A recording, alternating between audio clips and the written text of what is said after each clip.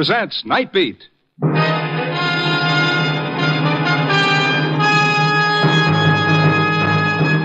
On stage tonight, transcribed from Hollywood, Night Beat, another in the Wheaties' big parade of exciting half-hour presentation. Night Beat.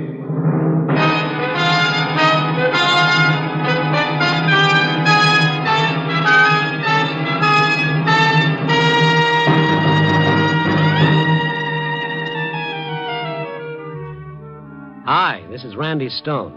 I cover the Night Beat for the Chicago Star. My stories start in many different ways. This one began with an old man's fury and ended with the murder of a dream. Night Beat, starring Frank Lovejoy as Randy Stone.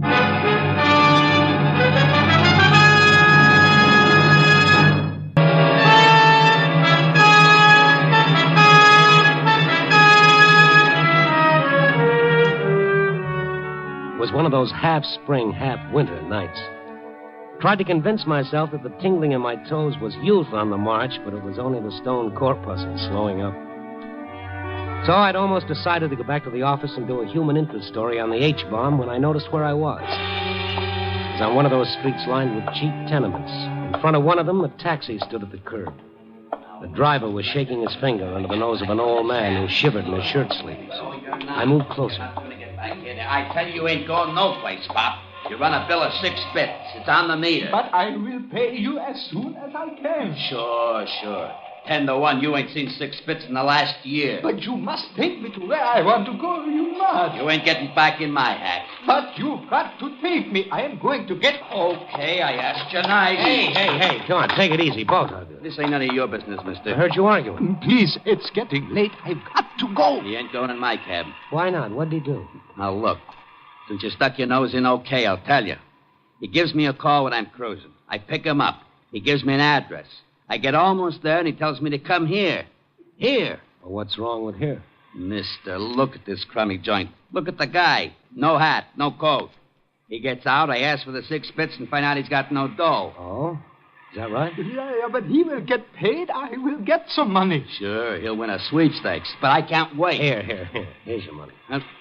You paying for it? Yeah, I'll pay for it. That make everything all right? I will give it back to you someday. I'll give it back. But don't let the driver Pop, go. I got news for you. I'm practically in St. Louis. He's all yours, mister. You paid 6 bits for him. No, make him wait. Make him... Take it easy, Pop. Come on. Settle down. He's gone, and I didn't do it. You live here? Yeah, I had to come back for something. Well, look, we better get you to your room. It's cold. You got no coat. But I have to go. You see, I must kill Miss Gleason.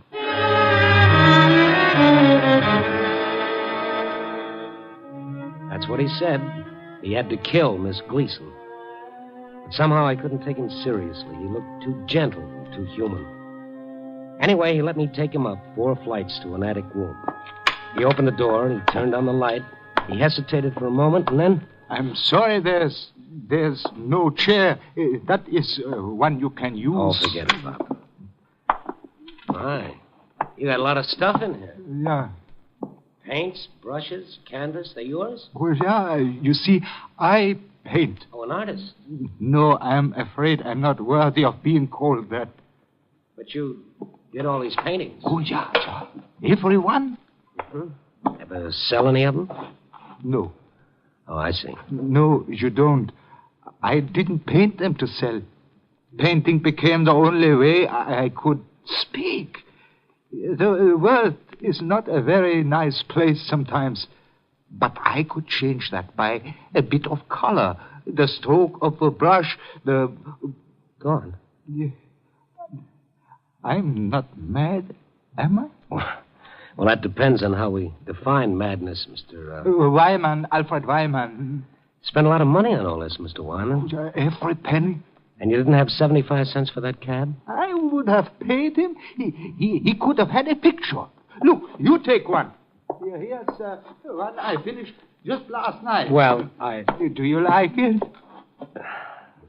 Well, I'm no judge of art. But you must be.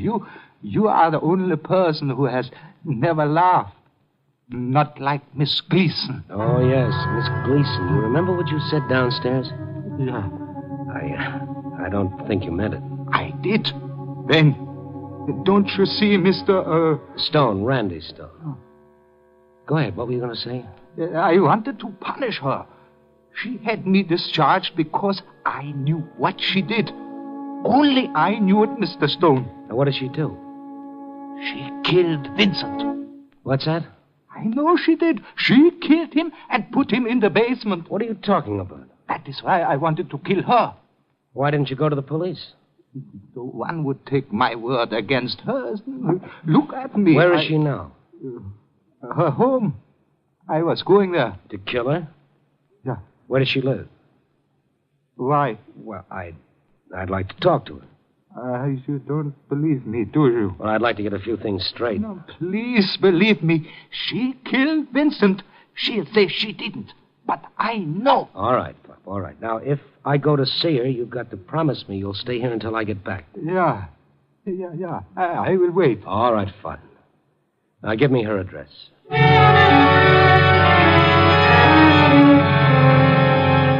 Why didn't I go to the police? Well, with what? Wyman's story? I don't think I believed him then. But funnier things have happened to me, maybe because I looked for them. A half hour later, the clerk in a very shishi apartment hotel sent my name up with the urgent tag on it and the fact that I was from the Star. Yes, Miss Gleason would see me. And did. Mr. Stone, may I see your credentials? Why, sure. There you are. I see. Just why are you here? I told you. About Vincent. I don't know of Vincent. And I Ever know anyone named Alfred Wyman? Alfred Wyman? Yeah, that's the name. What has he got to do with this? Everything. He told me about Vincent. Why, he's mad.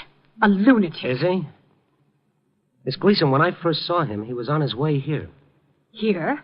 He was coming here? That's right. Now maybe you'd like to talk about Vincent? Suppose you talk about him, Mr. Stone. You seem to know all about it. Wyman told you, didn't he? You're a very cool person, Miss Gleason. Do I have any reason to become hysterical? Well, some people would think murder was reason enough. You said murder? Yeah. Just exactly what did Wyman tell you? That you killed Vincent. And did he tell you what became of Vincent? Yeah. You, put him in the basement. And now that you have all the facts, what do you intend to do about it? Well, call the police. Oh, of course. That's the logical thing to do, isn't it?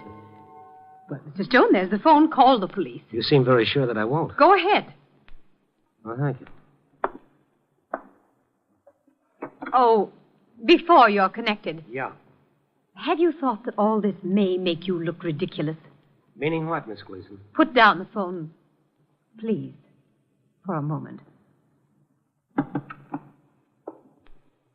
Now what?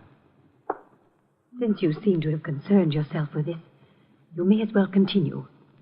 If you want to, that is. Do you? What's on your mind, Miss Gleason? I want you to come with me. Where?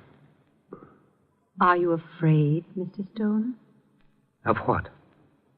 Maybe of what you'll find out.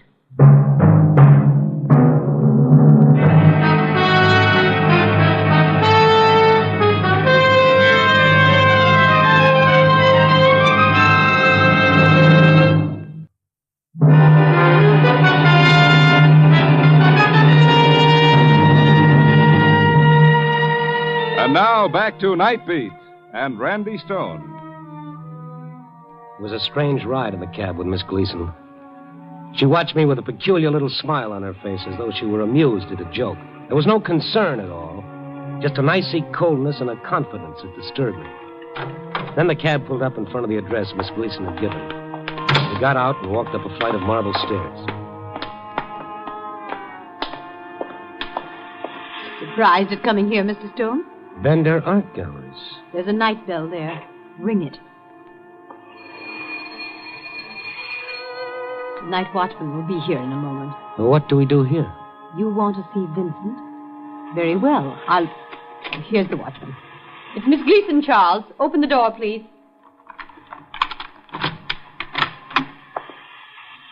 You forgot something, Miss Gleason? No, Charles. Anything I can do, Miss Gleason? This gentleman and I are going to the basement. Basement? Yes. Please turn on the lights down there. Sure, Miss Gleason. They'll be on by the time you get there. Thank you. Oh, Charles. Yes, sir? As soon as you turn them on, come into the basement. Right away, Miss Gleason. Well, Mr. Stone? Coming? You first, Miss Gleason. Certainly. This way. Lights are on. Shall I go first, Mr. Stone? I insist, Miss Gleason. Everything all right, Miss Gleason? Yes, Charles. Quite all right. Come along, Mr. Stone. The stairs are kind of steep, mister. You're not used to them. You could fall. I'll sort of watch my step.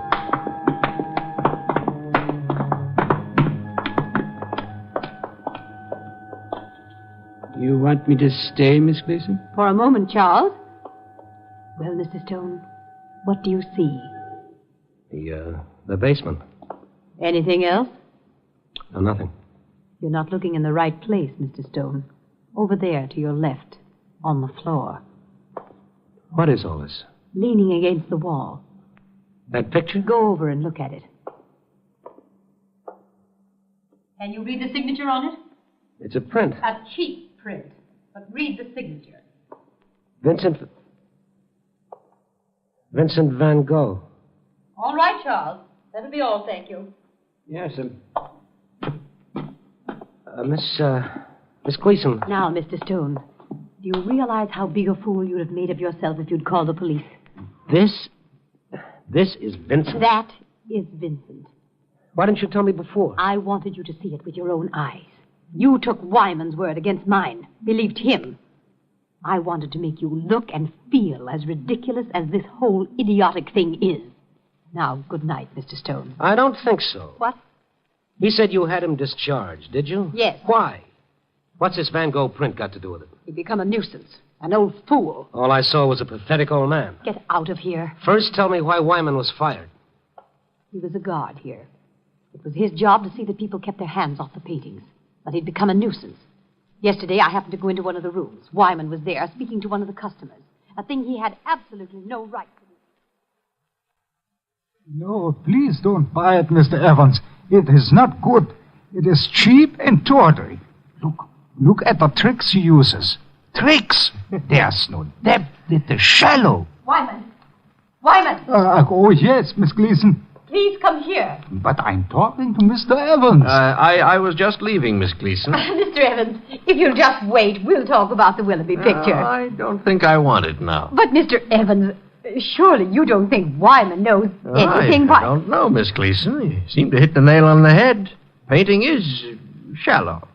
Good day, Miss Gleason. Wyman, how dare you? Well, I only did what I felt was right, Miss You Gleason. meddling idiot. I've had enough of this. You come with me. But, Miss Gleason... Go on, go to Mr. Temple's office. Yes, ma'am. How dare you criticize a painter like Willoughby? He? But he is not a good painter. What do you know about it? I know he's not good, and he doesn't feel what he paints. Miss Gleason. I've got to talk to you, Mr. Temple, about Wyman. Wyman? Oh, not again. Please, Mr. Temple, I did nothing. He did nothing but keep Mr. Evans from buying the Willoughby. Oh, ridiculous. Mr. Evans wouldn't listen to what Wyman has to say. But he did. He knew what I was trying to say. Mr. Temple, Wyman has made me look ridiculous for the last time. This is the last straw. I'll go to the board. Miss Gleason, I'll not put up with it. And the board won't like to hear that the Willoughby hasn't been sold because this fool... Miss Gleason, remember there's an exhibition of Willoughby's paintings tomorrow. We have enough to do without bothering... Either this man is discharged, or I'll resign and tell the board why. You seem to forget this is a business, Mr. Temple. Are you worried about business or your own feelings, Miss Gleason? Mr. Temple, I warned you. I'm going to the board. Oh, wait. Wait a minute. Wyman. Yes, sir. I'm sorry, but I'm afraid Miss Gleason is right. We'll have your check for you this afternoon. You were warned several times. I know, Mr. Temple. Thank you, sir. Thank you, Mr. Temple. It was a distinct pleasure, Miss Gleason. Now, both of you leave me alone. I'm busy. You had this coming, Wyman. You think I care about the job, don't you? But I don't. I only care, but... Where is it? Where is what? What's the matter with you? The Van Gogh. The one I hung there. You hung that cheap print? What did you do with him? Where is it? What did you do with it? I had it put in the basement. You destroyed it. You killed Vincent. You and people like you. You laugh. You won't understand what a great man is trying to say with his art. You killed Vincent, and now you want to kill me because I understand. But you can't, and you won't. I will kill you first. Martin! Samuel, come here, quickly. You killed him because you couldn't understand him. You killed him. Martin! Samuel! I will Get kill him out of you. here! He's crazy! You Get him see? out!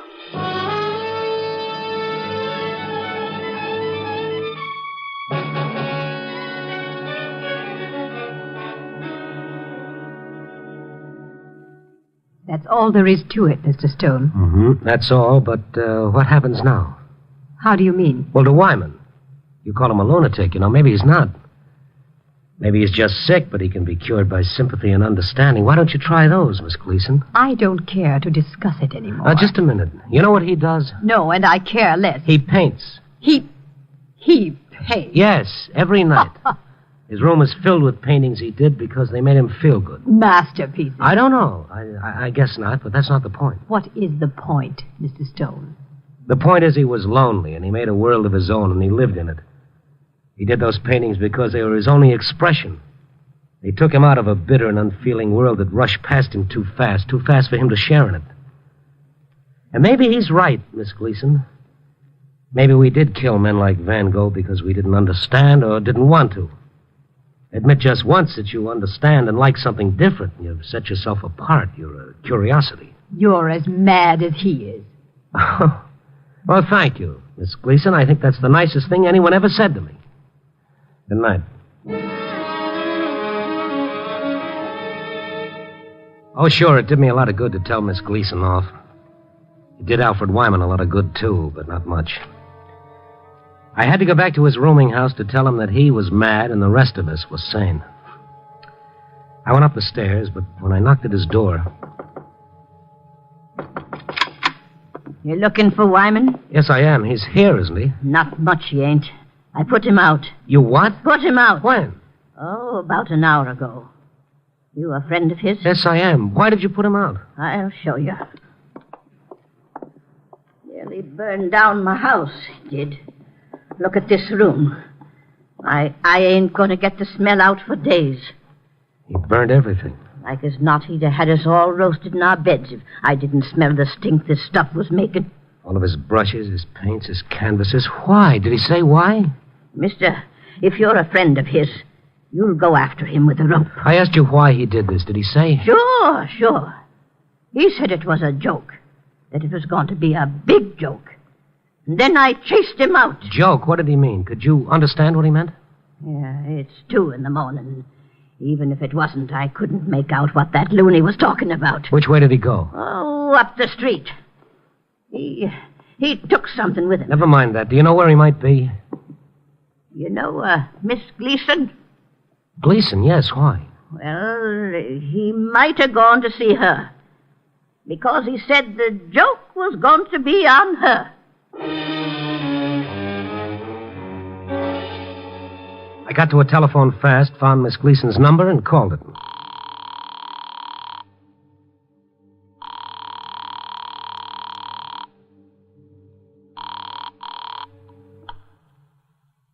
Hello? Miss Gleason? Yes? Who's that? Stone, Randy Stone. What? Mr. Stone, I'd like to know... Just a moment, listen to me. Are you all right? Beyond the fact that I'm rapidly growing to hate you, I am all right, yes. Now, will you please... Please, listen to me. I can't find Wyman. Isn't that too bad? I'm trying to tell you he might be on his way to see you. See me? Why? I don't know, but if he shows up there, You won't get past the clerk downstairs. Well, keep your door locked. I usually do. And I look under the bed. Please, Miss Gleason, this is serious, or it might be. Are you trying to say that ridiculous old fool will try to harm me? Yes. If you want it straight, yes. Did you hear me? I certainly did. And I think it's nonsense. Now I'm going to hang up. Miss Gleason... I'm going to hang up, but before I do, there's one more thing. Please make a determined effort to live your life without me. Goodbye.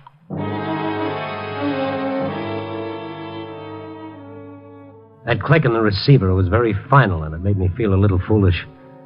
After all, what could Alfred Wyman do? Killer? I didn't know, but what was his big joke, and when would it happen?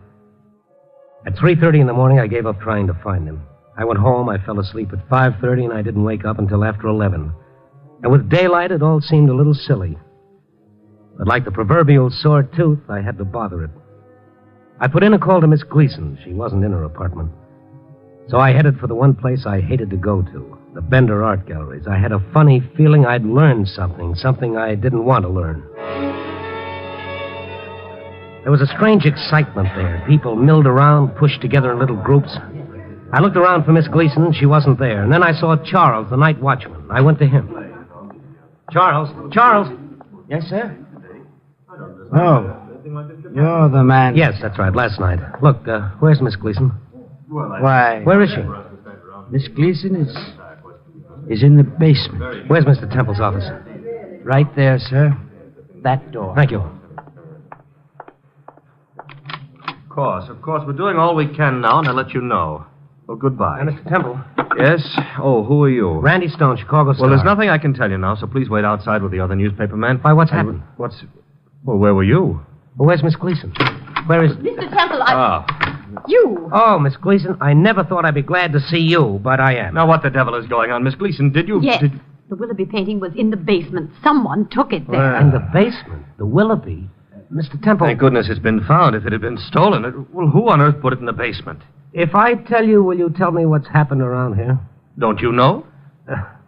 What's happened here? Well, we were to exhibit Willoughby's latest painting. But when I pulled aside the drapes... Well, just a moment. This was in its place. Instead of the Willoughby, this painting was hanging, unsigned. Mr. Stone, you seem to know more about this than we do. Yes, I do. Mr. Temple, a man named Alfred Wyman played a joke on you. He painted this. Wyman? Yeah. That miserable...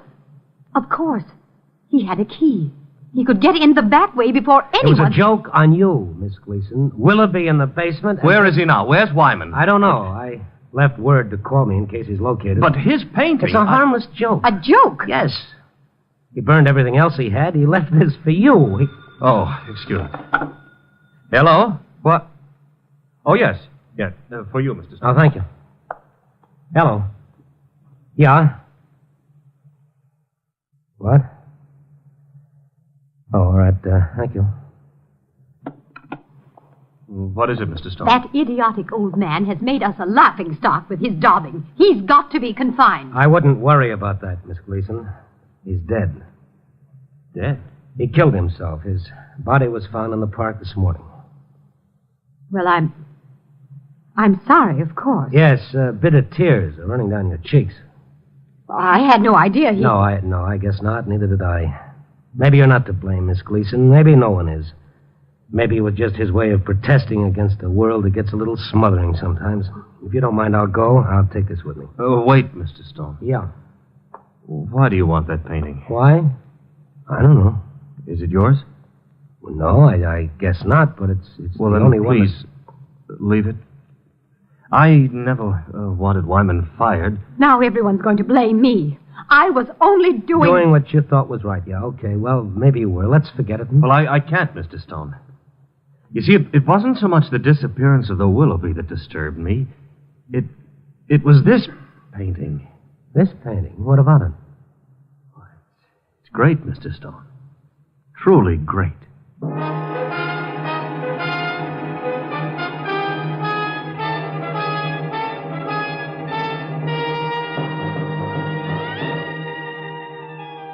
Well, it was a big joke, all right. But on whom? Was it on Wyman himself? I think not. On us? Well, isn't it always?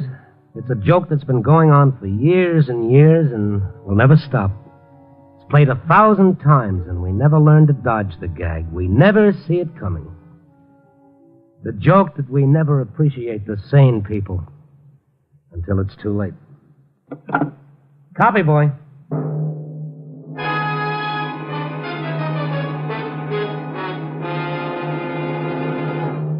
You are listening to Night Beat on the Wheaties Big Parade.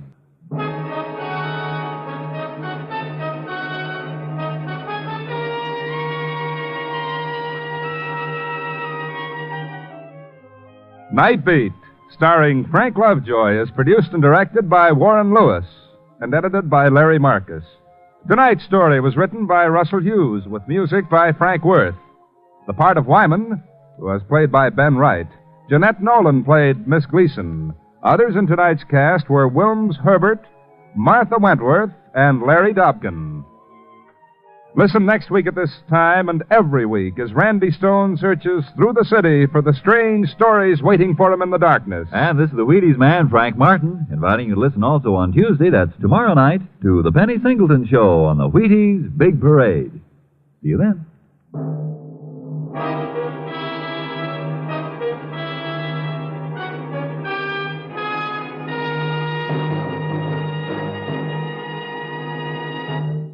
Night Beat came to you transcribed from Hollywood.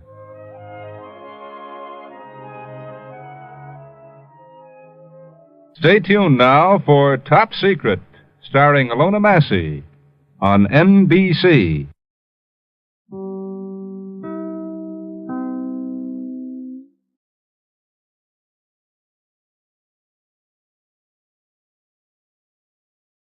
From Hollywood, it's time now for...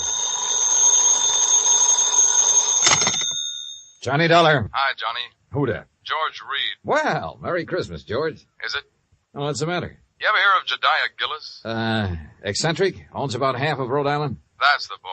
A couple of weeks ago, he wrote a special policy on an item he wanted insured. And it's up and disappeared, huh? How'd you know? Oh, just a wild guess. What did he lose? I hope you're sitting down, Johnny. Yeah? Why? Because the insured item is a mouse. House? Mouse. What?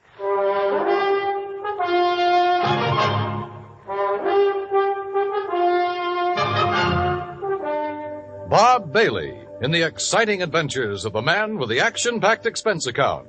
America's fabulous freelance insurance investigator. Yours truly, Johnny Dollar.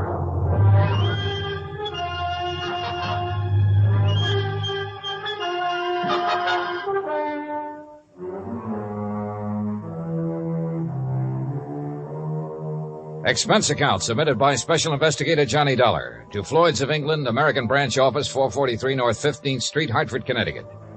The following is an account of expenses incurred during my investigation of the missing mouse matter.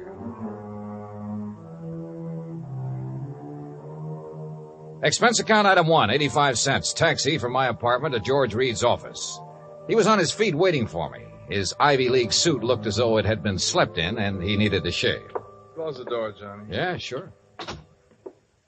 Johnny, I'm going to level with you. This thing has me going. Well, it serves you right. Anybody who'd insure a mouse deserves what he gets. Yeah, but it isn't an ordinary mouse, Johnny. No? Not according to Mr. Gillis's original application. Yeah, take a look.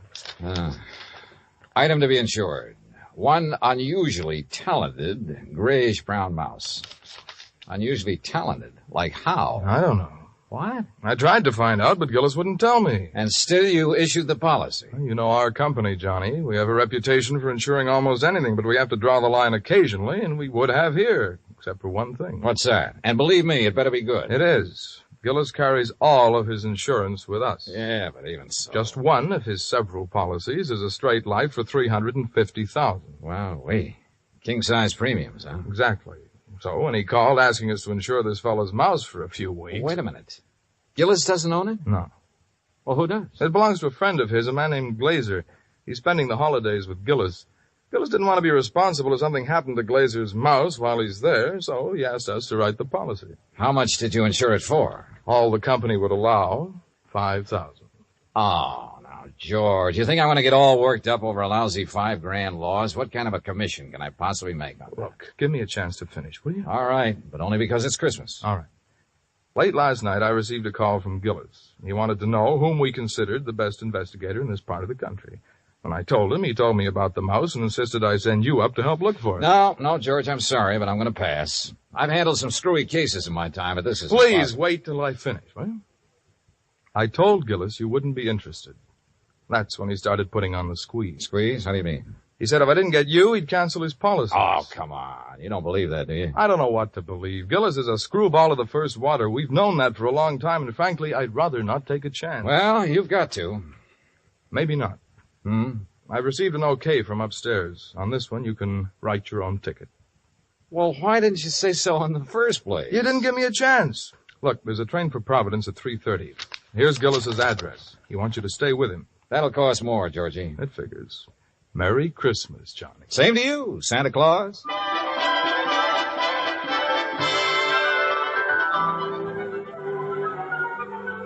Expense account item 285 cents, cab fare, back to my apartment. I was intrigued by what George had told me and by what his company was going to add to my bank account, so I didn't really mind changing my plans for the holidays. Expense account item 318.90, transportation, including a round-trip ticket, Hartford to Providence, and cab fare out to the Gillis residence. Palace would be a better word for it. It stood in the middle of a large wooded park. Must have been half a dozen acres, all of it surrounded by an old-fashioned iron fence. I dismissed the cab and had started toward the front door when it opened. And standing against the light, watching me, was a tall, beautiful girl. Careful of the steps. What? The steps, they're icy. Oh, thanks. We've been expecting you, Mr. Dollar. Hi. Well, hi. Mr. Glazer and Father are in the library. Would you like to meet them now or wait till after you're settled? I'm afraid I'd better see them right away, Miss Gillis. Marion, Johnny. Well, come along. You know, for the first time, I'm glad I came home for the holidays. Home from where? New York. Here we are. You'll have to come visit me, Johnny. Maybe I'll do something drastic, like losing a mouse to guarantee it. Marion, I told you to keep that door closed. Oh, Mr. Dollar's here, Father. Oh, well, have him come in. Yes, by all means, have him come in. See you later, Johnny. Well, Dollar, glad you finally got here, yes, indeed. Thank you, sir. This is my friend and associate, Bert Glazer. Hi, Mr. Glazer. Bertie and his pals, Mr. Dollar. Beg pardon? My dog act. You investigators are supposed to have good memories. I hoped you might have caught us at some time or other. No, I'm afraid not. Oh, would you like to have a drink, Mr. Dollar? No, thanks. Now, suppose I got anything you want to drink. I got an eggnog, hot buttered rum. Well, maybe later. Right now, I'd like to hear the details of your loss. You mean that insurance agent didn't give you all the information? He didn't know it all, Mr. Gillis. All he did know was that a so-called talented mouse has disappeared. So-called. And he hasn't disappeared either, not at all. He's been kidnapped, that's what. Kidnapped, yes, sir, and we know who did it, too. And why. We know why, too. And it's your job to get him back, Dollar. Oh, now, wait a minute. And I'm not going to pay 1 red cent for ransom. Not 1 cent. Not 1 cent. Okay. But what makes you so sure the mouse was kidnapped? Well, I'm afraid I can't tell you that without Bert's permission. Well, Mr. Glazer? Well, if we tell you, we must have your solemn promise you won't repeat it to anybody until Christmas Day. Well, I'm not sure I can do that. If you can't, we don't open our mouths. Right. Well? Okay. Till Christmas Day. Good. Dollar. Suppose I told you Gulliver was worth at least $50,000. Gulliver? The missing mouse. Oh. You'd be surprised if I said he was worth that much? Depends. You claim he's talented. Does that have something to do with this valuation you put on him? Something. Oh, it has everything to do with it. Yes, sir. Well, what does Gulliver do that other mice can't? Nothing. But it's how he does it that counts. How he does what? Sings. What? Can't you hear the man, Miss Della? Can't you hear him? Gulliver sings. He carries a tune. You know. With the clarity of a clarion, the fervor of a female opera star, and the tone of a tenor. That's how we plan to bill him. I see. But He doesn't believe us. Oh, no, wait. I didn't say that. There's no need to. We can tell by your face. Can't we, Bert? But a mouse. Mr. Dollar, it is a scientific fact that mice sing. Mice sing? Well-known magazines have published articles proving it. Unfortunately, most of them sing in a scale too high for human hearing. But not Gulliver. Well, not Gulliver. Yeah, that's right. He's a basso. A basso? By mousy standards, that is. Oh, no. No, Bert, he still doesn't believe us. Very well, Jedediah, there is only one thing to do. There's only one thing to do. You follow us, Dollar. We'll erase the doubt in your mind forever. I took a good look at Bert Glazer, then reluctantly followed the two of them out of the library and down a long hall. At the moment, this thing had all the earmarks of a good old-fashioned con game. Or better still, a benefit on behalf of Bert Glazer with Josiah Gillis and Floyd's of England as the sole cash contributors. We wandered for what seemed like blocks through the old mansion and finally reached a large playroom. On top of one of the billiard tables was a small brass cage. In it were two small grayish-brown mice. Glazer opened the cage and let them out. Mr. Dollar, allow me to present Hecuba and Esmeralda. Oh, how do you do? I suppose they sing, too. Oh, they certainly do. But not nearly as well as Gulliver. Just don't have the instrument, you know. Instrument? The voice, Dollar, the voice, the vocal cords. Oh, yeah, I see. But, now, where did you keep Gulliver? In here with the others. Bert didn't want to separate them. That's right. I originally started to make the three of them into a singing, trio, like the Andrews sisters. But Gulliver advanced so rapidly, I decided he should be a soloist. Oh, sure. You aren't afraid of mice, Mr. Dollar? No. No, well, that's fine. They sense it if you are, you know. It upsets them. Upsets them. All right, now, Hecuba, move over a bit. Give Esmeralda some room. That's it. Now, up on your haunches. Up, Esmeralda. There we are. Now, what would you like to hear, Mr. Dollar? Oh, anything at all? Oh, Bert, how about my favorite, Over the Waves. Good. You got it, Esmeralda? Over the Waves. That's it, Hecuba. All ready then? Good. That'll be fine. Ready now? 1, 2, 3. 1, 2, 3. Oh, that's it. Oh, beautiful, Esmeralda. Beautiful.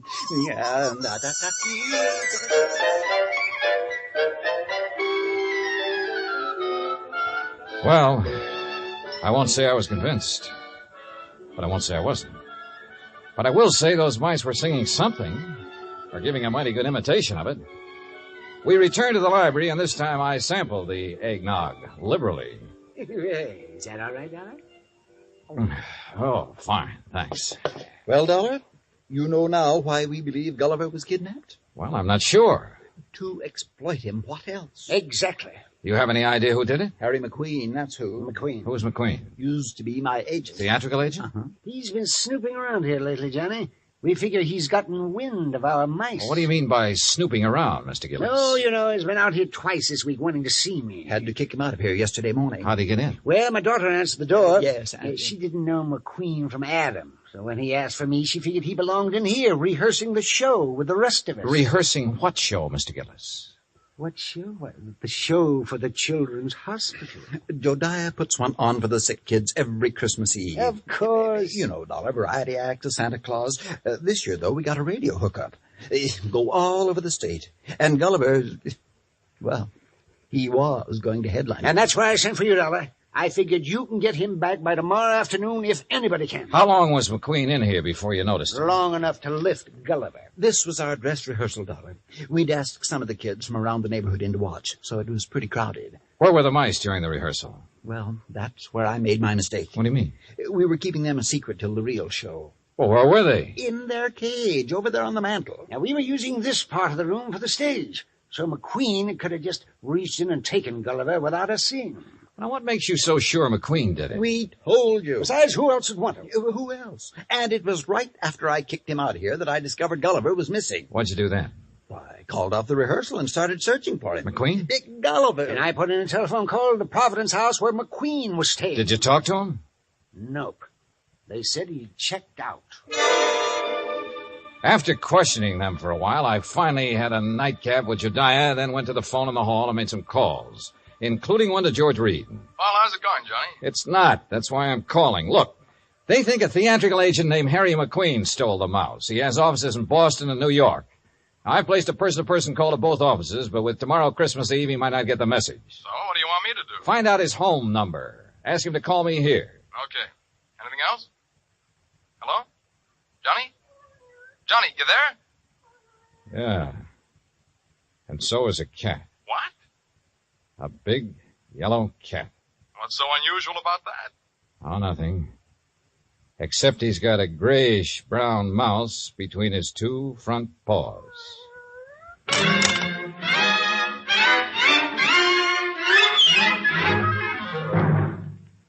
Act Two of yours truly, Johnny Dollar, in just a moment. You can't buy happiness by the pound or the yard, but you can have it by the hour with no strings attached every Monday through Friday evening and each Saturday in the daytime when the Robert Q. Lewis Show is on the air. Join him and his fun-loving gang 5 nights a week and Saturdays in the daytime on most of these same stations. Now, Act Two of yours truly, Johnny Dollar, and the Missing Mouse Matter.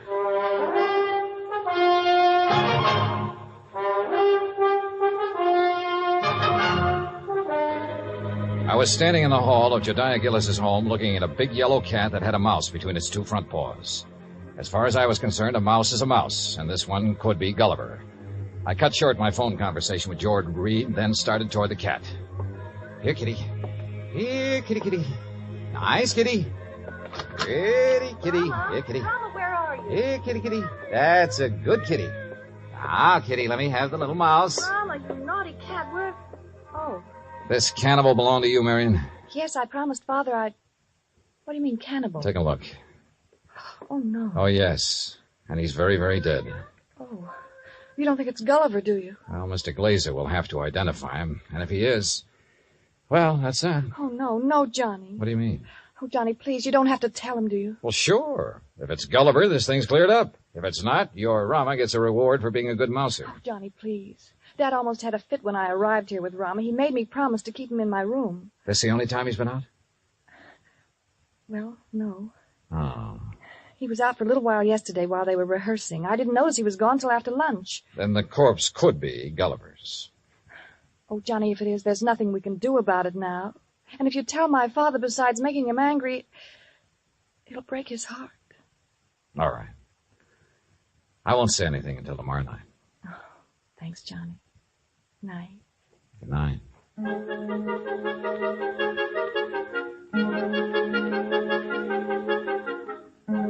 Christmas Eve morning came cold, crisp, and clear.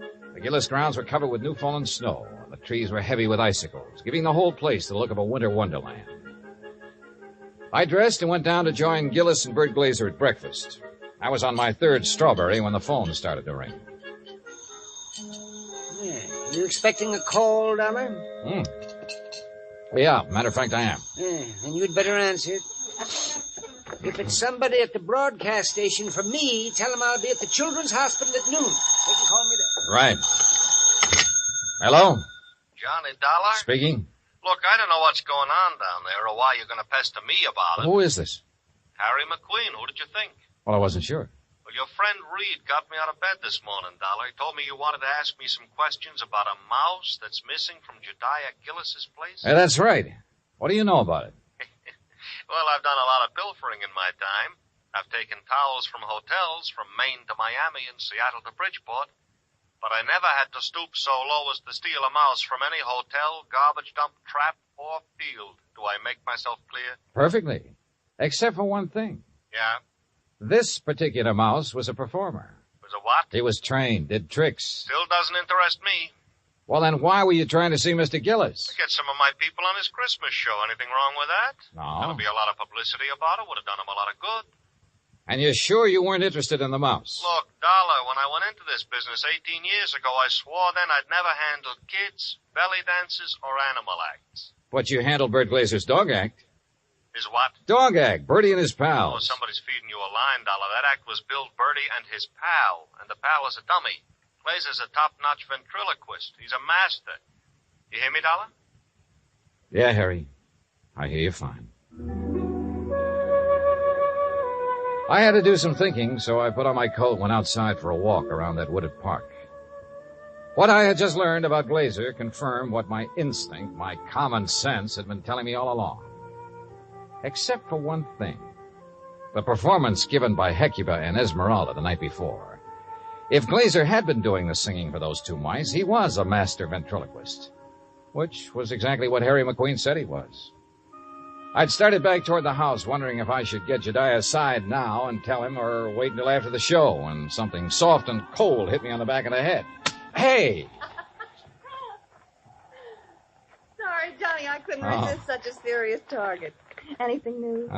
Well, if you mean have I found Gulliver, the singing mouse, no. Dad told me to tell you if Gulliver does turn up before 1:15, rush him over to the hospital. Yeah, sure. But I think that's extremely unlikely. You think Rama got him, don't you?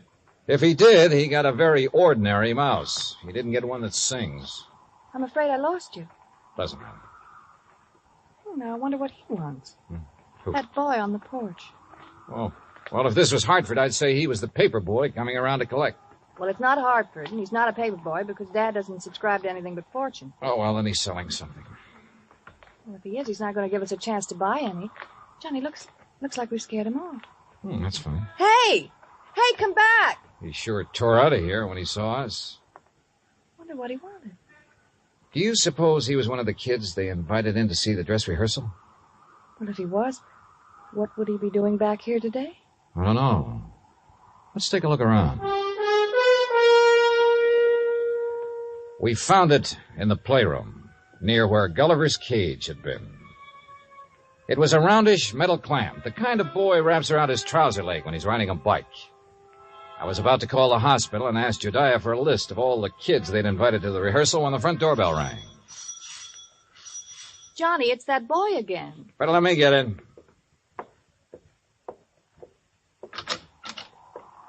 Hi. Hi.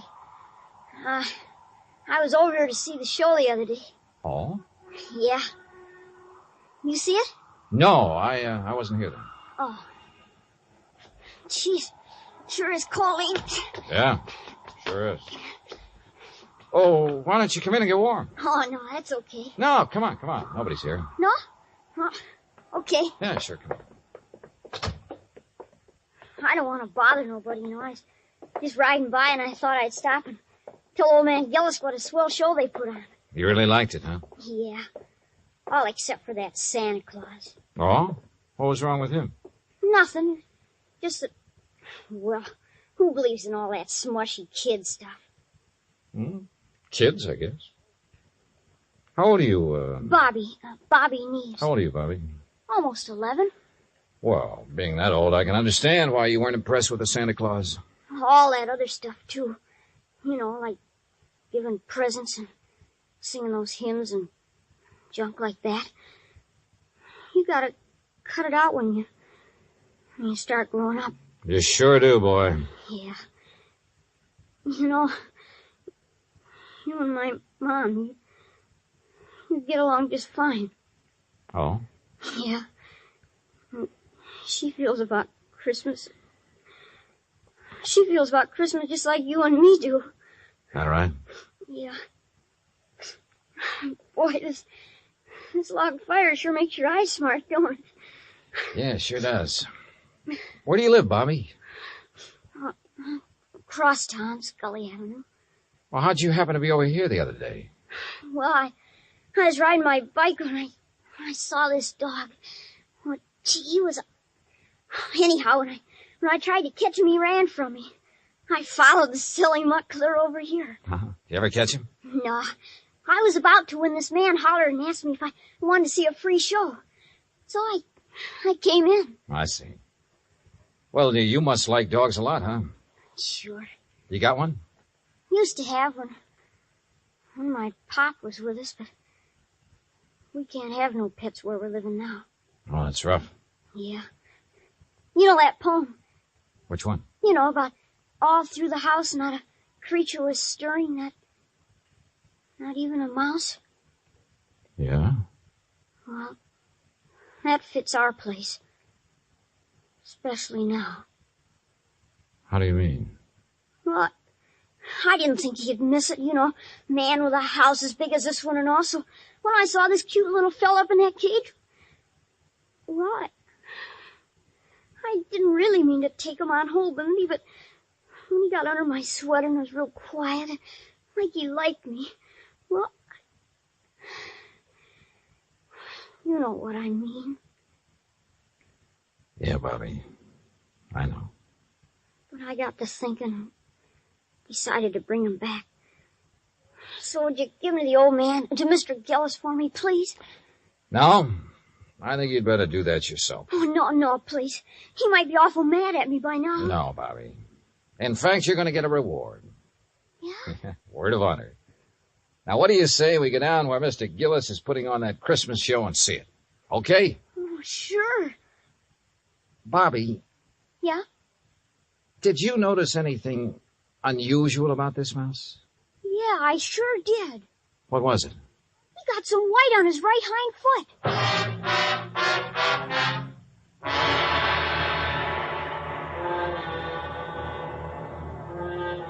Expense account item 4, $1.60, cab fare from the Gillis residence to the Children's Hospital for Marion, Bobby, and myself. Inside, we followed the sound of children laughing and reached the auditorium. Marion found a seat among the nurses, and I took Bobby backstage. When Jediah saw Gulliver, his face lit up like one of the trees he'd had delivered to the war. Gulliver! By golly. I knew if anybody could do it, you could, Dollar. I didn't do a thing, Mr. Gillis. All the credit goes to Bobby. Oh, to Bobby. Well, I'll speak to you after the show, young man. Yes, sir. Bert, look, he's back. So glad to go, my stout Gulliver. Oh, I do declare I have never been so glad to see a person before. You better hurry, Bert. He's scheduled to go on in just a minute. Oh, he will. Well, I'll go check on the microphone when everything be just so. Don't go away, Dollar. No, he won't. Bobby, why don't you sit over there where you can see the stage? Yes, sir. Bert, you think Gulliver will sing today? I know he will. Oh, get ready, Gulliver. But that boy had Gulliver all day and all night, and he didn't sing once. Did the boy ask him to? Ladies and gentlemen, boys and girls, for the first time in a while, one of the wonders of the world, Gulliver, the Singing Mouse. Hey, Mr. Dollar, can that mouse really sing? That is what we're going to find out, Bobby. Exciting, isn't it, Dollar? Sure is, Mr. Gillis. All right, thank you, folks. Thank you. And now for Gulliver's first number, he'd like to sing with... what's that, Gulliver? I see. He's going to sing Jingle Bells. But he wants me to get off stage so everybody will know it's really him doing it and not me. Thank you. Is he all right, Bert? Oh, fine. Just feeling his out. Well, why doesn't he start? He's going to. Listen.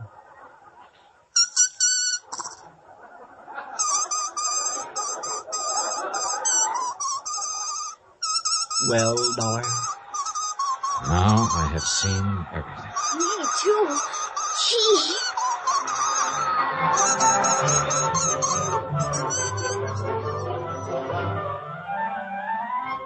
Bert Glazer had a logical answer for having lied about his old vaudeville act. He knew I wouldn't believe the mice could really sing if I'd known he was a ventriloquist. And well, after all, yet sometimes... Expense account total, including cab fare, Hartford Station to my apartment, $38.20. As for my separate and additional fee, as agreed upon before I took this matter, well, there's a boy named Bobby Neves who lives on Scully Avenue over in Providence. See that he gets it, huh? Yours truly, Johnny Dollar.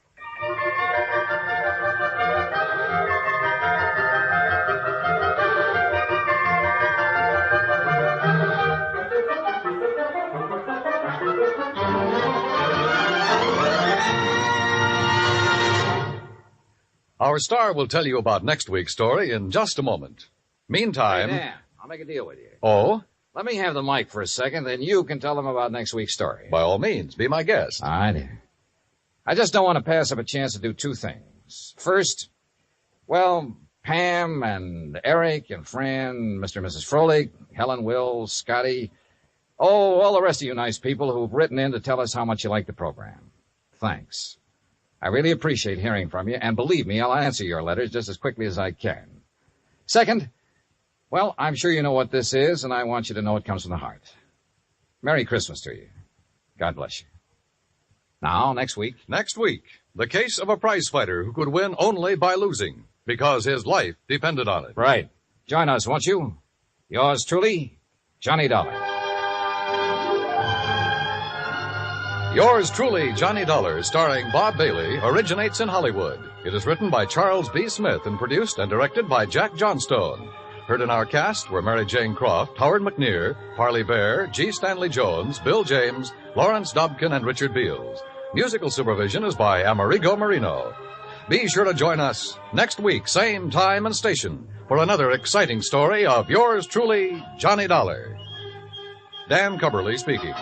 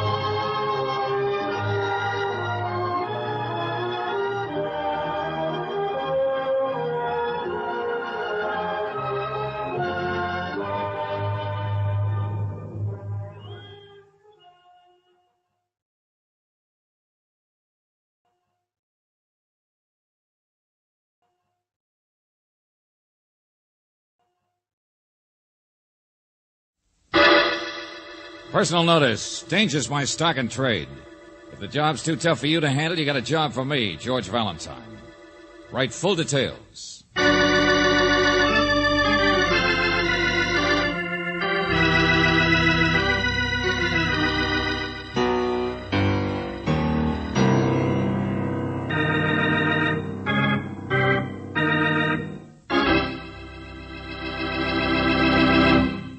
Say, you all set for another visit with Valentine? I hope so. Because as always, we have what I think is a real peachy little bit of mayhem in store for you. It's a little thing called sucker stunt, which will give you a rough idea as what is about to take place. In case you want the gaps filled in, why don't you forget about me and watch how George handles the situation on Let George Do It.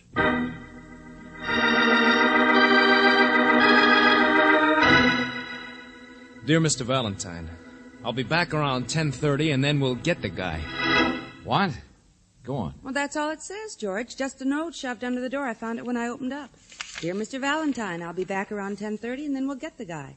There's no time or signature. Hello. What's the matter? Hey, you waited for me, didn't you? Oh, I'm Tim McGee.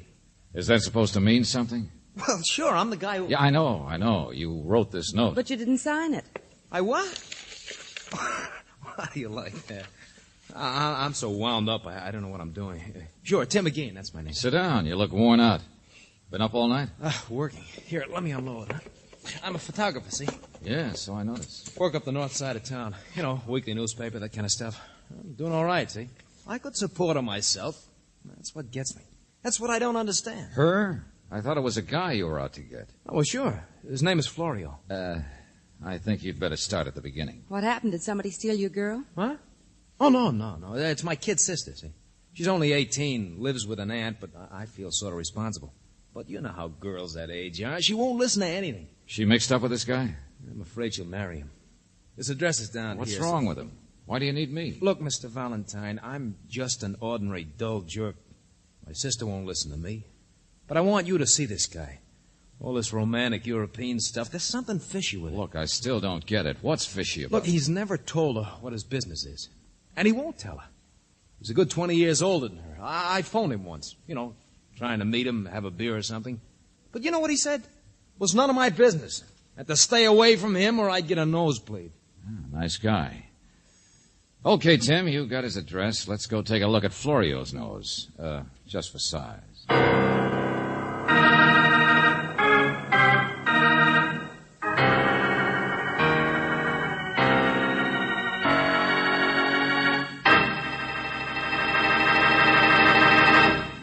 You are listening to Let George Do It. Our adventure will continue in just a minute. Now back to George Valentine and Let George Do It.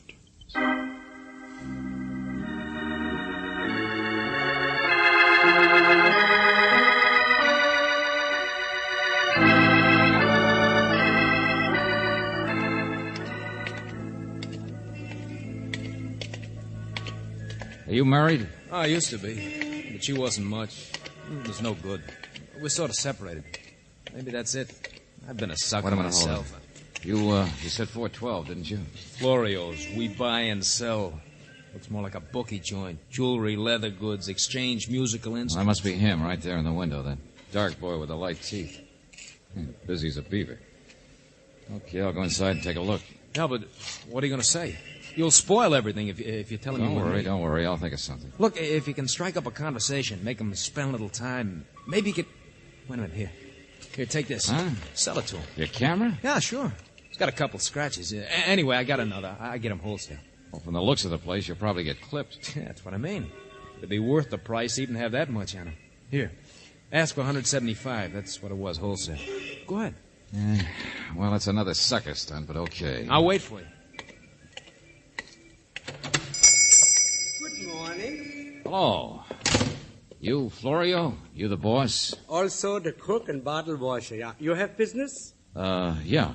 Of course, Mr. Valentine. It's a pleasure. Oh, you know me? Oh, yes. I have been in this neighborhood 15 years. What is it, the camera? Yeah. Sell or loan? Well, see what it's worth. Mm-hmm. Don't think I've ever stopped in your shop here before. Pretty good business? Pretty good taxes. How is your business, Mr. Valentine? You must get a great many strange cases. Oh, I do. Well, a Jefferson Mini, eh? 2.9 lens. Yeah, good condition. Practically new. Oh, it seems a shame to sell. Do you have a little time? Why? Oh, not about the camera. I just thought you might have lunch. You see, if you wouldn't mind, my wife is a great admirer of yours. Your, wife, Florio? My boss. My better 3/4. Not beautiful, but then so am I. And such a wonderful Florio, cook, let me see that camera a second, will you? Oh, the scratches. I didn't even notice. No, neither did I. Nice compact camera, though. Hmm? Fits in my pocket without its even being noticed. Yes, why sell it? But if you wish, I give you a loan. But this is not important. It is lunch with me and my wife and children. I'd love to, Florio, but some other time, okay? Uh-huh. Right now, I gotta straighten out a sucker.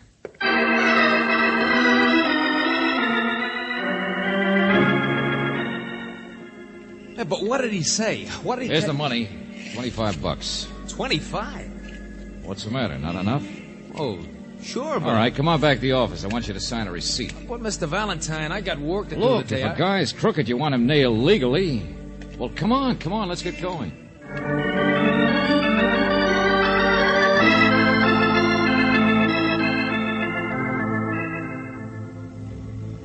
Mr. Valentine, what is this? You've been driving almost 3 hours now. Mr. Valentine doesn't like to talk while he drives. But even when you went back up to the office, you didn't explain. I had some phone calls to make, that's all.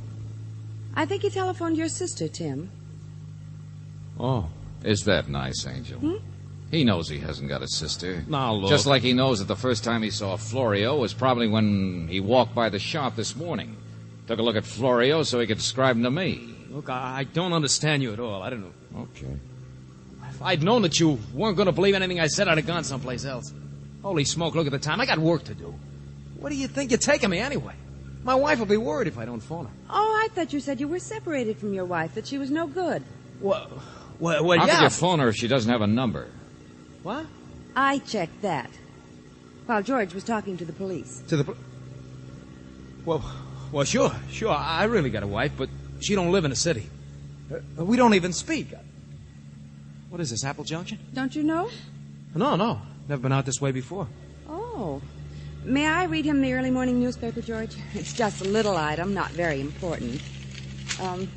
Mr. Ben Roberts, a salesman for the Fruit Growers Equipment Company, said that he picked up the hitchhiker about 100 miles north of Apple Junction shortly after midnight, and that the man held him up and left him after traveling south only a few miles.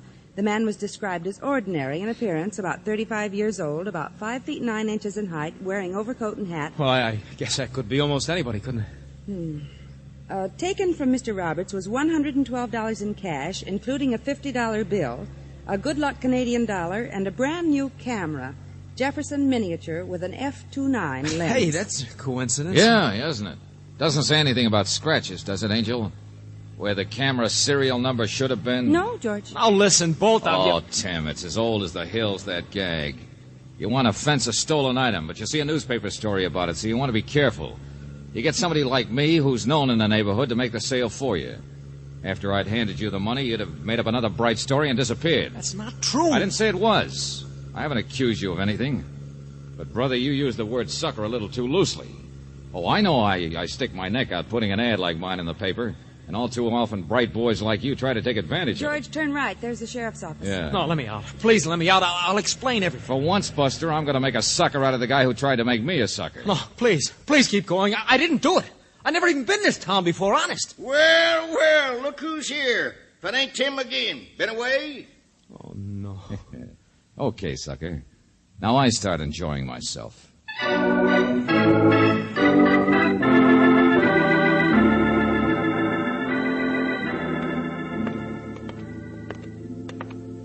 Well, Tim here's never really been in any trouble before, Mr. Valentine, but he sure fits the description. Yeah, I'll say he does. Oh, be quiet, will you? What are you doing here anyway, Ames? He's the hired hand out of my wife's place, Mr. Valentine. Nobody believes him. I sent for him just a few minutes ago. Well, day off. I guess I can do anything I want, can't I? Ben! Oh, Ben. Right here, Sheriff. Just admiring the calendars in your office. Better than the ones in the barber shop. Oh, excuse me, lady. Ben Roberts, Miss Brooks, Mr. Valentine. Roberts, the one who was robbed at midnight last night? First time in 17 years on this road. Let me tell you, Mac, I've picked up hitchhikers all my life, and not a single one of them has ever held me up. Skip it. Is this the guy, Ben? Of course not. Of course I'm not. Is he? Well, it was night. I don't want to just come right out. Here's the camera. He scratched off the serial number.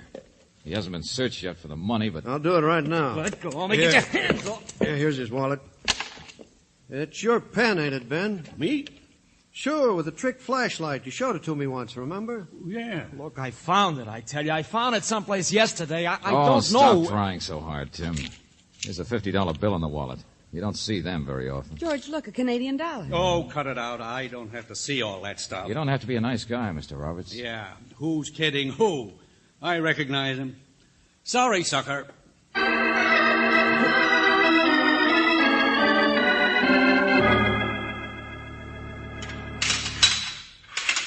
Okay, Sheriff, that's it. So long, Tim. I'll get even with you, Valentine. Hold on a minute, Valentine. You're not leaving. While you were out driving with this bird, I got another case. What do you mean?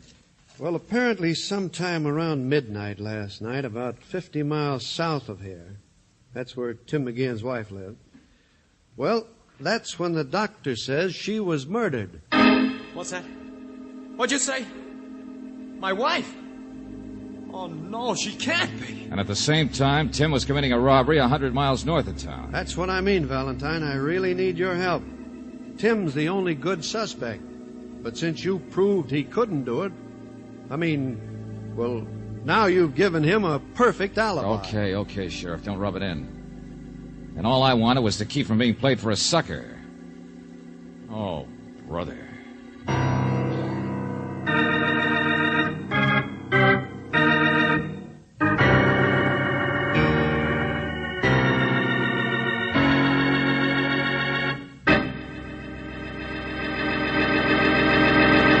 You are listening to Let George Do It. Our adventure will continue in just a minute.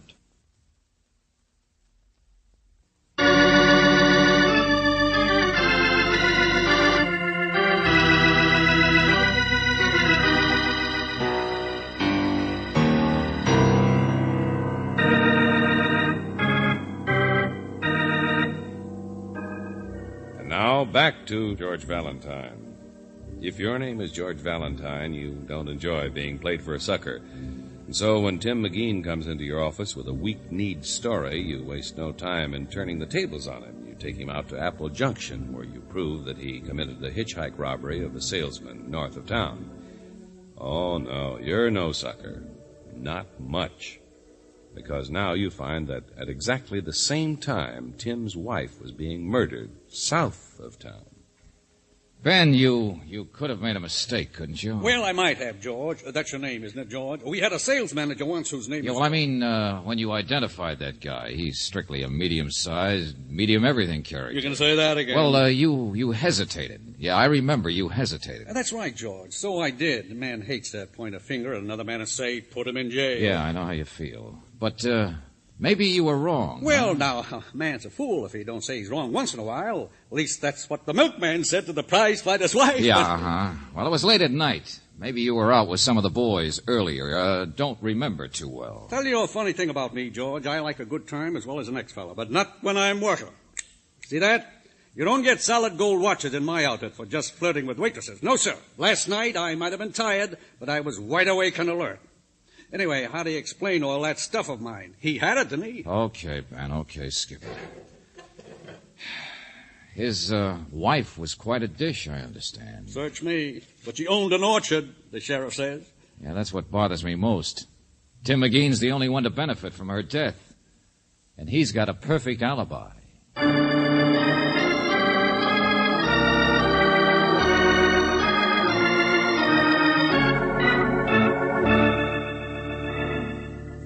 Don't take it so hard, Valentine. We haven't even got a fingerprint crew from the city out there yet. Apparently it wasn't just a cold-blooded murder. No, she was strangled and slugged over the head. Crime of passion. That's all it could be where a woman like Doris McGean was concerned. So if it wasn't done for a money motive, then I don't see why you think it had to be Tim McGean. Angel, I'm going to throw a curve back at that guy if it's the last thing I do. Come on, let's go see where it happened. Okay. Hey, you, Ames. Yeah? Come on with us. Ames? Yeah, McGean's hired hand. He can show us around.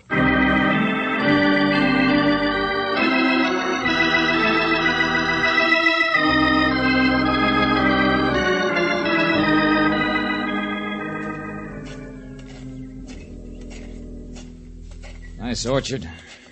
Not a bad-looking little place. Yeah, careful of the loose board there. Hey, get off the porch. Who is it? Hello, Joe. My deputy. Mr. Valentine, Miss Brooks. Oh, come in, folks. You weren't here yesterday, Mr. Ames? Oh, no, ma'am, not me. Day off. I always go fishing on my day off. Spend the night in the hills. Here, Mr. Valentine. Here's where the body was. Who found it? Joe here.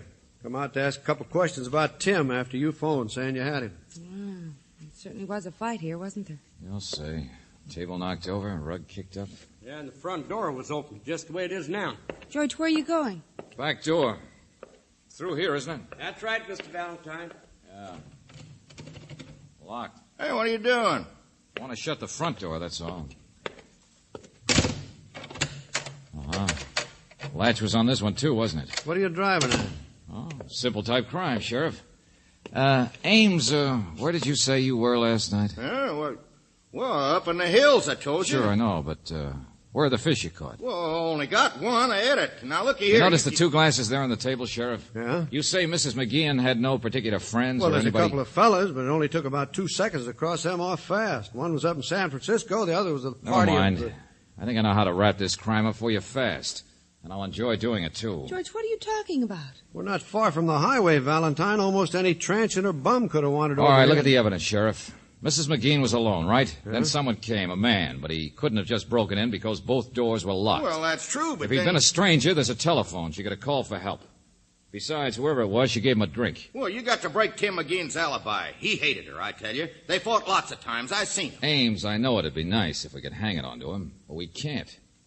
So who's left but you? Well, now, wait a minute, Sheriff. He paid no attention to her, only worked I told you it was a simple crime. Just because you know him, stop shutting your eyes to the obvious. Well, let go of me. I didn't do it. Ames, come back. I didn't. I'm not going to get railroaded. Look out, George! Oh, no, you don't. Buster! Holy smokes. He's such a nice guy. All right, you got your murderer, Sheriff. Lock him up.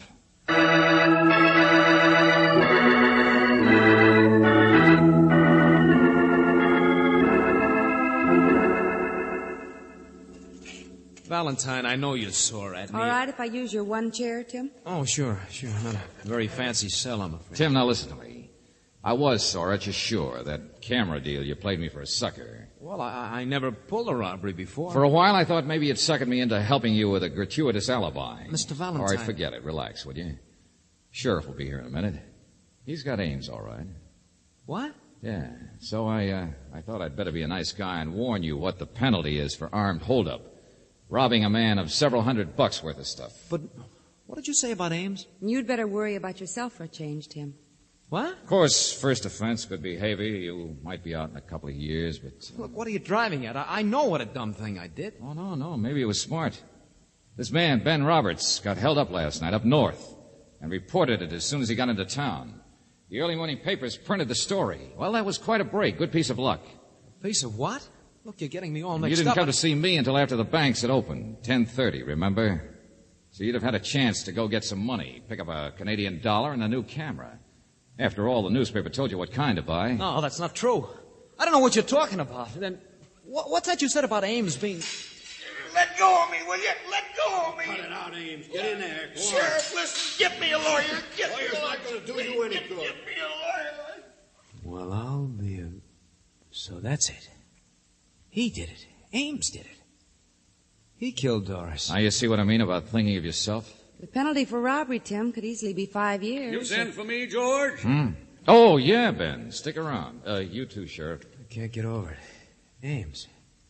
He never even noticed Doris, just a hired hand. I ran. I didn't even think of looking for him. What did you say? I mean... 5 years, Tim. So how about it? I understand what kind of a spot you were in. The only big suspect for her death. She played around and you hated her, even if you didn't live there anymore. Mr. Valentine, I don't know what... I gave you a start a minute ago, huh? You read about Ben's robbery in the newspaper. You knew nobody'd ever believe you unless you had a foolproof alibi. You figured it was better to take a lesser rap in order to make sure of dodging the gas chamber. Hey, what's all this, George? Oh, well, you gave me the idea, Ben. You wouldn't have described the hitchhiker in such general terms unless you really hadn't got too good a look at him. But he had my camera. Well, he was running. He was in the city. He saw a list of what was stolen in the newspaper. He realized he'd fit the vague description. So, he went around and bought the stuff, filed the serial number off the camera so you couldn't check it, and also so I'd be sure to see through his story and nail him. In fact, he hired me to nail him. Holy smoke. Oh, Sheriff, ask the other guy to step in here, will you please? Sure. You, come in here. That's all right. Just stand there in the door. Uh-huh. Medium-sized, about 35. Wearing hat and overcoat. What about it, Ben? You mean, could that guy be the one who held me up? Oh, gosh, I don't know. Who is he? Cop, I dressed up. Okay, thanks, Joe. Don't that beat all? You know, I'll grant you it is pretty hard to identify a man. Never mind. I'll tell the truth. Well, now you're getting smart, Tim. Only what happened that made you so sure you had to pull all this? Yes, what did you mean a second ago when you said you ran? You didn't even think of looking for Ames. Well, I was there after it happened at Doris'. All right, go on. They'll need your testimony. Well, I went down to see Doris last night.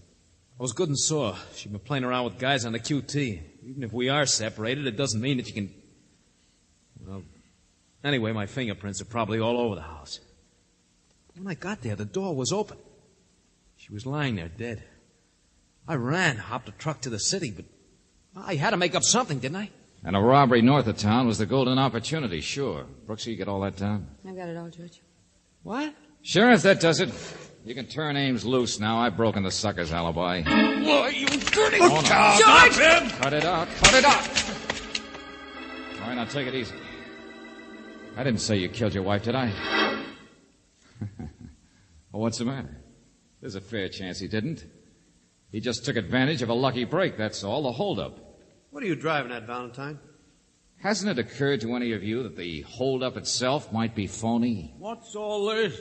Yeah, that Ben here is just about the type guy who might have been mixed up with Doris McGean on the QT, the big traveling salesman. Oh, George, you're crazy. That last night he could have come into town from the south instead of the north after throwing away his camera and money and a Canadian dollar. Oh, Buster, it sure must have scared you today when the robber showed up. And of all people, her husband. You're going to let him talk like that, Sheriff? I never even met this Doris. When we searched you today, Tim, you had Ben's fountain pen, the one with the trick flashlight, remember? What if he took it off me last night when he held me up? Careful, Ben, careful. Don't get tangled up now. If anybody had stolen it from you, they'd have taken it out of your pocket, right? And if so, why didn't they take that solid gold watch you're so proud of? George, that's right. Hey. Of course, Tim claimed he'd found the pen someplace. Sure, that's so the point. it couldn't have been stolen anyway, huh? Wait a minute. Let me think. Never occurred to me. Found it yesterday, you said, Tim. Come on, now. I remember. Sometime yesterday, last night. Don't listen to him. How would he know? I'm trying to remember. Shut up. Where'd you find it? Where, Tim? Someplace around your wife's farm, maybe. Last night, maybe. Wait, I got it. Yeah, sure, the pen. I picked it up. Sure. I know where. Sure. Mr. Roberts. No. Look out. Get out of my way. I'll kill you too. Grab him, Sheriff. That doesn't... George, I know Ben Roberts is the murderer, but the only trouble is, look at Tim McGean's face. Like the cat that ate the mouse. Of course, he did make a sucker out of you, but... Brooksy, stick around. In about 2 seconds, I'll settle once and for all who's the sucker in this case.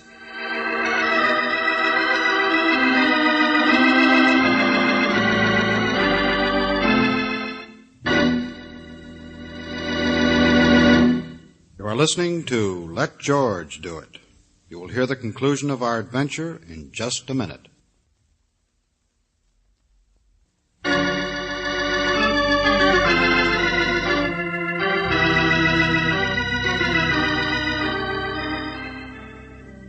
Mr. Valentine, he confessed, so what's the difference? Tell me now. Where did you find his pen, Tim? Well, you don't need it as evidence. I'll remember eventually, but last night I was so scared and upset. That you don't remember at all. Well, it must have been around a farm someplace. Uh-huh. You just pretended you knew so that he'd... Well, it did the trick. Boy, that guy's a real sucker. You're pretty good at taking people in, too. Well... But it's so stupid. If you'd come to George in the first place and told him the truth instead of going out to buy that camera and pretending... Robert's phony hold-up story might never have been broken. He's right, Angel. The way it worked out. So, now I'm all clear. I pick up my $50 bill and camera from the sheriff and walk out. I gamble my whole savings and maybe 5 years in prison, and now I'm free and it don't even cost me a cent. Whole savings account, huh? Well, here, look at this. Camera's worth over 200 retail, isn't it? Well, sure, I can get at least... Hey, wait a minute. No, give me that. Oh, no. Here's the receipt you signed. I bought that camera for $25. Get the picture? So long, sucker.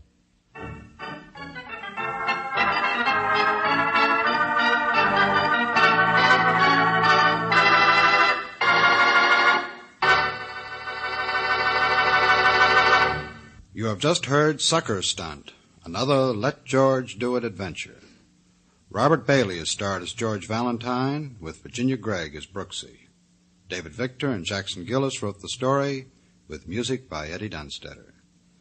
Now, this is yours truly inviting you to another visit with Valentine, when you will again hear what happens when you let George do it.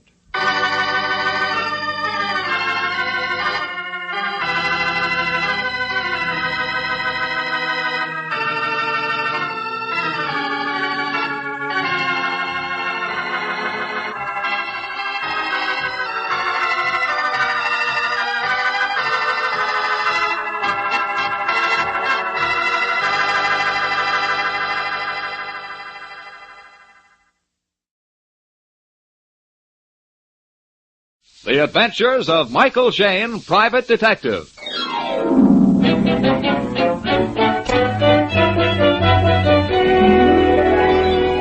The people who make 76 gasoline and Triton Motor Oil, Union Oil Company, present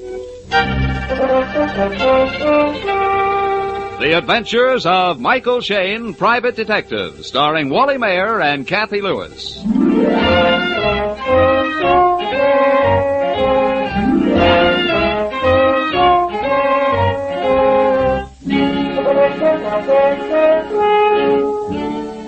Even the busiest detectives can't always be detecting. And on this late Saturday afternoon, we find Mike Shayne and his pretty assistant, Phyllis Knight, driving through the timber country high up near the Nevada border.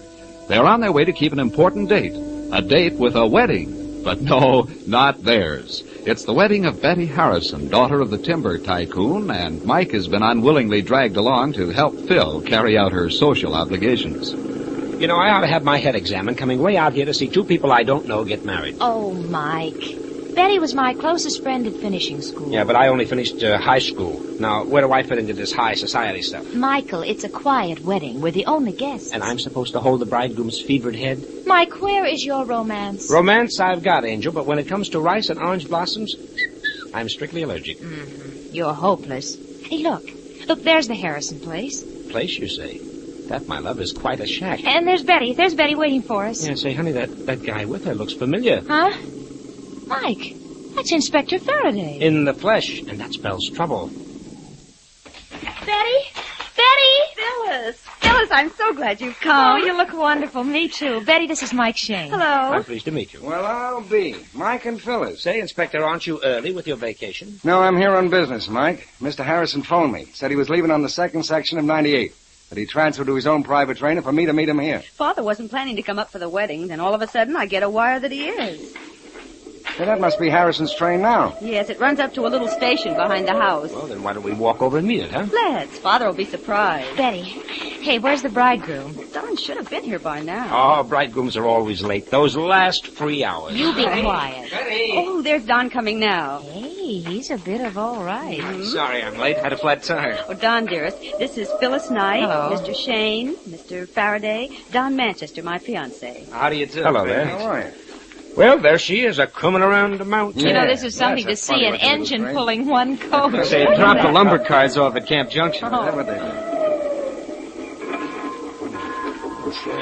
Hey, look. There's somebody getting off. Oh, that's Mr. Oliver, Father's business associate. That's Mr. Miller getting off the back platform. I still don't see Mr. Harrison. No. Oh, Mr. Oliver, Oh, hello, Betty. where's Father? Oh, as usual, in his private compartment. Hasn't even stepped out since we left Northwood City. He's probably napping again. He certainly was fine company. Well, I'm going up to the house. That's one happy character. Let's climb aboard and get Father. Sort of like a welcoming committee, huh? Okay. Inspector, watch your lumbago on these steps. Never mind my lumbago, Mike. Watch out for those fallen arches of yours. Oh, give him. Man. Here's Father's compartment. I'll sneak in and shout boo. Father! Something's wrong. What is it? What is it? It's Harrison stretched out on the floor. Betty's fainting. Here, put her on that couch, Don. Wait a minute. Rub her wrist. Wait a minute, I'll get some water. Well, Inspector, how's Mr. Harrison? He's dead, Mike. Looks like a heart attack. Uh-huh. Maybe so, Inspector, but this heart attack has had a little help. What are you talking about? About murder, Inspector. Froth on the lips and dilated eyes don't spell a heart attack. Somebody slipped Mr. Harrison a nice big slug of poison.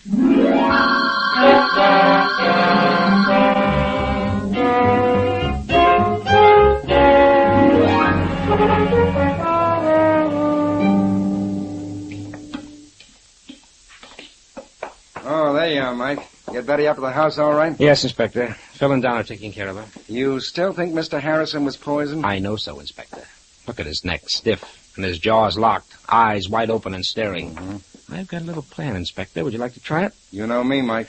Well, look. No one knows we suspect murder, and whoever pulled this job figured on a local doc calling it a heart attack. So?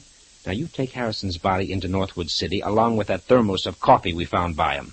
While you're checking for poison, Uncle Shayne here will keep his big ears open here.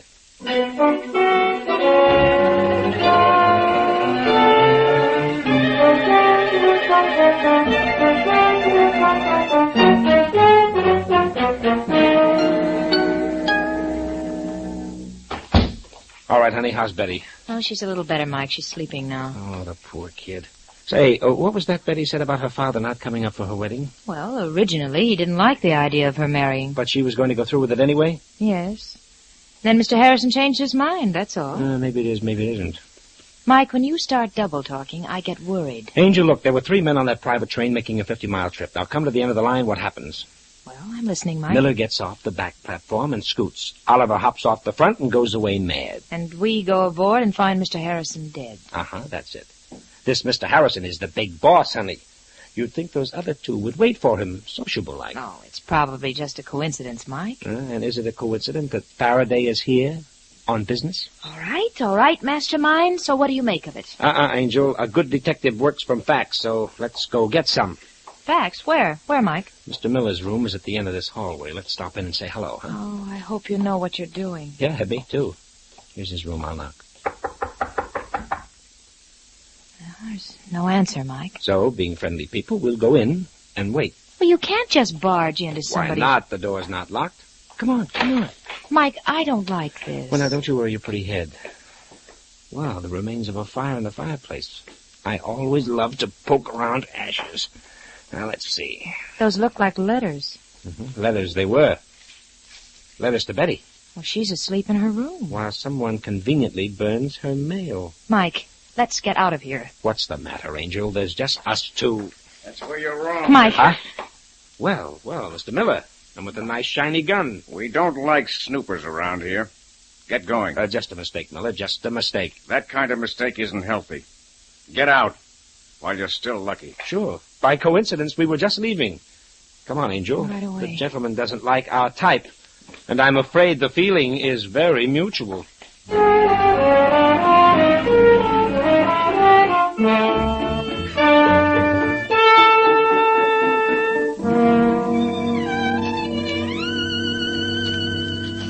These couple of scraps I took from Miller's fireplace don't help much, honey. Well, I can't understand why anyone would burn Betty's letters from her father.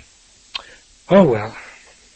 Yeah, plenty of books around. Michael, after all, this room is the library. Encyclopedia, modern timbered methods. Look, honey, here's a book, Famous Scotland Yard Murder Cases. Well, that ought to help you, Mike. And here's a bookmark in the section on poisons. Mike, here comes Don. Mr. Oliver's with him. Huh? Mr. Shayne. Well, what's up, Don? I told Mr. Oliver you're a detective. He wants to talk to you. Yes, something quite confidential. Miss Knight is my assistant. Never mind. I'll go look up a sandwich. Okay, dear. All right, Oliver, now what's the trouble? Mr. Shayne, I want protection. Protection from what? Miller. He threatened my life on the train. Oh, what happened? Well, shortly after Miller came aboard Mr. Harrison's private train at Northwood City, I discovered him going through some of Mr. Harrison's private papers. Then what? We had an argument, and he drew a gun on me. What is Miller's position in the company? Frankly, I don't know. He's on Harrison's personal payroll. Betty's been rather worried. She felt that Mr. Miller had some sort of a hold on her father. Yes, that's it exactly. There was a very suspicious relationship. And, you want me to do what? Watch Miller every minute. He's dangerous. Mike? Yes, honey? Mike? Yes? A telephone call for you here in the den. Oh, okay. Inspector Faraday. All right. Okay, Phil, close the door. All right. Hello, Faraday. Well, what's the dope? Yeah? Well, that might help. Oh, sure, they're all here. Don't worry, I'll be careful. Okay, Inspector, hurry back. So long. What'd he say, Mike? I was right, honey, 100% right. Harrison was loaded with strychnine. Well, then it was murder. And that's not all. I heard the click of an extension phone. There are extensions all over the house, Mike. Someone listened. We're keeping company with a murderer, honey.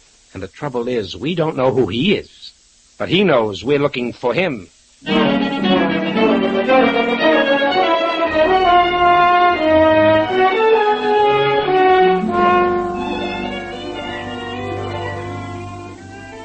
In just a moment, we'll rejoin Mike and Phyllis in their adventures. Dirty or burned-out spark plugs can cost you a lot of gasoline. In fact, as much as 1 tankful out of 10. Now, that's a serious loss in mileage, particularly so when it's unnecessary. Your neighborhood Union Oil Minuteman is equipped to give you complete spark plug service. The performance of each plug is accurately measured on a special tester, and you can see the results for yourself. If your plugs are dirty, the Minuteman will clean and re-gap them to the proper setting. If they're burned or worn out, he can furnish you with correct replacements. Then you'll not only save gasoline, but your engine will run smoother. Union Oil spark plug service takes but a few minutes and costs but a few cents, a cost you'll soon save in extra mileage. So, friends, if it's been 3,000 miles or more since your spark plugs were checked, or if your engines seem to be rough and listless, drive in wherever you see the sign of the big orange and blue 76 and ask for Union Oil Spark Plug Service. It will make driving easier. Gas coupons go farther.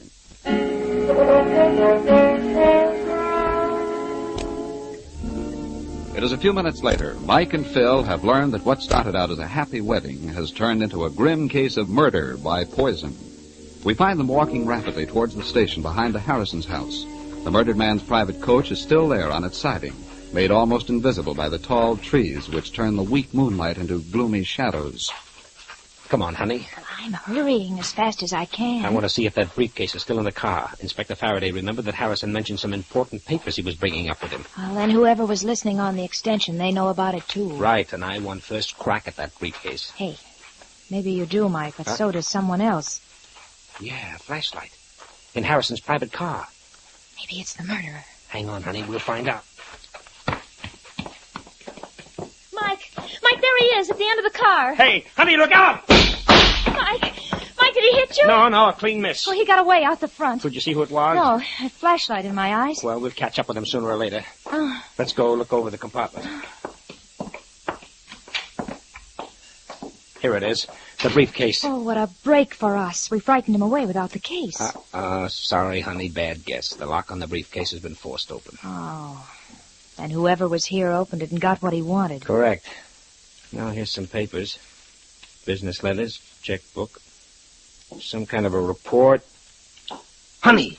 What's the matter? This report. It's from the Atlas outfit. Atlas? Uh-huh. The detective agency in Los Angeles? Sure. Listen to this. On the basis of our completed investigation, you have sufficient grounds to instigate criminal action against Z.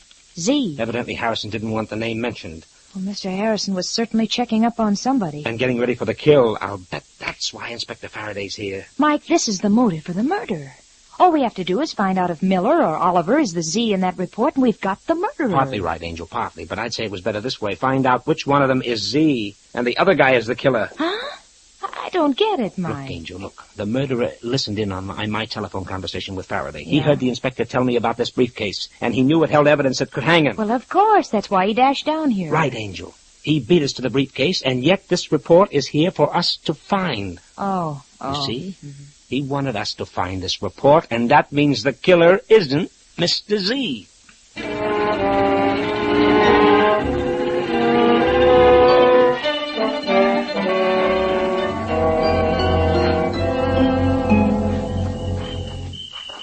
As soon as we get back to the house, I'll send a telegram to the Atlas people. Okay, but these high heels don't go very well with forests. Yeah. Mike. Yeah, I heard. There's someone on that other path. Freeze behind this tree. Right. Whoever it is, he's walking fast. He's going past. No, he isn't. Hey, you hold it. Hey, what the... Mike, it's Miller. Hey, say... What's the big idea of roughing me? I just want to ask you a few friendly questions, pal. Now, look here. First, about a gun that took a couple of shots at us. You're off the beam. I'm not carrying a gun. No? Well, don't mind me. I'll just search. Go ahead. Well, Mike? No gun. But you could have ditched it easy enough. Oh, Miss Knight, Mr. Shayne. It's Don. Well, what's the hurry, Don? I was out for a walk. Is something wrong? Plenty. I'm glad you're here. I don't understand. Yeah, Shayne. How about you doing some explaining? Okay. Mr. Harrison was murdered. What? Murdered? But why? Who? That's what we're finding out. Miller, you're on the spot, and it's plenty hot. Are you saying I killed Harrison? He was poisoned on that coach, and you and Oliver were the only ones aboard. Oh, that doesn't prove a thing. It proves there's a 50-50 chance that you're it. Listen, smart guy. Your mathematics aren't so good. There were 3 of us on that train. Sure. But only you and Oliver walked off. I don't mean Harrison. Somebody else got on that coach. Oh, now we have the ever-present mysterious third party. Not so mysterious. He's standing right next to you. All right, Don. That means you. Well, as a matter of fact, Mr. Shayne, I did get on Mr. Harrison's train at Mill Junction. Well, Shayne, guess I can be running along while you turn the heat on him. Not so fast. I still think you know some of the answers. You know, maybe I do. And maybe I might just do a little talking. To the right party. And when it will do me the most good. You're sticking your chin out a mile. This is murder. Well, I'll be around, resting in my room. No, I don't trust him at all. Yeah? But you're still right in the middle of this, Don. You were on that death train. Oh, but I only stayed a minute. You see, Mr. Harrison was asleep, and I didn't want to disturb him. Which still doesn't explain why you drove out of your way from Northwood City to meet the train at the junction. Oh, it's a very personal matter. Look, Don, a man has been murdered. Wait, why should I want to kill my future father-in-law? Harrison wasn't too happy about you marrying his daughter. But he changed his mind. That's why he sent me a telegram this afternoon, asking me to meet his train. Oh, and what kind of a telegram might that be? Well, I have it right here. Read it for yourself. Here, honey. Huh? I'll hold the flashlight. All right, Mike. Wait a minute. Don. Have changed my mind. Happy to have you as son-in-law. Meet my train at Camp Junction. We'll ride in together, much to talk over. Harrison. Sounds all right. Let me see it, Angel. Here. Yeah, from Northwood City at 3:20 today. Yeah, I wish I could help in some way. Yeah, sure, but... Hey, what was that? It's a window. Someone lowered it. That's Mr. Oliver's room. Mike, he must have heard everything. Yeah, and something tells me we'll be hearing his little story very soon.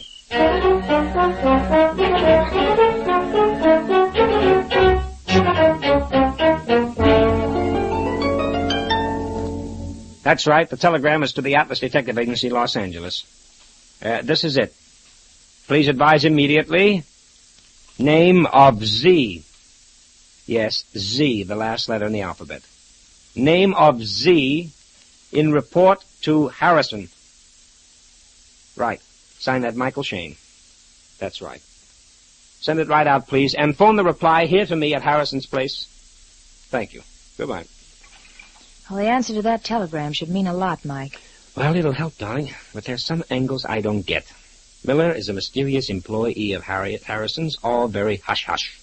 Oliver's scared stiff of Miller, and Don goes walking around in the moonlight right after somebody takes a shot at us. Oh, you can't blame him for that, Mike.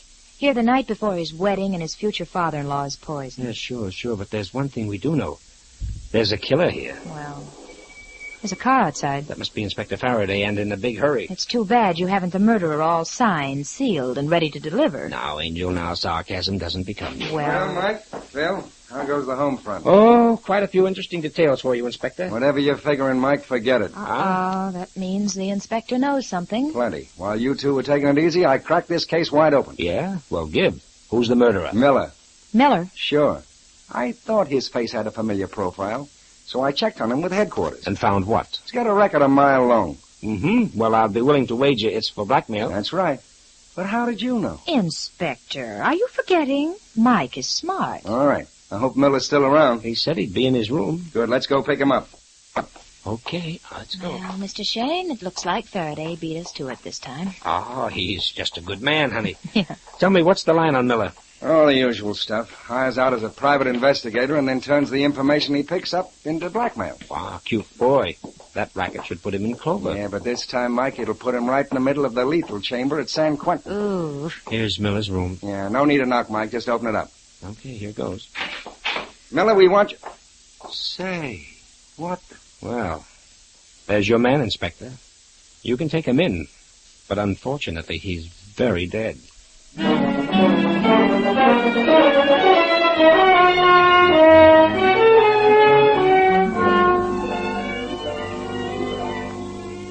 We'll return to Mike Shayne and his adventures in just a moment.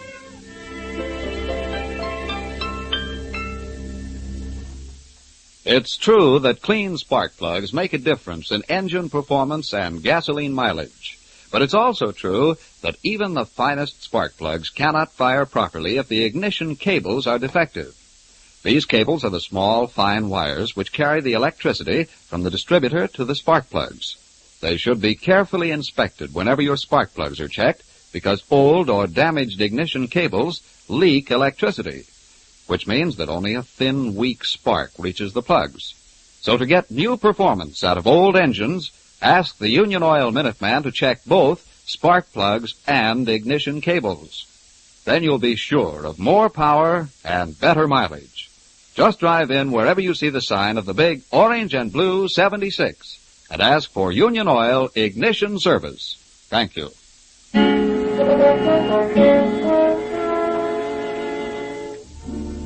Phyllis, Mike, and Inspector Faraday have just burst into Miller's room, only to find him dead, shot through the heart.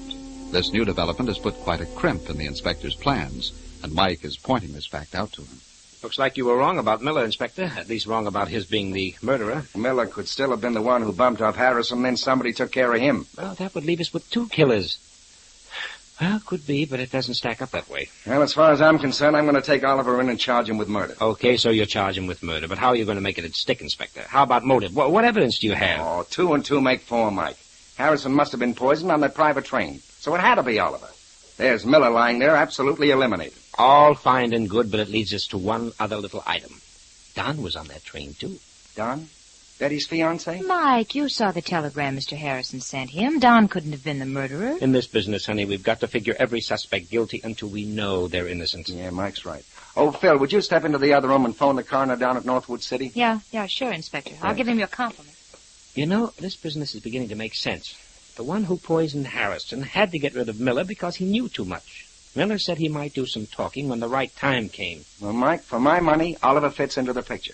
He's our man, and I'll get some evidence out of him. Oh, I'm sure he knows plenty, but... Yeah. Inspector, I tried to call the coroner, but the telephones are dead. Uh-oh, the wires have been cut. Well, that don't make much difference. Oh, yes, it will, Inspector. You see, I'm expecting a reply to a telegram I just sent. A very important telegram. About this case? Yes, sir, in connection with the detective agency's report to Mr. Harrison. The answer to that why might be just what we need. Oh, now that the phones are dead, what are we going to do? Do? Simple, darling. The inspector will sit tight here while you and I go for a nice moonlight ride back to Northwood City.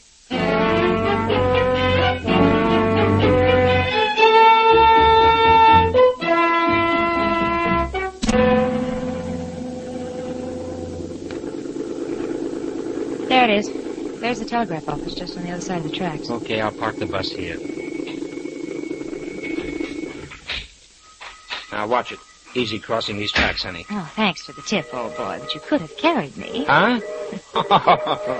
More trains. Yeah, this is the main line from San Francisco. Isn't this the place where Harrison transferred to his private train? Correct. Well, here's the telegraph office.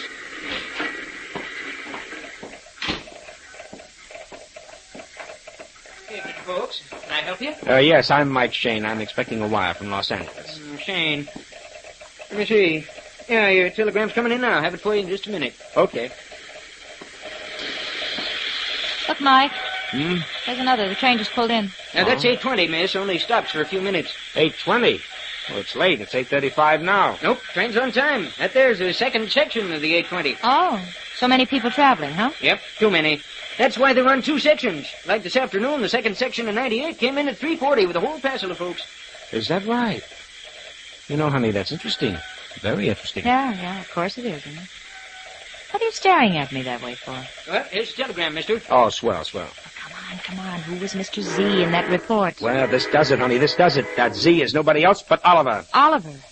Then Faraday's right. No, Angel. Faraday isn't right. Oliver wasn't Harrison's murderer. But come on back to Harrison's place for a little meeting of the minds with Inspector Faraday.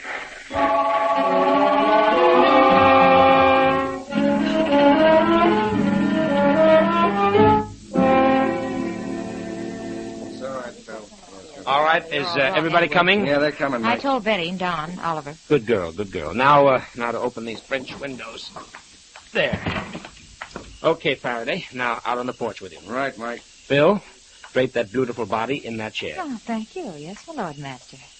Well, here comes Betty and Don. Oh, hello. I'm sorry it was necessary to bother you. Don and I understand. I'm glad to help in any way, Mr. Shane. Thanks, Don. Come over here. Stand by me out of range. Certainly, but... out of range? I don't understand. Now, what is all this rigmarole about in the middle of the night? There's nothing to get excited about, Oliver.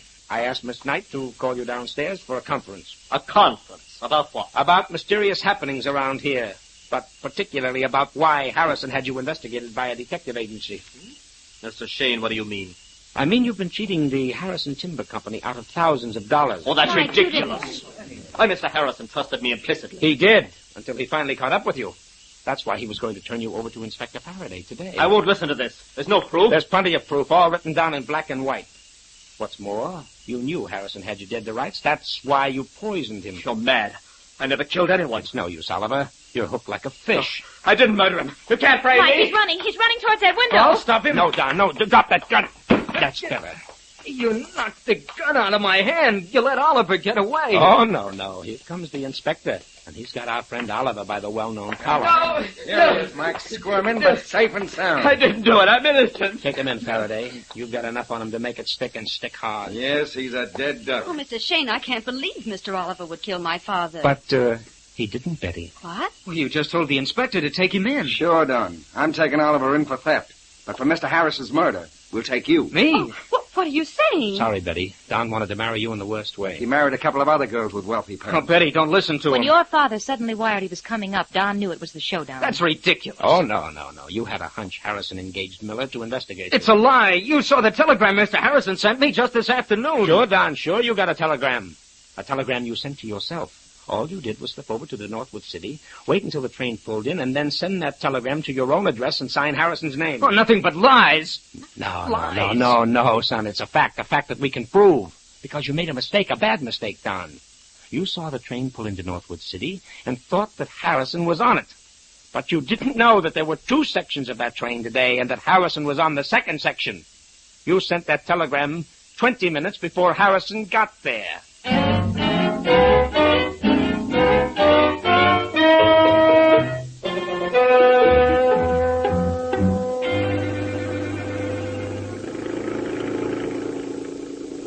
Mike, you know it's wonderful to be getting back home.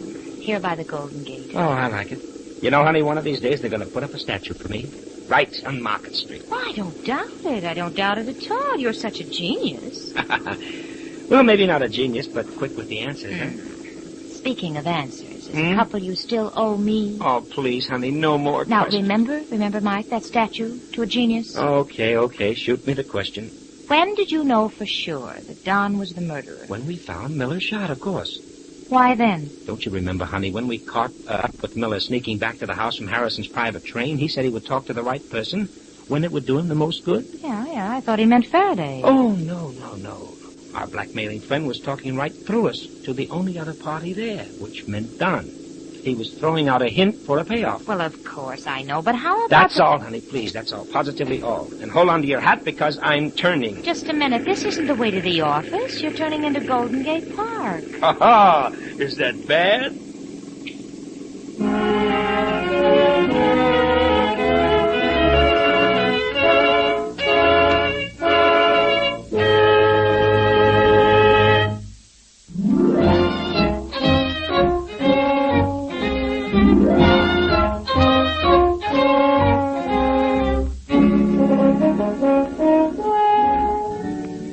Tune in again next week at 8:30 for another adventure with Michael Shayne, Private Detective, starring Wally Mayer and Kathy Lewis, with Joe Forte as Inspector Faraday. Tonight's story was written by Richard DeGraff and based on the character created by Brett Halliday. Music was composed and directed by Bernard Katz. This is John Lang saying goodnight for the people who make 76 gasoline and Triton Motor Oil, Union Oil Company. This is the Mutual Don Lee Broadcasting System.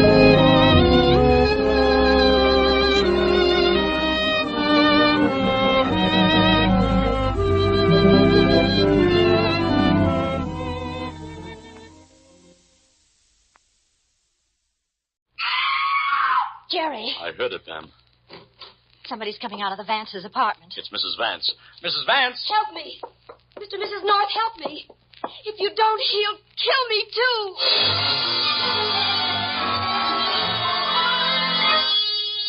Mr. and Mrs. North, starring Joseph Curtin and Alice Frost. Listen as Pam and Jerry solve the mystery, Don't Cry Wolf. There are few bonds stronger than those made of the memories of men who went to school together, went to war together, and returned to peace together. Those are the bonds that held Harold Vance to Carl Lederer. Strong bonds of many strands. Yet suddenly the bonds have snapped, for there is hatred in Vance's eyes as he glares at the man who was his friend. You heard me, Carl. I don't want you ever to set foot in my home again. Yeah. And you seem to mean it. But I can't believe... Of course I mean it. Now, look, old man, I don't know what it is that's eating you, but whatever it is... I don't want to discuss it. I do. Our friendship means too much to me to Friendship? You're a fine one to talk about friendship. Are you going to get out of here? Or do I have to throw you out? I think at least I have a right to know the reason. You know the reason. Tell me anyway. Louise. What? What about Louise? Oh, don't act so innocent. She told me all about it. All about what? There's nothing to tell. Nothing to tell? I should have known without her telling. I saw things, lots of things. But you were my friend. I never imagined. Are you trying to say I made love to your wife? You wanted to. Tried to. Would have if she'd let you. You're crazy. I tell you, she told me. Then she's crazy. And I've seen enough of myself. You're always hanging around here. Well, naturally, you and I have been And when friends. I'm not here, you've taken her out a number of times. When you were busy, she was lonely. I thought you'd want me to... Oh, sure. Just exactly what I'd want. My pal playing around with my wife. Oh, really, Harold, this whole thing is ridiculous. As a matter of fact, if you want the truth, I really don't even like Louise. Sure. When you see she won't give you a tumble. No. I don't like what she's doing to you. You've been different ever since you met her. The trouble with I her... don't need you to tell me about Louise. You don't like her, that's fine. She certainly doesn't like you. And she doesn't want you around here bothering her. So are you going to... Must be Winters. I asked him over on business. And since you and I haven't anything more to say to each other... No, it's no use now. I can see that. Maybe some other time when you've come to your senses... That's just it. I have. All right, I'm coming. Hello, Winters. Come in. Yes. Oh. Good evening, Mr. Lederer. Hope I'm not interrupting. No, I'm leaving anyway. Good night, Harold. Hey, now what goes on with you two? You practically slammed the door in his face. Never mind about us. What about you? How, Bide? What about me? What have you done with my money? Done with it? You know. Paid your bill. Invested some of it. In my name or yours? What? I have an idea you're gambling on my money. Are you kidding? You'll find out if I'm kidding when my lawyer gets through with you. Lawyer? You're really serious about this. You bet I am. And if you don't make good every penny, you'll wind up in jail, you rotten crook. Why, you're going to take that back.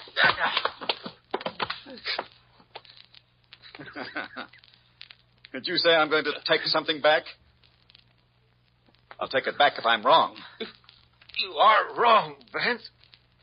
I hope so, but I doubt it. Anyway, we're going to have an accounting. You're going to tell me exactly what you've done with the money. Anything I don't like or I don't understand. I'm setting up an appointment with the lawyer, and you can tell him. But first, go on upstairs and do something about that nose. You're getting blood on my carpet.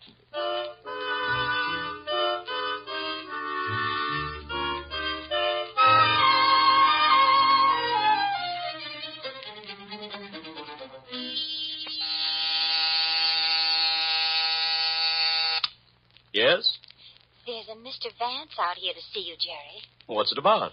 He says he's considering suing you. Oh, well, as long as he isn't trying to sell me something. All right, Pam, tell him to come in. Yes, Jerry. Sue me, shoot bullets through me. Hello, Mr. Vance? Yes. Oh, come in. That's a cute secretary you have out there, Mr. North. That's no secretary. That's my wife. Oh. She comes down to help out once in a while. Well, now, what's this about your suing me? Mr. North, recently some of my closest associates have, betrayed me. That's the only word for it. Well, sue them, but why me? That's just it. I may very well do that. And after all, if I stand up to my friends, you can't expect me to take something from a total stranger lying down, can you? Suppose you come to the point. Mr. North, my wife writes mystery stories. You have my sympathy. She sent one of them to you.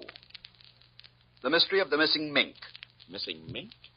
Oh, yes, I vaguely remember it. You exactly remember it. You published it. I did? Only you called it How Dead Can You Get? I do remember that. But you don't mean to tell me that's your wife's story. It was stolen from her. She told me the plot of both stories. They're almost identical. She told you after she read the one I published. Are you suggesting my wife's lying? Take it easy. You're suggesting I'm a plagiarist. So this isn't exactly a tea party. Just what is it you want? A settlement. And if I refuse? You can talk to my lawyer. We might both be spared some unpleasantness if we talk to your wife first. I assume she still has a manuscript. Naturally. Where do you live? 418 Whitten Avenue. Well, that's on our way. Mrs. North and I will stop off on our way home. Just what do you hope to prove? I'll leave the proving to you. If you can show me that those two stories are too much alike for coincidence, you'll get your settlement.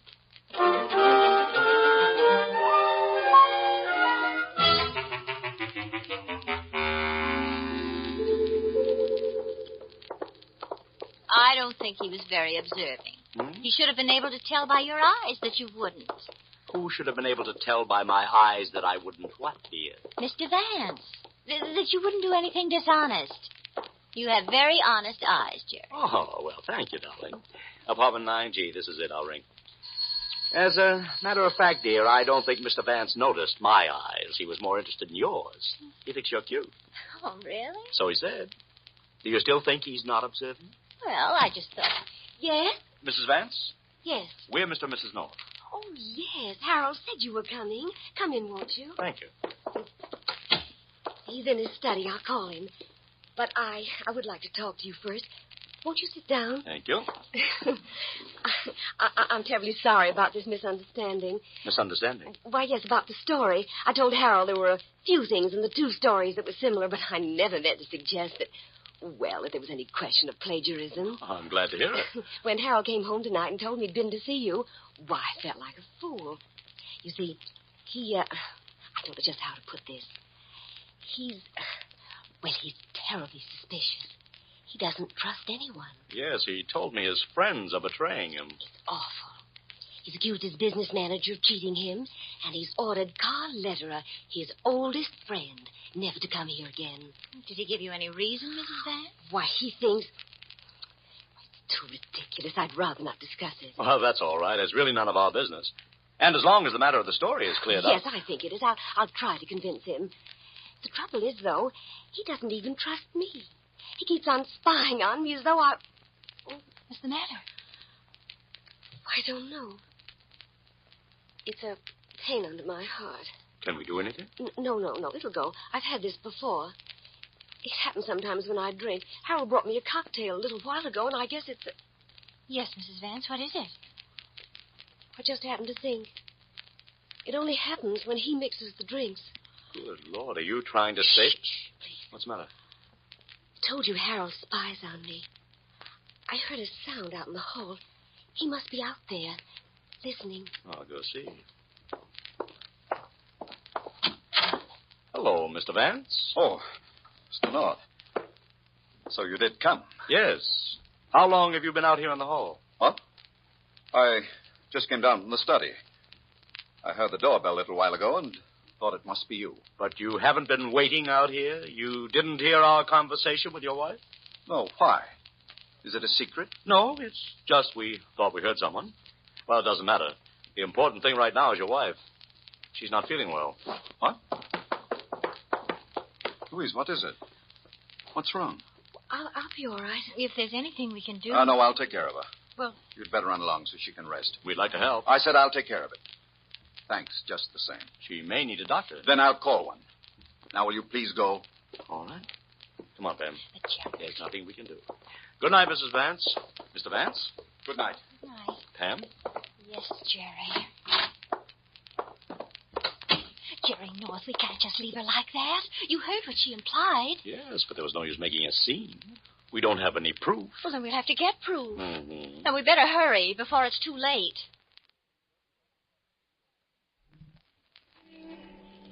What are we going to do, Jerry? Well, first, let's see if there's a drugstore anywhere. Yes, there's one down the block. Come on. What are you going to get? Nothing. I just want to look in a phone book. For what? Or whom? Carl Lederer. Mrs. Vance said he's Vance's oldest friend. Oh, that's right, Jerry. But she said Mr. Vance had a fight with him, ordered him out of the house. Yes, and he ordered us out. But you think Mr. Lederer may disobey the order, huh? I think he's likely to be in a better position, too, than we are. After all, dear, old friends can rush in where strangers may not tread. I only hope he's in the phone book.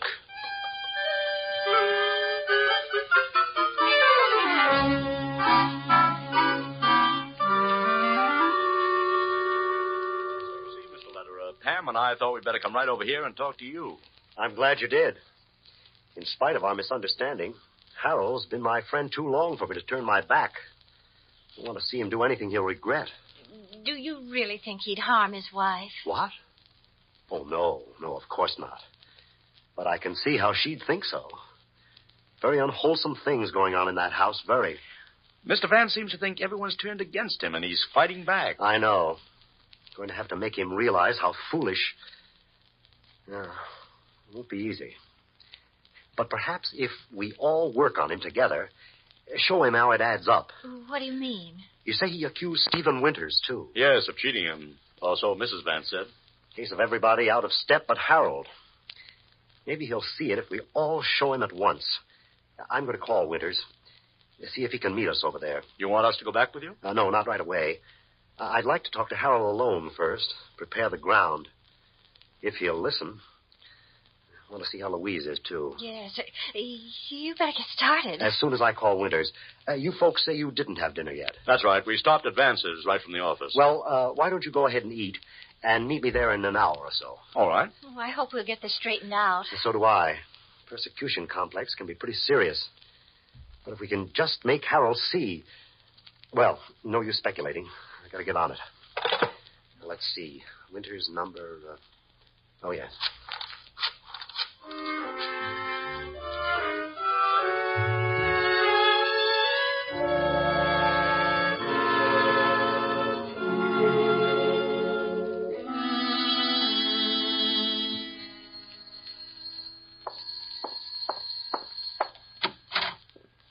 Oh. It's you, Carl. Yes, Harold, I want to talk to you. I thought I told you to stay away from here. I want to show you how silly you're being. We've been all through that. Not quite. Where's Louise? In her room. She doesn't feel well. May I see her? I thought that's why you came. It's not the way you think. I want to get you and her and Winters and the North. What? Is Louise up to it? No, neither am I. I don't know what I have to do to convince you that I'm not going to listen to anything more you have to say. I'm afraid there's nothing you can do. I'm going to talk to you. There's one thing. What's that? There's... Harold, are you out of your mind? I'm fed up, that's all. Fed up. Everything happening at once, and you won't lay off. Well, here's where I... What's going on in here? Stop it! Stop it, both of you! Please, stop it! Stop it! Louise! Carl, are you all right? Is he all right? So that's what concerns you, Louise.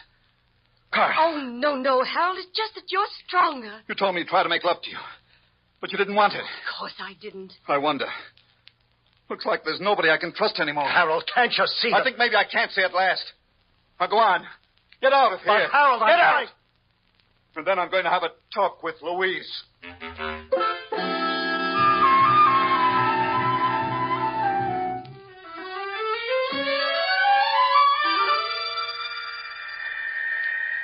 You know, Jerry, sometimes friends aren't the best judges. Aren't the best judges of what, darling? Well, friends, of course. After all, Jerry, what else could friends be of? I don't know. You have me a little confused. So friends aren't the best judges of friends. Oh, here we are, dear. 9th floor. Like Mr. Lederer, for instance. He can't believe that Mr. Vance would try to poison Mrs. Vance because he likes Mr. Vance. Oh, whereas I can very well believe it. Because you don't like Mr. Vance. Well, he accused you. I don't like that. Which doesn't make him a wife poisoner. Jerry. I heard it. Somebody's coming out of the Vance's apartment. Mrs. Vance.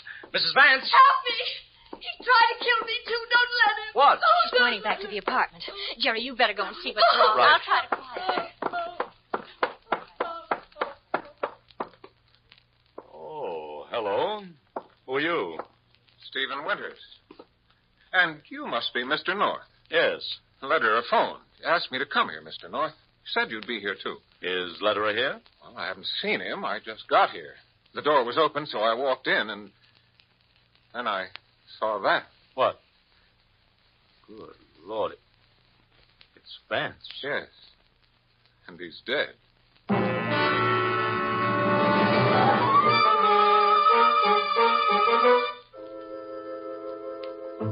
Yes, Bill, that's right. Apartment 9G. Yeah, we'll wait. So long. The police will be right over, Mr. Winters. Good. Hey, Pam, where's Mrs. Vance? I thought you were going to stay with her. She broke away, Jerry, so I came in. Broke away? Yes, she seemed terrified. She said that Mr. Winters killed her husband and he'd kill her, too. Why, she must be crazy. Just what did happen, Winters? I don't know. I told you the door was open, so I walked in and found Vance lying there. Did you touch anything? I didn't have time. Just took a quick look at him, and when I heard a sound, turned, and there was Mrs. Vance staring at me. And when I turned, she screamed and ran out. You know the rest. Yeah. Where'd she go, Pam? She ran to the elevator. Before I realized what was happening, the door was closing. And there's only one elevator, so I couldn't catch her. Oh, we better try to find her. Well, you're not taking her fantastic story that I killed Vance seriously, are you? Not necessarily. But I'd like to talk to her as soon as possible. And I know the police will want to. So Pam and I'll go see if we can find her. You wait here, Winters. All right. But you can't believe... Now, look. She must have come into the room and saw her husband lying dead and me standing over him. So, naturally, she assumed that I'd killed him. But that doesn't mean... I know, Winters. It doesn't mean you actually did kill him. So stop worrying, will you? All right, Pam, let's go.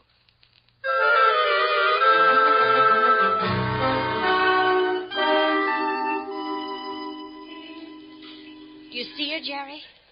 No. Maybe she just went for a policeman. Well, in that case, she should be coming back with him pretty soon. Hey, wait a minute. There she is. Where? Down at the corner. She just signaled for a taxi, but it didn't stop. Oh, yes. I hope she's calmed down a little so she'll answer questions. She seemed pretty positive that Mr. Winters is the murderer. Well, Uh-oh. She sees us.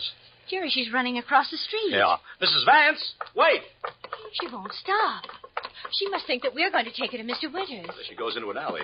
I'll try to catch her.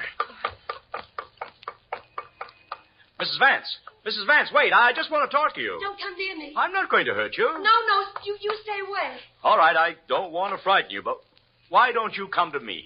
I won't hurt you. No. You can't get away. The alley's a dead end. All I want to do is... Can't you leave me alone? I want to talk to you. No. I won't take you back to Winters if that's what you're afraid of. Not until the police get here. You promise? I promise. Well, all right. But you can see why I'm so afraid. I saw him kill Harold. Did you see the actual killing? Yes. You're sure? Yes, I'm sure. Didn't you just see your husband on the floor and Winters standing over him? And so you just assumed from that? No.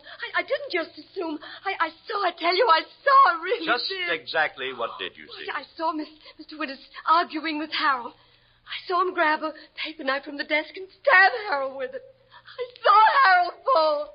Winters did that with you looking on? He didn't know I was there. I'd been out. I just came in. He didn't see me until I screamed. I see. He didn't see. Well, you don't have to worry about Winters. When the police come, just tell them what happened and they'll arrest him. Yeah, I guess you're right. Now, come on. We'll go out to the street. No, stop. What's the matter now? You let go of me. I only took your arm. No, stop! Mrs. Vance, what on earth is wrong? Jerry, what's happening? I don't know, Pam. Oh, hello, Mr. Lederer. Hello, Nora. Louise, what's wrong? Oh, Carl. He drowned. Just awful, Carl. What's the matter with her, Jerry? I wish I knew. Where did Mr. Lederer come from? Well, he drove up just after you ran in here. I was talking to him. That's why I didn't follow right away. Louise, stop crying. Tell me, what's the matter? Mr. North tried to kill me. I hardly touched you, Mrs. Vance. Oh, you tried to kill me. Carl, look at my arm. There must be bruises on it where he grabbed me. I don't see anything. You don't believe me, do you? I know you like to imagine things, Louise. Why, you're on his side. I should have known. Mrs. Vance, I know that Jerry Well, you're all on his side. You're all against me. Everybody's against me. Mrs. Vance. Mrs. North, you're a woman. Won't you please help me? What do you want? Why, I've got to get to the street. They've got me cornered in here. I'm sure they'll let you don't know. You don't know. They want to kill me. I know they do. I've got to get out of here. I've got to get away. Louise, where do you think you're let going? Me go. Stop. I've got to get out of here. You've got to come to your senses. Lederer, maybe you better let her go. Well, she's out Let of me her head. go. We can't let her run the streets Please like let this. me Now, go. Louise, stop it. No. What did you do to her? Nothing. She fainted. Come on, Mr. North. Help me carry her back to the apartment.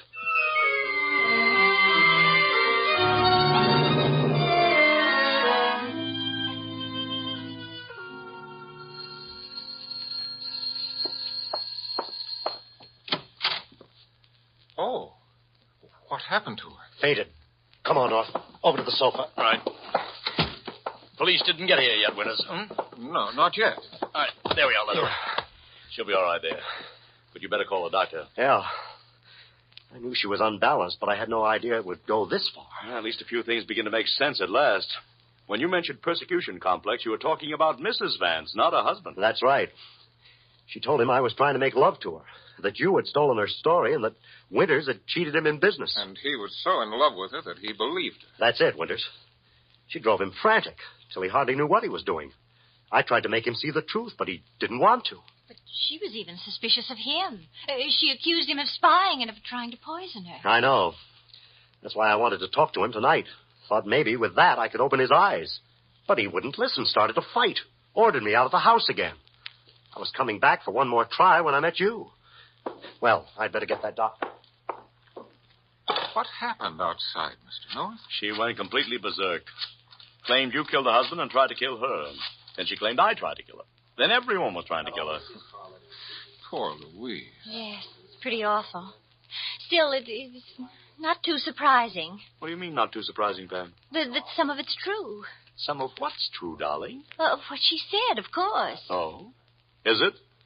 Is it what, Jerry? I don't know. What are we talking about all of a sudden? About Mrs. Vance. And that she made so many accusations, it's not too surprising that some of them turned out to be true. It's a law of averages. Oh. Well, just what part of her accusations do you think were true, Mrs. North? The part where she accused you of the murder, Mr. Winters. What? Oh. Oh, you're joking, of course. No, I'm not. And since she was right about that, she was probably also right when she said that you were misusing her husband's money. That's probably why you killed him, because he demanded an accounting. You're as crazy as she is. Oh, no, Mr. Winters. You told us that the door was open when you arrived, and that you just walked in, looked at the body, and before you could do a thing, Mrs. Vance screamed and ran out. Well, that's right. But that whole thing wouldn't take 30 seconds from the time you got out of the elevator. Well, what of it? Jerry and I had already gotten off the elevator when Mrs. Vance screamed, and there's only one elevator in the building. So it had to go all the way down, stop, doors open and close, and bring us all the way up. And this is the 9th floor. She's right, Mr. Winters. You were up here a lot longer than you said you were. And there's no use looking for a way out of here now. The only way is the front door, and it sounds like the police are there right now.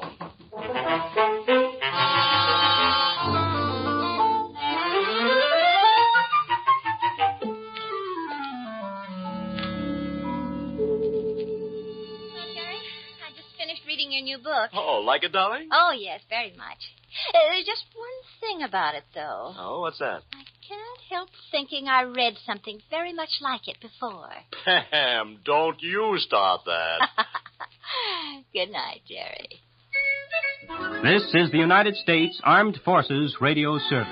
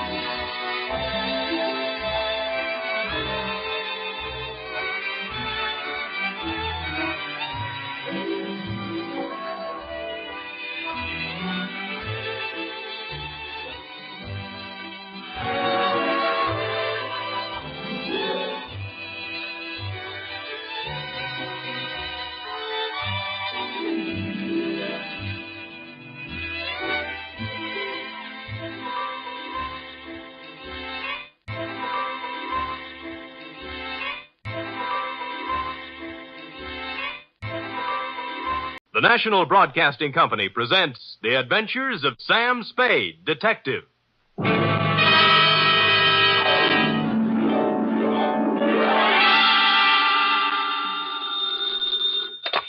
Spade Detective Agency. This is Miss Bergamot. Oh, Miss Bergamot, I'm so sorry, beg pardon? but Mr. Spade isn't in. He ought to be back any moment, however. That is, if you wish to employ him. This is his secretary, Miss Perrine. Well, as a matter of fact, Miss Perrine... Oh, he'll be available, I know. The matter he's attending to is purely routine. What he calls a humdrum number. Humdrum? Well, it's a private detective version of babysitting. You see, all Mr. Spade had to do was sit on a chair for 24 hours. And that's why I say he'll be back any minute. His last words to me were, take anything. So if you desire his services... I do not desire Mr. Spade's services. As a matter of fact, he's using mine. What? I'm his nurse at the Harbor Emergency Hospital. Nurse, another shot. Please, this time, bourbon. You must lie quietly, Mr. Spade. He's coming along quite nicely. The bullet didn't enter the cranium at all. Bullet? Cranium? Both. Mr. Spade wants to... But I Now, refuse, Mr. Spade, nurse. I refuse. But, Miss Nightingale, I am. F.F. Wonder Girl. Sam. Ah. Oh, Sam. Dry those big brown eyes, Cherub. Fluff up the sofa and spread out some lamp for me to lay my poor bullet-ridden head on. In practically no time at all, I'll be staggering in to gasp out a humdrum report on the Kimberly Cross caper.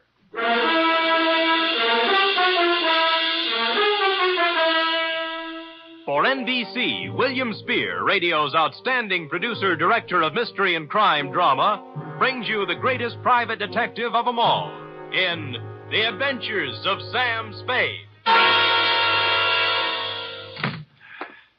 Hospitals, milk. Enough to break down your whole constitution, give you fits. Sam?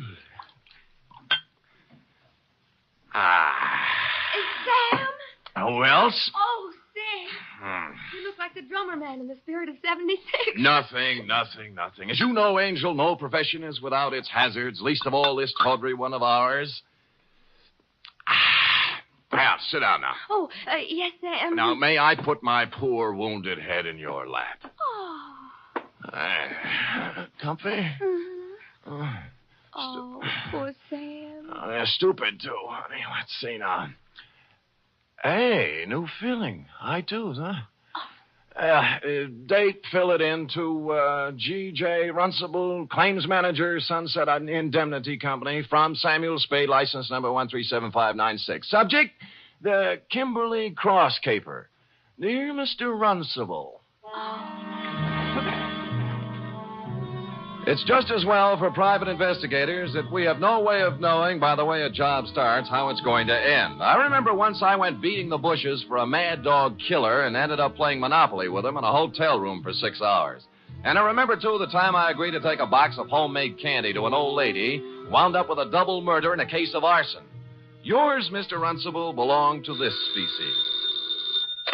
Spade. G.J. Runcible, Sunset Indemnity. You available? Maybe. What'd you have? Are you or are you not available, Mr. Spade? Answer yes or no? Yes. Yes. How much? $50 a day. Expenses, and... right.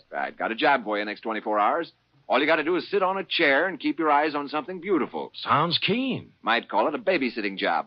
Oh, who is she? Kimberly Cross. Pretty? Like $250,000. Oh, rich, too, huh? She's on exhibit at the Bergendorf Galleries on Sutter Street. She's on exhibit? Get over there right away. Well, I'd better. Check with Mr. Bergendorf personally and then see Johnny Stroud, our company man. He'll give you instructions. Fine. Now, why don't you tell me what we're... Hello? Hello? That always happens on page 6.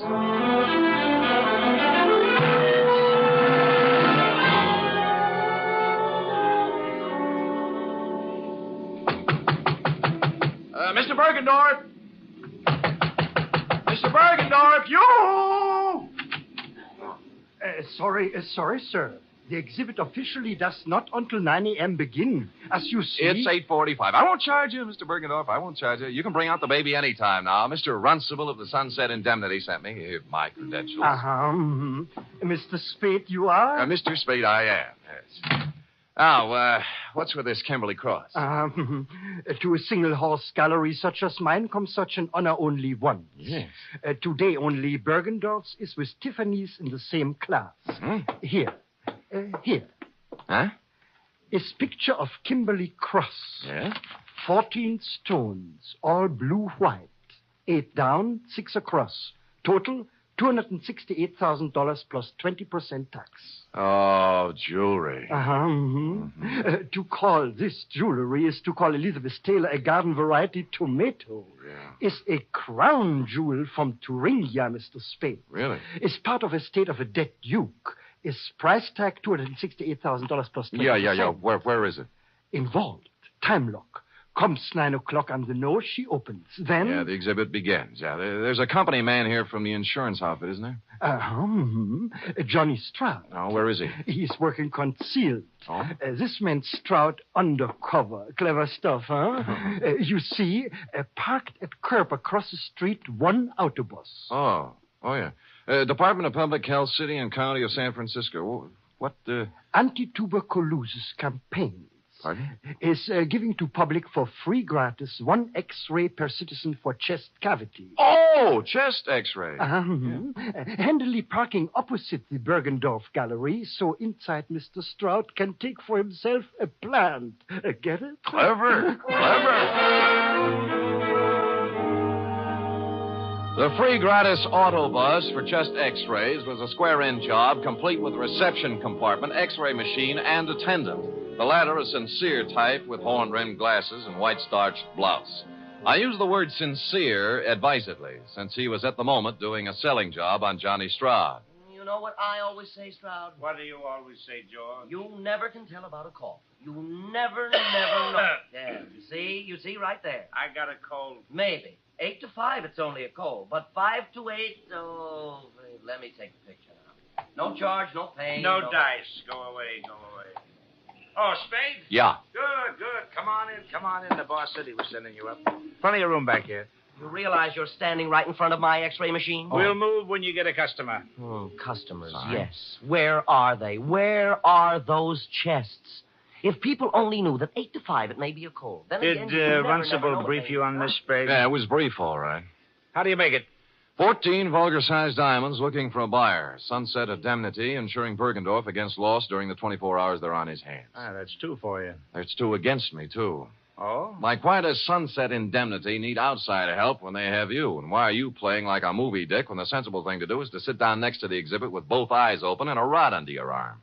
What are you doing, George? I'm testing my machine. Don't let me interfere with you, boy. George doesn't like me. I see that. Well, I guess the boss left out one item, Sam. A tip? Yeah. Last night, some schmo called him around midnight and got him out of bed. Oh? Runcible's a pessimist, you know. When Sunset Indemnity's on the line for $250,000, he tends to get jumpy. Who had the tip? Anonymous. They all are. Right from the oat bin, the guy says. Somebody's going to take a running jump at the Kimberly Cross while it's at Bergendorf's. Mm-hmm. Needless to say, for the balance of the night, Runcible does not sleep. So today we got reinforcements. Georgie? Yes? I'm going to leave you now, George, to take my post across the street while Mr. Spade... Hey, wait a minute, Johnny. Look, in front of Bergendorf's. The dame? The dame. To paraphrase Bergendorf, calling her a dame was like calling the Kimberly Cross a hunk of jewelry. But that's not what interested me, at least not right then. She was walking back and forth in front of Bergendorf's like a kid at the dentist door trying to get up the nerve to push the button. Quoting from my notes, it says 9:02 a.m., girl, 5'2", blonde, early 20s, gray tweed suit, spent a few indecisive minutes in front of Bergendorf's, finally went in. She came out almost immediately, started west on Sutter, then evidently saw a patrol officer approaching on same side of street, hurriedly crossed toward our post in Public Health Department Mobile Unit number 2 and entered. Hello. Well, good morning. Am I too early for the... Oh, you're just in time. First customer of the day. There. Let's see now. Name? Martin. Martin. First name? Bernice. Address? 826... She wasn't a very good liar. While she was telling him her name was Bernice 25. Martin, she filled with a leather handbag with the initials PC on it, big enough to read from across the street. George filled the form out, then moved her around to the machine. By now, the cop she was ducking had walked by and turned the corner. Shall I... No, it won't be necessary to take off your coat. Is this all right? That's good. Stand right there. Hold still now. Take a deep breath. Hold it. There. That's all there is to it. You're doing a wise thing, lady. You think so? Certainly. 8 to 5, it's only a cold, but 5 to 8, you never know. Here's your stub with your number on it. We'll notify you in a few days. Thank you. Thank you.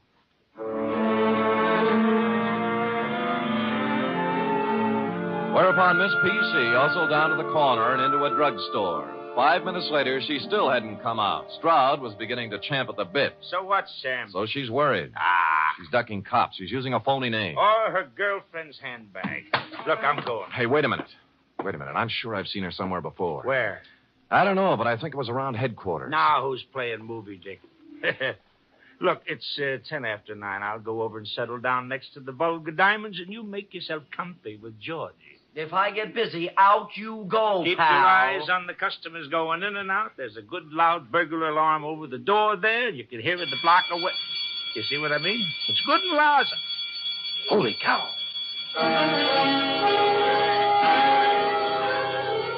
Stroud took the gallery, and I set sail for the corner drugstore, pulling up in 20 seconds flat. She was gone, of course. The druggist was at the fountain, mixing a Coke, which he spilled when I reached across and grabbed him by the lapels.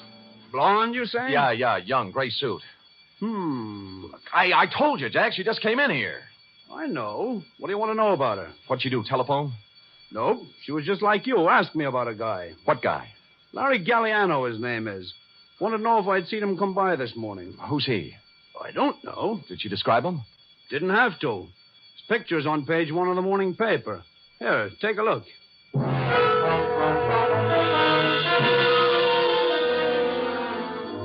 It was no time to dawdle, but I gave it 10 seconds. Larry Galliano, a one-time gas station stick-up artist, had just been released from Quentin after doing 5 years. On the way across the street to Bergendorf's, it came back to me where I'd seen her, standing outside the courtroom, crying when they sentenced him 5 years ago. Over here, Sam. Yeah.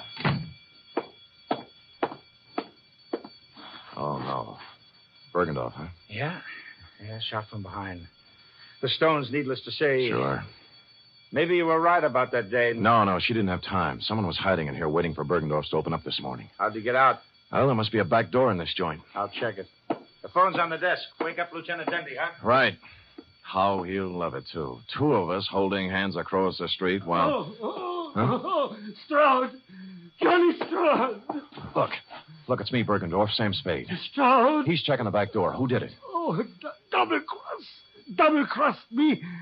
Wanted it all. Who? Who you talking about?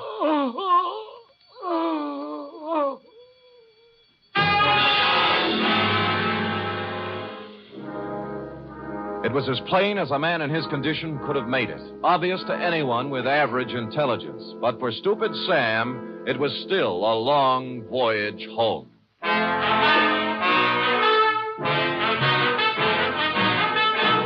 You are listening to the weekly adventure of radio's most famous detective, Sam Spade.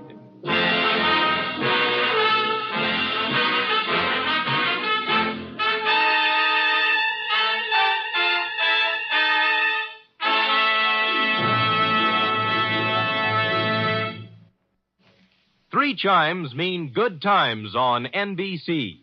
There's music for you tomorrow on NBC with the distinctive 4-keyboard styling of the First Piano Quartet. This widely acclaimed and unique musical organization brings you a melodic blend of classical and light classical selections in 4-part harmony every Saturday. And tomorrow there's also a 1-hour concert by the NBC Symphony Orchestra under the baton of Walter Duclos. Featured in tomorrow's symphony performance are works by Sibelius and Schumann. It's the best in music every Saturday with the NBC Symphony and the First Piano Quartet.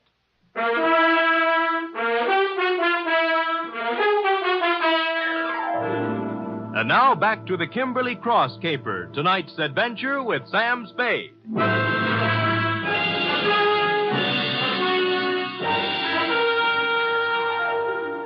It was a dirty, selfish trick, but I left Johnny Stroud at the Bergendorf Gallery to play Porchese with Dundee and Company, knowing in advance pretty much how the patter was going to run. Then called the Chronicle and found the picture of Larry Galliano had been taken yesterday as he walked out of a flea bag on Mission Street called the Aeolian Hotel. You're Galliano? Yeah. Sure. I know him. Stayed here night before last. Until I found out about him. Oh, found out what? Yeah, that he was an ex-con. Wow. This here's a respectable joint, a house, mister. We don't cater to felons, misdemeanors, or any other members of the demon. Demon. Yes, indeed. So, when I found where Galliano come from, why... Yeah. Now, look, did he give you a forwarding address? I don't know. Let me see, son. Yes. Oh, yeah. Christopher Apartments on Jones. Say, you're in luck, young man. Yeah, my girlfriend's a landlady over there. Now, looky here. Don't you sweet talk her now.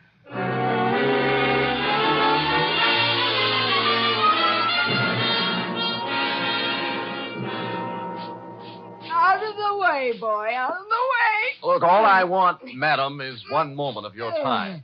I already told you, boy, I don't know no Galliano. Yeah. Never heard of him. Pull up, so I don't want to hear from him. Yeah, well, wait a minute now. Will you just take a look at... one side, boy, one side. I'm sorry. More right stairs, sweet. I had no time for Well, him. Mrs. Landlady, I'm afraid you've lost out. What? Yeah, you were in line to win a bagless vacuum cleaner, you know. Wait a minute, Curly. Wait a minute. What you want to know, bud? Yes. Well, this Galliano just might be using another name. Now, this is his picture right here. Oh. Yes. Now, I will rephrase my question. Has he been around? Nope. I see, landlady. Well, do I win? Oh, I am sorry, but stand by for the giant jackpot. Is it electric?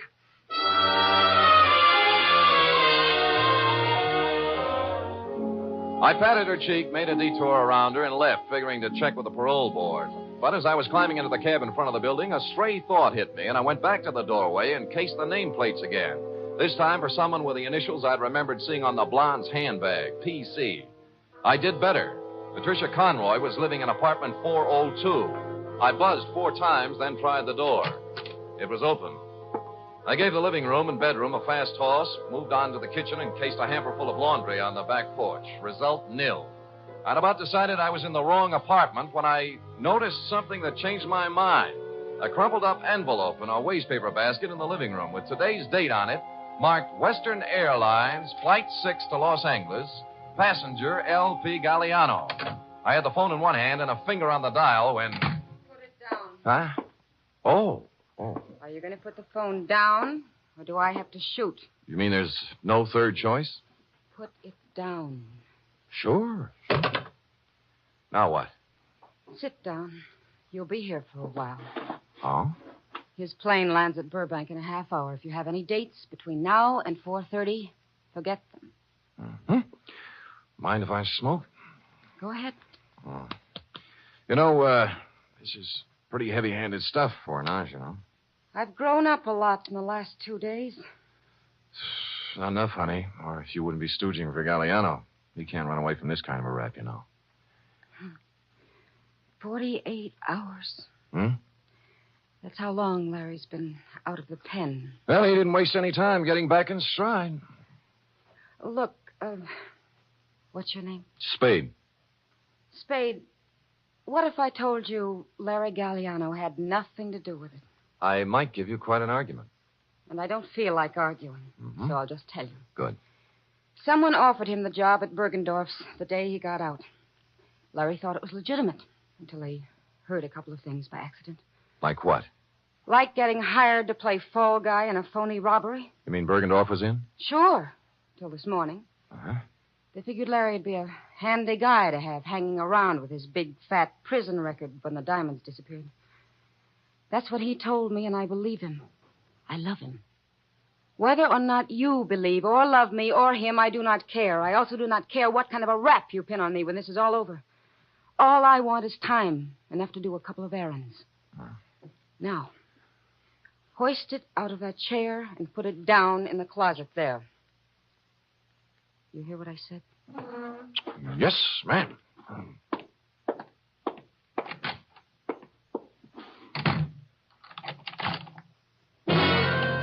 I was wrong.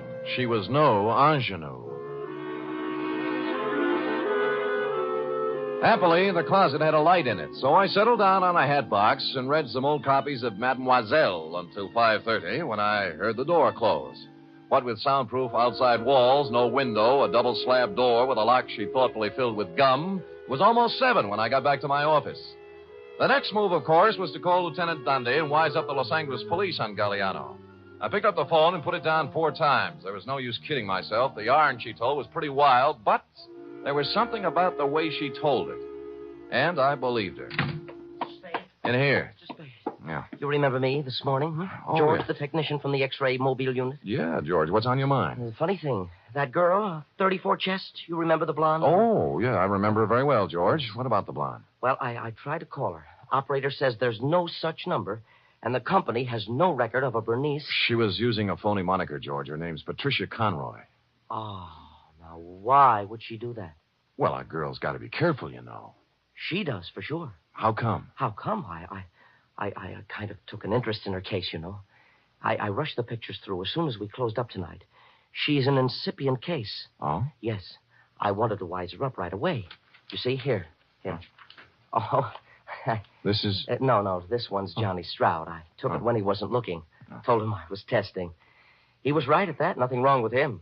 But I always say you never... Yeah. How about the girl? How about the girl? Cold. Oh, yes. Yes. Here now, look. You see this shadowy part here? Yeah? Hey, wait a minute. I wasn't looking at the shadow part. I was looking at something at the left side of the picture, right where the inside coat pocket would be. The clear black outline of the Kimberley cross. You mean she had the thing? Yeah. Give me the phone. Well, I thought it was one of those clip gimmicks the girls wear on the phone. Oh. Spade? Johnny Stroud. Look, I got news for you. I got news for you, too. I spotted that blonde again. Where? In a bar on Kearney Street. Talking to guess who? You mean Galliano? Who's he? Never mind. Who was she drinking with? Papadopoulos, the biggest jewelry fence on the coast. Where are you now? Outside her apartment. Jones near Post. I think the number's... I'll be up in 5 minutes.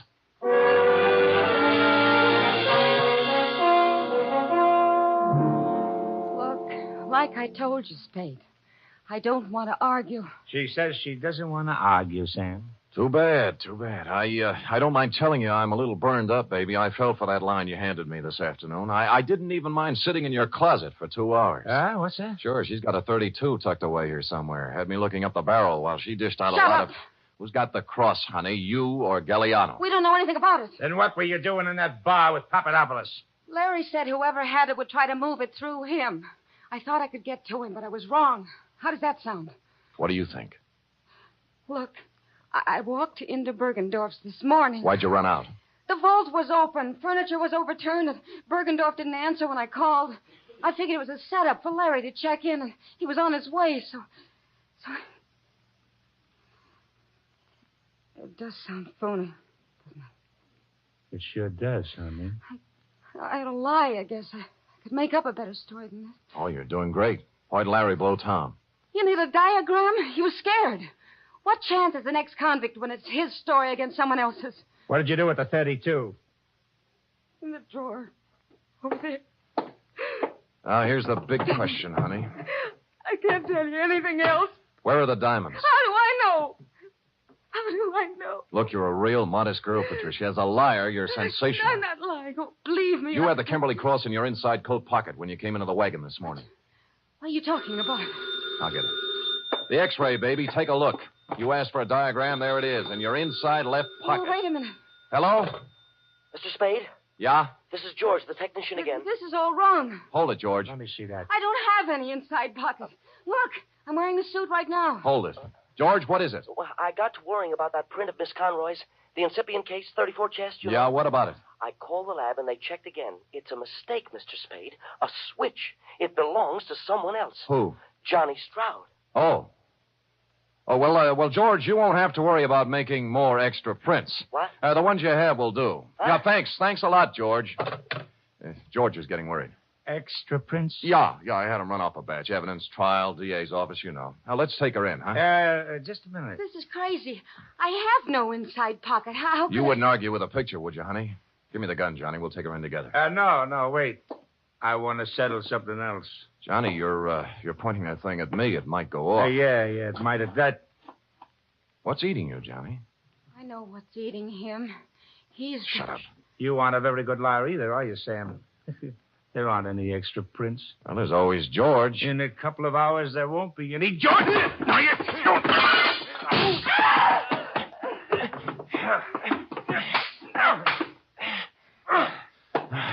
Okay, Johnny, on your feet. Let me go, Sam. Let me go. We can work out a deal. Shut up. Sam, your head. You're shot. Here, take the gun. Call Dundee. Get it? Dundee. Homicide.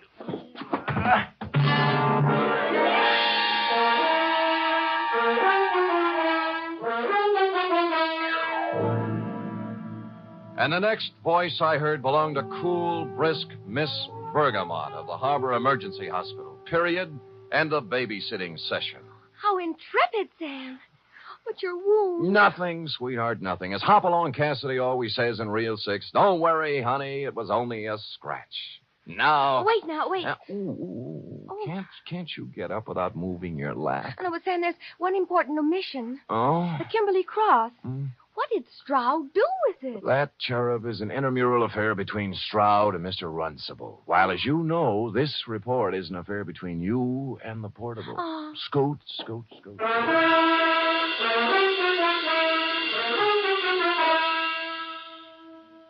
3 chimes mean good times on NBC. There's music and mystery for you tomorrow evening. For music, it's your hit parade bringing you the top tunes in the land with Eileen Wilson, Snooky Lanson, and Raymond Scott's orchestra.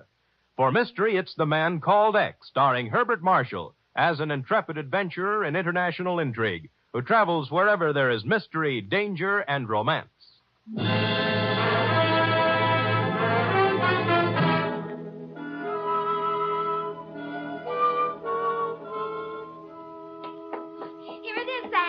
Oh, brisk, efficient Miss Perrine. You may lay it on my desk and restore your lap to its original position. Oh, yes, sir. Ooh.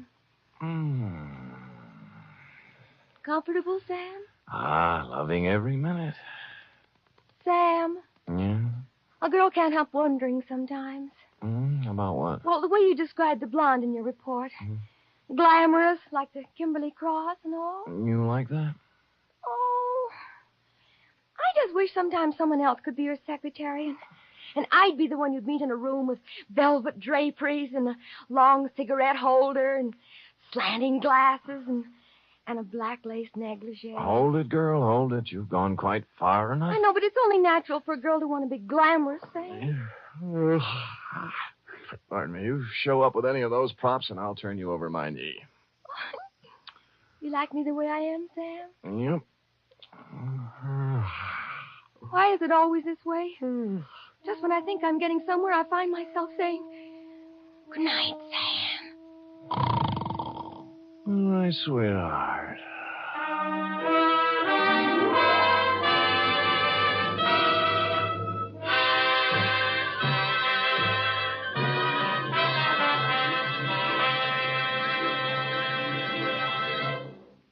The Adventures of Sam Spade are produced, edited, and directed by William Spear. Sam Spade was played by Stephen Dunn. Lorene Tuttle is Effie.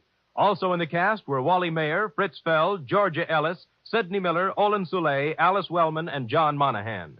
Script for tonight's adventure by Harold Swanton. Musical scoring by Lud Gluskin, conducted by Robert Armbruster.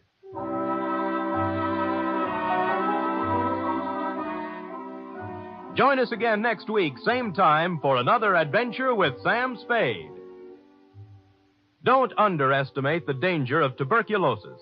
Although great strides have been taken toward stamping out the disease, it still remains a menace. Last year alone, it caused 50,000 deaths in the United States. 50,000 needless deaths, because TB can be controlled and cured if caught in time.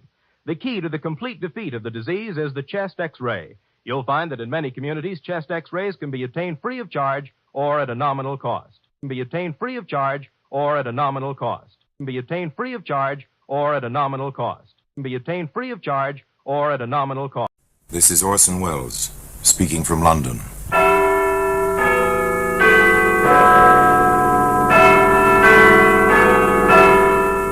The Black Museum, a repository of death. Here in the grim stone structure on the Thames, which houses Scotland Yard, is a warehouse of homicide, where everyday objects, a goldfish bowl, an automatic gas range, a child's perambulator, all are touched by murder. Here's a can of weed killer. It's a familiar object. Every suburbanite with a patch of garden has used this, or something very much like it. After a while, one tires of pulling up the weeds and buys weed killer. Eliminates the backache. Do you know offhand, Superintendent, whether the poison in weed killer deteriorates or becomes stronger with the passage of time? Well, I'm not certain, Inspector. Any chemist could answer that, I imagine. In this situation, some chemists will have to answer that. Well, today, that can of weed killer can be seen in the Black Museum.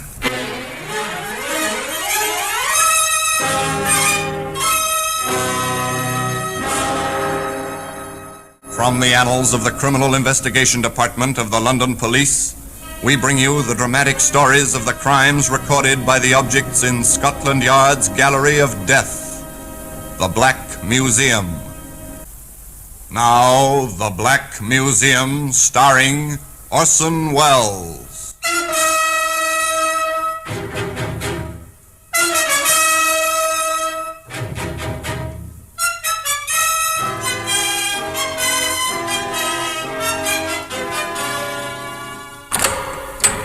Here we are, in the Black Museum, Scotland Yard's mausoleum of murder. Yes, here lies death. Here it is, preserved in objects which seem to reflect the horror of the crimes in which they once played their part. Here's an arrow, full-feathered, tapered, cleanly steel-tipped. It's a graceful object made for flight and skill in an ancient art. Even in the act which brought it here, this weapon was thwarted. No arching bow sent it on its way. A powerful hand thrust sharply in the dark.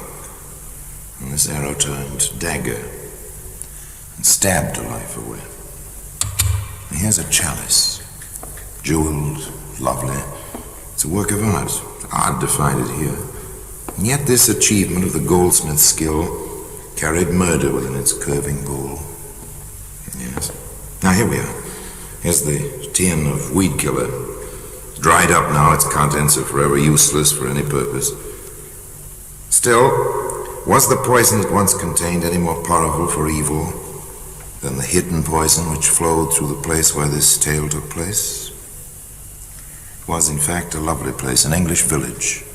Its single street strung like a hammock between two hills, on one of which stand the remains of an ancient Norman castle. An ideal place to live, one would say, as John Ashley very often said to his wife Helen and his daughter Joy. Remember, Helen, how we used to wish for a life like this when we were struggling in London? Before you came to us, Joy, my dear. I remember. You've accomplished it for us, John. You may clear the table, Sarah. Very well, ma'am. From all the stories you've told, Dad, I'll never marry a young lawyer. Oh, you might do worse. You might do worse at that. Oh! What's the matter, Helen? Oh, that pain again, John. Oh, it'll pass. As soon as I've had some tea. I wish you'd see Dr. Gordon about this, Helen. It worries me. Oh, yes, a very nice place to live. And a nice family in the house on the slope of the hill. An occasional complaint, of course. Even an occasional disagreement, but everything quite normal. Except to certain people in the village below. Why he won't let his wife join our garden club, I never understand. Never. And she does exactly as he tells her. And the way she's under his thumb, no woman would permit it unless she was deathly afraid of something. That was Mrs. Brooks. Very interested in gardening is Mrs. Brooks. Her husband sells the gardening tools and materials locally. Very interested in better trees and flowers. I was her first friend in the village. I watched her just waste away. It must be his fault. You know, sometimes I believe he beats her. Miss Goodson, that was, a worthy soul. If she read more books, perhaps she'd have less time on her hands. As it is, she has a bit too much time on her hands. Do you know, I heard just the other day say that John Ashley... I don't doubt it, not for a minute. Wait till Martha Gordon hears of this. Well, I'd like not to believe it, but if you tell me, dear... No question, my dear, no On question. the best authority, my own eyes. If there is something to be done...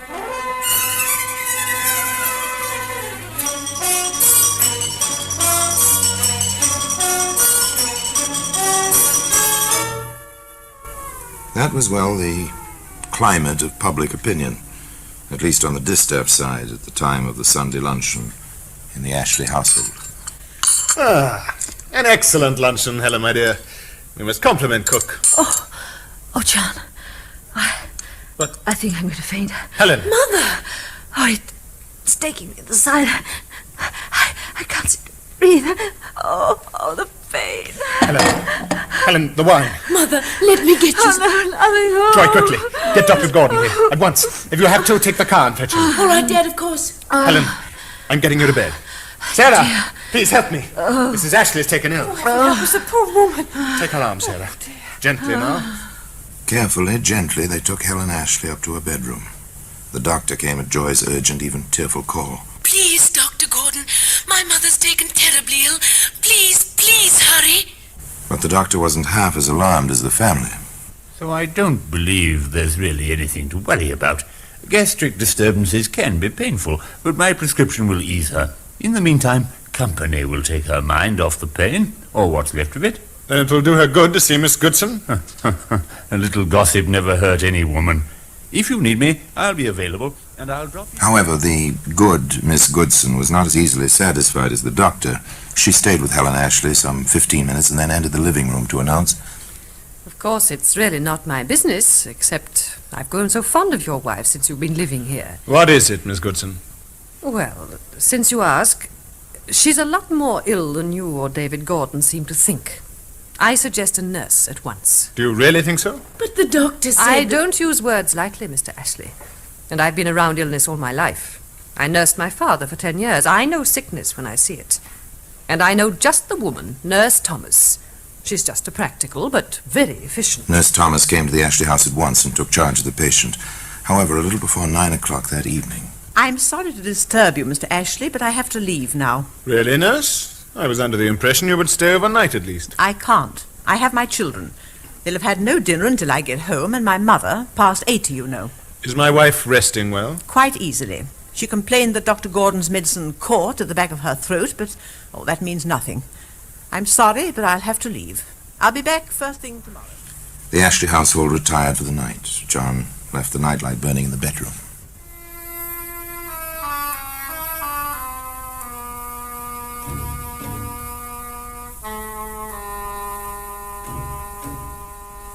At 2 a.m., John awoke and looked at his wife. Then he stumbled to the door of Joy's room and knocked. Dad! What is it? Joy, your mother is dead. Helen Ashley passed away in her sleep. There was mourning in the house on the slope of the hill. In the village below... I knew it. I told him she was desperately ill. I told him. It's too bad. Such a nice little person. So sweet. How could she have married that man? I hope they find him out. Never even a civil good day to a person. Do you really suppose there is something suspicious? I wouldn't put it past him. Why, Nurse Thomas says...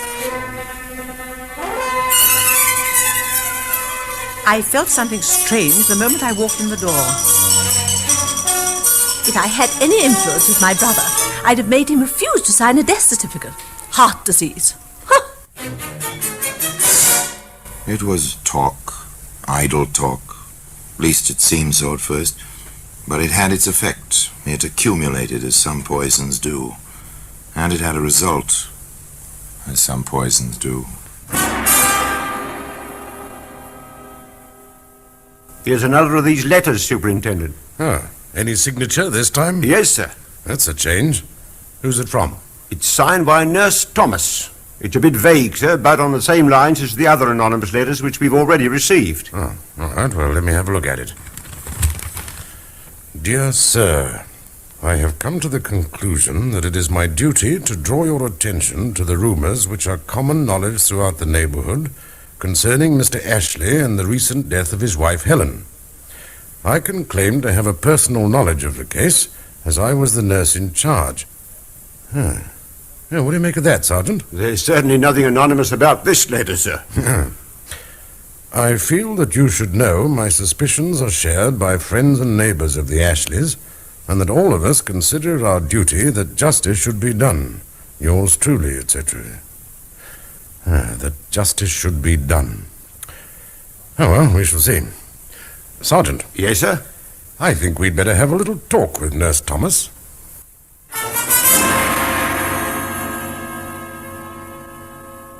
So you believe, Nurse, that the police ought to look into this? I certainly do.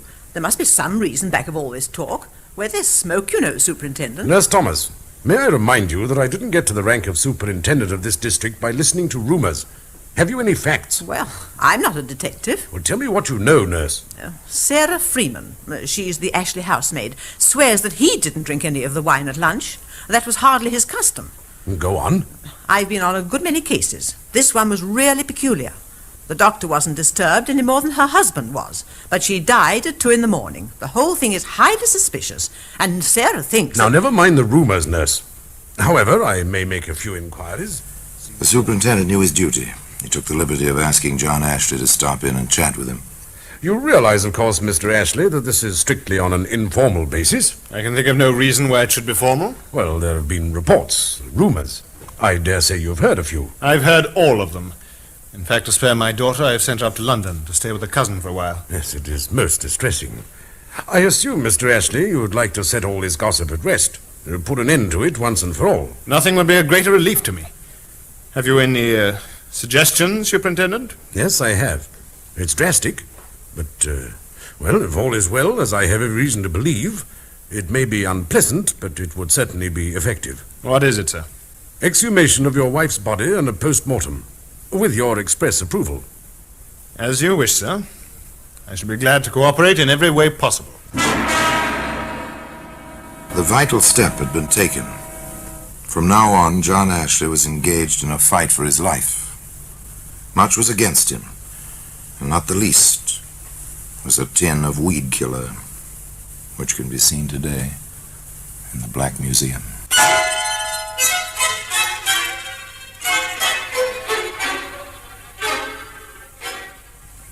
They did not permit Helen Ashley to rest for long. The exhumation order was signed and the post-mortem proceeded. Shortly thereafter, a coroner's inquest was held. The jury were all natives of the district, of course, all of them with some contact with the rumors which seemed to grow wilder and more frequent as the secrecy continued. There were 3 witnesses at the inquest. First, Dr. David Gordon himself. Yes, I performed the post-mortem and the subsequent analyses. What did he find? My findings were confirmed by the analyst for the Home Office, to whom I transmitted them through the Superintendent of Police, together with the necessary items for his own tests. And the report, Doctor? Helen Ashley's body contained 18 milligrams of arsenic, sufficient indeed to cause death. Mr. Brooks, purveyor of gardening tools and materials, being away on a business trip, Mrs. Brooks took the witness stand. Yes, when my husband is away, I run the business. I'm completely familiar with all his records. Oh, you are you? What about it? Well, less than 2 years ago, we sold a tin of weed killer to Mr. Ashley. The brand was that type which contains arsenic.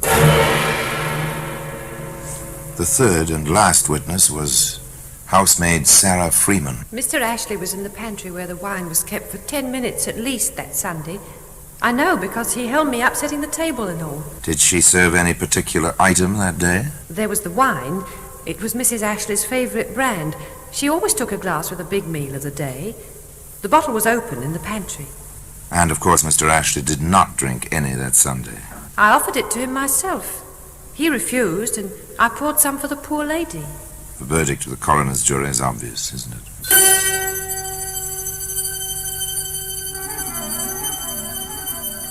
Well, here's a pretty kettle of fish.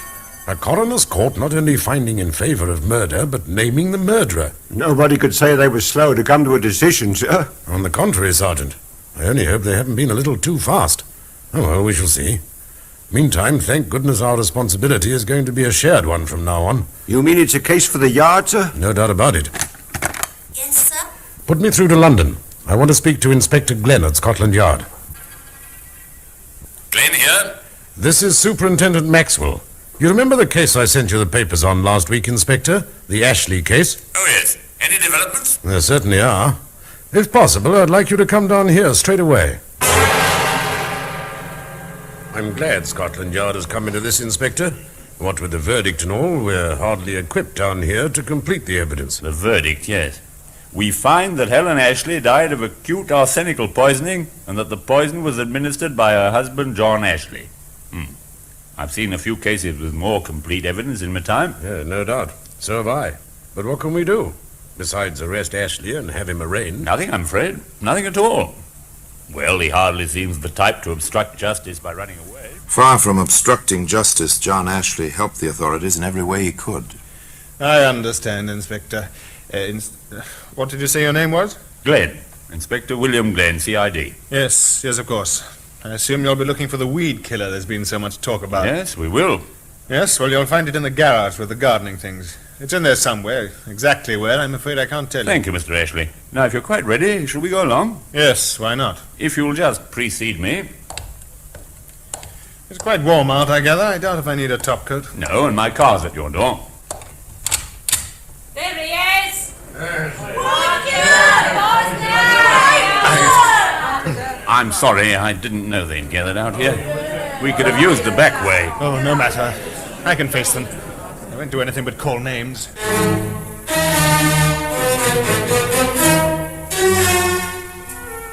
John Ashley was formally charged the next morning and held for the next assizes. The case for the Crown was not remarkable for its completeness. Inspector Glenn was a witness. The defendant admitted possessing the weed killer. In fact, he helped us to find it in his garage. Have you uncovered any evidence, Inspector, to indicate that my client did, in fact, administer the poison? Poison's almost always given in secret. One rarely has a witness to the fact. Dr. Gordon repeated his testimony at the coroner's inquest. There was no cross-examination. Sarah Freeman, on the other hand, was the subject of quite intense questioning by the defense. Why did you find it worthy of remark that Mr. Ashley spent some time in your pantry? I'd never known him to be in there before. I say to you that almost every Sunday before luncheon, he did go into the pantry from the garden to wash his hands. No, he didn't. Many times. No, he always went upstairs. I submit to you that it was a long way to the bathroom upstairs. Not very. Do you realize that Mr. Ashley is in peril of his life? Yes, sir, I do. And you stand here swearing that it was unusual for him to use the pantry to wash his hands? Yes, sir, I do. Sarah Freeman, are you telling the truth? I swore on a Bible, sir. Are you telling the truth? Yes, sir, I am. No further questions. Next in the parade of witnesses was Nurse Thomas. She told her story, her experience, and her suspicions. Once again, counsel for the defense took over. You are a practical nurse, is that correct? I am. You are not registered. Your training has not been formal. I know my job. Answer the question. I know my job. But you are not a registered nurse. I am a practical nurse. When you left the Ashley house at 9 o'clock, were you satisfied that the patient was in no danger? I had to go home. If you felt she was in danger, would you have gone? I had to go home. For personal reasons? My mother is past 80. My children needed their dinner. I suggest to you, Mrs. Thomas, that a registered nurse would not have left. I know my job. Then you were satisfied that the patient was in no danger? I had to leave. I told Mr. Ashley. Did the patient complain to you about the medicine? She complained to the maid. The maid told me. What did you do about it? I tasted it myself. Did the medicine affect you? Not at all. What was the dose? 2 teaspoonfuls and a little water 3 times a day. Did you give the medicine before you left? I did. And you were satisfied there was no danger to the patient? I had to go when I did. Very well. You had to go when you did. That is all. The stubbornness, the slight irregularities in behavior of this nurse seemed to be having their effect on the jury. There was a feeling of impatience, even of doubt, in the courtroom as counsel for the defense called Miss Joy Ashley, please. The girl, quiet, composed, took the stand in her father's defense. Miss Ashley, I know you realize that your father is on trial here for his life. I do. Can you say without reservation that you're going to tell the absolute truth? Yes, sir, I am. If you had any doubt of his innocence, what would you do? Tell the truth. My mother is dead. If I thought for a moment that my father had done it, even then I would tell the truth. Very well. Now then, the three of you had luncheon together that day. We did? At the same time, from the same main dishes? Yes, sir. There has been some doubt cast on the contents of a certain bottle of wine. Your former housemaid has testified that the bottle was nearly empty at the end of the meal, that she threw the bottle away. Was this common practice, do you know? It was. I see. Now then, what do you recall concerning the serving of that wine that day? Sarah, the maid, offered it to my father first, as she always did. Did he accept it? No, he did not. What did the maid do next? She offered it to my mother. Mother took some. And then? Then Sarah offered it to me. I let her fill my glass. It was excellent. I asked for some more. I remember Mother expressing her surprise that I should drink 2 glasses of wine. Thank you, Miss Ashley. That is all. It was dramatically staged. The Crown had no questions for Joy Ashley. The defense rested. After a brief recess, he began his summation. Quickly, he reviewed the evidence as presented, never denying the fact that Helen Ashley had died of arsenical poisoning. But he did conclude. We have made no attempt to deny the scientific facts of this case. But I suggest to you, ladies and gentlemen of the jury, that at no time has my client's behavior even suggested guilt. More, I suggest that at no point has my honored colleague proved motive, much less the actual administration of the lethal dose. And I go on to suggest that there exists a reasonable doubt concerning my client's guilt in this matter. He has pleaded not guilty. I suggest that not guilty is the only proper verdict in the case of the Crown versus John Ashley. The jury was out for 3 hours. The verdict was brief. We find the prisoner not guilty. John Ashley was a free man. But one thing he never learned, not to the day of his death, that privately the jury sent this message in writing to the judge who presided at the trial. We are satisfied on the evidence that Helen Ashley received a dangerous dose of arsenic on Sunday, July 16th, but we are not satisfied that it was the immediate cause of her death. Nor does the evidence satisfy us concerning how or by whom this arsenic was administered. We cannot take a man's life when reasonable doubt such as this exists in our minds. We have therefore returned the verdict, not guilty. And still today, that tin of weed killer has its place in the Black Museum.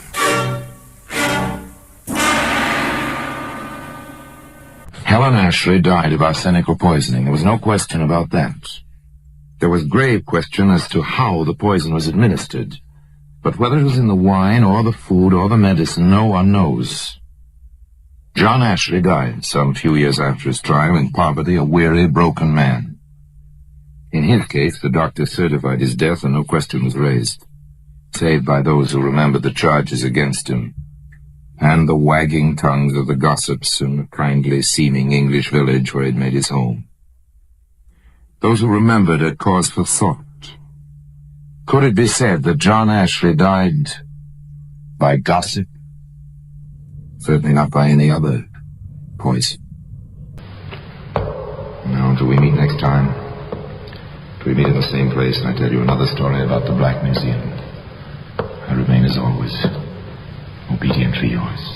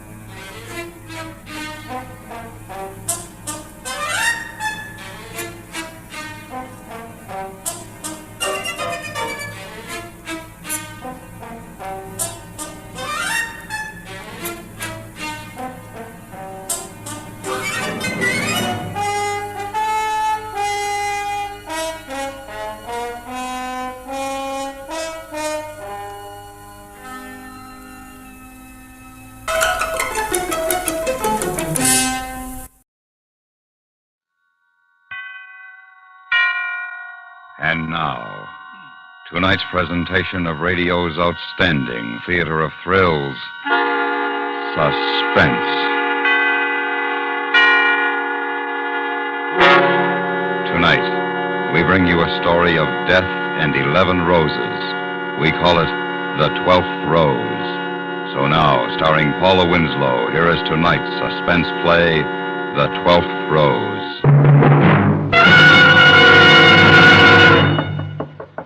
Miss Robbins. It's the maid, Miss Robbins.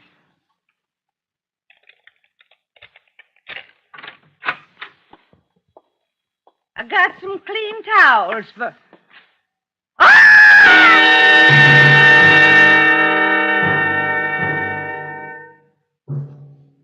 The place, New York City. The time, 12:15 p.m. Dolores Robbins had been young and pretty. The details of her murder were not. The sprawled position of her body and the instrument of murder indicated that the act had not been premeditated. A dozen roses were in the apartment, 11 of them in a large vase near the body.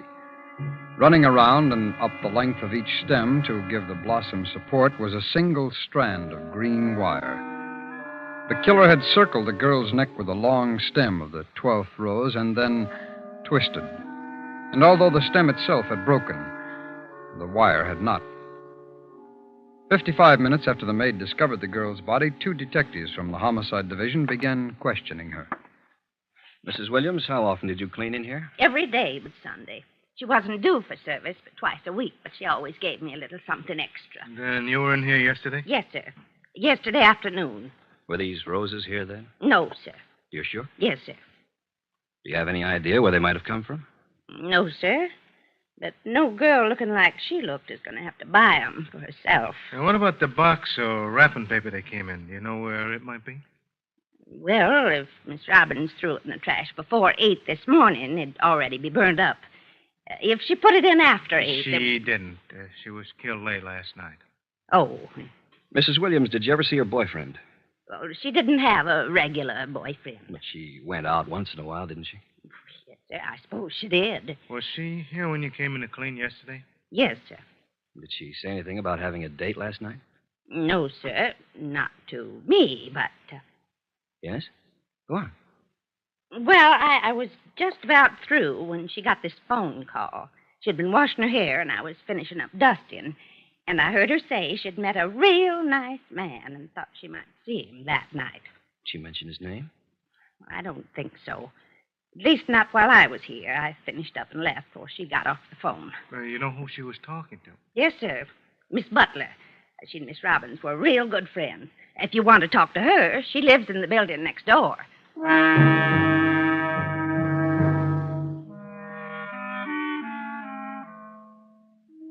Mildred Butler confirmed the maid's statements. She remembered the telephone conversation that she had had with the Robbins girl. She remembered the victim telling her about a man she had met the night before. Miss Robbins had not said where or under what circumstances they had met, but she had indicated that she would see him later that evening. When asked if she'd been told the man's name, the Butler girl replied that she had. It was Carl Owens. The 2 detectives returned to the victim's apartment. Pete, you ever buy roses for your wife? 2 girls in high school? Are you kidding? You know anything about them? Sure. Some are red and some are yellow. When I was a kid, Pete, my folks had a greenhouse. They used to raise them. All kinds. These are just average. How can you tell? Well, look at the stems. They're wired to keep them from drooping. Now, a good rose, you don't have to wire the stems. They'll stand up straight for days. What do you call these, you know? Yeah, happiness. What are you, a detective? You really think we got a chance of getting them, Lou? If we're lucky, and if Owens is his right name. Lab boys didn't find any good prints. We might not need them. Huh? We'll just locate every Carl Owens between 20 and 40 who works or lives here in this area. Some of them will be eliminated automatically. Those that aren't, we'll consider possible suspects. And then, Pete, if we're still lucky, we'll get someone to identify the killer. Yeah, but nobody saw him. Oh, you're wrong, Pete. Somebody did. Yeah? Who? The florist that sold him these roses. Suppose the florist doesn't remember. Well, the way the papers are going to play this one up, he'll remember. There's just one thing. Yeah? Suppose the killer is thinking like we are. How do you mean? Suppose the killer remembers the florist.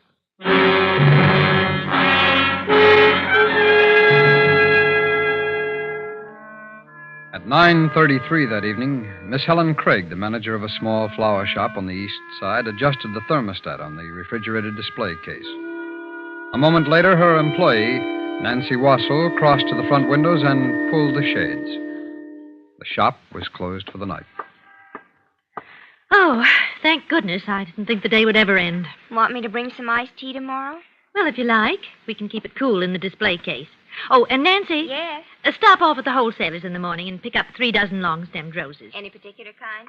You'd better get, Happiness. I sold the last of them while you were out yesterday. Is that all we need? Until Monday. You can tell Mr. Leeds I'll see him then.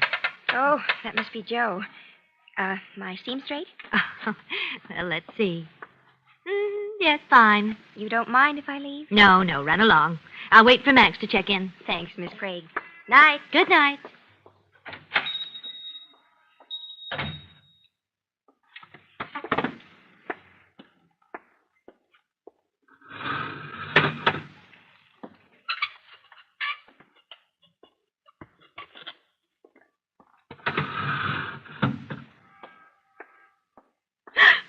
Good evening. Oh, my. You gave me a fright. I didn't hear you come in. You had your head in that showcase. Why, aren't you the gentleman I waited on yesterday afternoon? That selected the roses? Oh, you do remember me then? Oh, yes. Yes, of course. I wasn't sure you would. Oh, well, it'd be hard to forget it. Yes? Go on. Well, you're tall and... Oh, please. Now you're embarrassing me. I'm sorry. I didn't mean to. You all alone here? Why, yes, I was just getting ready to leave. Why? Just curious. Were you going right home? Or was someone coming to meet you here? Well, really, Mr. Johnson. Bill Johnson, Miss Craig. Oh, you know my name? Well, how does that happen? It was printed on the receipt you gave me. Helen Craig, manager. You're too attractive to be a manager. Oh, please. No, really. I think you are. Now, Mr. Johnson, it's taken me a good many years to get used to this face. And now that I am, I resent anyone insulting my intelligence by trying to flatter me. Oh, you've got a temper, too. Well, I'm sorry. No, don't apologize. I like a woman to have a little fight in her. Makes her much more interesting.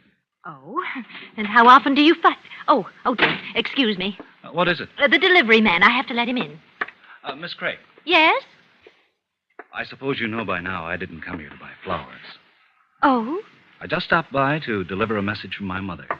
Your Yes. She wanted you to know how much she liked the roses. Oh, well, now I am flattered. But I thought, Yes? What did you think? well, when a gentleman buys roses, they're usually for a young lady. The only girl I've got's my mother. She's in the hospital. That's where the roses went. Well, I've got to go. Oh, please stop in again, Mr. Johnson. That's a promise, Miss Craig. I'll see you real soon.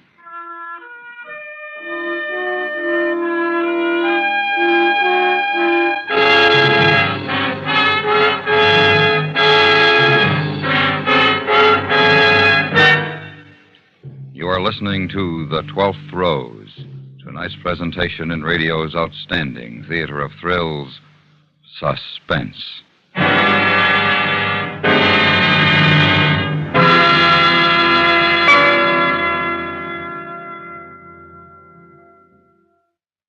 Tomorrow night, a self-styled tycoon sets himself up as an energetic but not exactly legal stockbroker. For a while, business booms. But once the FBI in peace and war get on his trail, the shady operator discovers that the bottom has fallen out of his market. Don't miss a thrill. Don't miss a moment of the next exciting episode of the FBI in peace and war over most of these same stations tomorrow night. And now we bring back to our Hollywood soundstage Miss Paula Winslow, starring in tonight's production, The 12th Rose, a tale well calculated to keep you in suspense.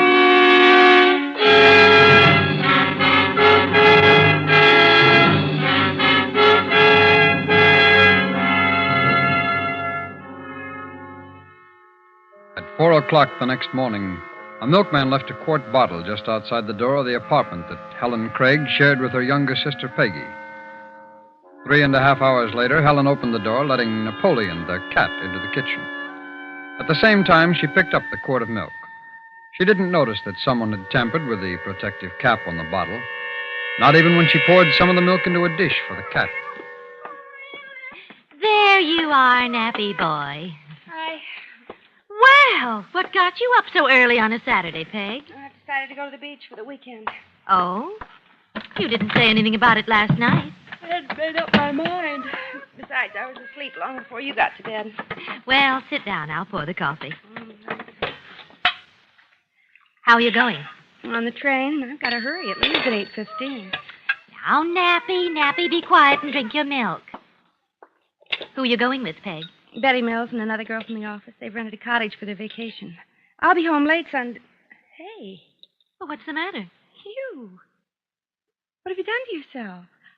Oh, well, nothing much. I just used a little rinse on my hair and sort of combed it over on the side. So that's what you were doing last night. It looks awful, doesn't Oh, it? no. Oh, I like it, Helen. Really. Who is he? Who do you mean? You know who I mean. The man you've met. The one that's fixing up bits for. What's his name? How'd you meet him? Well, his name is Johnson. He came into the shop for the first time day before yesterday to buy some roses. And then last night he came back to tell me how much his mother liked them. Oh, that's a likely story. When are you going to see him again? Well, I don't know for sure, but when he left last night, he said it would be soon. Oh, I hope. Napoleon, for heaven's... Oh, and something's wrong with him. What? Nappy! He's sick. Well, he was all right a minute ago. Well, he's not now. Look at him. Oh, get a blanket, Peg, and call a cab. I'll take him to the vet's.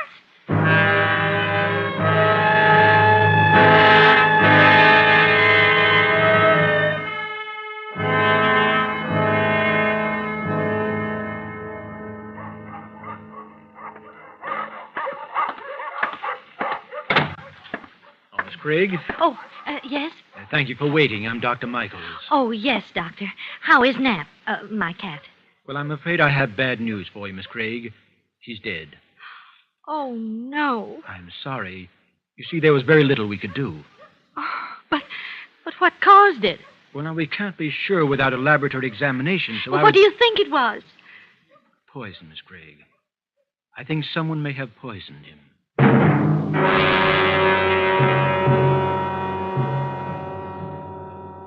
By checking through the Records Bureau, DMV, various credit bureaus, state employment agencies, and finally by referring to the Manhattan telephone directory, Detectives Clymore and Carver located over 40 men with the name of Carl Owens. Of this number, 9 could be classified as suspects in the murder of Dolores Robbins. They did not contact these men directly, but they did make some discreet inquiries. Their next step, locate the florist who had sold one of them the roses found in the dead girl's apartment. Time, 9:20. Helen Craig arrived at the flower shop. Miss Craig, have you seen the papers? Did you read about it? About what, Nancy? The rose murder. The what? Well, the girl that was choked to death with a happiness rose. The murderer bought some roses for this girl day before yesterday, and when she took him to her apartment, he choked her to death. Isn't it the most exciting thing you've heard? Oh, please, Nancy, I'm not in the mood. But he could have bought those roses here. I'm sure he didn't. Well, how do you know? Didn't you sell a dozen of those roses while I was out that afternoon? Yes. To a man? Yes, to a man. Well? Before you let your imagination run away with you, I happen to know he bought them for his mother. Oh. Has anyone called me this morning? Only Max. He'll be a few minutes late. Something wrong with the truck. Oh, and I got the roses. They're in the display case. Oh, thank you. I'll be out to wire them in a minute. The roses the murderer bought were wired. Does everyone wire the stems the same way? Nancy, please. I'm depressed enough without having to listen to a second-hand account of a cheap murder. I'm sorry. I just thought you'd be interested. Well, I'm not. And if you haven't anything to do back here, I'd appreciate it if you'd leave me alone. Miss Craig, what is it? Well, Oh, dear, this is silly of me. You remember our cat, Napoleon? Yes. Well, he's dead. The vet thinks somebody poisoned him. Oh, no. Of course, he's not sure yet, but if he was poisoned, I'm going to find the person that gave it to him. He'll wish he hadn't. I'll get it. Madison Flower Shop. Yes, she is. Would you like to speak? Hello? Hello? That's funny. Wrong number? No. He asked if you were here, and I told him you were. He hung up. Carl Owens had arrived at his office in the chemical industries warehouse at 9:30 that morning. He was rather pleased with himself. He had encountered no difficulty in putting a certain tasteless poison in the Craig woman's milk bottle. He knew now, after making the phone call, that she had not touched the milk. But she would, in time. And he was sure he had plenty of time. Mr. Owens. Carl, what have you been up to? What? Who is this? Janet, honey, in personnel. Oh, Jan. Mr. Hall received a phone call from somebody a few minutes ago, and whoever it was sure asked a lot of questions about you. Oh? Like what? Well, I couldn't hear everything Mr. Hall said, but I did hear him give out your address. My address? Mm-hmm. What'd you do, honey? Apply for credit somewhere? Carl? Oh, yeah, I was going to get something on time, but I've changed my mind.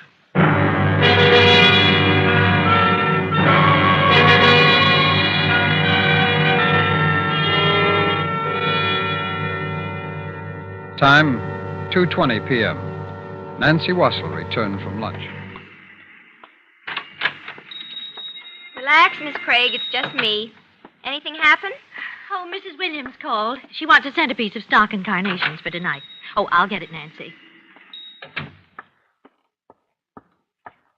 Oh, good afternoon. Good afternoon. Say, these roses here in the case, the ones with their stems wired, they're called happiness, aren't they? Yes, that's right. Very nice. And these here are marguerites, huh? I haven't seen any of those in several years. Well, would you care to... No, I'm here on business. My name's Carver, police. Here's my identification. Oh, yes, Lieutenant. Is there anyone else working here who sells the flowers? Only my assistant, Miss Wassell. Would you call her, please? Why, surely. Oh, Nancy, would you come out here, please? Coming. This won't take very long, miss. Just a couple of questions. Nancy, this is Lieutenant Carver from the police. Good afternoon. Oh, I'll bet you hear about that murder. Yes, that's right. I read about it in the papers.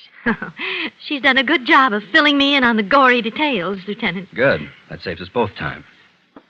Now, do either of you remember selling a dozen of the happiness roses to a man day before yesterday, probably in the afternoon? I didn't sell any that day, but Miss Craig did. Oh? Do you have a record of that transaction, Miss Craig? Why, no, it was cash. Could you identify the man if necessary? Yes, but I know he isn't the one you're looking for. What makes you so certain? Is he a regular customer? Well, no, he's not. Well, does he have an account here? No. Do you happen to know his address? Well, no, but those roses were for his mother. She's in the hospital. I see. You had them delivered, I suppose? No, Mr. Johnson took them himself. Johnson? Yes, that's his name, Bill Johnson. Well, that ends that. For a minute there, I thought we had something. Now, no one else bought any that afternoon. No. Now, be very sure. Your life may depend on it. Why do you say that, Lieutenant? I don't want to frighten you, miss, but the florist that sold those roses is the only person that could identify the killer. Oh, and with the florist out of the way... Well, I won't take up any more of your time. Thank you for your cooperation. You're quite welcome. Miss Craig? Yes? May I buy one of those happiness roses? Oh, well, you can't buy it, Lieutenant. But I'd be very glad to let you have one. Thank you very much. When you have time, stop in again, Lieutenant. I'd like to. Good afternoon. Good afternoon. Well, what a charming gentleman. Oh, I'll get it. You didn't tell me you knew the man that bought those roses. I don't tell you everything, Nancy. Madison Flower Shop. Miss Craig, please. Speaking. Oh, Dr. Michaels, Miss Craig. I had the laboratory report on your cat. Oh, yes, Doctor. He was definitely poisoned. Oh, I see. Do you know how the poison was given to him? Yes, it was in milk. What? It was given to him in milk. Oh, but that's impossible. I gave him his milk this morning. Are you sure? I'm positive. It was a fresh bottle. I brought it in from the hall and poured some of it into his dish. Did you drink any of it yourself? Miss Craig? No. Well, if there is poison in that milk, I know, Doctor. If there is, It wasn't meant for Napoleon.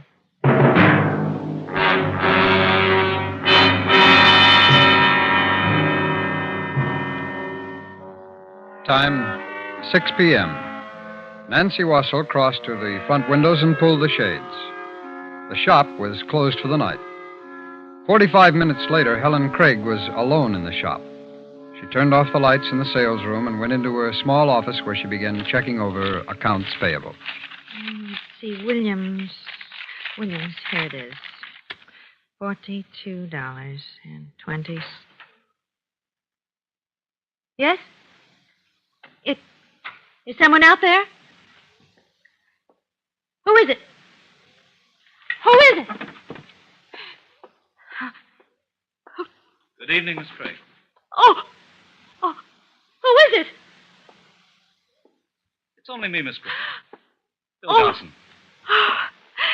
Oh, Mr. Johnson. Oh, you gave me such a fright. Oh, wait, I'll turn on the light. No. What? But why not? Well, I haven't been home all day. I'm dirty and tired, and I'd rather you didn't see me when I'm not looking my best. Oh, really, Mr. Johnson? But all right, I'll let you have your way this once. Are you alone here? Yes. You expecting anyone? No, not tonight. Nancy had a date with her boyfriend, and Max has gone home to his family. Well, what are you doing working here so late? Oh, trying to catch up on my paperwork. Mr. Johnson, are you hungry? What? Have you had anything to eat? Well, no, why? Because I'm starved. I had Miss Wassell go down to the delicatessen for a couple of sandwiches this afternoon, and I thought you might like to share them with me. I hate eating by myself. Would you like one? Sure. Oh, good. They're here in the display case. It makes a wonderful refrigerator, too. Now, let me see. There's a chicken and a ham. Which do you want? Oh, I don't know. Ham's okay. Well, here we are.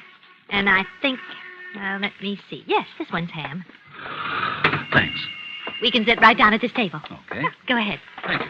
Oh, I almost forgot something to drink. We've had iced tea in these glasses, but they're clean. Here, would you hold it while I pour the milk? Oh, sure. Thanks. It's perfectly fresh. Nancy brought it back with the sandwiches. Well, now then. Is it good? Mm-hmm. I'm so glad you could stop by. I do hate eating alone. Yeah, me too. That milk's nice and cold. You have any unusual visitors here today? Unusual visitors? No. You sure? Quite sure, Mr. Johnson. Why? Oh, I just wondered. A couple of funny things happened today. I didn't go home on account of... Well, what's the matter, Mr. Johnson? I thought you were hungry. Why, I am. You're not eating. Oh, I will. It's just that, well, it isn't often that I get to eat with a gentleman. I enjoy watching you. You lead a pretty dull life here, don't you? Oh, I suppose, by some standards. Seems to me you really don't have much to live for. Well, I wouldn't go so far as to say that. Oh. Mr. Johnson, are you all right? Yeah. Just a little cramp. Well, you're probably eating too fast. You see, a person goes a while without eating, and then they gulp their food down. It isn't good for you. It isn't from... Oh, you poor man. Here, take another swallow of milk. I can't. Mr. Johnson, what is it? I don't know. Don't you? Well, I do. What? I lied to you. The milk is fresh, but it didn't come from the delicatessen. What are you talking about? It came from my apartment. It was the milk that was delivered this morning. No. No, you're lying. Am I? Am I, Mr. Owen? I'll kill you. I'll kill you.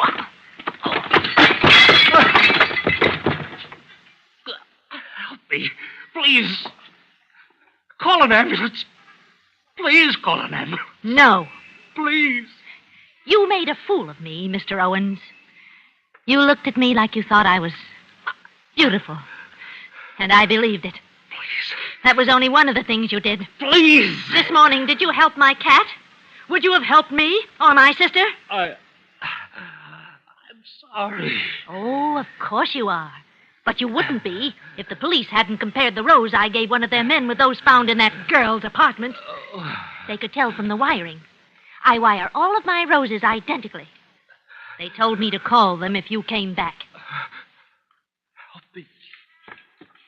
Please help me.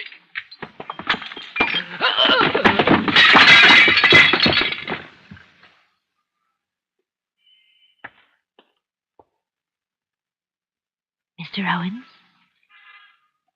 Mr. Owens?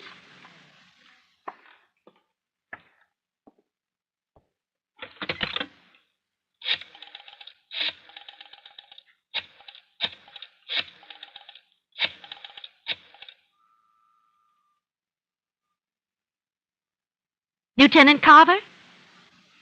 Lieutenant, this is Miss Craig at the flower shop.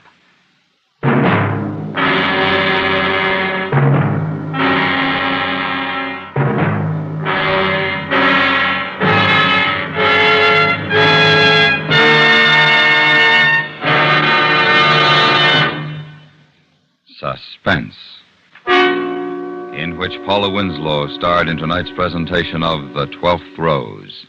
Next week, the story of a hired killer who had a deadline to meet. We call it A Matter of Timing. That's next week on Suspense.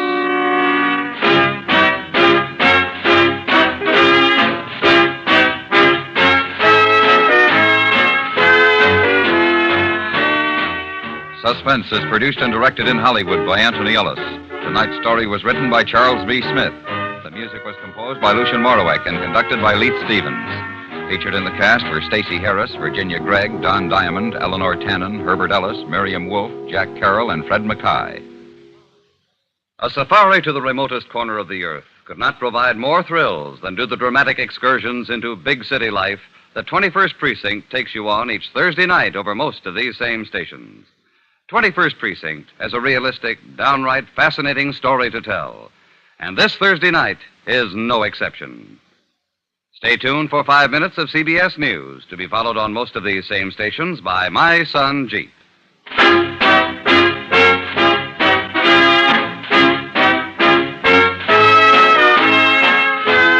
America listens most to the CBS Radio Network.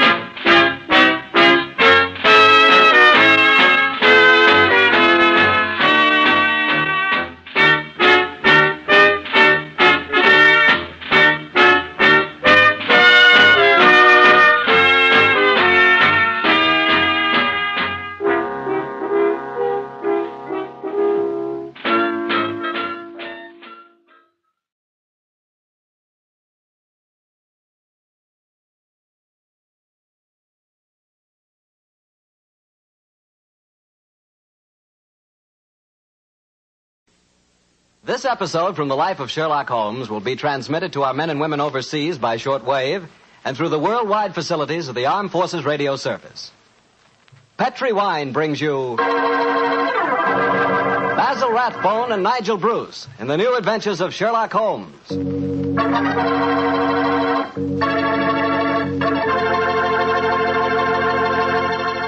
The Petri family, the family that took time to bring you good wine, invites you to listen to Dr. Watson tell us another exciting story about his good friend, that master detective, Sherlock Holmes.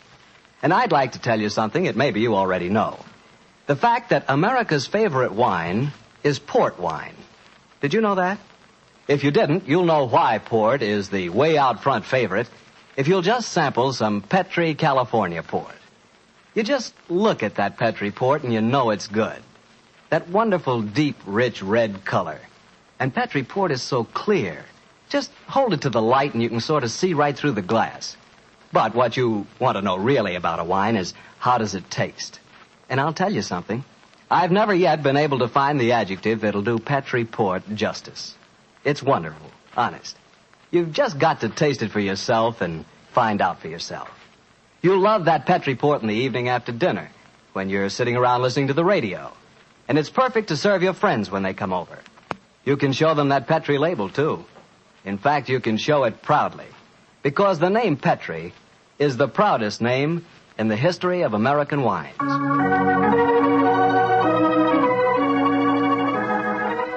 And now for our weekly doctor's visit. Let's see. No, Mr. Bartell. Don't say let's see if he's expecting us. You know I always expect you at this time on Monday evenings, my boy. So draw up your usual chair and settle down. Thanks, Doctor. That's it. All alone this evening, Doctor? Where are the puppies? Out on the patio. They had a most unfortunate encounter with a dead seal on the beach this afternoon. In consequence, they're a little malodorous, shall we say. In that case, Doctor, perhaps we'd better change the subject. So, suppose I ask you about tonight's new Sherlock Holmes adventure. Well, my boy, as I told you last week, the story took place in the foul alleyways of Limehouse. It was there on a foggy December evening in 1890 that my story began. An old friend and patient of mine, Isa Whitney, had disappeared, and his distraught wife had come to me for help. Knowing the man to be the victim of the shocking habit of taking opium, I suspected that I might find him in one of the vile dens inhabited by the dregs of the waterfront. And so, Mr. Bartell, about 5 o'clock on that December evening, I began my search. After an hour of fruitless wanderings, I found myself in a vile alley called Upper Swandam Lane. I could hear the distant moans of the riverboats as I walked, eyes alert, and hand on the revolver in my coat pocket.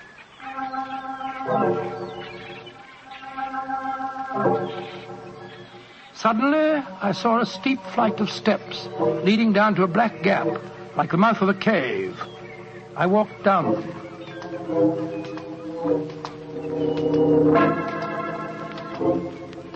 The steps were worn hollow in the center by the ceaseless tread of stumbling feet. I reached the bottom. A door faced me, and above it, a flickering oil lamp winked warnings at me. I found the latch and lifted it. The door squeaked open protestingly. And I entered.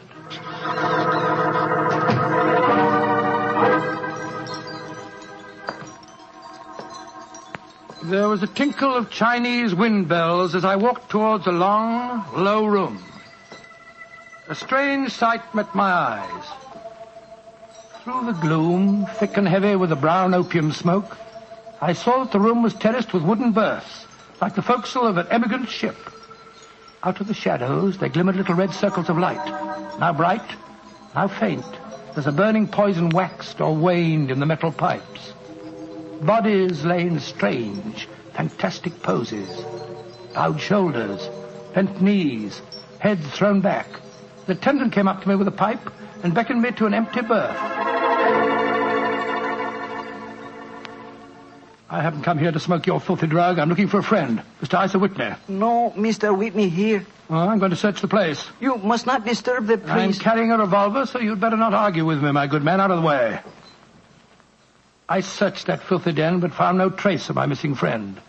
As I was leaving in despair, a long shaking hand reached out and plucked at my sleeve.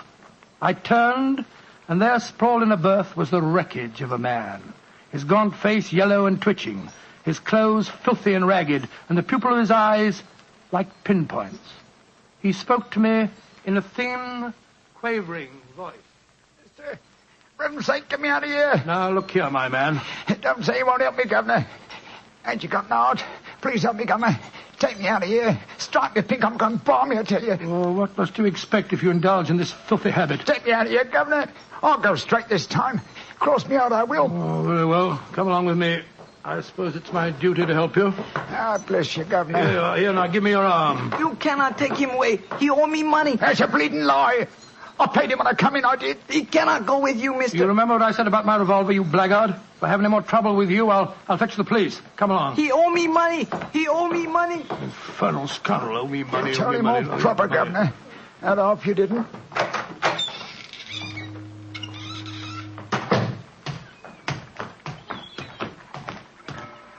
Now, look here, my good man. I'll give you a square meal, some advice, and some medical attention. But the rest... Never mind the advice, Watson, but I'll take you up on that square meal.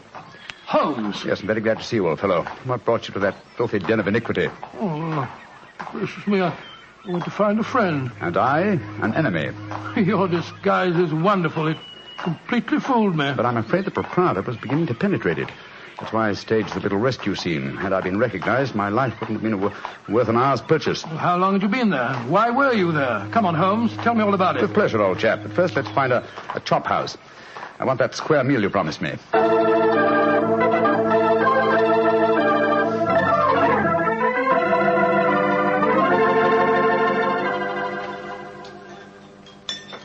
An excellent meal, Watson. Yes, they're surprisingly good for such a shoddy-looking place. Well, Holmes, now perhaps you'll tell me what you were doing in that opium den. I've already told you my story. I'm shadowing a most unusual criminal. A man who haunts the opium dens. Yet I know that he himself is not an addict. Well, I don't see anything very criminal about that. He might be looking for a thrill, or perhaps he's one of those writer fellows or something. But this man pretends to be an addict. I've watched him closely. He fakes his smoking, and grease paint has enabled him to simulate the characteristic pallor of a drug victim.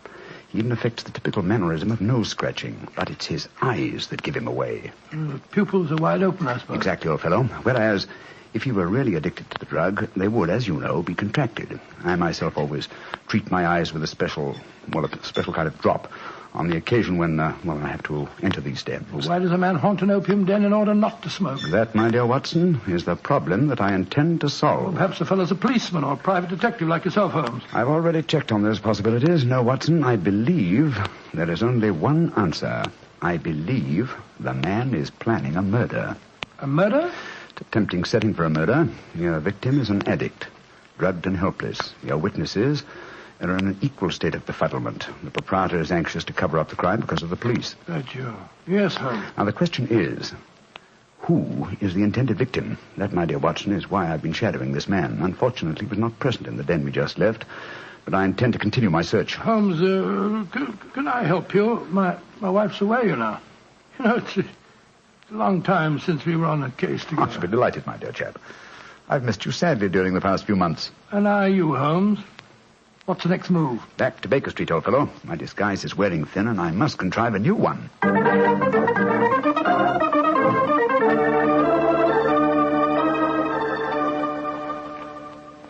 New disguise, eh? Well, which one shall it be, Watson? Well, how about the old flour cellar? I love that one. Well, it's pretty impressive, aren't it? Oh, no, my dear fellow, no. Hardly appropriate for an opium den. In any case, the clothes are so wretchedly uncomfortable. Well, how about the music hall singer? Oh, that chap, yes. Oh, I don't want to be beside the seaside. Oh, I don't want to be beside the sea. I don't want to stroll along the prom, where the brass band plays tiddly-um. Oh, confound it. Who can that be? You weren't expecting anyone, were you? No. This is just like the old days. The doorbell ringing, Mrs. Hudson toddling off and bringing up some poor devil in trouble and... You say that rather wistfully, old fellow. Don't tell me that you repent of marriage. No, of course not, Holmes. Mary's a perfect darling, and I couldn't be happier. Just the same. It's rather fun to be back here again. Come in. Yes, Mrs. Hudson? It's a gentleman, sir. He gave me this card. Says he's very anxious to see you. Wayne J. Layton, President, Layton Corporation, Chicago, United States. Ask him to come up, will you, Mrs. Hudson? Aye, sir. Well, it's quite the cold times to see you back here, Dr. Watson. That's just what I was saying myself, Mrs. Hudson. Mr. Layton has scribbled a message on the back of his card.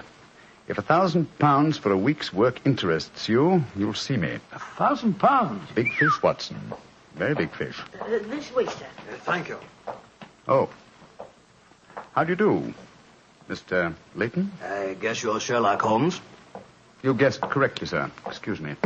Oh, Mrs. Hudson, just a moment, Mrs. Hudson. Aye, Mr. Holmes. Sit down, won't you, Slayton? My name's Watson, Dr. Watson. I'm Sherlock Holmes' colleague. Yes, I've heard about you, too. Like a cigar, Doctor? It's a good one. Set me back 3 shillings. Oh, 3 shillings. Oh, thank you. That's very nice, sir. Just put one. Oh, I see you introduced yourself. Splendid. And now, Mr. Leighton, may I ask what brings you here? I'll talk fast and to the point. I'm a businessman. I like to do things in a business way. I have a chance to control the guano deposits of the Republic of San Pedro. Their minister will be in London tomorrow, and if it weren't for one thing, I know that I could swing the deal and get the concession. And what is that one thing, Mr. Leighton? The deal is secret, see? I thought no one knew about it, but when I got here, I found out that my biggest business rival has gotten wind of what's going on. He's an Englishman. I've never met him, but he's right here in London. Now, I'm not going to tell you his name. Not until you give me your word that you'll work for me. Just what you wish me to do, Mr. Leighton. Get this rival of mine and keep him out of circulation for a week. I don't care how you do it, and I won't ask. In a week's time, I'll give you the other half of this 500 pounds I brought with me. Oh, good Scott. What kind of a Watson, detective give do you... Mr. Leighton his hat and gloves. That's it. Thanks, old fellow. Goodbye, sir.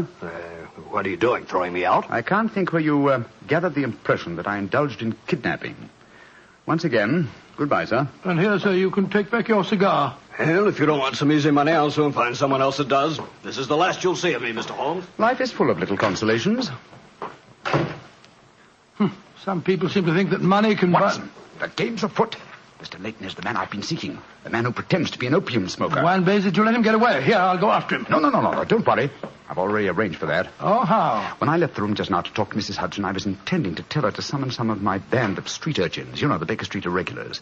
When she informed me that half a dozen of them were in the kitchen at this very moment, partaking of one of her incomparable steak and kidney pies. The rest should be obvious. You left instructions for one of them to shadow Mr. Leighton when he left here. Elementary, my dear Watson. Oh, don't tell me that Leighton back again. No, I think not. I should say that at the moment he's just about to walk out of the front door. No, I think we shall have another visitor. And judging by the commotion, the incoming and the outgoing visitors know each other and are not on the best of terms. Well, it sounds to me as if they're having a fight. Here comes Mrs. Hudson to tell us about it. Come in. Oh, Mr. Holmes, you've got another visitor. So I gathered. Mrs. Hudson, you gave my instructions to one of the boys? I did that, sir. Young Wiggins was going to follow the gentleman. Mrs. Hudson, what was all that commotion about downstairs just now? Oh, it was the 2 gentlemen shouting at each other. Him that was leaving and the one that was waiting on the doorstep. And who is our new visitor, Mrs. Hudson? Here's his card, sir. Oh, thank you. Linton Chumley, 9 Belgrave Square. Well, ask him to come up, will you, Mrs. Hudson? Very well, Mr. Holmes. Oh, one thing more. Yes, sir. Please instruct another of the Baker Street irregulars to follow this Linton Chumley when he leaves here and report to me. All right, sir. You're taking no chances, Holmes, eh? You're having this fellow shadowed, too. Leighton is a potential murderer. Of that I'm convinced. This Mr. Chumley might possibly be his intended victim. While we're talking to him, Watson, old fellow, I want you to be sure to look at the condition of his eyes. I certainly will. Come in. Oh, good evening, Mr. Chumley. Are you Mr. Sherlock Holmes? I am. This is my colleague, Dr. Watson. How do you do, sir? That was Wayne Leighton that was just left here, wasn't it? Won't you sit down, sir? Thank you. I don't want to sit down. All right. You needn't answer my question, but I know it was Leighton. I've never met him, but I've seen his picture in the newspapers. Oh, very well, then, sir. It was Wayne Leighton. I know why he came to you. He's trying to have me put out of the way while he closes that deal on the San Pedro and Guana concession. Now, look here, Holmes. You've got to be on my side. Whatever fee he offered you to dispose of me, I'll double it if you'll take care of him for a few days. Oh, dear me, this is becoming monotonous. Watson? The hat and gloves? Thank you, old chap. That's right. Good night, Mr. Chumley. Look here, Holmes. I'll treble his fee. I'll quadruple it. My dear Mr. Chumley, I have accepted no fee from Mr. Leighton. I don't propose to accept one from you. Your hat and gloves, sir? That man is out to kill me, Holmes.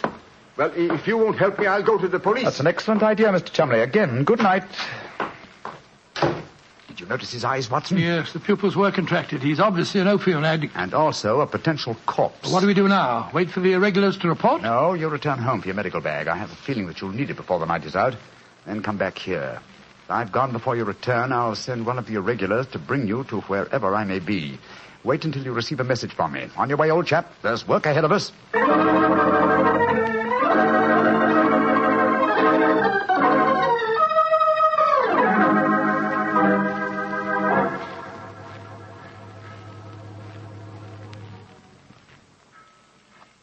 Wiggins, you're certain that this is the place that Mr. Holmes told you to bring me to? Oh, yes, Dr. Watson. The corner of Swanham Line and Brixton Street, Mr. Holmes said. Yeah, well, this is the spot, all right. I don't see any sign of him. Hello? This old woman coming towards us. So that's the disguise he chose. Oh, spare me a few coppers, will you, mister? My feet hurt something awful, and I ain't had a bite of food all day. No, you don't, Holmes. You can't fool me this time. As a matter of fact, your makeup isn't very convincing.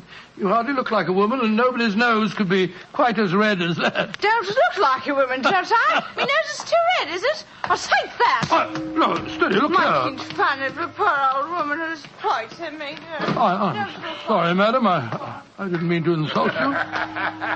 Well, matey, she gave you a bit of what for, all right, didn't she? Box your ears. No mistake about it. You mind your own business. And anyhow, why aren't you aboard your ship at this time of night? Because I'm not a sailor, Watson. It's Mr. Holmes. Great heavens, Holmes. I wish you wouldn't confuse me like this.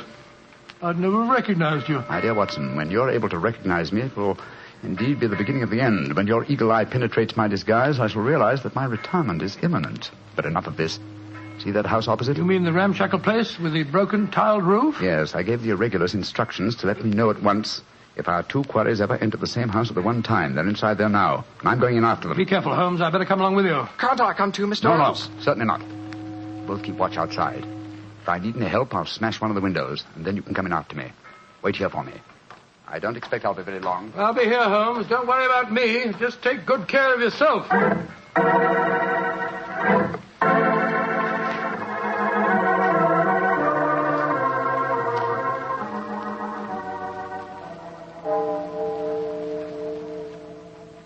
It's 1 o'clock, Doctor. Yes, I know, Wiggins. He's been in there half an hour. I'm beginning to get worried. Start going off, No, Wiggins. You know Mr. Holmes. When he gives orders, he likes them. There's the signal for help. Keep watching the house, Wiggins. I'll be out in 5 minutes. Go for the police. Right, you are, sir. All right, Holmes, all right. I'm coming.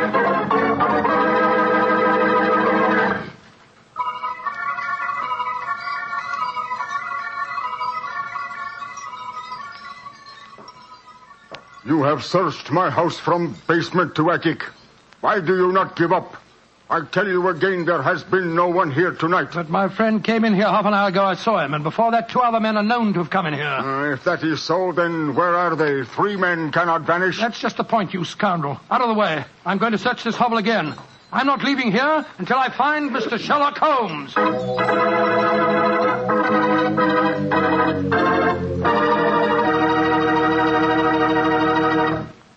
You'll hear the rest of Dr. Watson's story in just a second.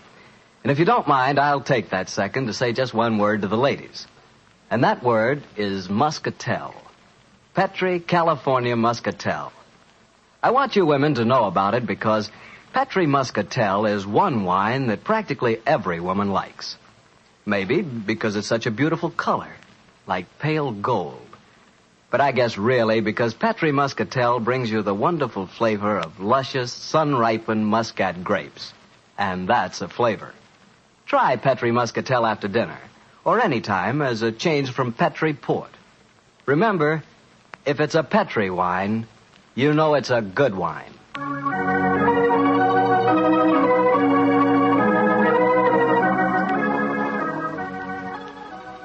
And now back to Dr. Watson and tonight's story, The Eyes of Mr. Layton.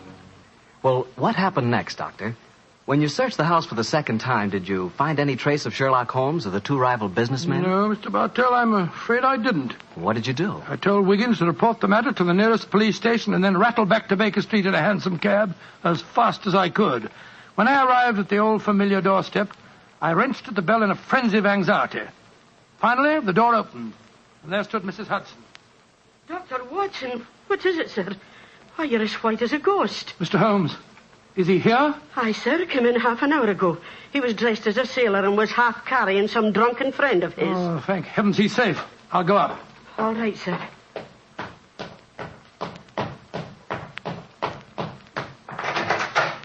Now, what's no, Sheriff? There you are. Holmes, I can't tell you how glad I am to see you. Who's that lying on the sofa? Well, up with your back, Watson. Though I'm afraid the poor devil's done for. Great Scott, it's Wayne Leighton, the American fella. With a knife wound between his ribs. See what you can do for him, will you? All right. This is extraordinary, Holmes. You said that Leighton was a potential murderer, and now he's a victim himself. The biter bit, eh, old chap? Yes, he's still breathing, but he hasn't a chance. I'll try him with an injection of strychnine. Holmes, how did you get his body out of the house? I searched the place from top to bottom. I found no trace of any of you. When I went in, I found the stabbing had already taken place. The proprietor then bribed me, or rather the broken-down sailor he took me for, to smuggle the body out through the secret stairway leading to the wharves at the back of the house. Well, there's no trace of Chumley there? No, he must have left before me by the same exit. And then you smashed the window and bolted? Yes, I knew that I could count on you to hold the fort while I was getting the body away. Mm-hmm. Try to say something, Watson. Yes, the injection's beginning to take effect. Yes, Mr. Leighton? What are you trying to say? Tell us, who stabbed you, sir? Shh. Lips are moving.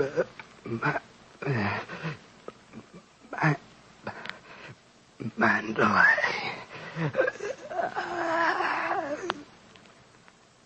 He's dead, Holmes. Yes, but he gave us the clue to the murderer's identity. How? The word he mumbled just before he died. It sounded to me as if he said Mandalay. Precisely, old fellow. Never did a corpse give us a clearer instruction as to our next and final move. And that is? Back to Limehouse, Watson. Back to Limehouse.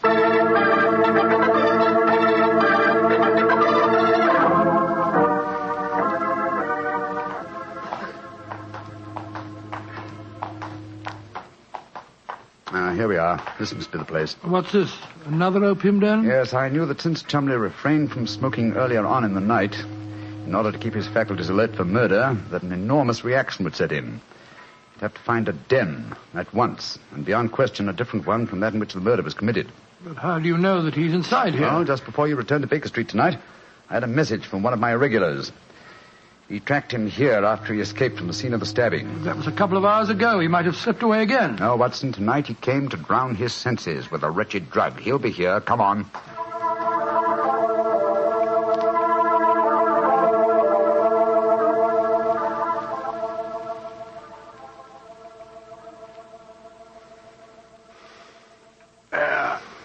That second injection of caffeine should bring him round.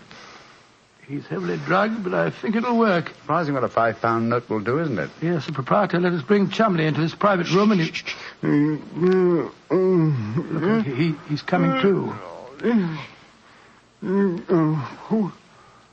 Who are you? What do you want? You remember me, sir? I'm Sherlock Holmes. Oh, yes, I remember you. You're in serious trouble, Mr. Chumley. Very serious trouble. Trouble? What trouble? Wayne Leighton didn't die. Oh. He's badly wounded, but he's going to live. He's at Baker Street now.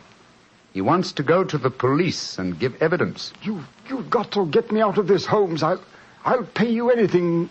10,000, 20,000. Why did you stab Leighton? He was in my way. I wanted the San Pedro concession. I meant to kill him. But we can fix it up now, can't we, Holmes? We can fix it up now. Yes, we can fix it beautifully, sir. As neat a murder confession as ever I listened to, Holmes. Exactly. Come along, Mr. Chumley. I think some night air will be good for you. We'll take you for a nice drive to Scotland Yard.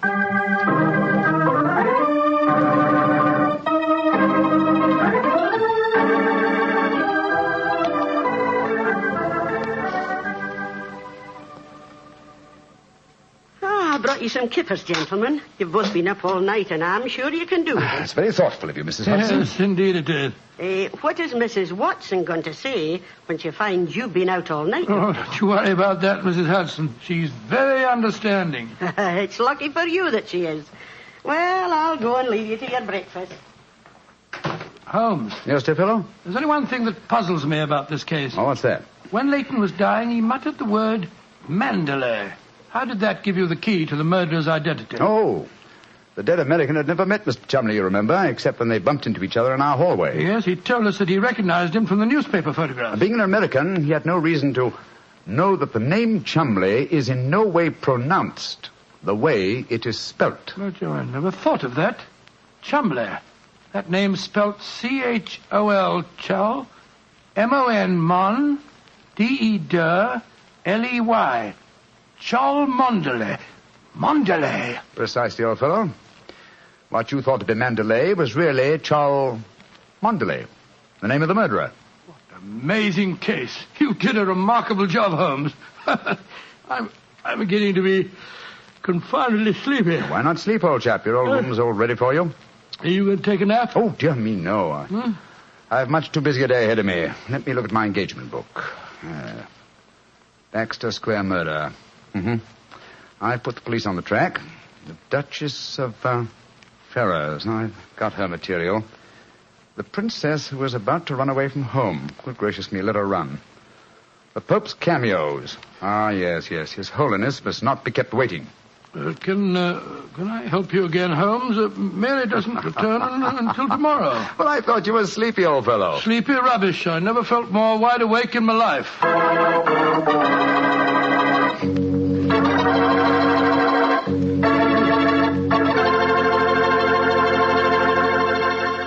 That was a swell story, Doctor. I'm glad you enjoyed it. And it was really funny when you mistook that old lady for Holmes and she slapped your face. It wasn't very funny at all. Sure it was. Come on, admit it, Doctor. Well, she did look like Holmes in disguise, you know, and you would have made the same mistake that I did. Okay. Her nose was ridiculously red, and she did look like a man. Look, Doctor, forget I ever said anything. I won't say another word. I'll keep my mouth closed forever. Oh, come on, I wouldn't do that. Mr. Bartell? Mr. Bartell? Won't you even open your mouth to finish your wine? Your Petri wine? Okay, you win. You know I'll open my mouth for Petri wine anytime. That Petri wine is always good wine. And for good reason, too. The Petri family has always owned and operated the Petri business. They've been making fine wines for 3 generations, since way back in the 1800s. That adds up to a lot of experience. Experience handed on down from father to son, from father to son. The Petri family really knows how to turn luscious California grapes into fragrant, delicious wine. And that's why, no matter what kind of wine you want, I'm sure you'll like it better if it's a Petri wine. Because Petri took time to bring you good wine. And now, Dr. Watson, what story are you going to tell us next week? Well, now, next week, Mr. Bartell, I'm going to tell you a most unusual adventure that Holmes and I had in the heart of the English countryside. It concerns a corpse, a missing revolver, and a beautiful girl who was frightened of her own shadow.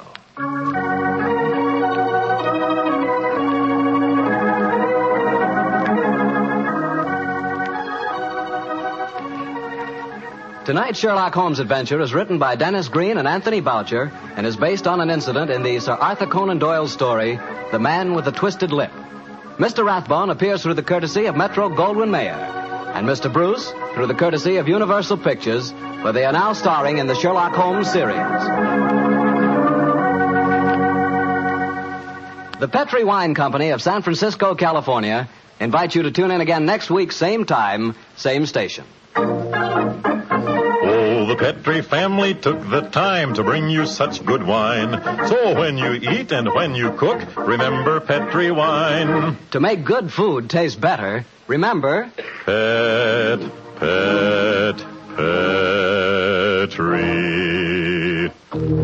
wine. This is Harry Bartell saying good night for the Petri family. Sherlock Holmes comes to you from our Hollywood studios. This is the Mutual Broadcasting System.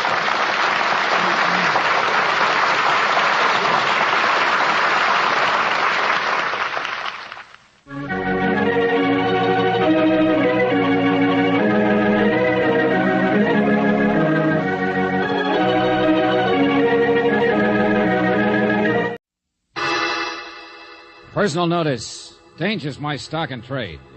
If the job's too tough for you to handle, you got a job for me, George Valentine. Write full details.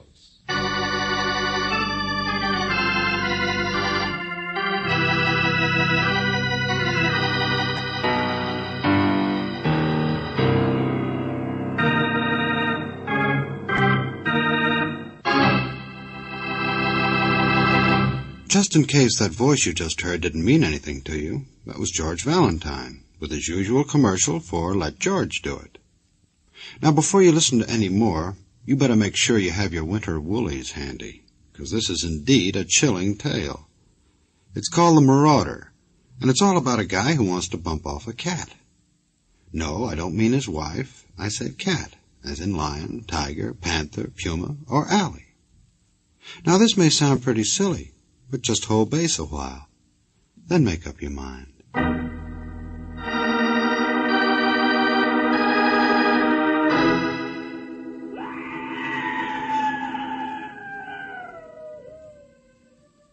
Dear Mr. Valentine, my name is Rafe Saxon. I'm a writer, a very foolish writer, because like all of my breed, I've had a lifelong desire to spend a winter in the woods, to get away from the tensions and fears and neuroses of the city, to live simply with simple, normal people.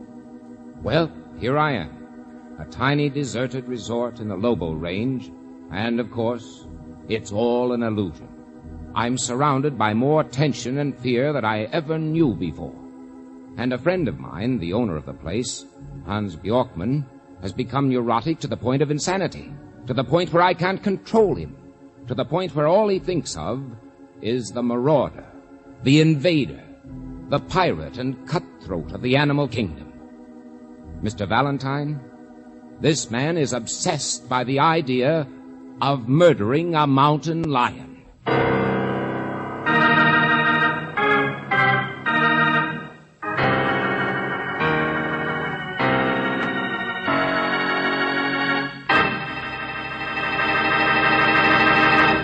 You are listening to Let George Do It. Our adventure will continue in just a moment. Now back to Let George Do It.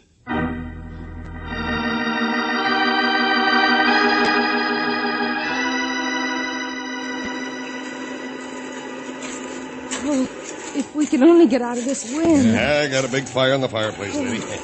Where'd you leave the car? About 5 miles back, that hill beyond the aspen grove. Yeah, the road was like glass. It was frozen practically solid.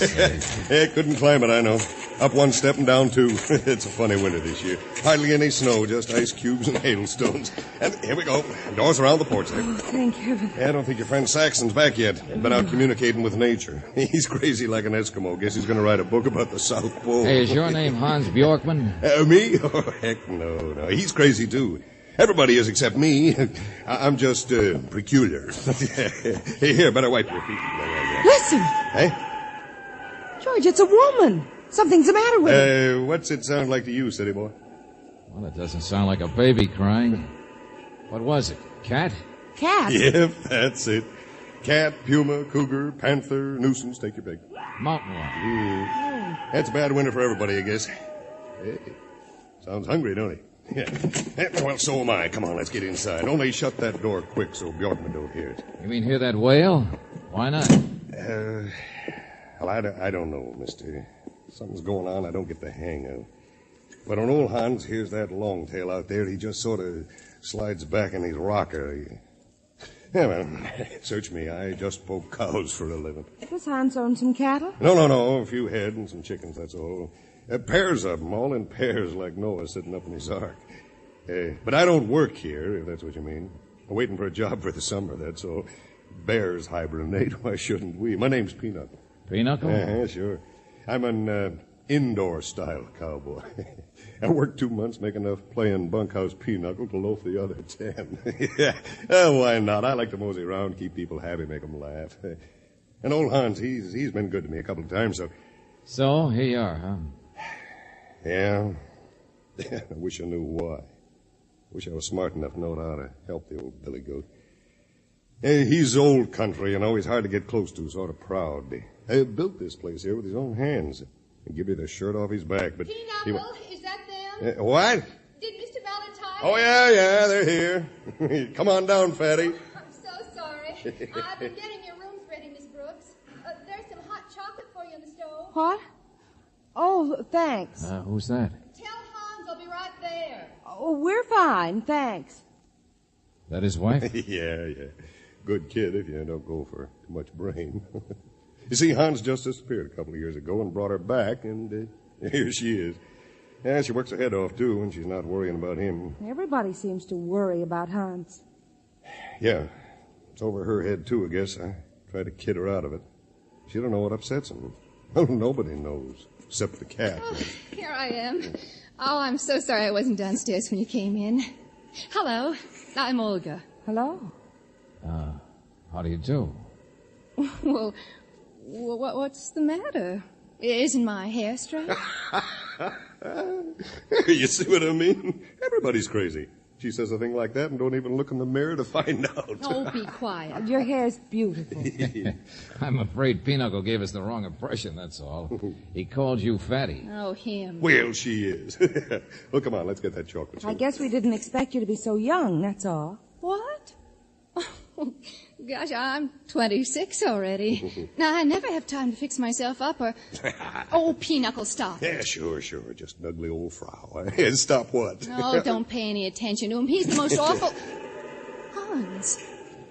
Well, come in. Well, I'm only kissing your wife, that's all. You don't have to point a gun at me. Huh? Oh, excuse me. Oh, there's nothing to listen to out there except the wind, darling. Of course. Hello, my dear.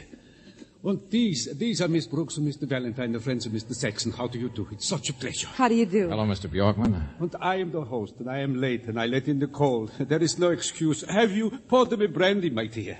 How are you, Mr. Valentine? My little place is so hard to get to, I'm afraid. Oh, fine, thanks.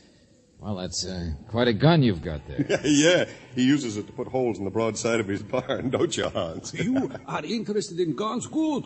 Pinochle and Saxon, they are boys. They don't understand. My rifle from the mail order house. Here, I show you.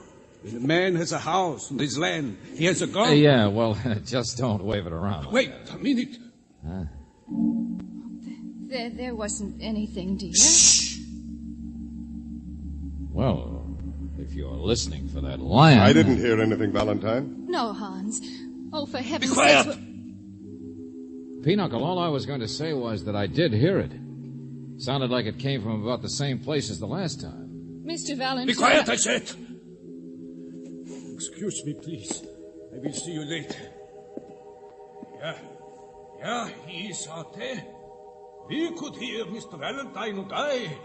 Excuse me. Well, hello, everybody. Mr. Saxon. Are you Valentine? Yeah, hello. How do you like my nervous host here? Put it down, Hans, put it down. No hunting today. There's nothing out there. You have been outside, Rafe. You must have heard it. No. Just a little wind in the trees.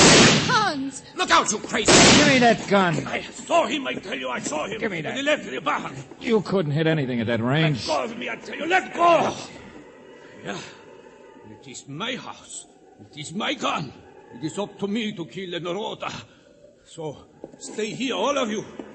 This time I will get him. Oh, brother. He shot past you in the doorway, Mr. Saxon. Maybe it scared you a little, but that's nothing to think. You've seen how he acts. Every day and night for the past week, he's been out trying to find that brute. He doesn't even take time to eat. Well, what's wrong with that? This is his place. He's got a few head of stock to worry about. A hungry lion is dangerous. Why shouldn't he try to kill it? Why should you all pretend you don't even hear it? No, listen to me. It's a long story. It isn't what he does, it's how he does it. It's not normal, it's not... Yeah, it's too long a story for me to listen to. What? Mr. Valentine? I'd rather see what happens myself, thanks. Me? I'm going to go out and help Hans run down his marauder.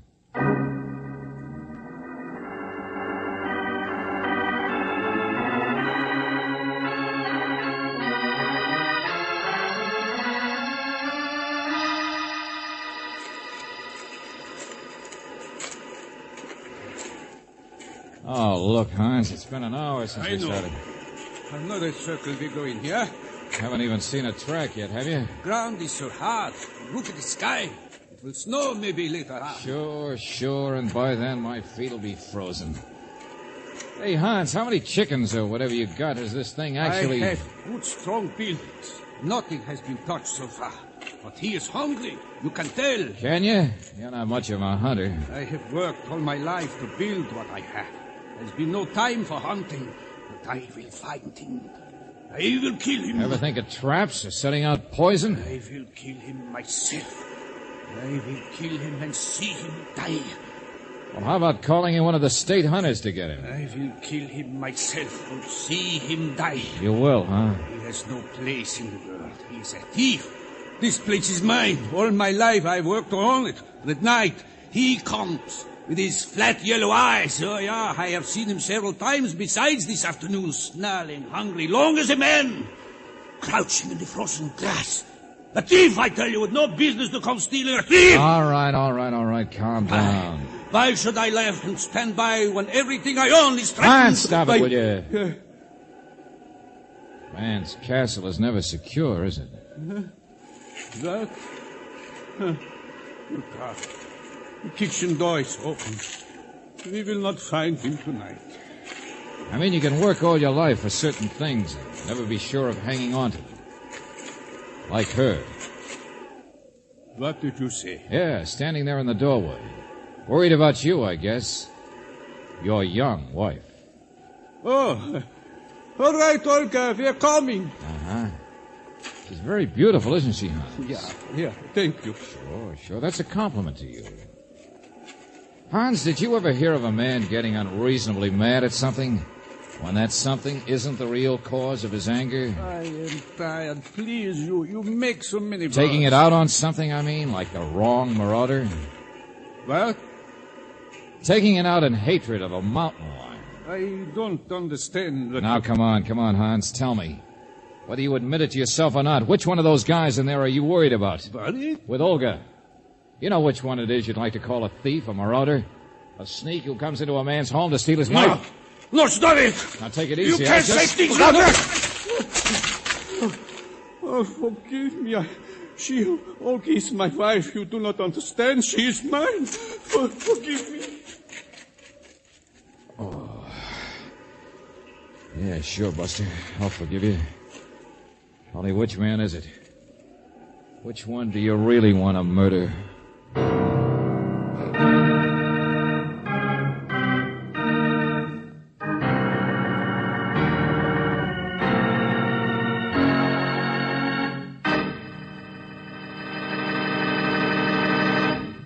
You are listening to Let George Do It. Our adventure will continue in just a moment.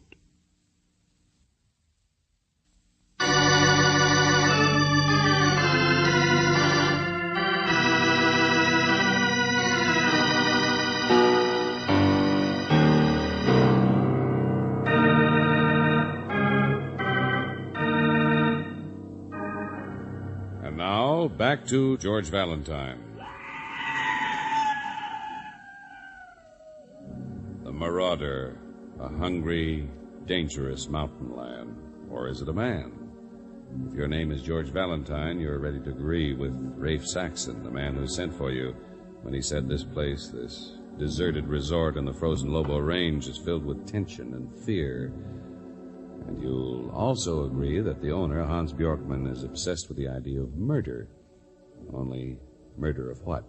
Or of whom? No, this isn't the kind of place where one sleeps well at night.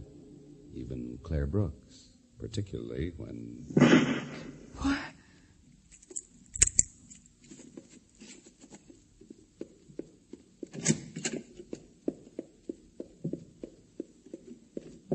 George. George! Yeah, sure, I'm awake. Come on in. Did you hear that? Yeah, shh. It was a rifle shot. Way off. Uh-huh. And the wind's died down. Could have been several miles. Not in that direction, I think. Well, it's so dark. There's no moon. Mr. Valentine?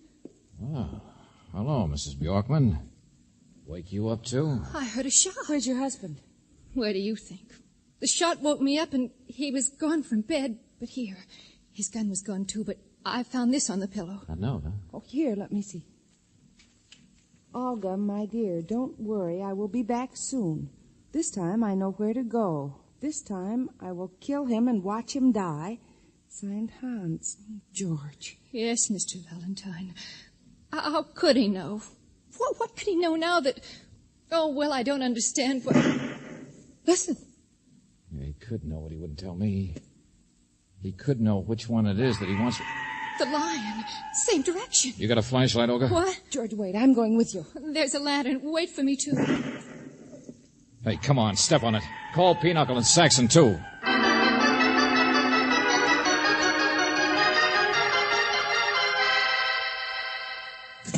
Listen. George, it was a door slammed. The other side of the house. Mr. Saxon isn't in his room either. One of them just took off the front way. Come on, they're both gone. We'll catch up with them. George, how can you tell what direction Oh, well, they'd go to find him, too. It has to be Hans. He has the only gun for miles and miles, and... Well, if he has found the lion at last... I got a pretty good bearing, I think. Besides, it's snowing a little. Come on, move fast. We gotta beat an awful lot of brush in an awful hurry.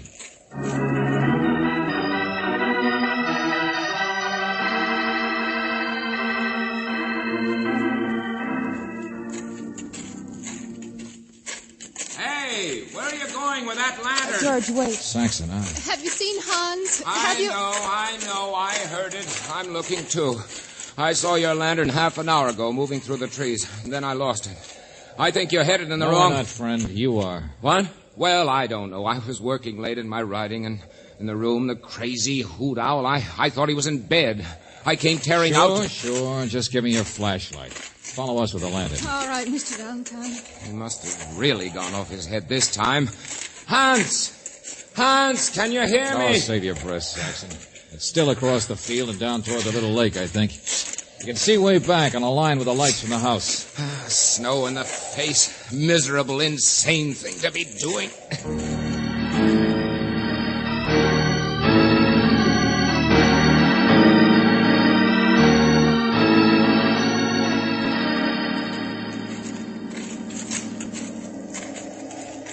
Olga's a wonderful woman. I didn't You're say wrong. anything about Olga. She loves Hans.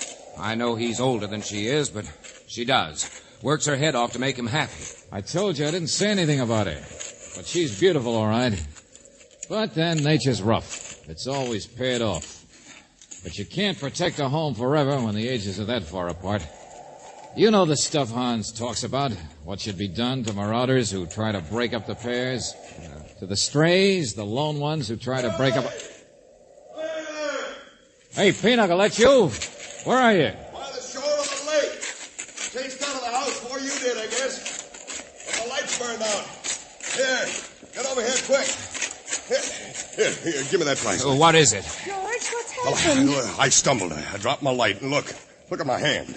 Blood. Yeah, I stumbled on something, don't you get it? Hans got him, don't you get it? The marauder. Look! Holy smoke. Look at the size of that mountain lion. So there really was one. Right through the eyes. Hey, look here, he drilled him right through Yeah, the... sure. Close range, no wonder. Yeah.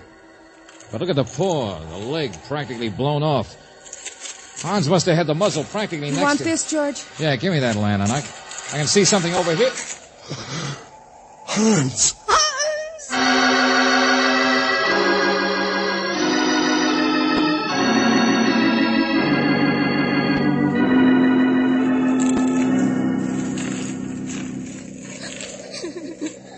Yeah, he's dead, Mr. Valentine.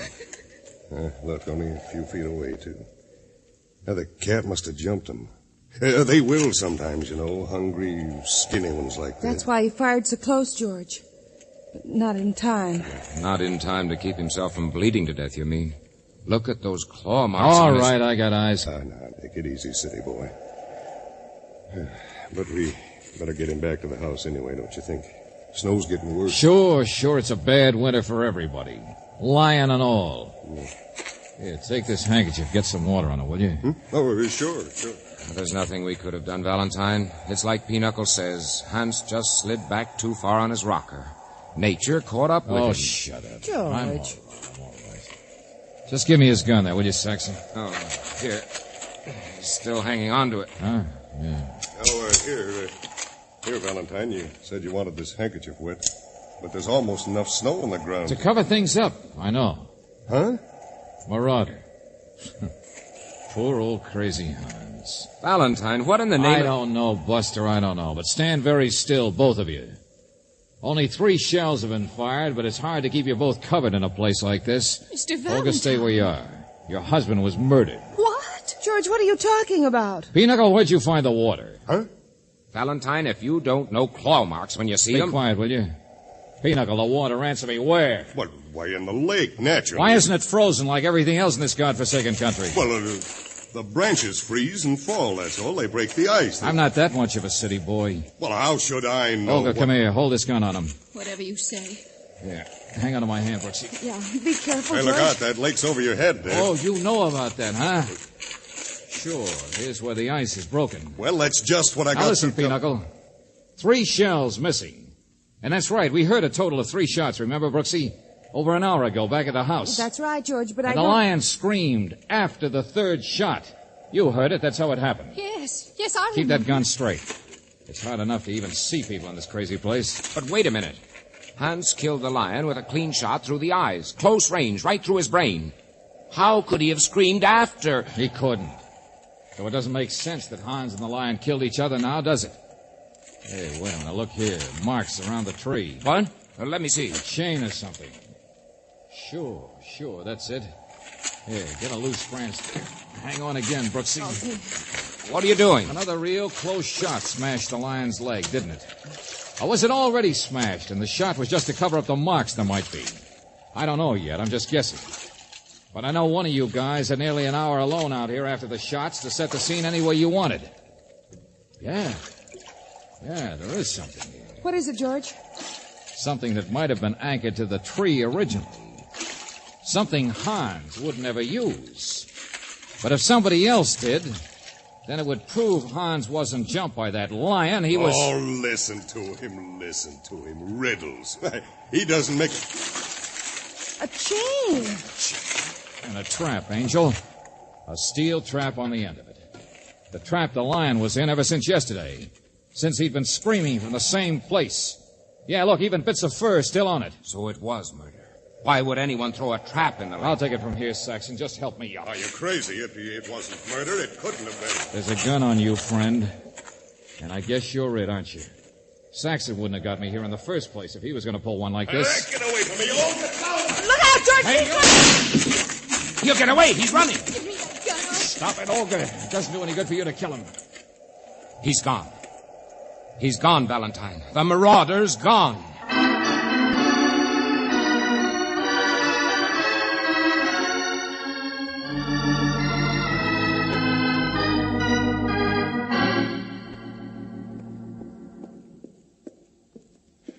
He beat us here to the house, all right. He even cut the telephone wires. Yeah. Be daylight in a few minutes. Well, I'll start out. But where? He could be hiding almost anywhere outside. Oh, they'll get him. Don't worry, Saxon. Hasn't even got a gun. And if you ask me, he's running. Marauder. Strike and run. I guess he did want to break up the family, didn't he? Kill Hans and then try to get Olga. Pinochle must have had that trap out before you even came here yesterday, Valentine. Yeah, that's right. And then he had to go through with it. But, George, how could you have guessed what not even Hans guessed, that Pinochle was really getting ready to murder him? Wording of that note to Olga, remember? Hans went out after the lion. Said he knew just where to go, just where to get him. Well, how could he have been so sure? Unless somebody had come to him in the night and told him where it was. Pinochle. And he led him out there until they came to where the lion was, screaming in the trap. Yeah. And then Pinochle had all the time in the world Sure, kill them both. The rest was easy. And it would have worked. Nobody would have investigated. The snow would have covered everything. And the human thief, the worst marauder, might have eventually persuaded Olga to... What's the matter, George? Holy George. Smoke. I just figured out why Pinochle stopped by here at the house, that's all. Why? He's running, all right. The keys to my car are gone.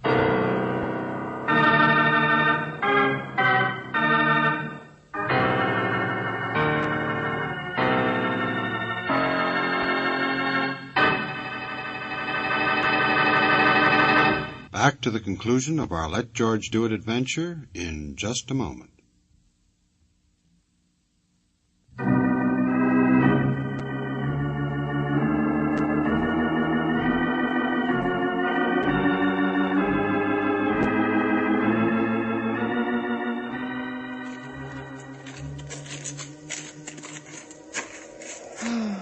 Chin up, Angel. We parked around this bend, remember? Look, the snow didn't cover all his tracks. You can see where he came. He was running. George, I'm still trying to figure that business of the shot in the screen. Yeah? No matter how you add it. Doesn't make sense, I know, Brooksy. Pinochle laughed. City boy, he said. Well, that was what started me going, because I thought it was impossible. But I've just realized even when we knew about the murder, it was still impossible. Look, the car, it's still down there. He didn't take it. Oh, Lord, no, those tracks. Well, it's nothing to... Where are you going? The Marauder, Angel. Well, look at those tracks. Look why Pinochle was running. Something else I should have caught. Lion was in the trap all day yesterday, but Hans saw a lion and fired at it down by the barn around dusk. We just thought he was seeing things. But it was another lion screaming. Pinochle! There he is! There he is! Dead. He couldn't even make it to the car. Oh, no, easy. Don't look at him, Brooksy. Oh, George. It's all right, Angel. It's all right. Dangerous thing to be a marauder, isn't it? To murder a husband or a wife. Nature's the same all over, I guess. Everything in pairs. Pinochle was killed by the lion's mate.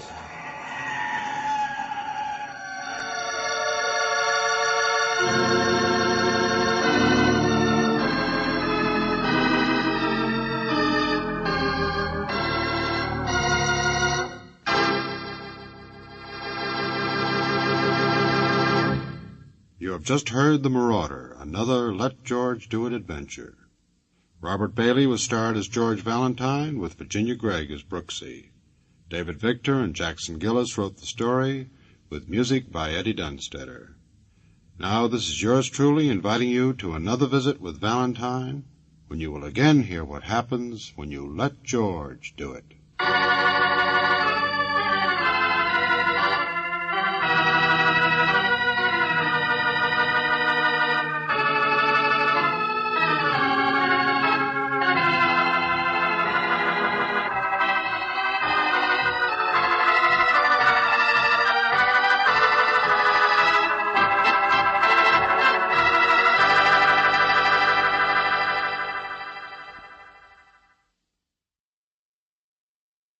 Transcribe.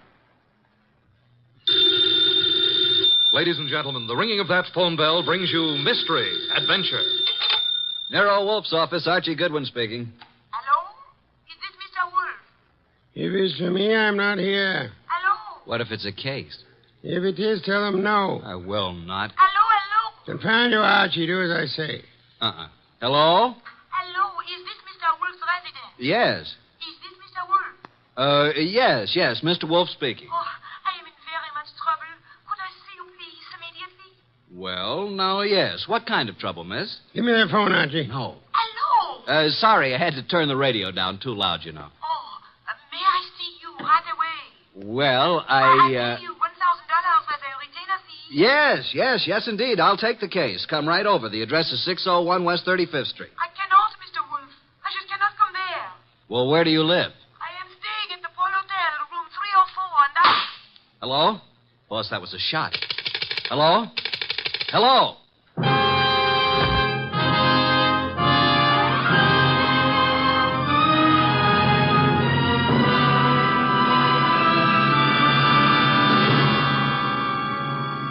Ladies and gentlemen, it's that renowned genius who is the bulkiest, most ponderous, and most brilliant detective in the world. Yes, none other than that chairborne mass of unpredictable intellect, Nero Wolfe, created by Rex Stout and brought to you in a new series of adventures over this NBC network in the person of Mr. Sidney Greenstreet.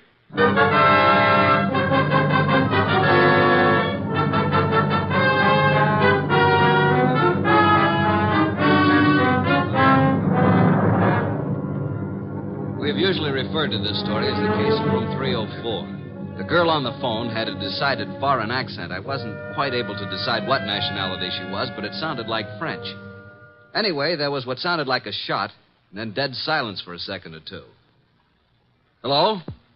Hello? Hello? Well, Archie, another woman? Bah. Mr. Wolfe, I heard a shot, and then the line clicked off. Trouble. Women, always trouble.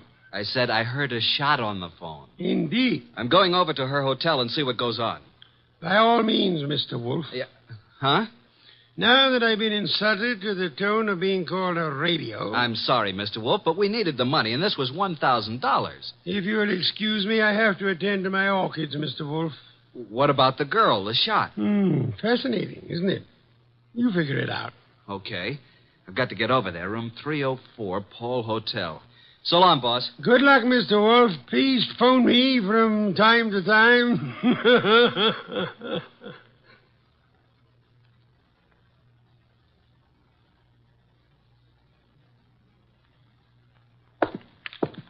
Room 301, 302, 304. What do you know? The door's open. Oh, hello. Who are you? Archie Goodwin. Now it's your turn. I'm Jay Bream, pilot for Jan Airlines. You seen... Yeah, I guess you have. This girl's been shot. Oh, that's all? Yeah, dead. Real dead. What do you know about this? I don't know anything. Say, who are you? Looks like you're in a spot, pal. You better start digging, hadn't you?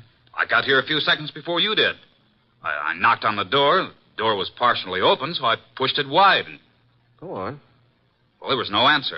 I couldn't see anyone, so I came in, and there she was. You know her? Well, yes. Why do you think I came here? That's what I'm trying to find out. Look, what right have you got asking me all these questions? What's it to you? Did you ever hear of Nero Wolfe? Of course, who hasn't? Like I said before, I'm Archie Goodwin, Wolfe's assistant. Now, would you rather talk, or should I call the police? I've told you all I know. Who is she? Helen Rennie. French? I don't know. European, anyway. Why'd you come here tonight? I have a dinner date with her. You mean you did have? Yeah. Let's turn her over. There. Got an automatic in her hand. Yeah. I never saw it before. Hey, I wouldn't use the phone. The fingerprints. It's okay. I'll use this handkerchief. Who are you calling? My boss. Oh. Nero Wolf speaking. Archie, boss. Archie, I thought you were Nero Wolf. You sound very much like him. Please, boss, be serious. Oh, but I am? I'm here at the girl's apartment, the one who called me. She's dead. Beautiful? Yes, was very beautiful. She would be. How did it happen? Shot. Neat round hole in her right temple. She's married and looks like she shot herself. When I turned her over, I saw a wedding ring on her finger and a .32 automatic still in her hand. Are you alone? No, a fellow named Jay Bream, a pilot. He was here when I arrived. No one heard the shot? Apparently not. No one showed up yet. Very interesting. What do you do now, Mr. Wolf? Should I call Inspector Kramer? No, say nothing to anyone. Get over here at once and bring Mr. Breen, the pilot, with you. Goodbye.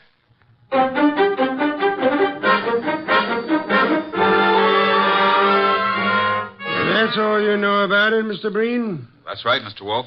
Just like I told Mr. Goodwin here. The whole thing sounds... Hey, I just thought of something. Pray tell, Archie. It can't be suicide. Oh, and why not? How can a dead woman hang up a phone? You finally arrived at that, Archie. Amazing. Of course she couldn't. She was murdered. Murdered? Yes, Mr. Bream. But I thought she committed suicide. Please, Mr. Bream, it'll be better if you don't think. Where do you stay? 321 West 19th, apartment 5. And your job? I've 10 days vacation. Started yesterday. One thing, Mr. Bream, I suggest you don't leave town. Furthermore, talk is not advisable. I strongly recommend that you adopt precautions. Yes, sir. Show Mr. Bream to the door, Archie. Yes, sir. Right this way. Good night, Mr. Wolfe. Good night. I didn't want to tell you in front of Mr. Bream, but I found this in her purse when I sent him for a sheet to cover the body. $1,000 check. Made out to Mr. Nero Wolfe. Well, boss? I think it's time we phoned Inspector Kramer. Should I? Who else, Archie? Who else? My apologies. I forgot how heavy that phone really is. Archie. Oh. Do you want me to talk to the inspector? I'll do the talking. Should I hold the phone for you? You can get me some beer. Inspector Kramer. One moment. Here you are. It's Nero Wolfe, Inspector. I think you had better go over to the Paul Hotel. Yeah, why? I believe you'll find a dead woman there. A dead woman? What is this, a gag, Wolf? I'm afraid not, Inspector. Well, how did you know about it? Have you been over there? Telepathy, Inspector. Mental too busy today to listen to nonsense. Telepathy. Don't give me that kind of stuff. If I find a body, I'll lock you and Goodwin up. You watch your blood pressure, Inspector? Never mind about my blood pressure. One thing, Inspector. Yeah? Would you hold off the press for the present? Why? What are you holding back, Wolf? Will you stop your idiotic jabbing to what I ask? Okay. By the way, Wolf, I suppose you know the girl's room number. Naturally, Inspector. It is room 304. So hurry. Oh. Dear Inspector Creamy, so fond of me.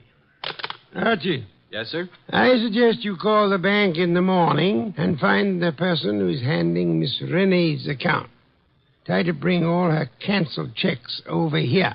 And what if they won't hand them over? Then Kramer will get an order issued to do so. Simple?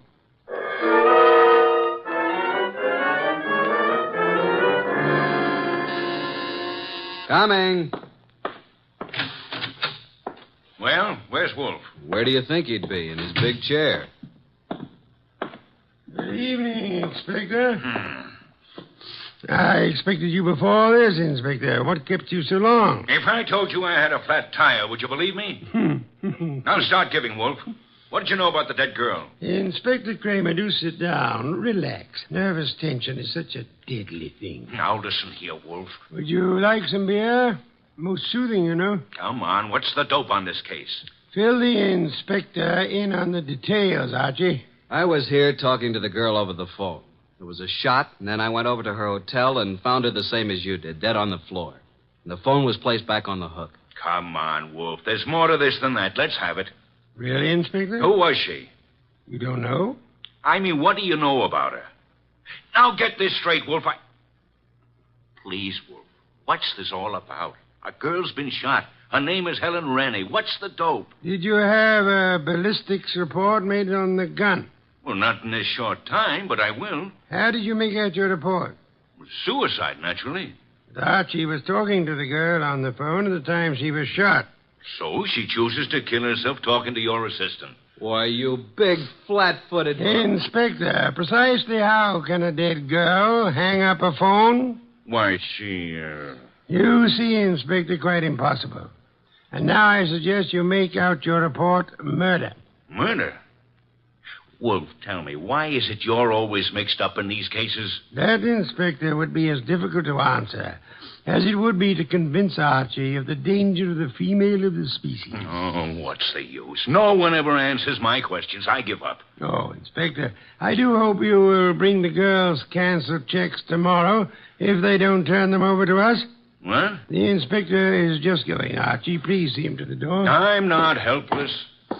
Good night, Inspector. Good night.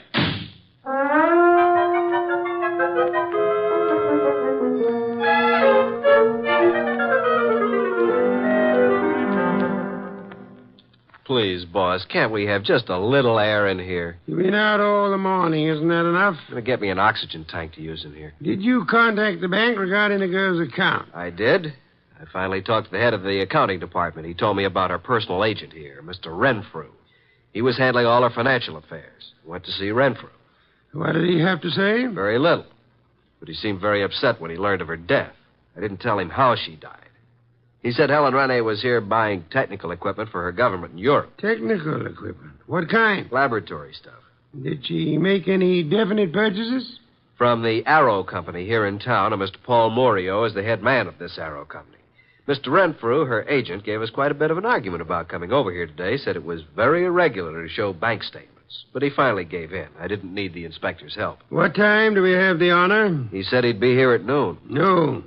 You know I'll be busy at that time. Well, I didn't think you'd let... Archie, you never do. Your lunch will keep just this once, Mr. Wolfe. Not this once, nor any other time, Archie. You know I have lunch precisely at noon. Not after, not before. Understand? Yeah. I surmise you have the address of the Arrow Lab Supply Company. Yes, sir. You want me to go have a talk with Mr. Morio who runs the place? Sometimes, Archie. Your conclusions are fantastic. I'm leaving. One thing more. And? After you return from your visit with Mr. Morio, would you be so kind as to entertain Mr. Renfrew until after my lunch? And Don't stand there with the door open. Sorry, boss. I'll go out through the coal chute. Do forgive me. NERO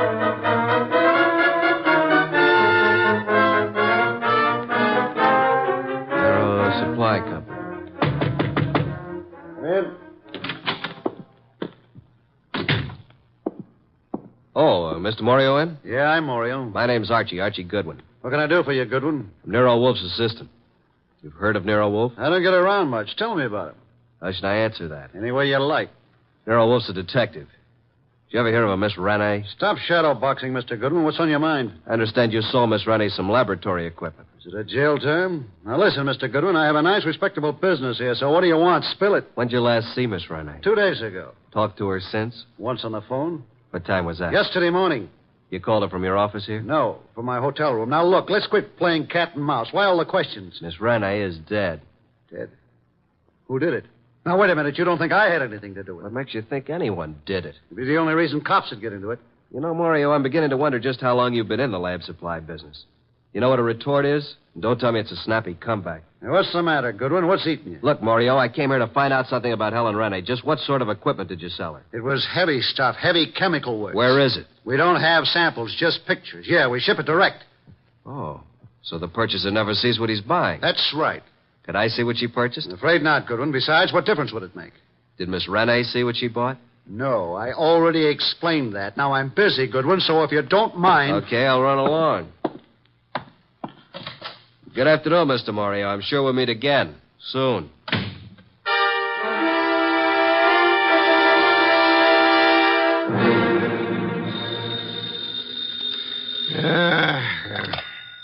Nero Wolfe speaking. Archie, boss. Yes, Archie? Just left the Aero Lab Supply Company, and as far as I'm concerned, something's rotten in Denmark. Indeed.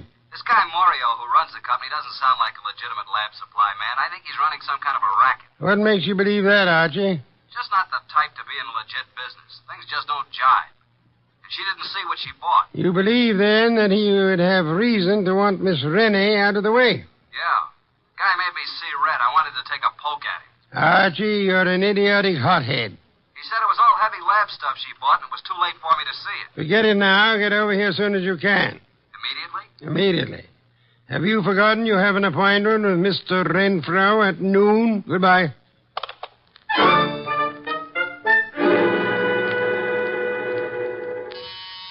Coming. Hello, Mr. Goodwin. Mr. Renfrew. Well, who's this? My goodness, come in. Yes. Come in, my dear. Thank you. Mr. Goodwin, I brought my secretary along. I hope you don't mind. Mind? Why, Mr. Renfrew, how could anyone object? Mr. Goodwin, Miss Bennett. Oh, Miss Bennett? First name? Jean. Do you always use this approach, Mr. Goodwin? Only at noontime, and my name's Archie. Well, this is a happy surprise. Please sit down, Jean. Allow me. Thank you. Well. Wasn't it Mr. Renfrew you wanted to see? Yes. Mr. Wolfe will be down shortly, Mr. Renfrew. Please be seated. Thank you.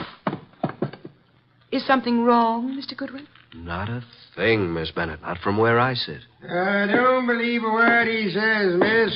His judgment concerning women is not to be trusted. Thank you, Mr. Wolfe. You're so kind. Mr. Wolfe, Miss Bennett. How do you do? Mr. Wolfe? Mr. Renfro, I presume. Yes? Now we can get down to business at hand, Mr. Renfro. Yes, by all means. I don't understand why we couldn't have discussed this on the phone, Mr. Wolfe.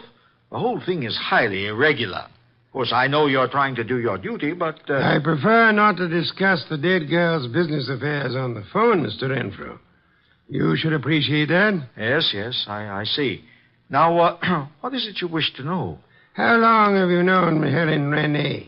About a month. When's the last time you talked to her? Yesterday. What time?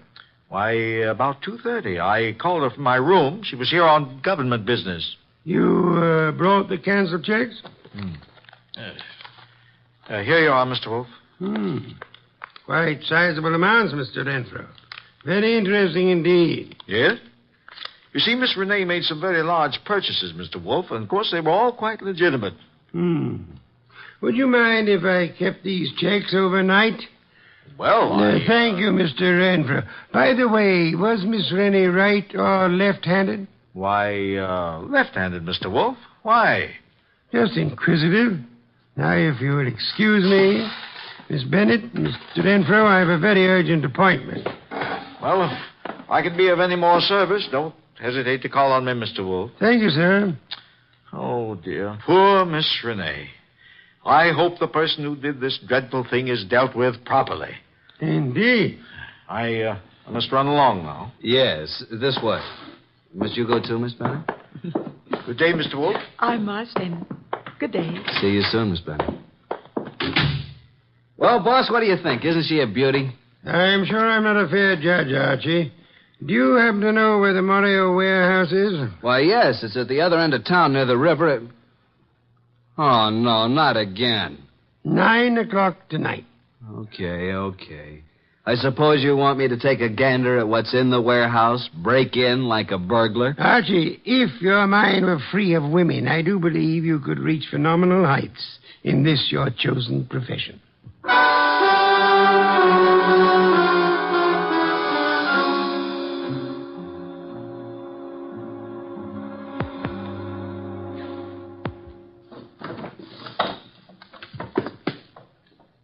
Nothing around here but a bunch of old tubes and glassware. I hope Wolf knows what he's doing. I don't. All right. Stand where you are and reach. What's it? Flip the lights on, Joe. That's better. Now, sing up and tell me what you're doing here. I beg your pardon. I'm a little deaf. I couldn't hear you. I said, what are you doing here? Oh, Ellen. I was supposed to meet her here. Make sense, will you? You think I can? What's the matter, Mac? Visitors? And this bird refuses to talk. Well, then knock it out of him. You two talk it over. Don't bother telling me how it comes out. Wait a minute, you. You ain't leaving. All right, you win. This night is just full of surprises. Ain't it? Let's see what you're toting. Hey, who do you think you're shoving around? Just full of questions, ain't you? You know, someday you're going to end up by getting into trouble. It's illegal to push people around. I guess you better understand. Hey, are you kidding? Get the point? Now, get up. Now, talk. Why, you still want to play, huh? He's out like a light, Mac. What are you going to do with him? You won't do any more snooping around here. You know something, Mac? You got an awful disposition. I'm actually scared of you. You're that mean. Yeah. Now, dump him outside.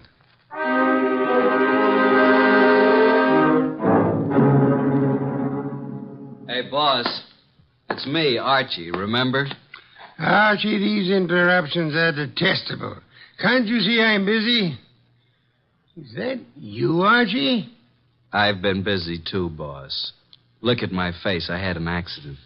From your appearance, I'd say that someone else had been busier. All right, Mr. Goodwin, as long as you insist upon interrupting my meditation, start at the beginning. Mr. Wolfe, I arrived at the warehouse. I went inside. I saw a lot of packing cases and a bunch of old glassware, worn-out junk. 2 men jumped me. I came to lying in the alley. I staggered to a cab and made it home. End of story. Archie, your repertoire of words is most astonishing. And your description of Morrill's warehouse is without doubt most enlightening. I thought you'd like it. And now, Archie, I suggest you get Fritz to give you a piece of beefsteak for that eye of yours. And after that? I've arranged a gathering for 5 o'clock tomorrow afternoon. Then I shall repair to my bed to suffer in silence. You should be more careful on these nefarious expeditions.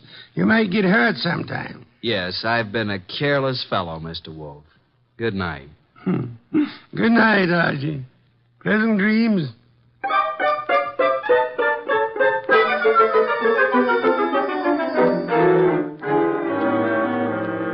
Mr. Wolfe, I'm glad you called me early. I was just about to leave town for a couple of days.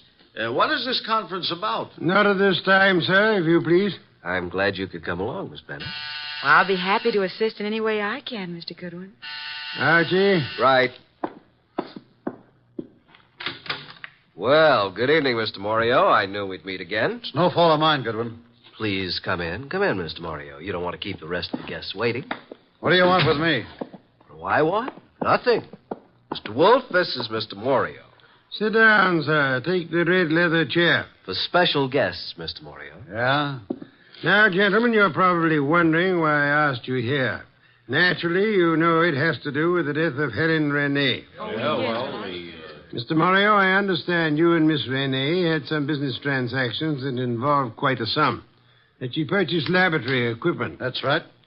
Archie told me that your warehouse contained nothing but second-hand junk. It was a shame, Mr. Morio, that this shipment was delayed by a shipping shortage. Otherwise, you might have gotten away with it. Is this why you called me over here? It is immaterial to the case at hand. Actually, I'm only interested in Helen Renee's murder. Hey, wait a minute. You don't think I did it? Didn't you? No. Mr. Wolfe, I admit everything you said about the equipment. But I've had no part in any murder. I see. Mr. Bree, you're a pilot of Wallflower.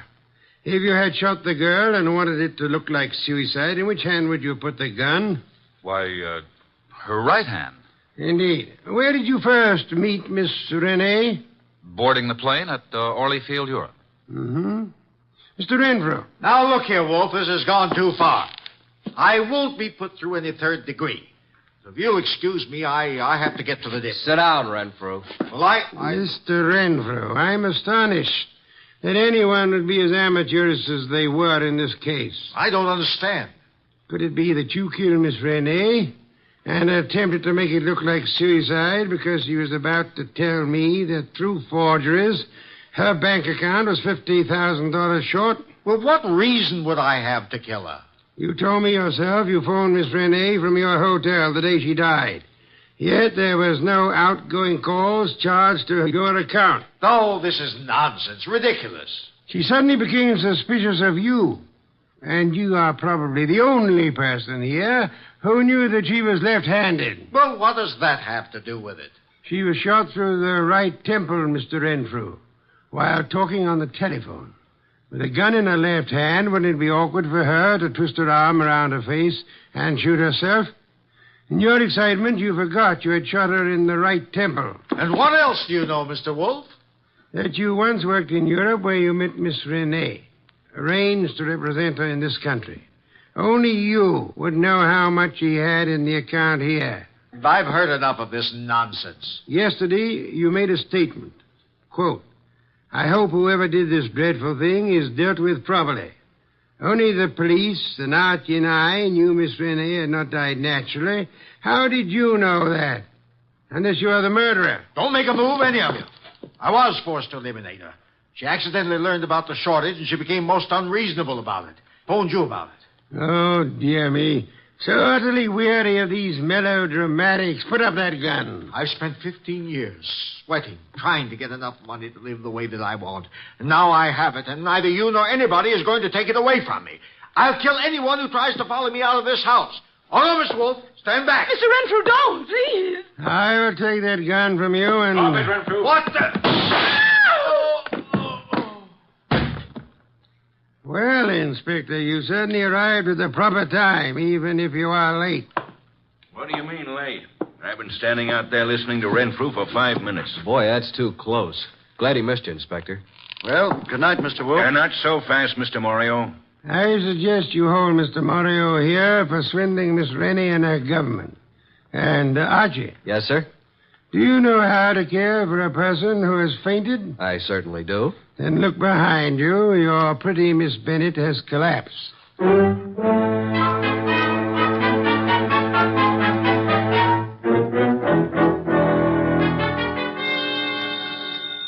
I'll get it. Hello? Is this Miss Jean Bennett? Yes. Is Archie Goodwin there? Well, yes. Just a minute. It's for you, Archie. For me? Mm-hmm. No one knows I'm here. Hello? I thought I'd find you there, Archie. How'd you know I was here? I figured that by the skill you expressed on reviving a patient from a deep faint. Archie, on the way home, I want you to stop at the delicatessen and pick up the following things. Ham, beer, cheese, olives. My boss. How do you know you were here? Pure deduction. That's why he's called the world's greatest detective. Really? Come here. Yes. Archie, you shouldn't have... Archie. Archie, you listening to me? Oh, well, guess you didn't hear a word of it.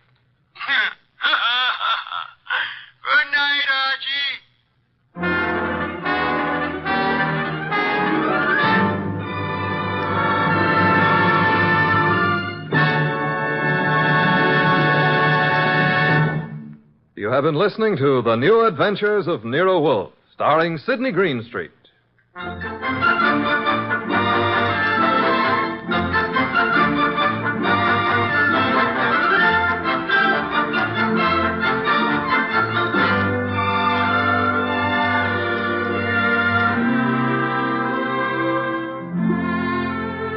Tonight's transcribed story by Virgil Reimer was based on the characters created by Rex Stout.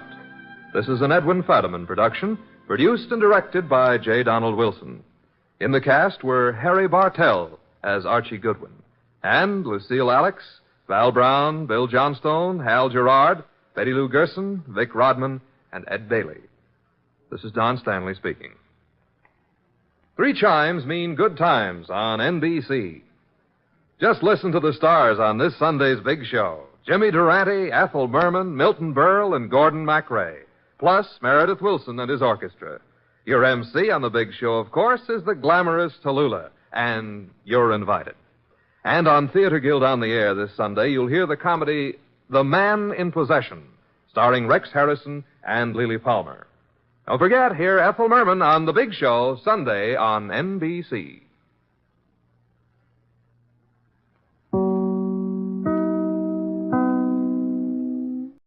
Wheaties presents Nightbeat.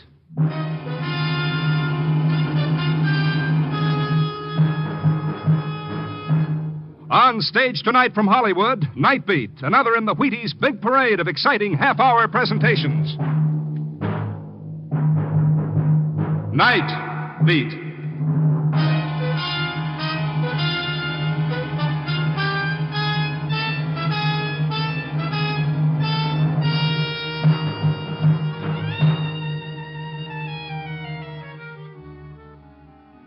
Hi, this is Randy Stone. I cover the Night Beat for the Chicago Star. Stories begin in many different ways. This one began and ended with a confession to the crime of murder. Nightbeat, starring Frank Lovejoy as Randy Stone.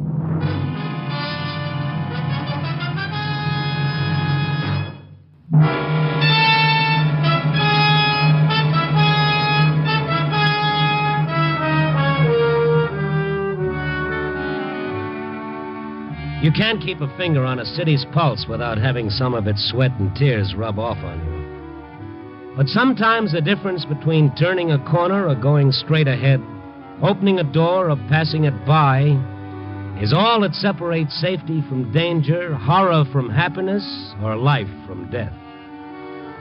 Tonight the difference lay in whether I should or should not get a shave before starting on my nightly tour of duty. I decided on the shave. Usually I go to a barber shop on the 5th floor of the Conway building in the heart of the Loop. By the time I got there, however, it was after 6 and the elevator operators had all gone. 2 of the lifts were still operating on a self-service basis, so I got in one and pushed the button for the 5th floor. The elevator was almost to the 4th floor level when a sudden yelling drew my attention to the little window in the elevator door. I'll tell you! You're wrong. I haven't told anyone. I pressed the emergency stop. A tall, thin-faced man had been lunging at someone out of vision. If there was ever murder on a man's face, it was on his. I saw you talking to the FBI. You told them. I didn't. I was only trying to help you. I brought the elevator down to the floor level without stopping to think what I might be getting myself into. When the doors opened, I saw them rolling around the corridor ahead in a desperate struggle. The tall man was on top, his left hand flailing at the other's face with a briefcase, while with his right he was trying to drive a long, thin blade into the other's chest. Help! Don't! Harlan, please! Hey, drop that knife! The human beanpole saw me coming and scrambled to his feet. So he told you to, huh? He told you. Look, pal. I'll kill him. Take it easy. Take your hands off me. I'll kill you. He slashed at my face as I threw up my arm. The point of his blade snagged in my sleeve and jerked out of his hands. He darted for the elevator, and I ran after him in the best tradition of Frank Merriwell saving the game for dear old Yale. My form may have been all-American, but my flying tackle was all wet. His heel caught me in the head, and I fell on my face, lost in the stars.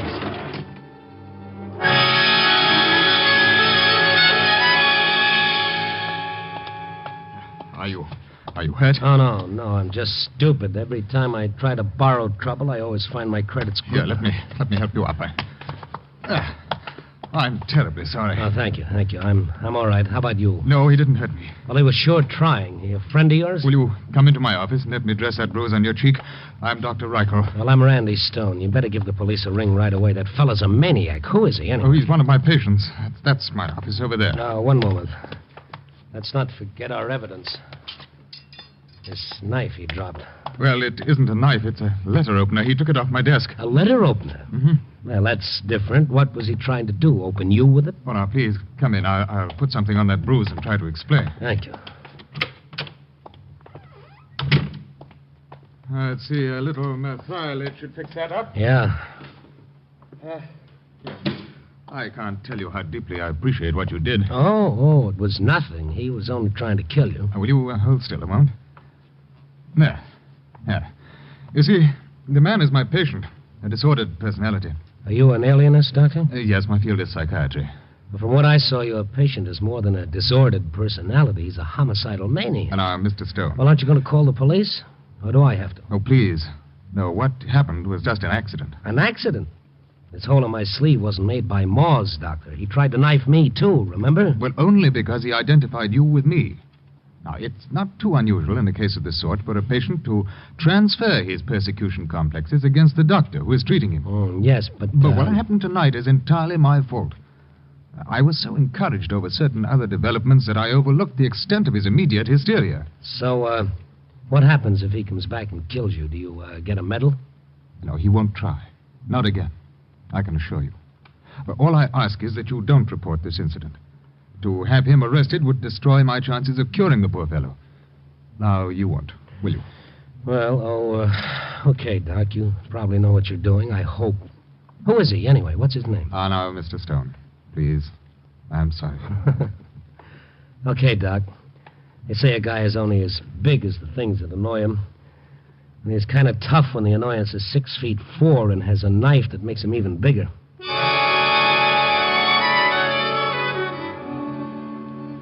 Well, it just goes to show you. A few seconds earlier, a few seconds later, I'd have gone right up and had a shave from a barber. As it was, I arrived just in time for a close shave at the hands of fate. She was at my elbow again, I guess, when I took the elevator back down into the lobby. Only this time, fate was in the flesh, and a lot of it. Oh, excuse me. Hey, you dropped this here? What? This briefcase. I was cleaning him back when I see you come in. When I come out, this briefcase is lying by the elevator. I just finished cleaning, so I know it's not here before. It's yours? Harlan Matthews. Huh? I'm just looking at the name stamped on the leather. No, it isn't mine, but I know whose it is. It's one of Dr. Reichel's patients upstairs. I'll be glad to go up again and bring it to him. Oh, thank you. I'm late finishing here already.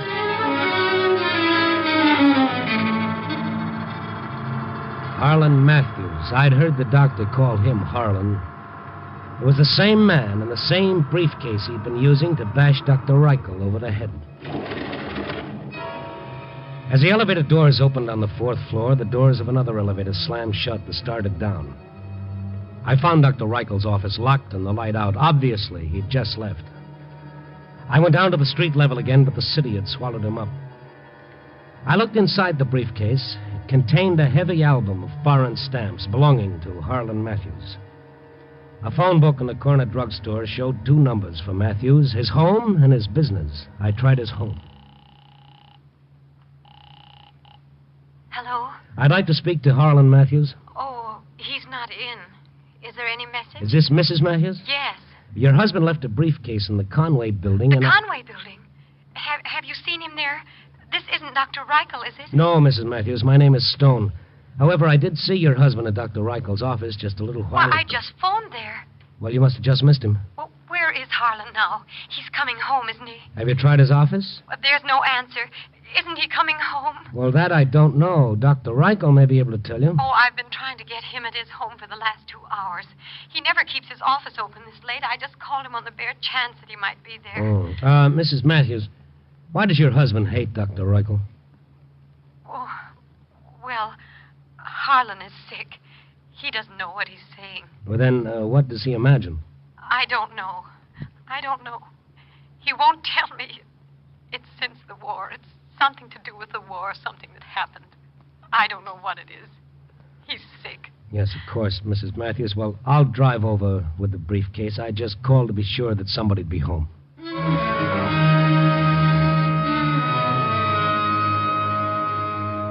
The Matthews lived in a small apartment on the north side.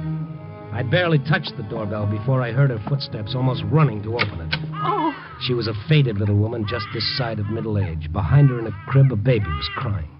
Mrs. Matthews, I'm Randy Stone. The briefcase... Mr. Stone, I need help. What's wrong, the baby? No, it's Harlan. He just phoned. He's at his office. The way he talked, I think he's going to kill himself. Please, you're a friend of his, aren't you? You've just got to stop him. All right, where's your telephone? Why? Well, the police can get to him a lot quicker than we can. No. No, he warned me that if I sent Dr. Reichel to the police, he'd kill them and himself. Well, okay, then, let's go. Oh, my baby. If we're not too late already. Oh, I can't. My baby is so sick. I just can't leave her. I can't. All right, Mrs. Matthews, it's all right. You stick here. I'll handle it.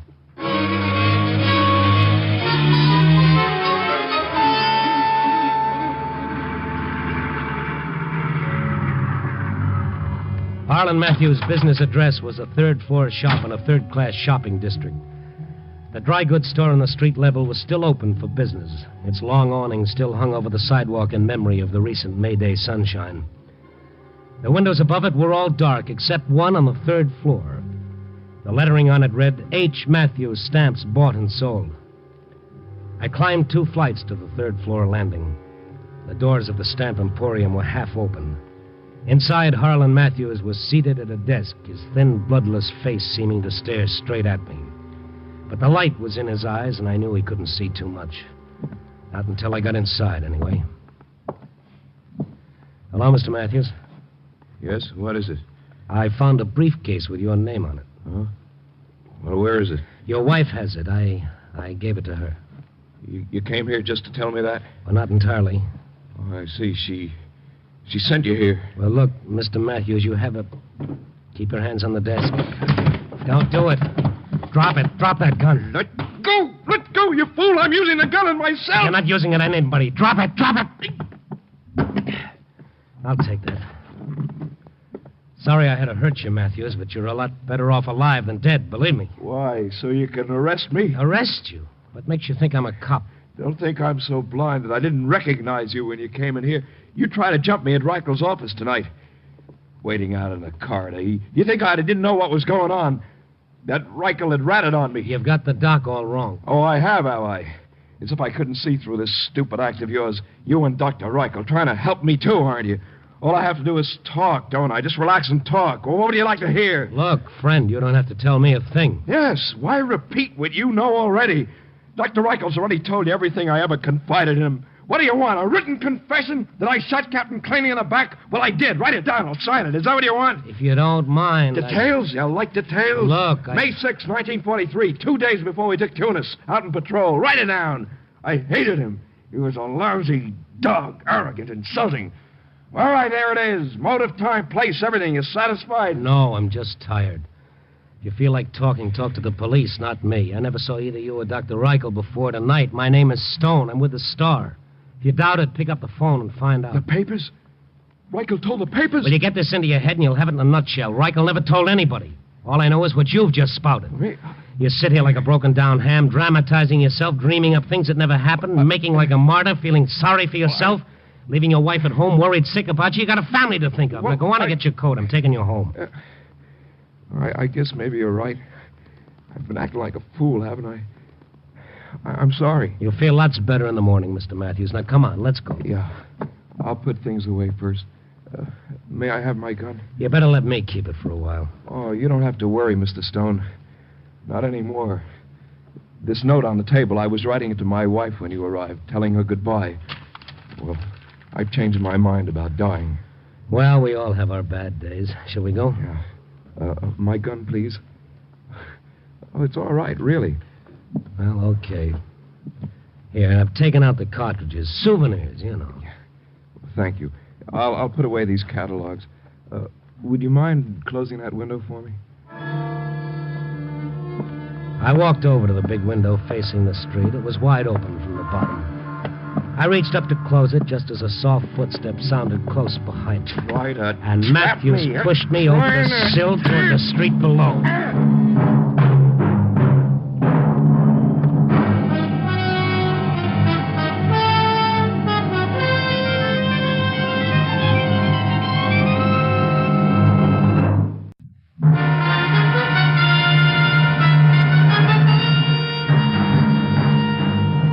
And now back to Night Beat and Randy Stone.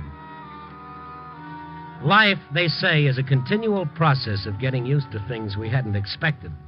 Like, for instance, getting pushed out of a guy's office window. I hadn't figured Harlan Matthews was that far off the beam, but that, of course, was my fault. From a character as neurotic as Matthews, I should have expected anything.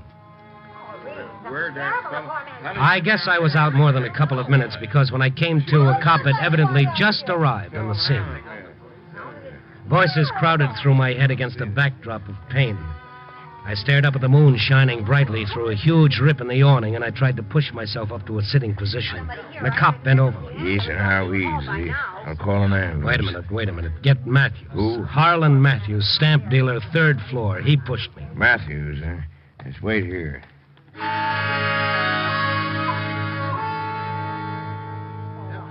I took inventory of my legs and arms and found them in usable condition. I climbed to my feet. People crowded around, their voices blending in an unintelligible jumble of questions. I staggered through them toward the cab. Their faces swarmed about me, white and staring like faces in a nightmare. I reached out, found the door handle of my car. I opened it and got in. I sat there for a while, trying to reassemble my wits. My head throbbed with pain and my mouth was dry. I wanted a cold drink more than anything I could think of. So I found my keys and drove to the first drugstore I came to. It was the sight of the phone that made me remember Mrs. Matthews. She'd be anxious to know what happened. I had to tell her something. I rang her number. Hello? Mrs. Matthews, this is Randy Stone. What happened? He didn't... No, I got there in time. Oh, thank God. Where is he? Well, I thought he'd be home by now. But he isn't. When did he leave? But not long ago. Or when you left him, was he all right? Oh, yeah, he was just swell. You ought to see me. What? I'll tell you what. I'll call Dr. Reichel right now and tell him the situation. He should be... Oh, I got a call from Dr. Reichel just a little while ago. Yeah? That is, it came through a message service. They want Harlan to call Dr. Reichel right away. I called the doctor's office to find out why, but the doctor's not there. He's not at home either. Well, why does Reichel want to see him? Didn't they tell you? No. The message just said that it was very important.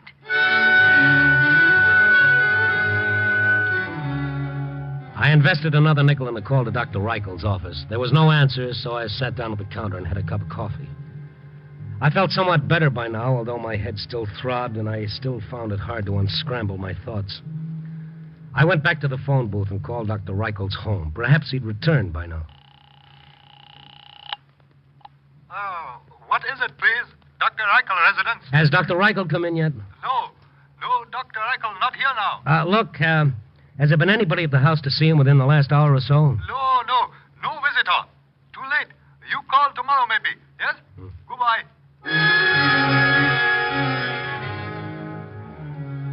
I checked with Mrs. Matthews once again to see if Matthews had returned yet. He was still missing. However, since my last call, the police had dropped in. They wanted to talk to him about pushing someone out of a window. Someone who'd driven away from the scene without leaving his name, address, or license number. You were with him, Mr. Stone. He couldn't have done it. Oh, yes, utterly fantastic. You'd better try to get some sleep, Mrs. Matthews. I'll ring you if I locate him. Good night.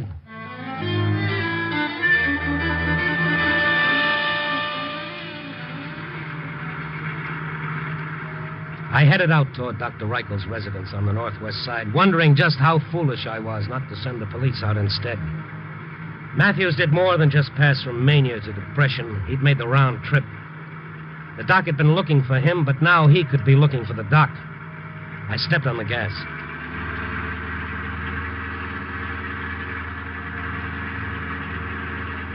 It was quite a drive to Dr. Reichel's home. When I got there, it turned out to be a sizable estate with an impressive driveway curving through the moonlit grounds. The dark hulk of a battered sedan stood parked near the head. of the walk that led to the veranda steps. I pulled up behind it. I got out, and I gave it the once-over.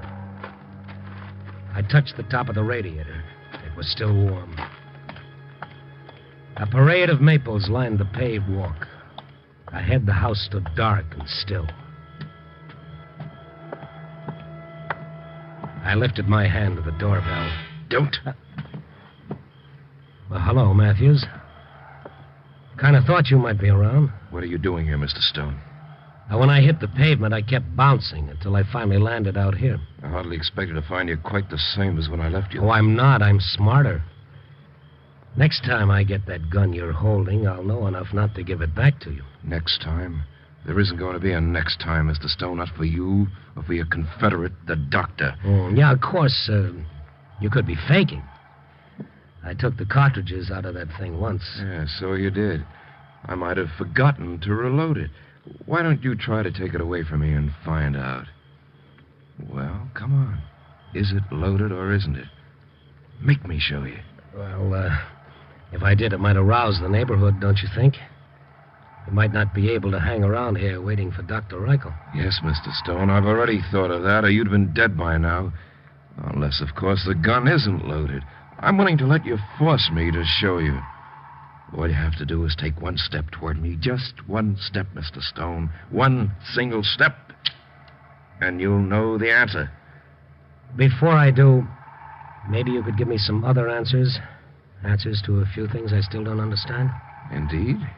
What, for instance?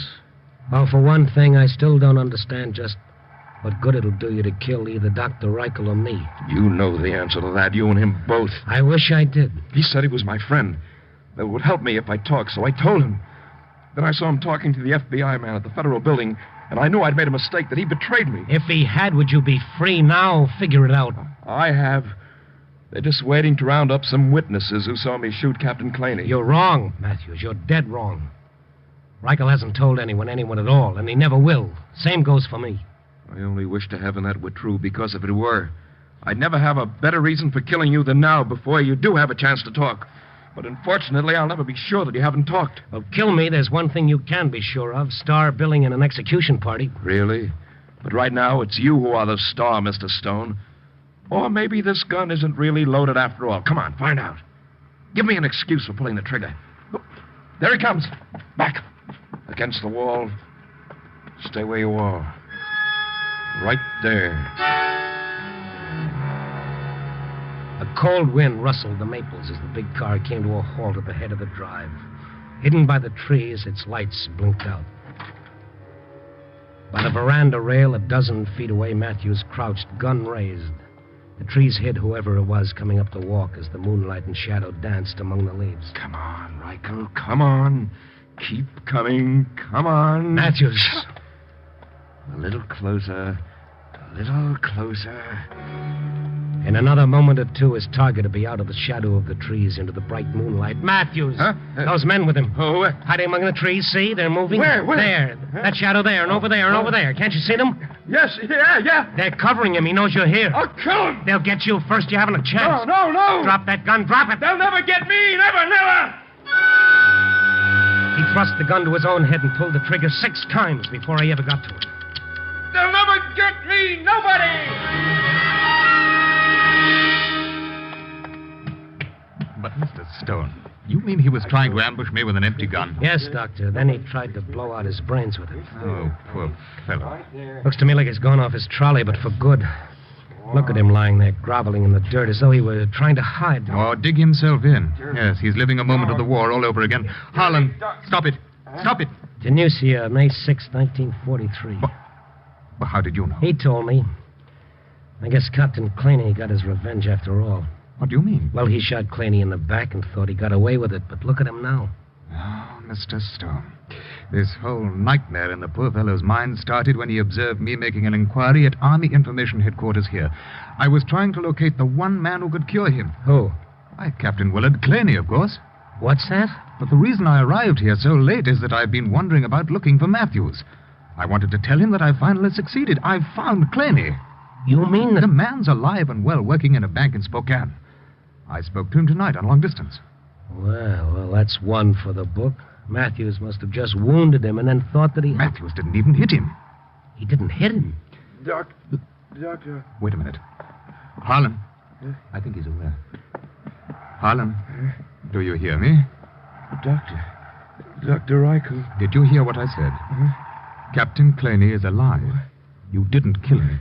Do you understand? You did not kill him. You're lying. No, I can prove it to you. Now, we can call him up. You can speak to him yourself. He's alive. No, I shot him. You thought you shot him, Harlan, but you missed. You missed. No, I saw him drop. I saw him, and he dropped. Oh, yes. Claney dropped all right, but not from your bullet. No. When I spoke to him on the phone tonight, he said that the only wound he received was a shell splinter in the chest. Why, he doesn't even remember a sergeant named Harlan Matthews. What? You're joking. No, Harlan, it's the truth. I didn't kill him. I didn't kill him. Know the truth, and the truth shall set you free, huh, Doc? Well, for him, there's still a long, hard road ahead and plenty of work to do. But at least, Mr. Stone, we've reached the beginning.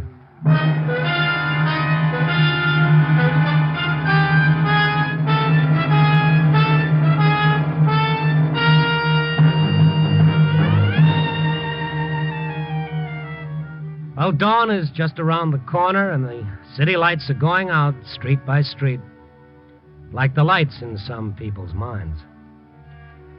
Yes, they say the truth is a great mental healer. And I guess it is, if you can bear to face it. Okay, so let's face it. Copy, boy.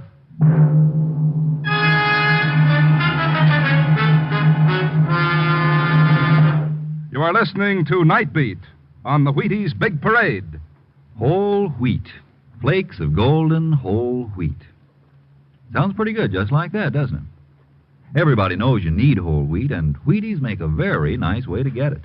Breakfast time, lunchtime, any time's the time for Wheaties. Easy, too. Just open the package, pour those flaky little flakes into a bowl, sugar 'em, cream 'em, and be happy. That's Wheaties you're eating. Breakfast of champions. Wheaties. Get some.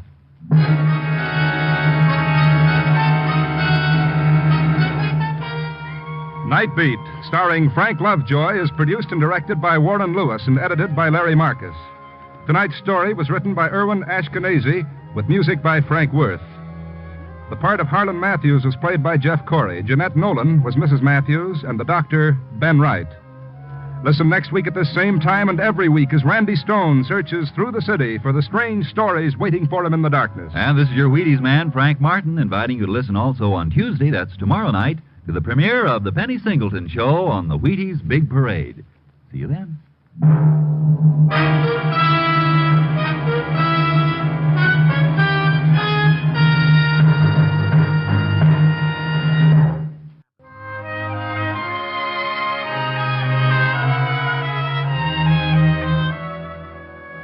Night Beat came to you from Hollywood. Stay tuned for Christopher London over most NBC stations.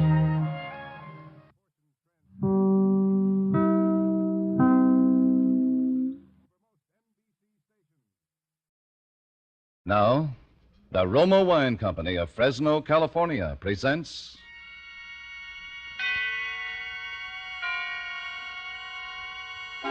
Suspense. Tonight, Roma Wines bring you Mr. Peter Lorre as star of Nobody Loves Me, a suspense play produced, edited, and directed for Roma Wines by William Spear. Suspense, radio's outstanding theater of thrills, is presented for your enjoyment by Roma Wines. That's R-O-M-A, Roma Wines. Those excellent California wines that can add so much pleasantness to the way you live, to your happiness in entertaining guests, to your enjoyment of everyday meals. Yes, right now a glassful would be very pleasant as Roma Wines bring you Peter Lorre in a remarkable tale of suspense.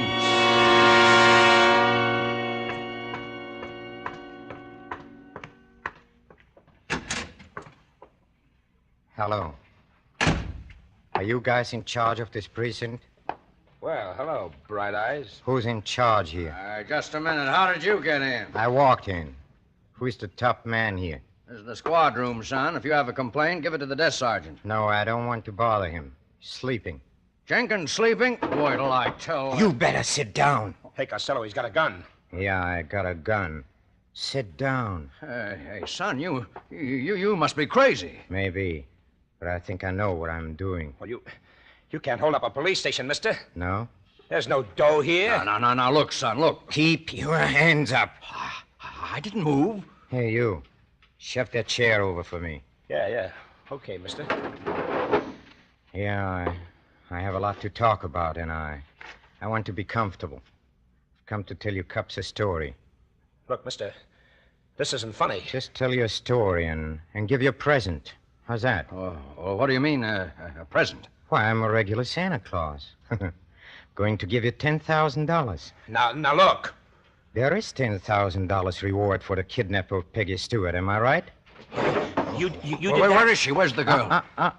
You forget this gun. You also forget I said I was going to tell you a story first. Sit down, Captain. You mean you're confessing? Yeah. Story of my life. You get plenty of thrills. You know why? Oh, look, son, look. Plenty of thrills. Because my name is Reese. Joe Reese. Then you killed her. You killed so her. You have heard about me. Yes. Killer Reese.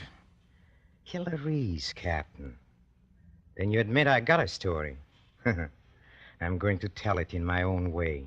First things first, last things last. And Peggy Stewart comes last. Look, just tell us, did you kill her, Joe? I start at the beginning. The beginning when I was born, and don't interrupt. Okay, we won't interrupt. 'Cause, you see, I think a lot about when I was born. Maybe somebody loved me then. Maybe when I sucked in my first breath of air and let out a yell. Maybe my mother loved me. Maybe she wished I was dead. She didn't live long enough for me to find out. But after she died, it was like I was just shoved clean out of the world. Shoved off to an aunt and an uncle who had the meanest, grimiest, stinkingest little souls even you fellows could hope to meet. Yeah, Aunt Ella and Uncle Walter. Oh, they were a pair. Why, they even looked alike. Faces like rotting cabbages, and their mean little mouths yapping away in the middle of them. Those two would have eaten the heart out of a saint. But I was so little when I went there, I didn't even know what I was missing. Until one day, when I was about 9, I found a kitten. A dirty, sick little kitten. Joe Reese, what you got there? Just a little cat. How do you speak to me? I mean, ma'am. We found it down the alley, Mother, back of the fish store. Well, you get it out of here, Joe. You get it out quick. I told you, Joe. Please, ma'am, You hear me? It won't eat much. Please. You hear me? You get it out of here. Dirty thing.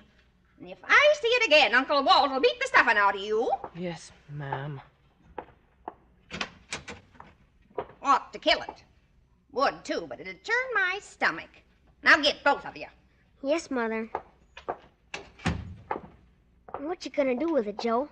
I don't know. Nothing. We could have some fun, I bet. Tie something to its tail. No. I don't want to. Might as well. We could have some fun. No, I said. Say. Feel. Yeah? What about it? It's buzzing inside. Like machinery. Oh, that's purring. Purring? Sure. Cats do that when they're glad. It's glad? About what? Bet it thinks you're gonna feed it. Oh, yes. What do cats eat, Cousin Alex? You ain't gonna keep it. Sure I'm gonna keep it. I'm gonna keep it somewhere she don't know. You're crazy. I'm not. I'm gonna keep it. It likes me. That's why. Likes you? A cat? Then why is it buzzing? Purring? Sure it likes me. Oh, it doesn't. It's hungry. I'll stop it purring. Look, What you doing, Alex? Watch when I twist its tail. No, don't. Hey, now look what you done. See? Now it ain't purring. Joe! Joe, what are you doing? It clawed me. It clawed me, and now it's scared. It clawed me. It's scared now.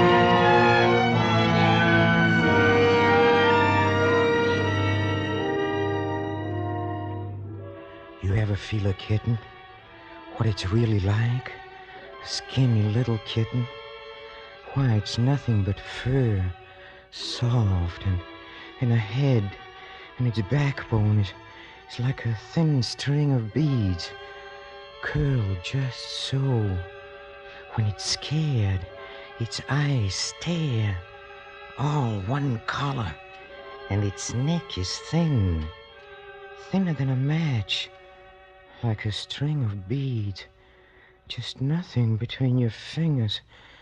Just nothing.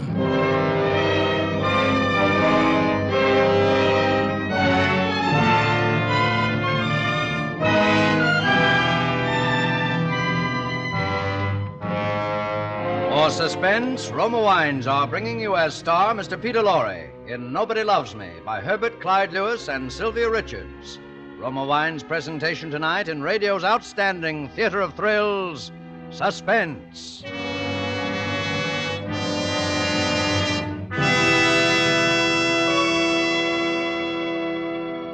Between the acts of Suspense, this is Truman Bradley for Roma Wines.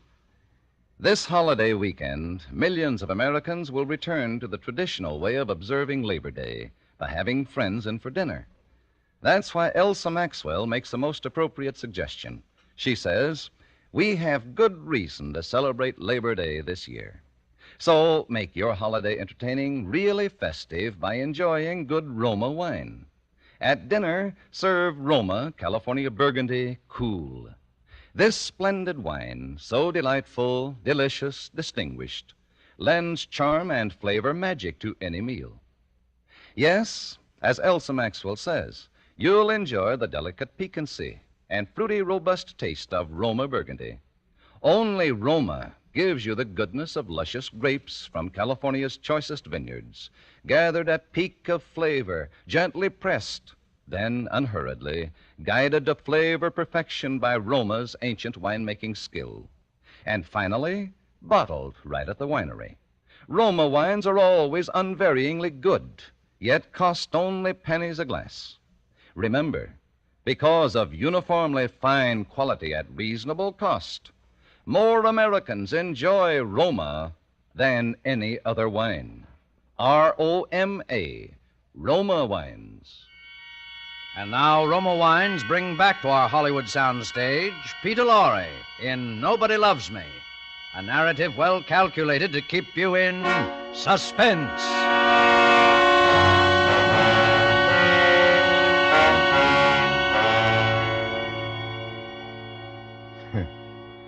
Never turned my stomach. It's always easy. Very easy. Yes, but Joe, where did you leave the girl, Peggy? Didn't I tell you not to interrupt? I am telling you what I have to tell. Cats first and girls last. I sat in the backyard holding the dead kitten, and it was soft for a long time. Next day, it was stiff and hard under its fur. Funny, a kid 9 years old even knew about killing, but I knew. 'Cause when I was more than 4, I saw Uncle Walter kill a chicken. I saw his mean, stringy shoulders jump when he brought the axe down. You know, that's how I knew, because watching Uncle Walter, I could tell he liked to kill. Liked it way down inside of him. And I hated him. So whenever I killed anything or anybody, after that, I was killing Uncle Walter and everybody like him.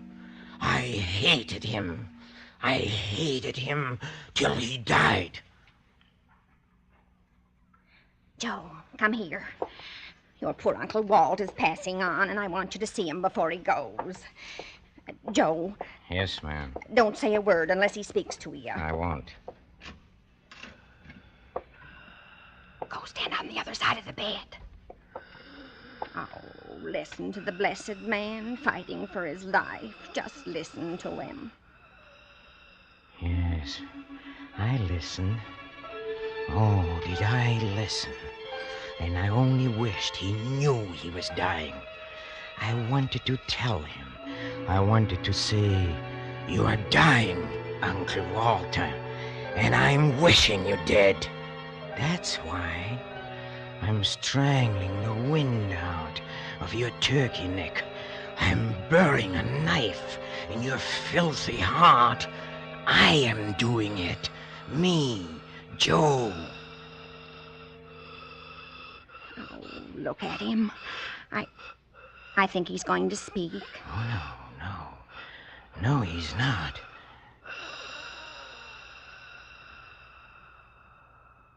Oh, he's dead. He's gone. Yeah, he's gone. Oh, that blessed saintly man. Joe, you'll never know how much he did for you. You'll never be able to thank him. He's in heaven now. Yeah, I bet. Don't you understand, Joe? Your poor Uncle Walter's dead. Sure, I understand. Then can't you say something? Sure. Uncle Walter's dead. 15 years. Too late for me.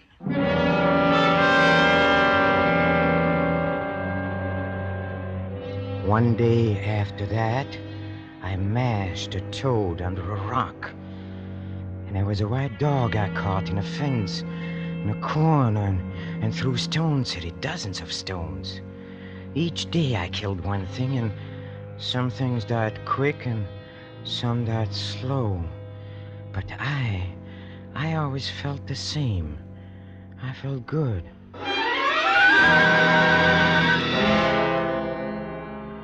I found there was room in the world for a bright young fellow like me. There was work to spare for a man who didn't mind killing.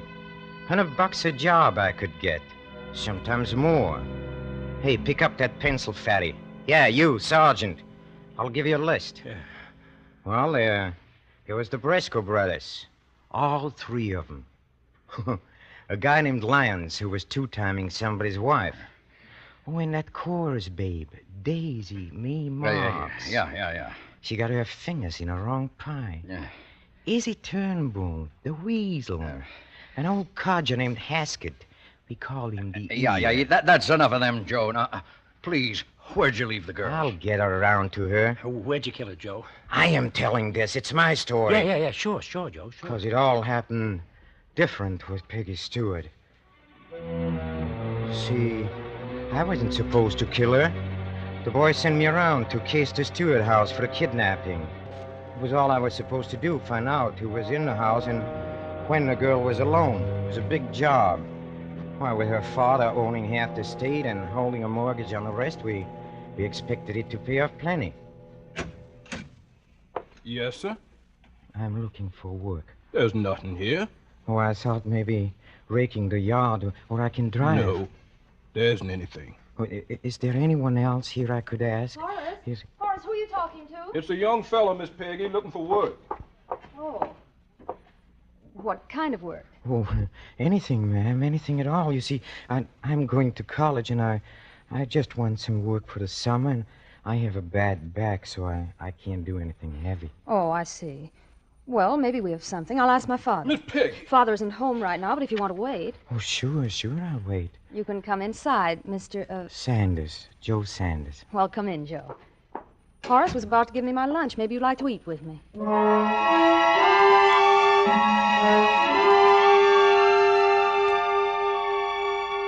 So for more than an hour, I was on the inside, looking out, just for once. It did things to me. That room, all sunshiny where we ate, blue dishes, the food cooked in little dabs, and so good. I was just boiling with hate. I couldn't look at her, at the girl, or talk. She didn't seem to notice what was happening to me. And that's what really got me. She didn't once look scared. Hey, you ever see Miss Peggy? She's little. All curved and little, and bright and soft. Even her voice is soft. I'd never known anybody like her, except people in books I read in a modern library, you know. I couldn't take it. I want to make her like the other girls I'd known. Make her get that look in her eyes. You're not eating, Joe. Huh? Oh, I've been thinking. Oh? Aren't you scared? Scared? Being alone like this with a fellow you don't even know? Scared of you? Lots of girls are. Why? Are you dangerous? I don't know. Lots of girls think I am. There must be something in it. You mean you're a wolf? No, I don't mean it that way. Well, if you are, I think you're a nice wolf. The nicest I know. It's not what I mean. Anyway, you just don't know me. It's funny. I feel like I do. I feel I've known you for a long time. What's the matter, Joe? Nothing. Nothing is the matter. Guess I better be going. But aren't you going to wait for Father? He'll be here pretty soon. No, I guess I better not wait. But you said you... You see, I just remembered I got to be someplace at 2 o'clock. Oh. Well, if you come back tomorrow, That's it. Yes, I'll come back tomorrow. Maybe that'll be even better. I can talk to Father tonight about you. Then I'm sure he'll give you a job. Sure, you do that. That'll be swell. But you will come back. Promise? Oh, sure. I'll come back.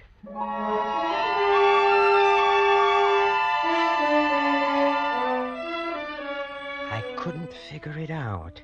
How a girl like her could be with me and not be scared. And after I practically warned her, too, you can see how I tried to warn her, but she just looked at me, at my eyes. My eyes!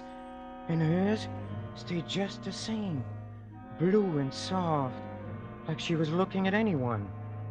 Hey, there is killing in my eyes. Lots of killing. Well, anyone can see that. But then it hit me. I had to make her scared. I had to get her to look at me in that beautiful, naked way, from back deep in her head. Her blue eyes, all glazed, all over, all one color.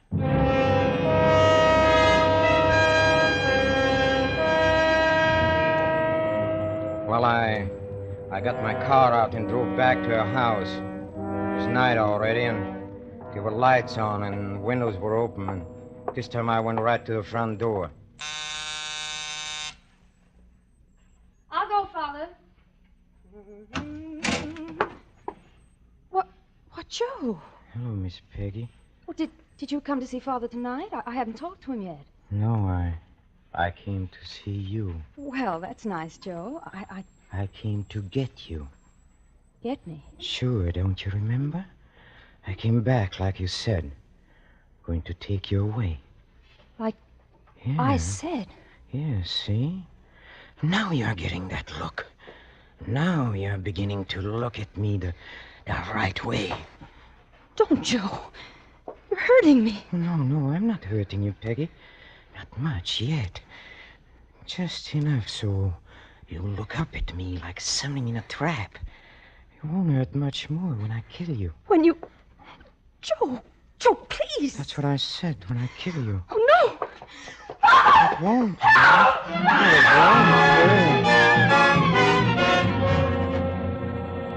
I dumped her in the front seat, and after I got the car in high, she didn't move anymore. She sat there with her big eyes staring at the road.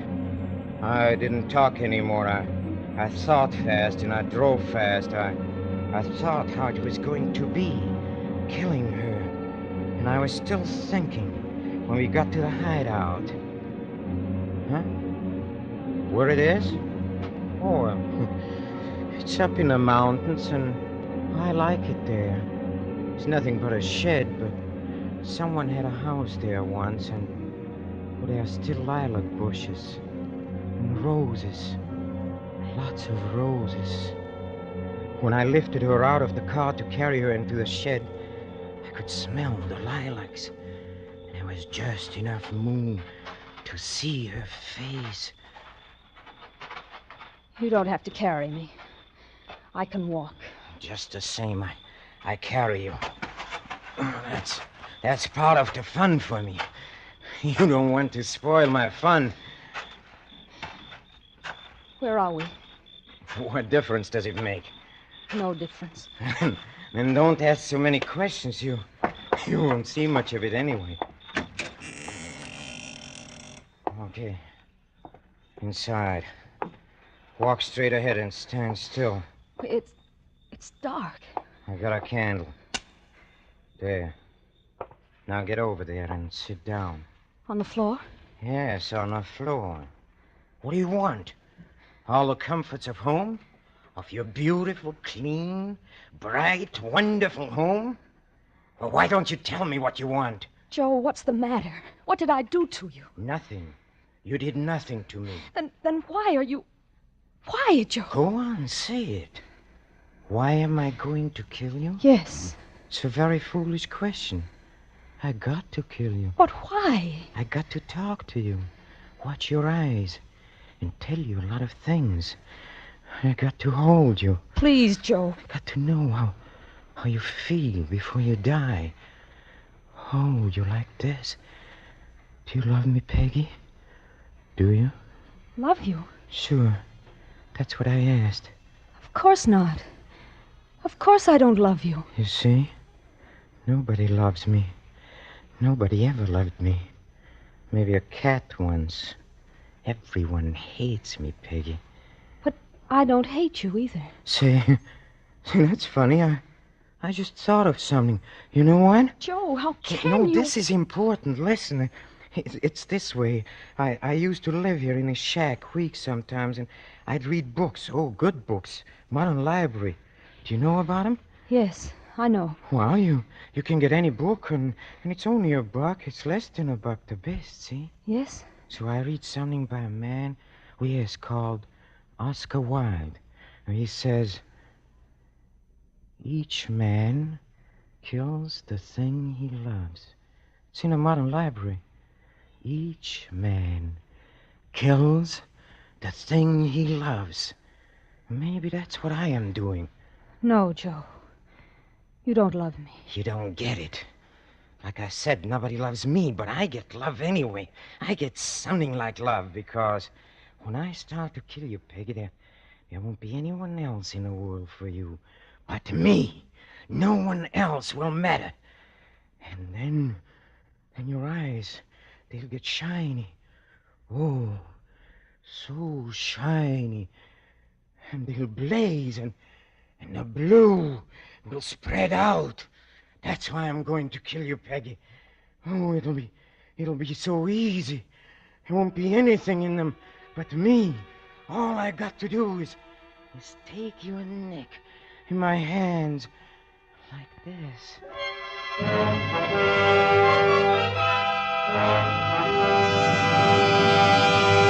Hey, Peggy, I'm going to kill you. You heard me say it. I'm going to kill you now. Why don't your eyes... Poor Joe. What? What did you say? You've been hurt. You've been terribly hurt. Poor Joe. I'm sorry.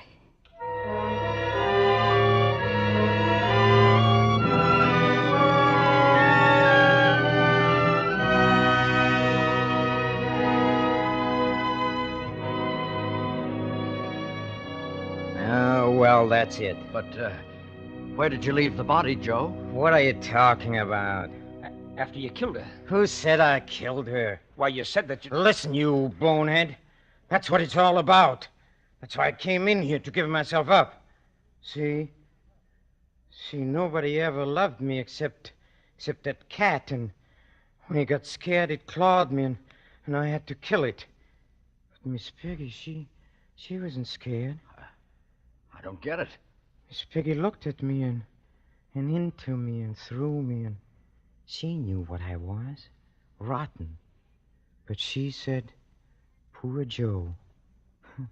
To me, Joe Reese. I figured that was as close as I'd ever get to love. Well, I figured it was enough. Go ahead, answer it, Sergeant. Guess that's her father saying she's home. And then you can lock me up, Captain. I need sleep. I'm dead for sleep.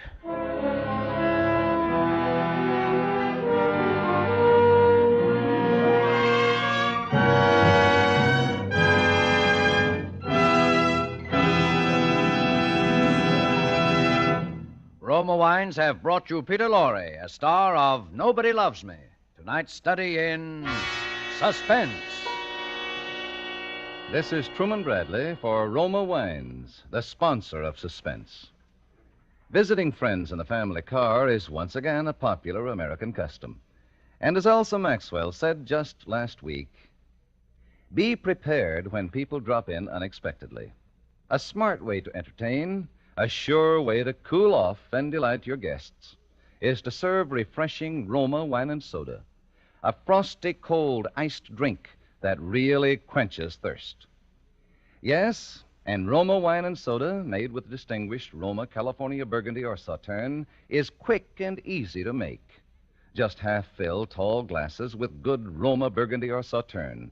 Add ice cubes, sparkling water, and a bit of sugar. And for a decorative touch, garnish with cherries or fruit. Here's another delightfully different taste treat. Try Roma Sweet Vermouth, well chilled. A delicious aperitif. Zestful, full-flavored Roma Vermouth is blended and developed with all the traditional winemaking skill of Roma wineries. Is made and bottled in the heart of California's famous vineyards, yet surprisingly low-priced. Try Roma Vermouth soon, won't you? This is Peter Lorre. I want to remind you to be sure not to miss next Thursday's Suspense show. It will be a repeat performance by popular demand. Sorry, wrong number. That's the famous radio play about the woman on the telephone, in which Miss Agnes Moorehead gives such an overwhelming performance. Peter Lorre appeared through the courtesy of Warner Brothers and will soon be seen in their production, Three Strangers. A word from our government. Despite the lifting of some restrictions, travel is still tight in many parts of the country and over many railroads used by the armed forces. Play safe by staying off crowded trains during the coming Labor Day holiday. Next Thursday, you will hear Agnes Moorehead as star of Suspense, radio's outstanding theater of thrills. Presented by Roma Wines, R-O-M-A, made in California for enjoyment throughout the world. This is CBS, the Columbia Broadcasting System.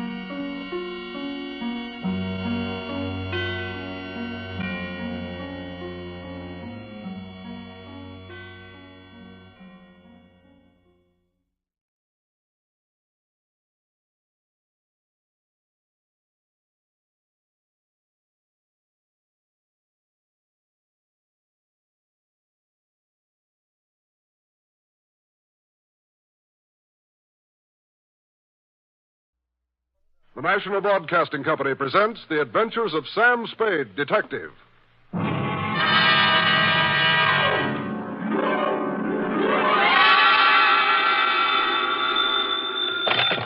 Spade Detective Agency. Hello, hello, hello. Sam? At this hour on this network, you were expecting maybe Mary Margaret McBride? I've been expecting anything, Sam.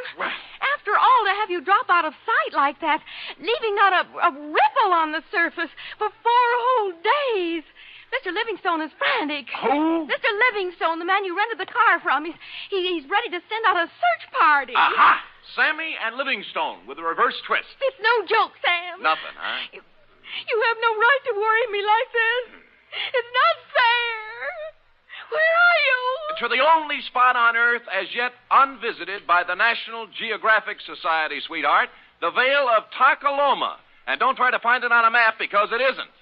Set yourself for my saga of a crook's tour of the hinterlands with just a touch of mysticism, which is why I call it the Rowdy Dowser Caper. All right, Murgatroyd, these will do. Sam, where are you calling from? A tailor shop. I had to leave without my pants.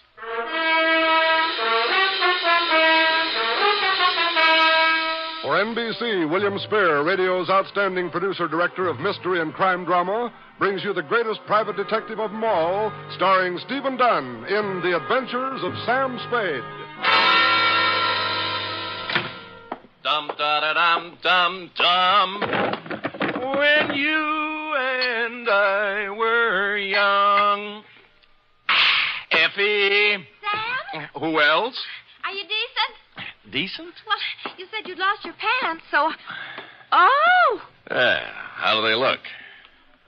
Well? Isn't it a little early for Halloween?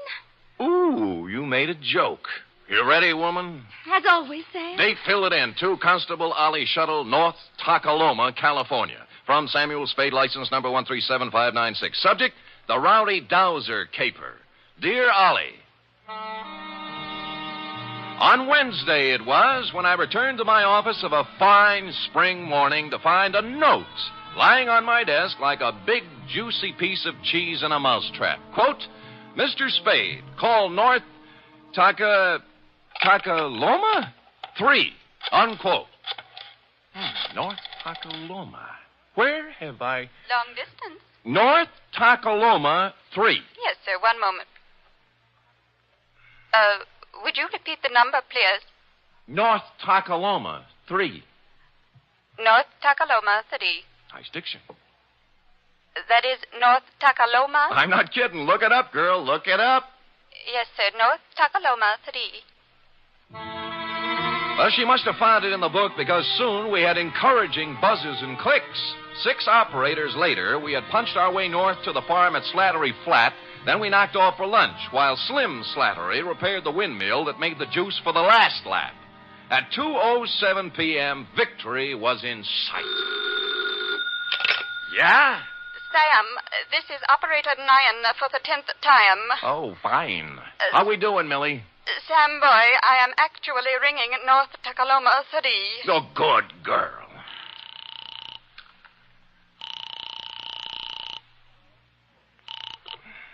Hello? Hello, this is Sam Spade. I have a note here to Oh, call yes, Mr. Spade. You were out of town when I came. Perhaps you remember me.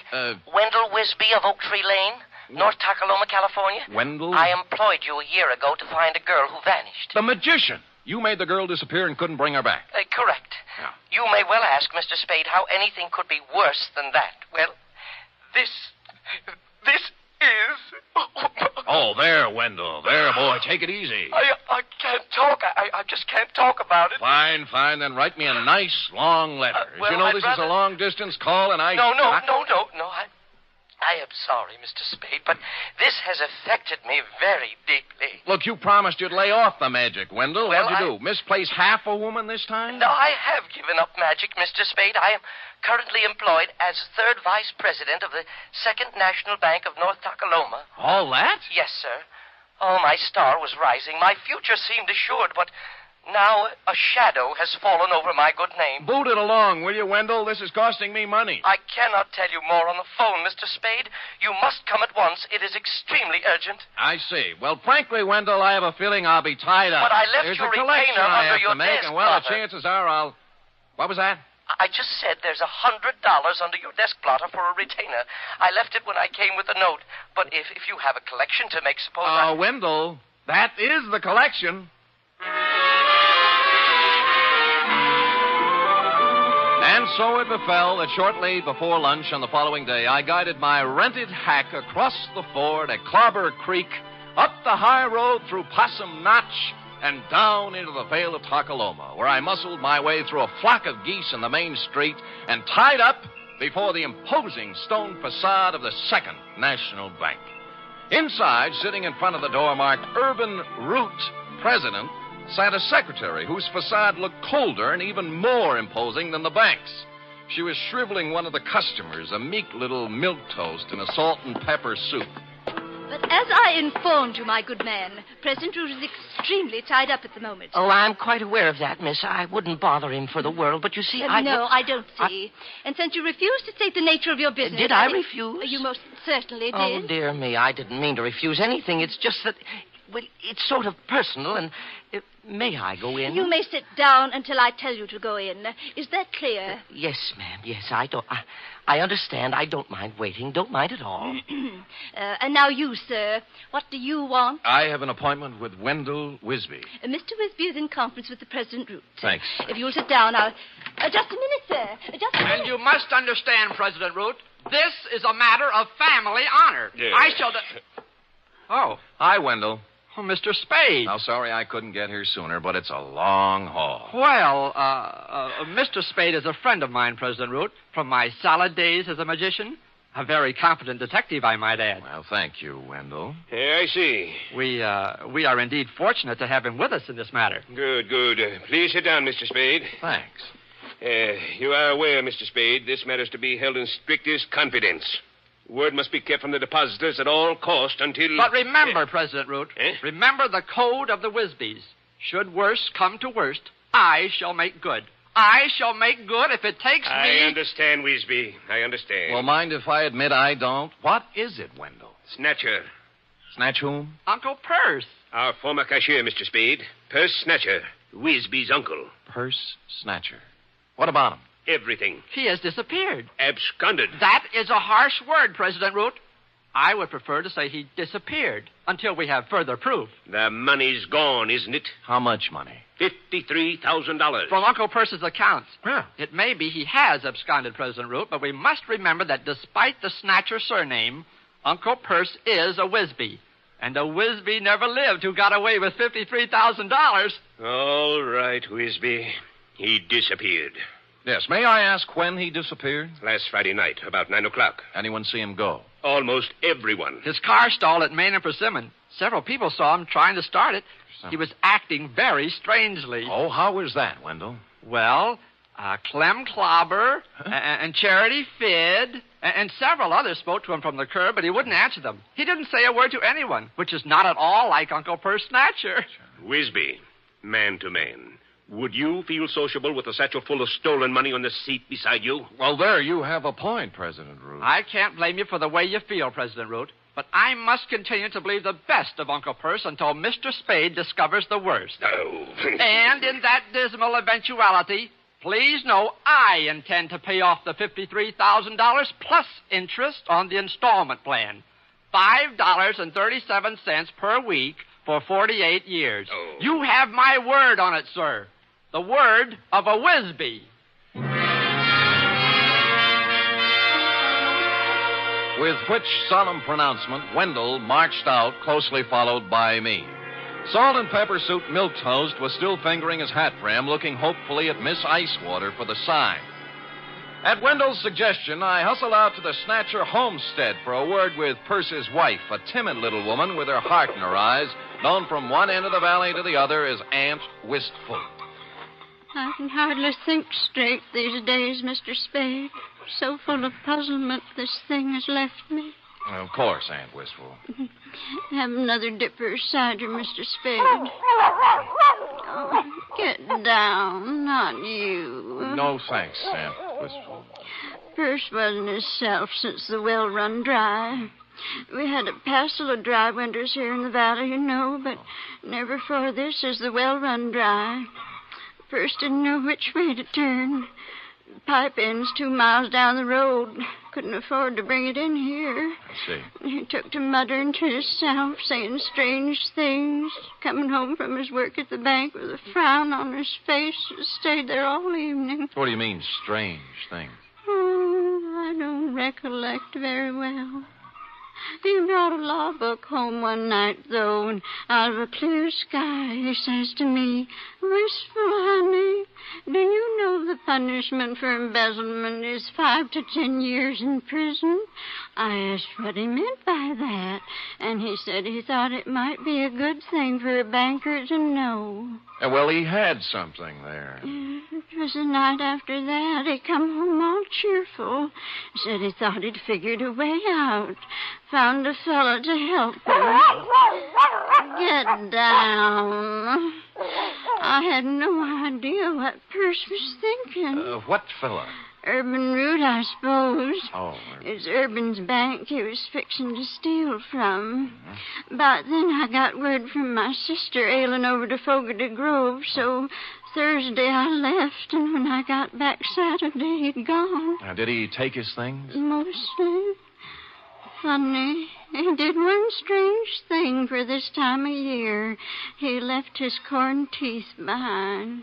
Corn teeth, huh? A spare pair of store teeth for corn on the cob. Oh. Person miss him now with summer coming on. Yes, he will. Bless him. You know, ever since spring, I've been after Perce to spade up my flower bed by the window. He did it before he left, now that there's no water to grow things with. I loved him so much, Mr. Spade. In this awful way for marriage to him. Oh, get down!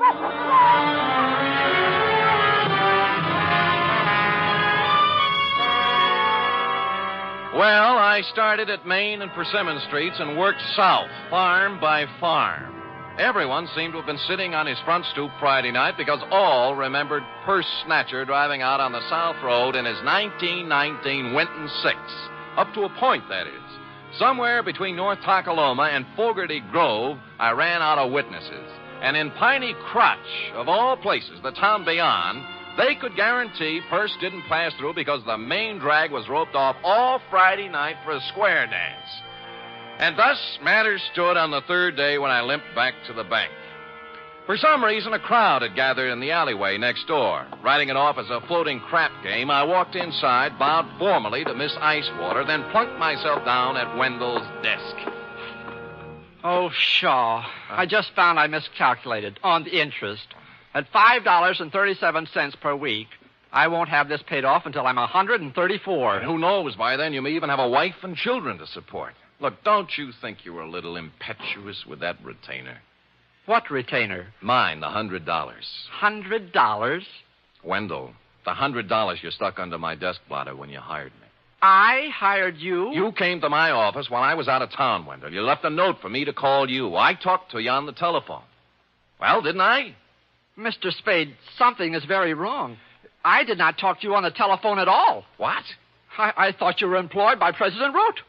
Well, where is President Root? I don't know. He stepped out some time ago, and there's someone waiting for him in his office. Oh? Do-do-do-dee-do-do. Hi, Miss Icewater. Oh, tell me, pretty mean, are there any more at home like you? Milk toast.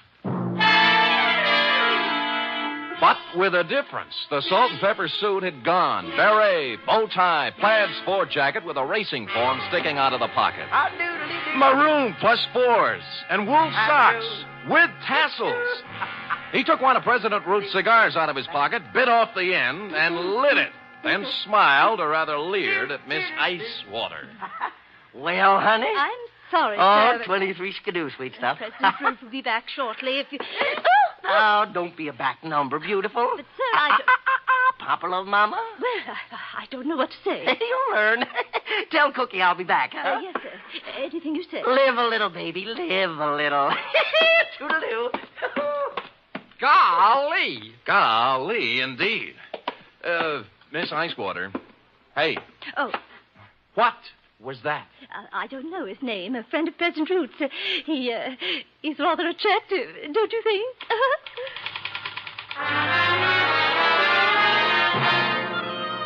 Only now, as I went outside in his wake, did I see what had caused the crowd in the alleyway. The first sport model convertible in Tolokema Valley since Wally Reed came through on location. And the first pink one I'd ever seen. Pondering the new milk toast, I walked into the drugstore, found a phone book, and checked all 25 names. North Takaloma 3 belonged to the Atomic Auto Courts and Restaurant. Charity Fidd, proprietress. She was riding herd on a griddle full of lamb chops when I pulled up at the counter. How's that again, Sonny? Short, you say? Short. And scalped on top with a fringe of hair like so? Yeah, and a wicked leer in his eye. That's my man. Well, he wasn't wearing no Barrett hat nor plaid coat when I seen him. Salt and pepper suit it was. Yeah, I know. Who is he? Well, he didn't register, but they say he's Dowser. Dowser. Don't know his first name, do you? Nope. Now, where he come from? Stayed in room 6 till 2 days ago. Ain't seen him around since. When did he come here? Let me see now. Codfish balls. Beg pardon? Oh, that'd be Friday night, late. And the funny thing now, think of it, he'd come afoot. Not by the road from Fogarty Grove, mind you, but by the trail over the ridge. Well, where does it go to, Aunt Charity? Winds up the old clobber place, abandoned now. Oh, thanks. I'll be back. You'll be nothing. You just sit right down where you are and you wrap yourself around this. Ain't no growing boy going hiking over the ridge without supper. Clean it up now, every scrap. Yes, Ma.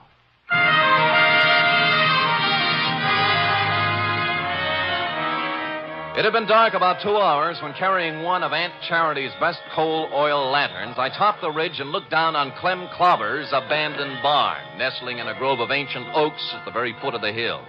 The moon was bright enough to show up the pair of grassy ruts leading from the rear of it down the gully toward the road to Fogarty Grove, a couple of miles away. On general principles, I blew out the lantern, then scrambled down the side hill and up to the barn door.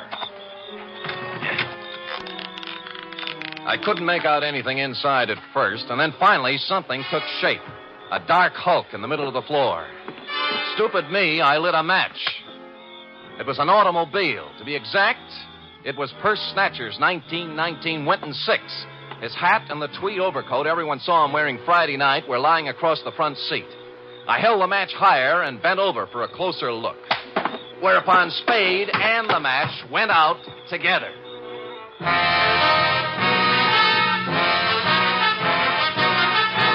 You are listening to the weekly adventure of radio's most famous detective, Sam Spade.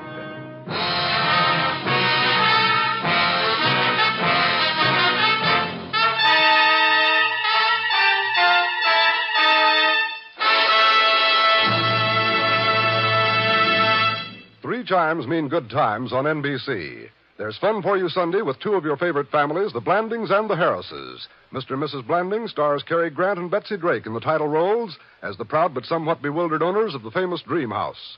The Phil Harris-Alice Faye Show stars Phil and Alice, of course, plus ever-helpful Frankie Remley, Brother William, and delivery boy Julius. Yes, there are laughs this Sunday and every Sunday with the Phil Harris-Alice Faye Show and Mr. and Mrs. Blandings.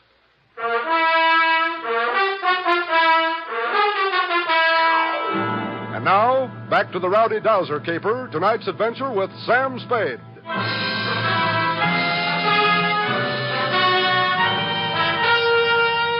I must apologize, Constable, for succumbing once again to the traditional nemesis of the private eye. But the bald facts are simply that I bent over for a closer look at the Winton 6 and was struck a dastardly blow on the rear of the head. How long I remained incommunicado, I know not, but I awoke presently, and with good reason. My pants were on fire. As a matter of fact, the entire barn was on fire, and I was lying in the tonneau of the Winton 6 wearing Purse Snatcher's overcoat. The door I'd come in was a wall of flame, likewise the stalls on both sides. But at the rear were a few square feet of rotten siding that hadn't caught yet. Now, ordinarily, I'd have thought twice, but when your pants are afire, you only think once. So I ran right through it and took a flying header into the creek behind the barn. It was just as well I only thought once, since at this moment the flames reached the Winton's gas tank.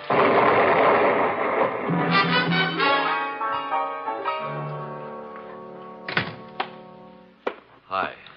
Good laws almighty, what have you been up to, boy? Smoking corn silk behind Clobber's barn. Match got away from me. Well, stay right there left behind my goose grease. No. Later, Aunt Charity. How about the key to 6? The Dowser fella? Yeah. Won't need no key, son. No door open? If he left it open, he's in there now. Barrett hat, plaid coat, and a 25-cent cigar. Help yourself.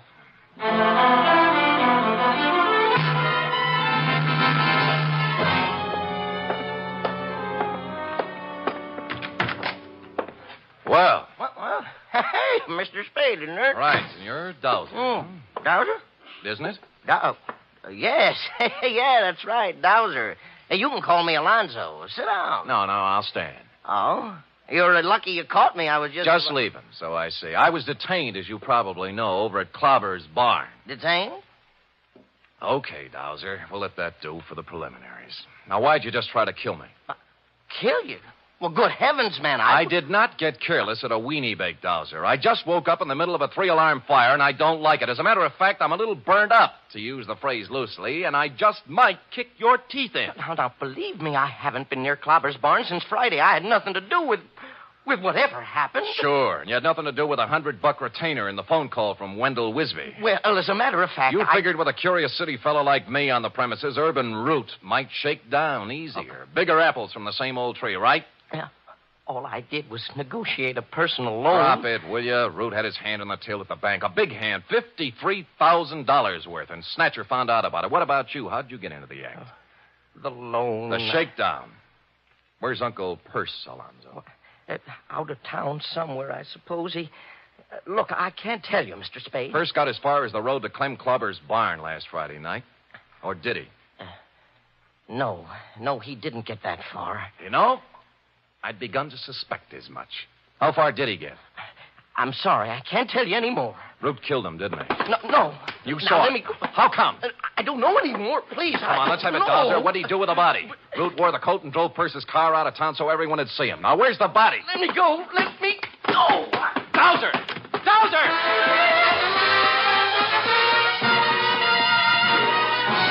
He squirted out of my hands like a watermelon seed, leaving me with a plaid coat, and took off down the line of atomic cabins toward the atomic restaurant.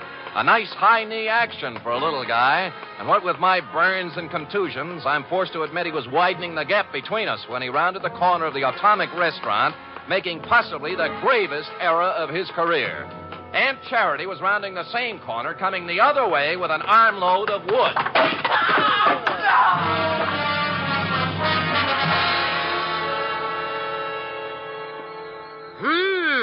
You don't reckon he got himself a brain conclusion, do you, son? I don't know, but he's a weak witness, Aunt Charity, a weak witness. What you got there?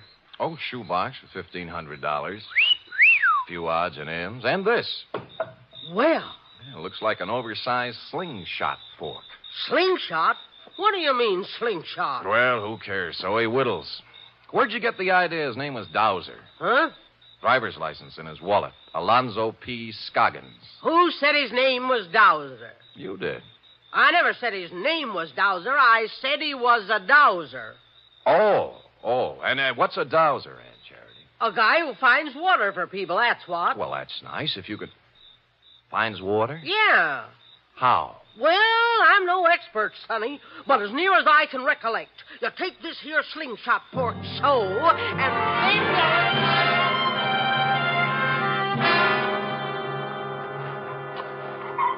Mr. Spade, I can't go through with it. Get hold of yourself, Wendell. Remember the code of the Wisby.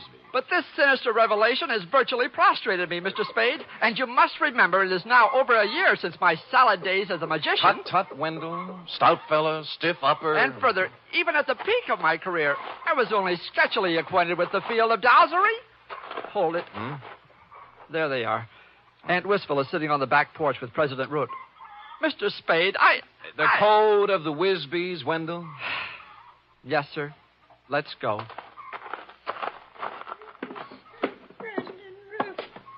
I just can't tell you how full up of gratefulness I am. Now, Aunt Wistful, don't take on so. It's nothing at all. It's, You remember Mr. Spade, President Root? Wait, of course. Of course. Hardly seems any time at all since we met President Root. Oh, Mr. Spade, President Root's going to buy the farm. Isn't that wonderful? Touching. And he's allowing me $10,000 on it against the money Perce stole. Well, that's a generous offer. Yeah, I thought so. Considering there's no water on the farm. Perce said many times it wouldn't be worth $40 an acre for that water. Well? Did you say something, Wendell? Yes. Aunt Wistful, I have great news for you. It may not be necessary to sell the farm. What do you mean, Wendell? We've made a deal here. Maybe the signals are off for now, President Root. You recall Uncle Perce said he'd found a man to solve his problem, Aunt Wistful? I am now ready to step forward and bring it into the open. I am that man. You? What do you mean, Wendell? Since entering the banking field, I divorced myself from magic and the allied dark arts, Aunt Wistful. So I wish to keep my other talents sub rosa. What are you talking about, Wisby?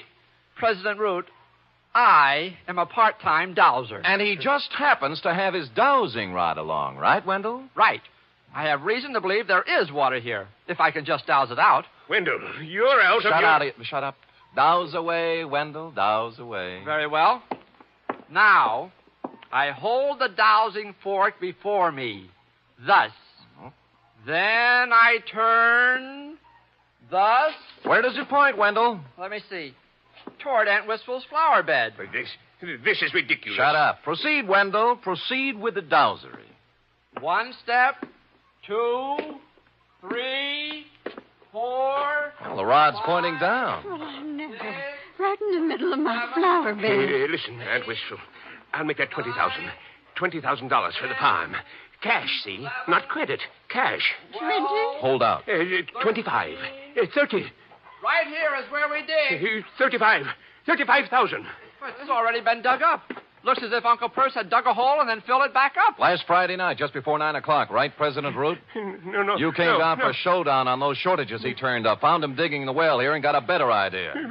Please, no. I've talked to the guy who saw you do it, Root. All right. I killed him.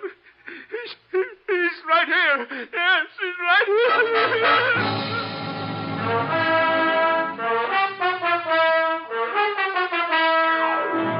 Which is where you came in, Constable, and since you can take it from here, I shall close, as always, with... Period. End of report. Right. Another triumph, Sam. Another new sphere of effort. No field is safe from my talent, sweetheart. You will please preserve it for posterity during the following 15-second announcement. Scoot. Scoot.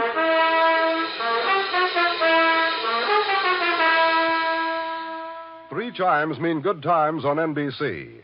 This Sunday, the glamorous and unpredictable Tallulah brings you another hour-and-a-half broadcast of The Big Show, starring Fred Allen, Judy Holliday, Joan Davis, Frank Warren, and many more. And this Sunday's Theater Guild on the Air production is the Broadway comedy The First Year. Starring in this Theater Guild presentation are Richard Widmark and Katherine Grayson.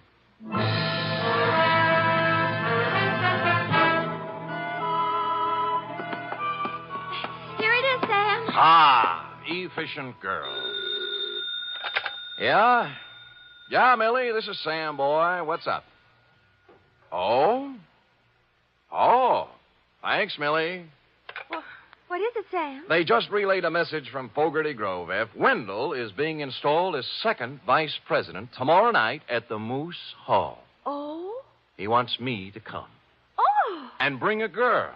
Are you game, little one? Well, that's one way to get the report to Constable Ollie Shuttle. I'll do it, Sam. Good girl. Pack up an emergency ration of sorghum and hominy grits. I'll pull up at your doorstep in the morning at 8 o'clock. Well, I'll wear my sunbonnet and Mother Hubbard. Oh, good night, Sam. Good night, sweetheart.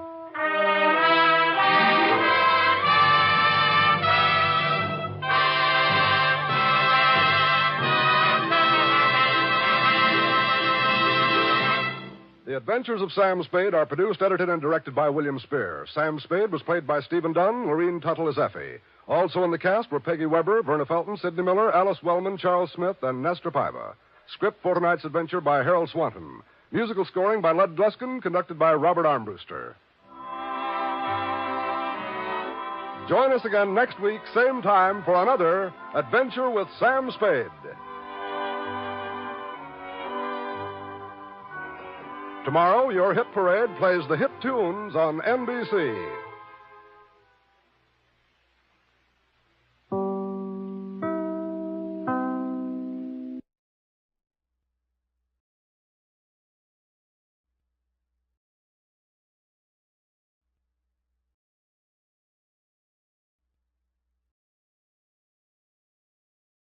Ladies and gentlemen, we take you now behind the scenes of a police headquarters in a great American city, where under the cold, glaring lights will pass before us the innocent, the vagrant, the thief, the murderer.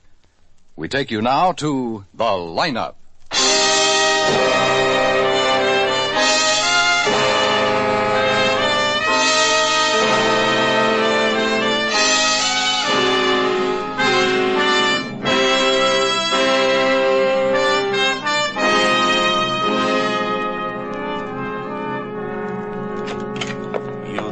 Found him, Lieutenant Guthrie, so soon? Yeah, we think so. And we'll be sure when you identify him.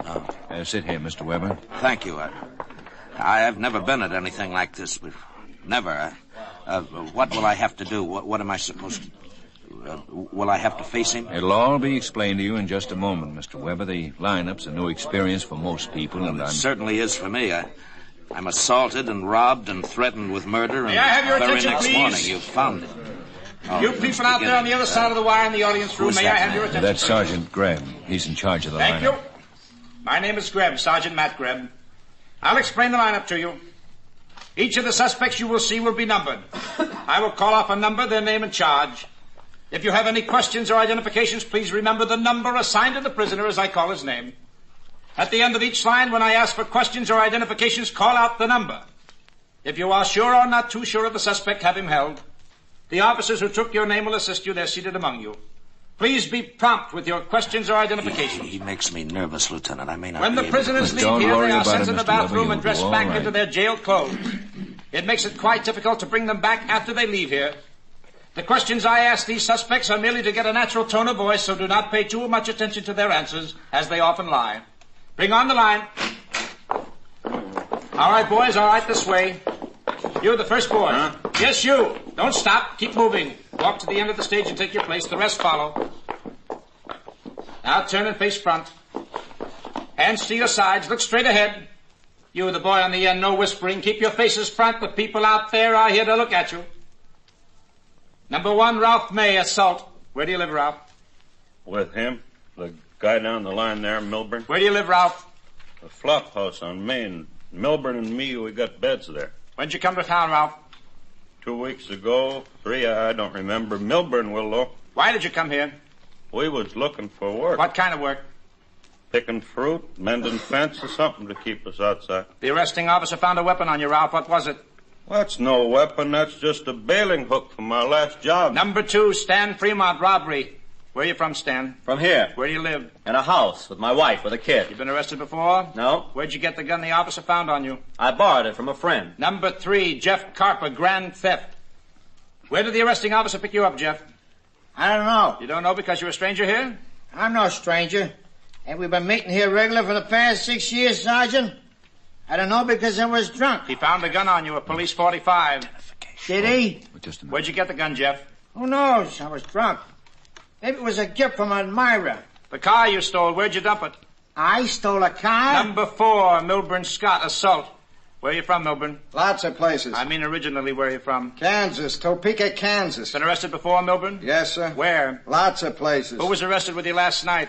The guy down the line there, Ralph. Are there any questions or identifications from the audience? Number 3, that's the one. You sure, Mr. Weber? Yes, I'm sure. I'm real sure. Any questions or identifications from you people out there? Sergeant Graham. Yes, Lieutenant. Number 3, hold for interrogation.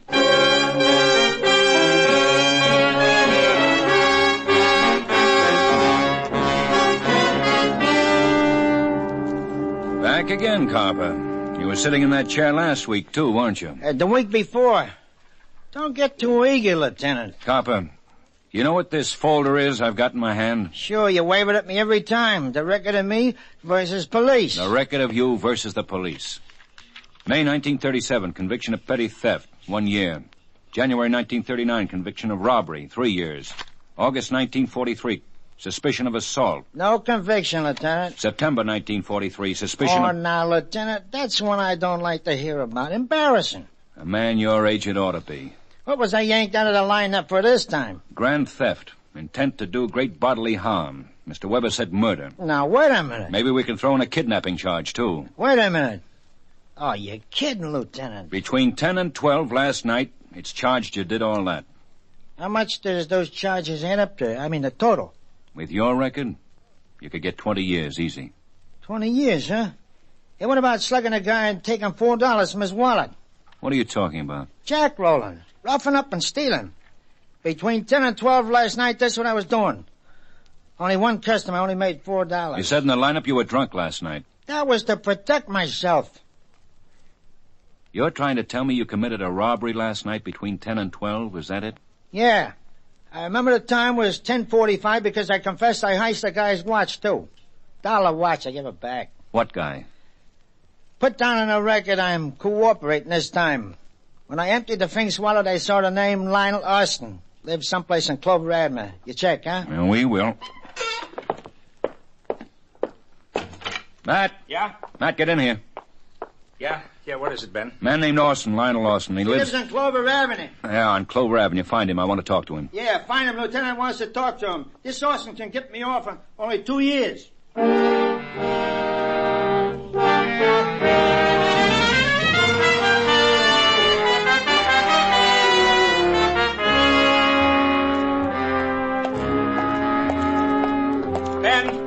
Oh, Ben. Hi, Matt. We got Austin? Well, almost. Yeah, that's novel. How almost? He'll be home at 4 o'clock. We can talk to him then. All right. Wait a minute, Ben. Wait a minute. Huh? A 201 just came in. Homicide. Where? Paradise Motel. You know, the one on top of Lookout Point. You gonna take it? Uh-huh. We'll both take it.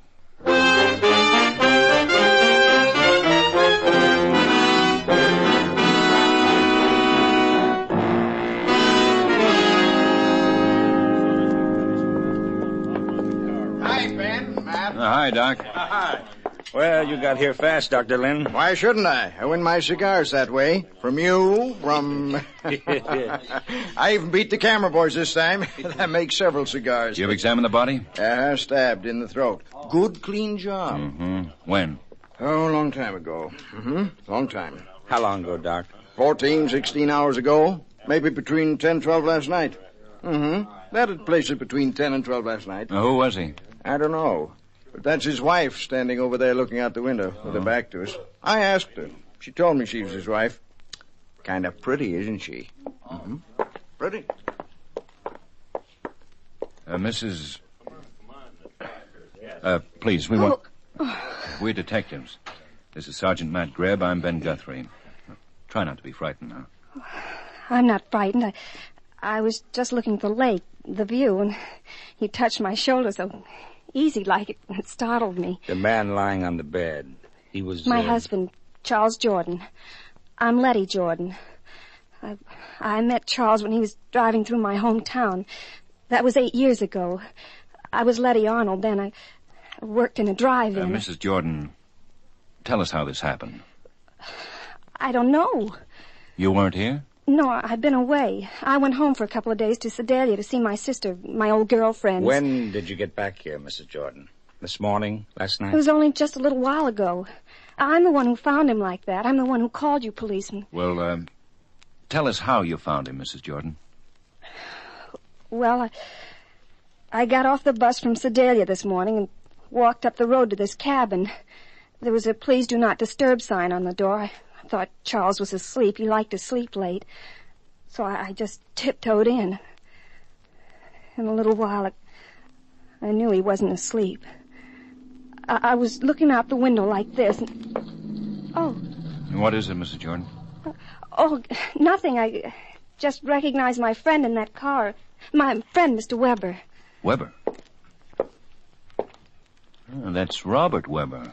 Oh, you know Mr. Weber? Yeah, I do. Matt, will you talk to Mrs. Jordan? I just remembered something. Yeah, sure, Ben, sure. Go ahead.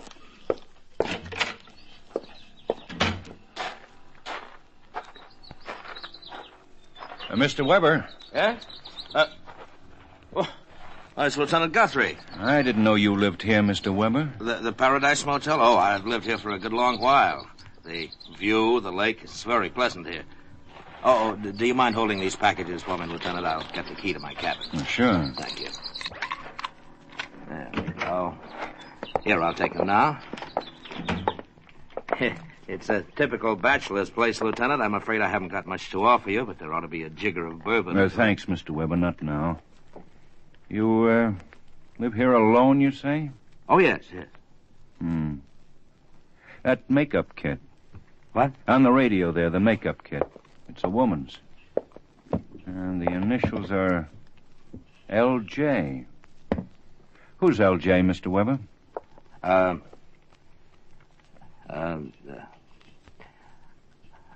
won't lie. If it's important for you to know, you'd find out anyway. Look how fast you found it. L.J. stands for Letty Jordan. How long have you known Mrs. Jordan? Letty? Oh, about 6 months, ever since she came here to Paradise Motel. Mm-hmm. You made friends with her and her husband? Well, with Letty, I hardly notice the husband. You know how it is. Living in paradise alone, you notice a girl like Letty. You try to make friends right off. What time were you held up last night, Mr. Weber? What? Oh, I told you, sometime between 10 and 12. Why? Why do you say between 10 and 12? Couldn't you be more specific? No, I couldn't. I left here around 10. The radio said it was 10. I went for a drive. And then that man I identified waved a gun at me, stole my things, my watch and everything, my car. I had to walk back, and it was 1 in the morning then, so it had to be between 10 and 12 sometime. Between 10 and 12. Eh, Mr. Weber? Yes, that's what I said, between 10... Why do you keep asking me that? Who's the criminal? I'm the one... A man who was murdered last night, Mr. Weber. Mrs. Jordan's husband, Charles, last night. Between 10 and 12, the coroner says. Letty's husband? While I was being robbed, huh? He was killed then, huh, Lieutenant? Then for Letty and me... Don't move away from paradise, Mr. Weber. I want to keep in touch with you.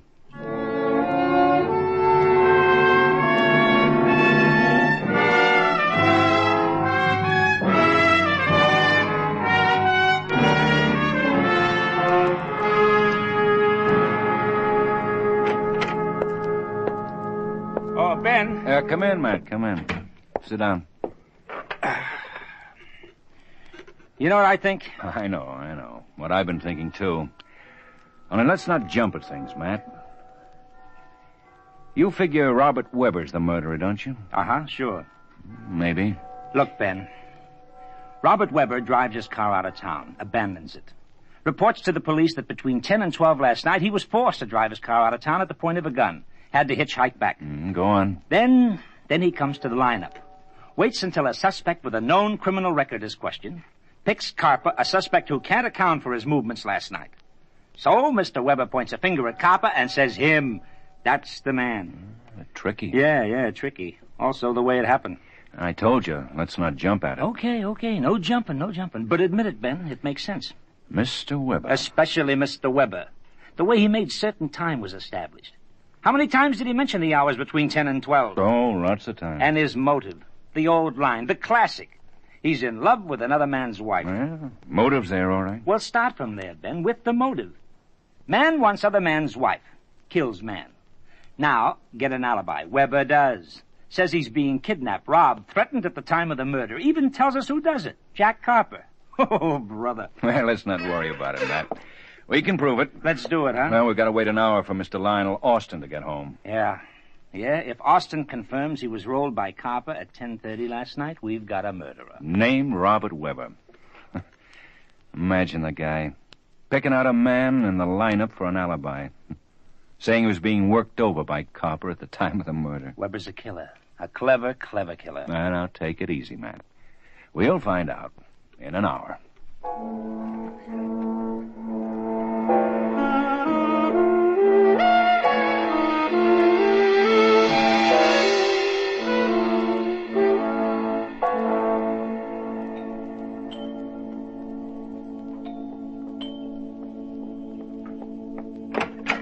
Yes? I'm Ben Guthrie. I called Oh, you're the man from the police. Well, please come in. I'm Mrs. Austin. I talked with you on the phone. I'm Lionel's mother. Won't you sit down? Thank you. Now, what is it you want to see Lionel about? Is he home, Mrs. Austin? Well, I'm his mother. Lionel would tell me anyhow. Well, is he home? Yes, he is. Lionel! Well, I still don't... Lionel! Yeah. Yes, what is it, Mother? This is Mr. Guthrie, Lionel. My son. Oh, Lionel? Hello, Mr. Guthrie. Yeah, Mr. Guthrie's from the police. But I didn't do anything, Mother. Well, of course you didn't, son. Mr. Guthrie, what is it you want with Lionel? Where were you last night, Lionel? Between 10 and 12. Well, I don't see what... Lionel. At the movies, where I told Mother I was going. Of course. I saw Louisa. Ruth Hussey was in it. I like her. Yeah, such a sweet, sweet girl. I saw it twice. Were you Jack Roll last night, Lionel? Was he what? Mr. Guthrie? That means thrown into an alley and robbed, Mother. Lionel, how would you know such a thing? Oh, they're crime magazines, Mrs. Austin. Right, Lionel? That's right. Lionel, it depends upon what you tell me. The police are pretty sure they have a murderer. They can be positive, depending on what you tell me. Were you jack-rolled last night? Were you? Me? Of course not. Of course I wasn't. Well, of course he wasn't, Mr. Guthrie.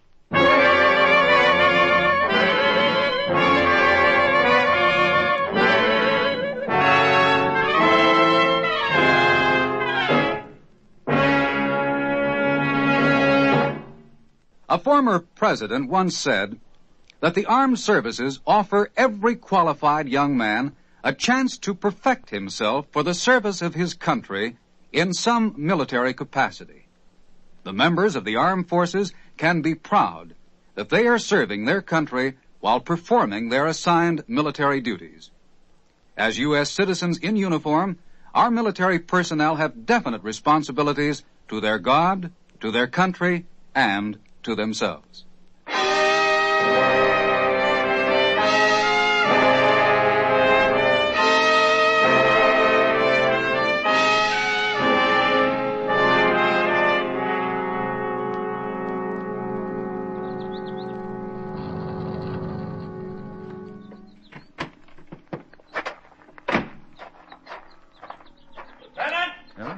Lieutenant Guthrie! Where are you?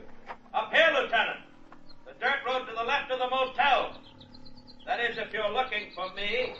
I am, Weber. I am.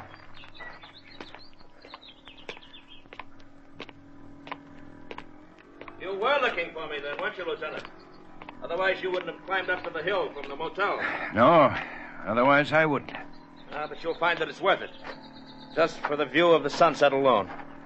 We're 300 feet above the lake here, Lieutenant. Weber, tell me again where you were between 10 and 12 last night. Perhaps you'd better meet my friend. Mr. Duff, this is Lieutenant Guthrie, the one I've been telling you about. Hello, Lieutenant. Mr. Duff. Weber, I think you'd rather talk to me alone. I don't think he will, Lieutenant. No? No. He'll talk to you only with me here. He's paying me for that. I'm his lawyer. Oh. You were wise, Mr. Weber. You will need a lawyer. But not for what you think, Lieutenant. For something else. Exactly, for something else. To protect him from you, Lieutenant. Oh? Exactly. It seems you're a great nuisance to my client, unnecessarily. You have disturbed my client's peace of mind, unnecessarily. You have made my client mentally ill with your allegations, your threats, unnecessarily. My client has had to consult a physician because you have too eagerly assumed that my client is, what, Lieutenant? A murderer. Ah, you admit it. You're prepared to arrest him for that charge? To suffer the consequences of a false arrest? Goodbye, Lieutenant. Say goodbye to the lieutenant, Mr. Weber. Don't bother. Maybe Letty Jordan will talk to me without a lawyer, Weber. Maybe, Lieutenant. But you won't find her here. Not at the Paradise Motel. Not anymore. Where? Is it all right to tell him, Mr. Duff? Try the Plaza Apartments, Lieutenant, on West Gladstone.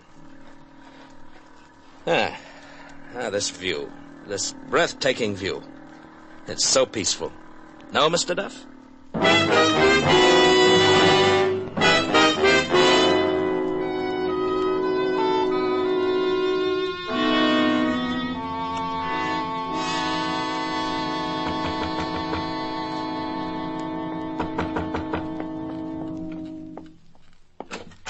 Yes? Oh. Please come in, Mr. Guthrie. Thank you.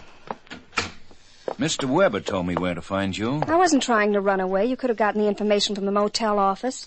I left a forwarding address. You don't have to talk to me like... I wasn't making a point of it, Mrs. Jordan. I just wanted you to know how I found you. I moved here because... Maybe you could have lived in that motel after murder's been done there. Not me, not after what I realize that. I'm sorry. I didn't mean to upset you. Stay in that motel. You couldn't have grieved too much, Mrs. Jordan. I didn't say anything about grieving, did I? A dead man's been in a bed ahead of me. I'm a woman. I know. Squeamish. Now let's talk about the same thing.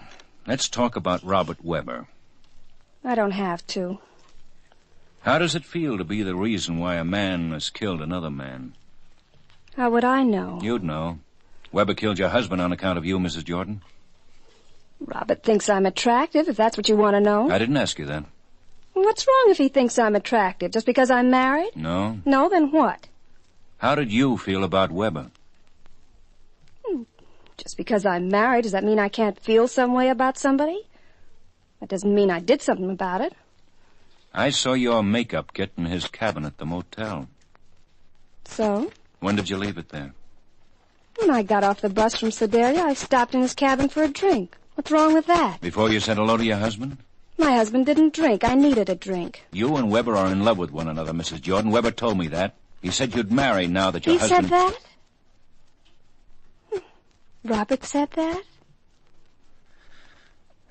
I'm holding you for complicity of murder, Mrs. Jordan. You're crazy. You both plotted to kill your husband. No. You really did go to Sedalia, Mrs. Jordan. I checked that, but you went after you plotted to kill your husband. No. There have been cases of death verdicts for complicity, Mrs. Jordan. He said we should get my husband out of the way, but he was kidding. Weber killed him, didn't he? Didn't he? But I didn't plot anything with him, Mr. Guthrie.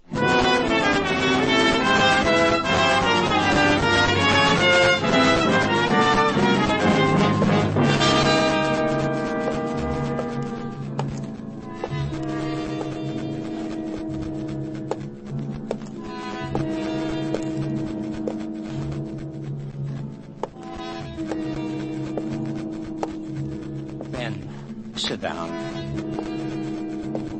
Ben, please, you've been walking up and down and round like an animal for a half an hour now. You don't say a word. It makes me nervous.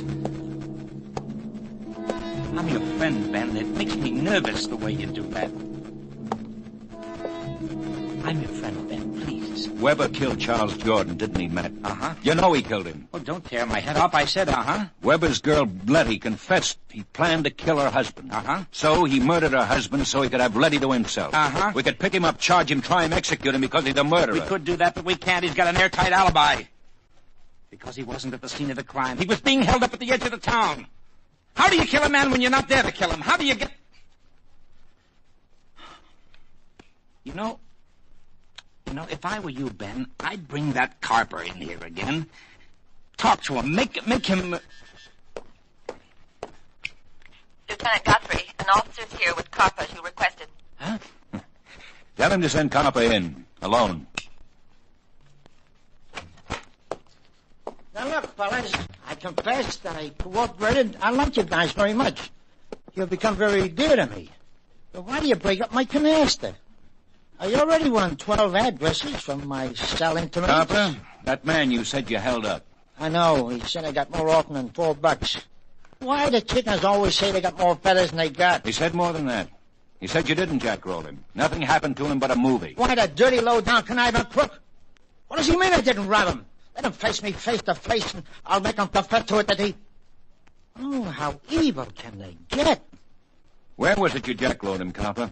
Where? Where else for a chicken like that?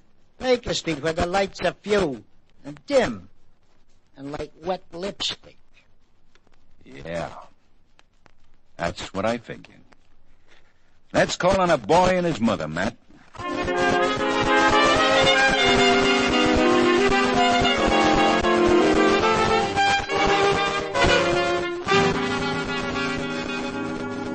I don't understand, Mr. Guthrie. No, I don't understand it at all. Why you should come around here at nearly 10 o'clock at night. All you want to do is persecute my son. The lieutenant asked you a question, Mrs. Austin. Where is Lionel? He's upstairs with his ship models. Please call him. I will not. He needs his relaxation before he retires. Ben. Yeah, Matt. Go get him. Don't you dare. Don't you dare. What is it, Mother? What's wrong? Lionel! You better come down, Lionel. It's the police.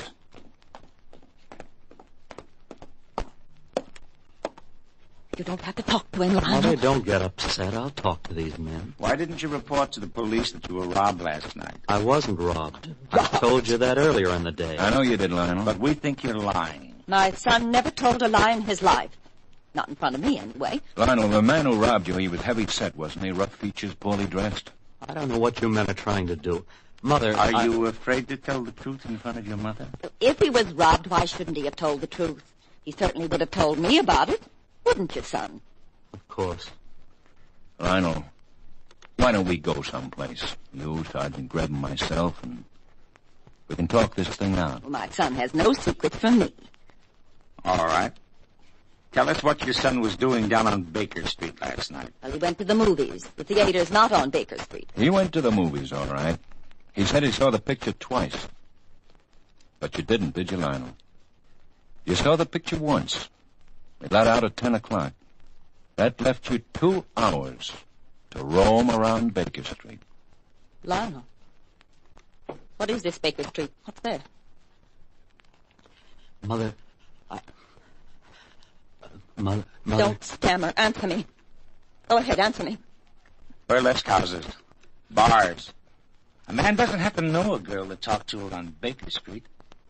Does he, Lionel? Were you there, Lionel?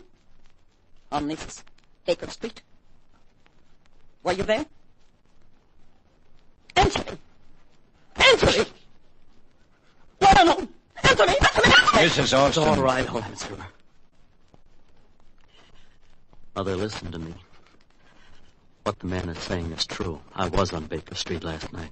I did meet a girl, and we had some drinks, and after that I was robbed. And I'll tell you something else, Mother. Last week I was there, too. I met another girl there. Let's go, man. That'll make you suffer, won't it, Mother? Now you've really got something to suffer about, haven't you, Mother?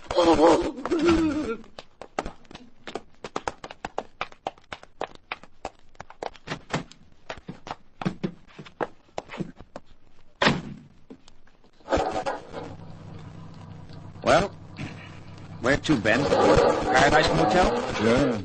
That's where the murderer is, isn't it? And take it easy, man. Let's enjoy the view.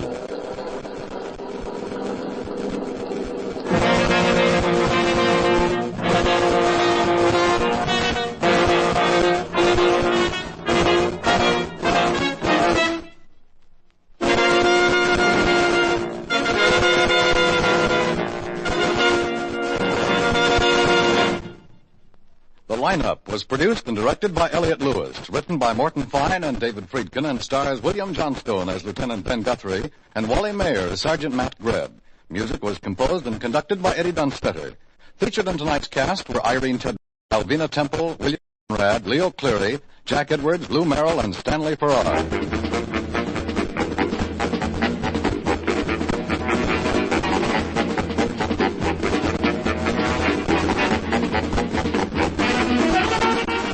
Lineup has come to you through the worldwide facilities of the United States Armed Forces Radio and Television Service.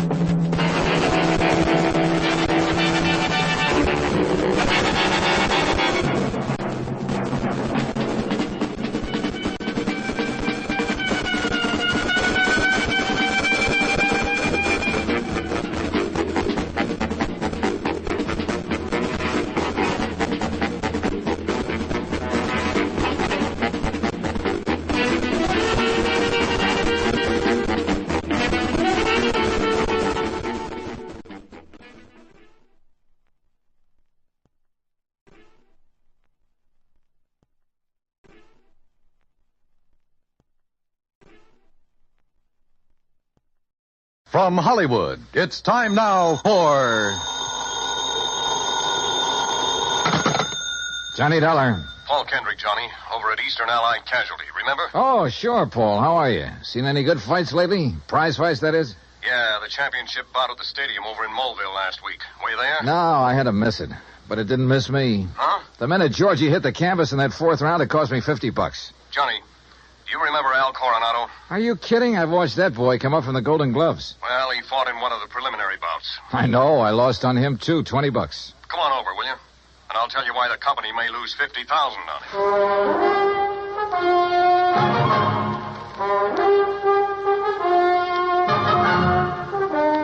it. Bob Bailey in the exciting adventures of the man with the action-packed expense account. America's fabulous freelance insurance investigator. Yours truly, Johnny Dollar.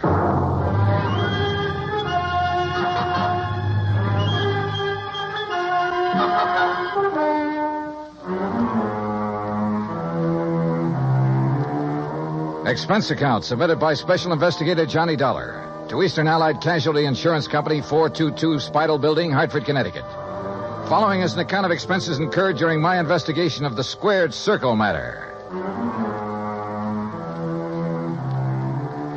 Expense account item 1, $1.10, cab from my apartment to the offices of Eastern Allied.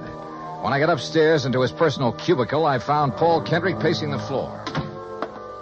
Sit down, Johnny. Have a drink if you want one. No, thanks.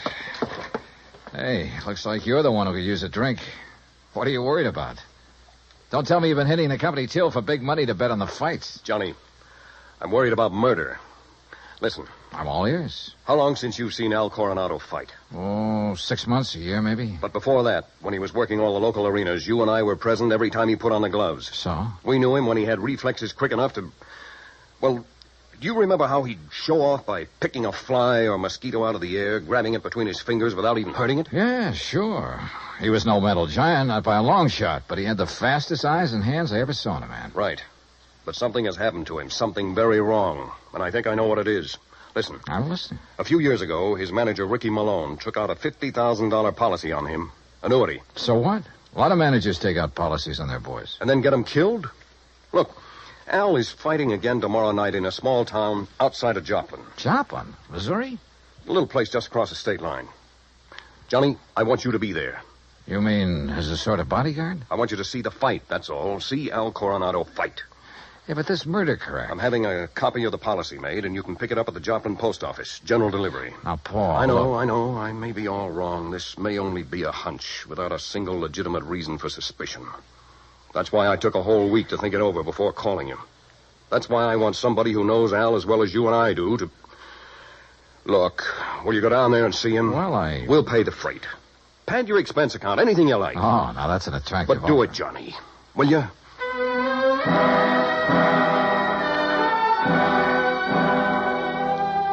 Item 2, another $1.10 back to my apartment to pack. Item 3, $124 even. Plane fare and incidentals to Joplin. By your leave, Paul, the incidentals included a new sports shirt loud enough to startle the whole state of Arizona, an extra pack of razor blades, and a new toothbrush. Also, item 4, $3, flowers for the stewardess, who managed to find me an extra bottle of champagne. I arrived at Joplin shortly before noon, and after checking into a hotel, found that by some miracle, a copy of Al's policy was waiting for me at the post office. A quick glance at it brings up item 5, $4.25 phone call. Well, what do you mean, holding out on you? I thought you said Ricky Malone took out the policy. He did, and pays all the premiums. But the beneficiary named is Frankie Fortina. Now, who's he? I don't know yet. Well, his address is in New York City. You better look him up, will you? I've been trying to. But the last time Fortina was at the address on the policy, it was a racetrack bookie joint. Oh, so that's why you're worried. That's one reason. Well, if you learn anything about him, let me know, will you? I'm staying at the Beverly Arms. Okay, Johnny. Johnny. Yeah? Call me again, will you? After the fight tonight. Sure.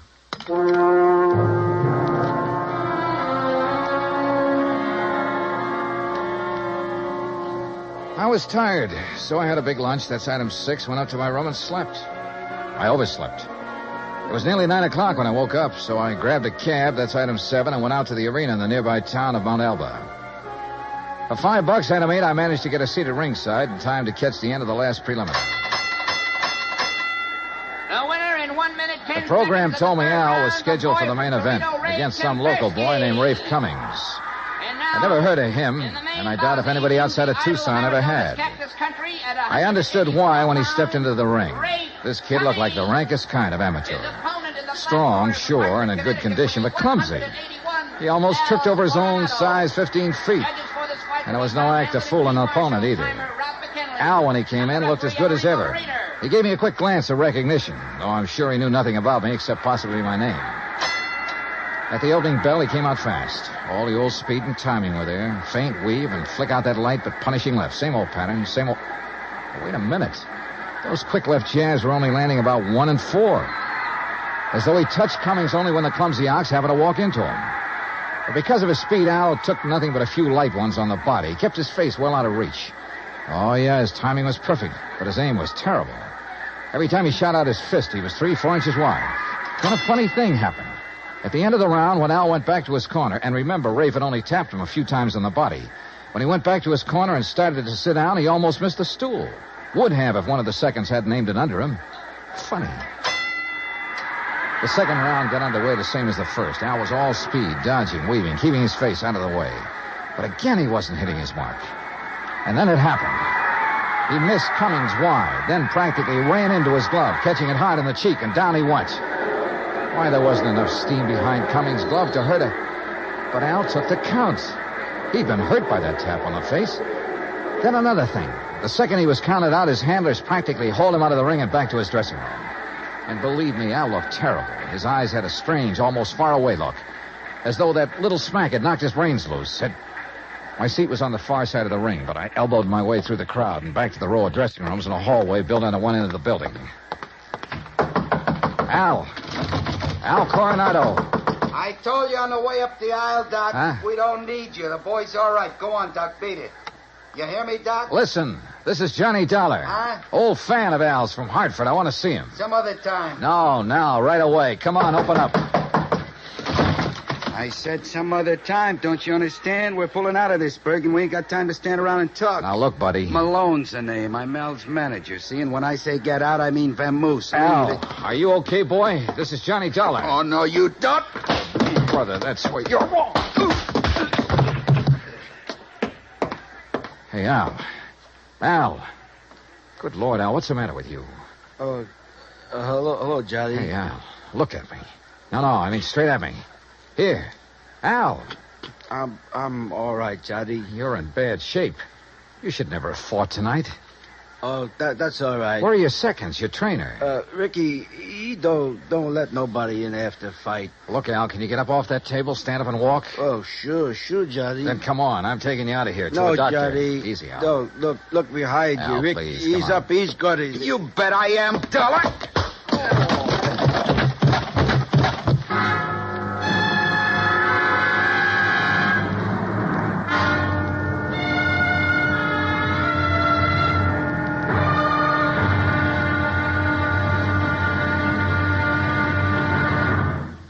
Act Two of yours truly, Johnny Dollar, in just a moment.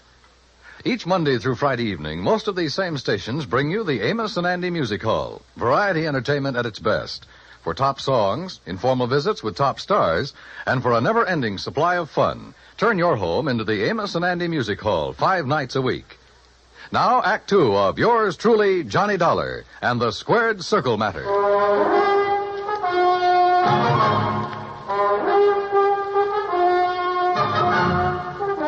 When I came to, the dressing room was dark and quiet.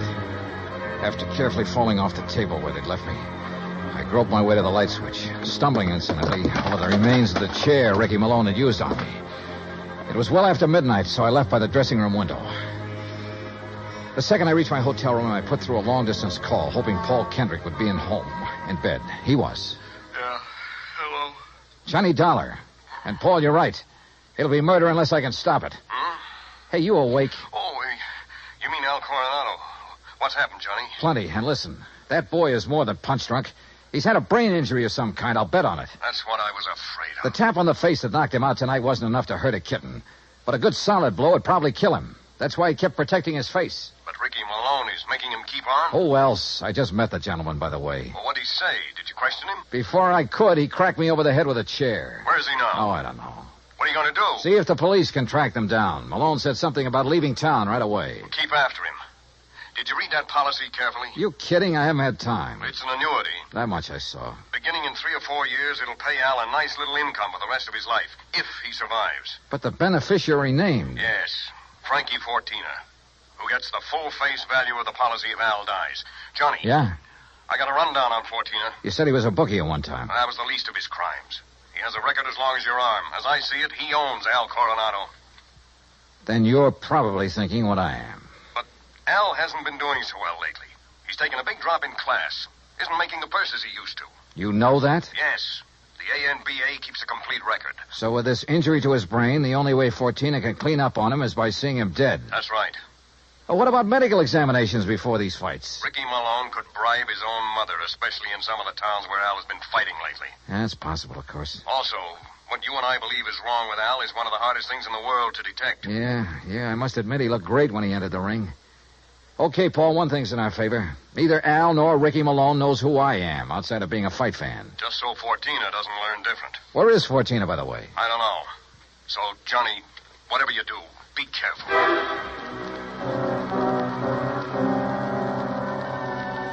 Expense account item 9, $370 for a couple of phone calls, some breakfast, and a taxi to police headquarters. I'll say this for the Joplin police. When they go into action, they really get things done. Within less than 2 hours, Sergeant Danny Ruskin dug up all the information I wanted. Well, that ties in with what Conroy found out at the airport. Now, that does it, Herm. Thanks very much. Something? And I think it gives us the whole story, Johnny. Al and his manager, Ricky Malone, checked out of their hotel, the Rayberry, at 1 o'clock this morning. Just the two of them? Right. There was no third party by the name of Fortina or anything else, just the two of them. They caught the 140 plane for Oklahoma City. Oh? And there they bought tickets routing them to Monterey, Mexico. Mexico? How soon can I get a plane? Going down there, huh? I told you, I gotta save that guy's life. All right, look, in Monterey, look up Sergeant Romelia Garcia, Main Homicide Division. You mention my name, he'll give you anything you want. Good. Now, what about that plane?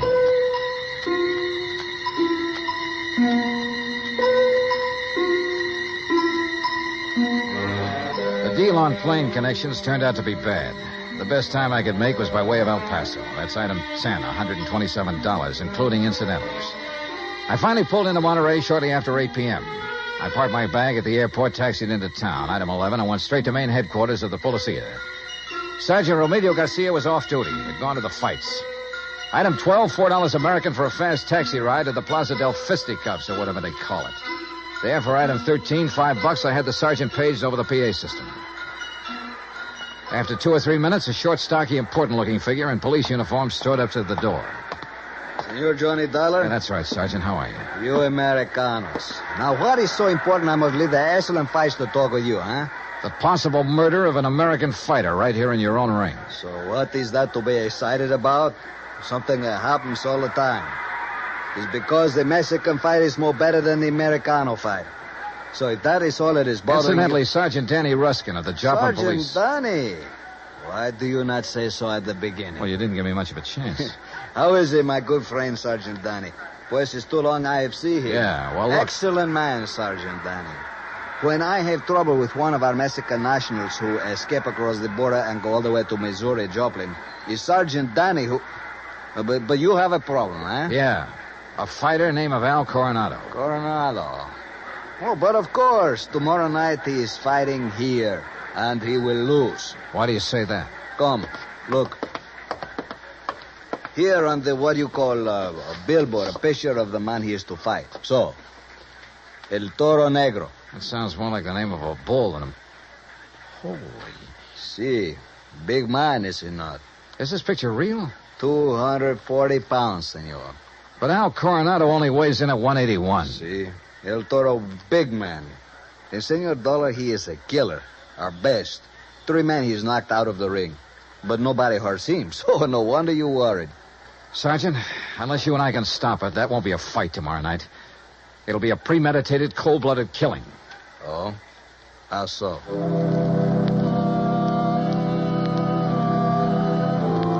I showed Garcia my credentials, then told him what I knew and what I suspected. But until we have proof of this, senor, to start what you call an international situation, you are not now in your own country, you know. Still, he agreed to cooperate. First thing, of course, was to locate Al and his manager. In this city of nearly 200,000, that could be pretty rough. But he said he'd try. He drove me by the airport to pick up my bag, then to a hotel. And there, as the bellhop unlocked the door of my room, I got a real break. The next door down the hall opened. Hey, kid, how'd you like to bring me up a glass of warm milk, huh? Al Coronado. Huh? Oh, hi. Here, boy. Just put in my bags inside and leave the door open. Gracias, senor. Hey, Al, are you alone? Well, sure. Hey, you're Johnny, ain't you? Yeah, that's right, Johnny, and I want to talk to you. I used to see your rig side all the time up in Hartford, You saw me in Joplin, too. Only you don't remember. Where's Ricky Malone, your manager? Oh, he said he had to go meet somebody. He's always going out. Look, Al, I'm an insurance investigator. Oh? Well, I got some insurance. Yeah. One more fight and somebody's going to collect it. No, Johnny, that's my retiring money. The only one who'll retire on it is Frankie Fortina. Hey, Frankie, he's my owner. You know him? Hey, who takes all the aspirin around here? Me. I get a lot of headaches all the time. Maybe that's why I ain't been hitting so good lately. Yeah. Here, catch this bottle. Hey, now... now look what you did. No, Al. You look what you did. You missed that bottle by 3 inches. For the same reason you haven't been hitting well. Why you have these headaches. All right, I'll give it to you straight.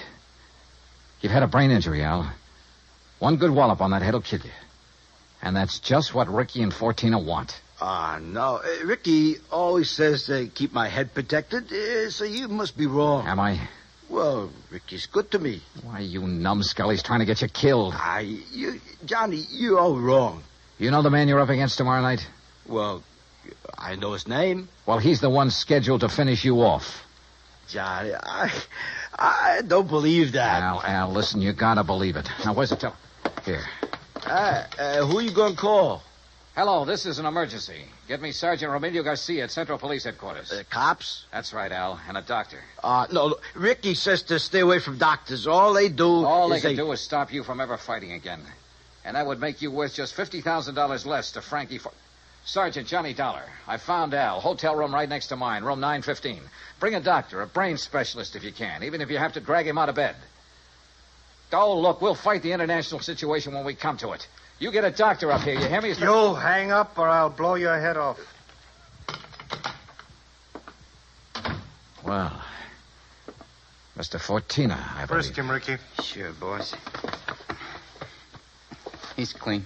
Huh? I hate to shoot an unarmed man, Dollar, but if you make one phony move... So you know who I am, huh? Well, Ricky here may be stupid in some ways, but he had sense enough to call me from Joplin after you broke in on him there. Finding out what you're up to wasn't difficult.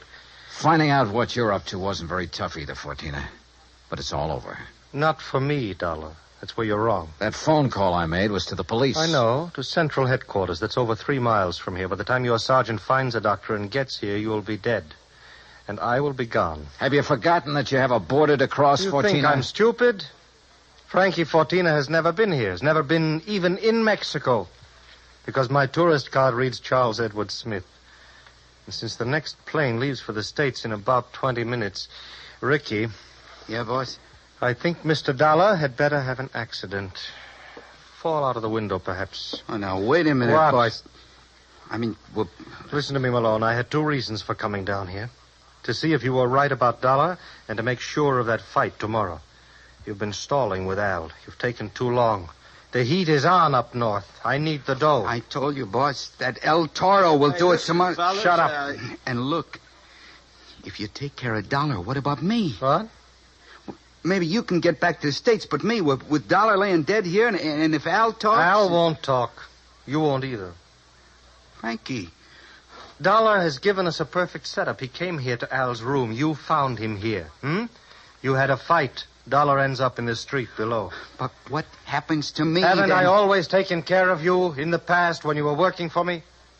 You know what will happen if you ever try to cross it. No. All right, listen, all right, Frankie. all right. I have contacts down here. I have plenty of them. I have lawyers, good ones. It's going to be self-defense, pure and simple. But what if Al talks? I told you before, Ricky. You've taken too long with him. Frankie, listen. While I hold this gun, you're going to take care of Al, too. The way you should have a long, long time ago in his fights. I don't understand. No, listen to me, Frankie. You listen. I can't You've been do in it. this whole thing just as deep as I have, and deeper. Because you're the one who's kept Al fighting. You've paid off all those phony medicos. You set him up for this El Toro tomorrow night. You'll do it, Ricky. No. Then I'll use the gun. on all three of you. Frankie. You're out of your mind, Fortina. Am I? It will still look like a fight between you and Ricky. Boss. Al just happened to get hit accidentally by the gun that will be found beside your body. Boss. Boss, I'll do it. You bet you will. I'll do anything you say if you'll just help me get out of it. Okay.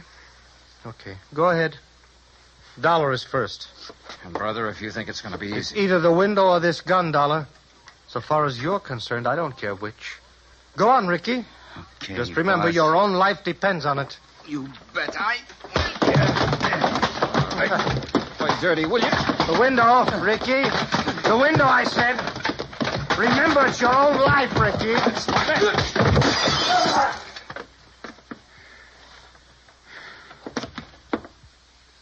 All right, Fortina. So you have got a gun. Al. Yeah, Johnny, I hit him. Well, don't be. Si, Senor Dollar, with one very fine, clean left hook. While Fortina was watching you and the unfortunate Ricky. Yeah. You got here a little late, Garcia. You see, but tell me, Senor, what makes you think this Al Coronado has lost his punch? Expense account item 13, $100. Legal expense, mainly a deposition for a lawyer to take to court. Just how Garcia got me out of having to stay in Monterey for a hearing, I will never know, but he did. As for Al Coronado, I suggest the company make some adjustment in his policy that'll permit paying his annuities immediately. And why not? The company should have investigated more thoroughly before issuing this policy anyway. And if it doesn't show a little heart, well, I'm sure it will. Item 14, $224.50. Hotel and incidentals and transportation back to Hartford. Expense account total, $491.20. Yours truly, Johnny Dollar.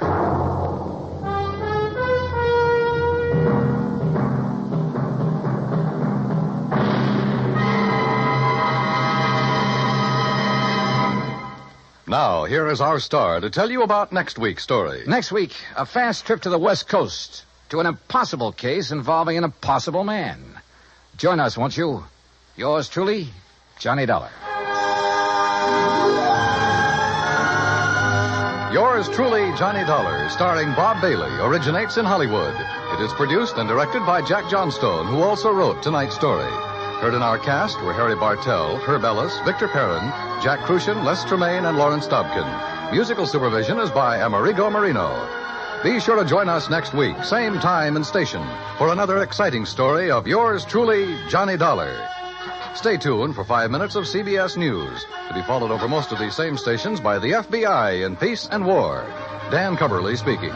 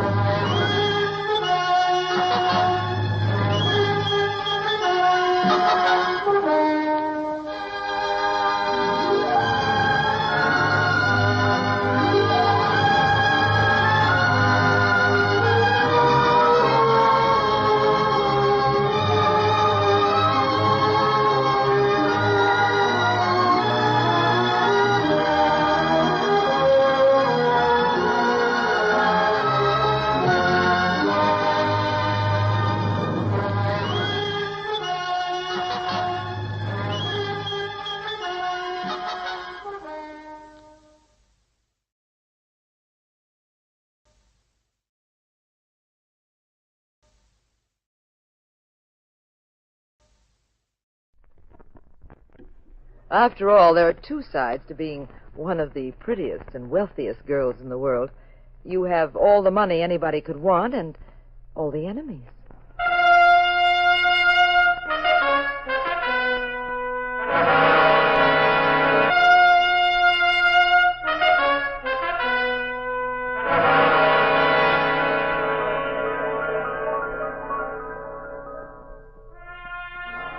The National Broadcasting Company presents The Adventures of the Abbotts, starring Claudia Morgan and Mandel Kramer as Pat and Jean Abbott, those popular characters of detective fiction created by Francis Crane.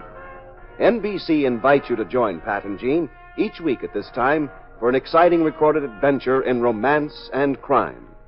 Now here is Claudia Morgan as Jean Abbott to set the stage for tonight's puzzle in Murder.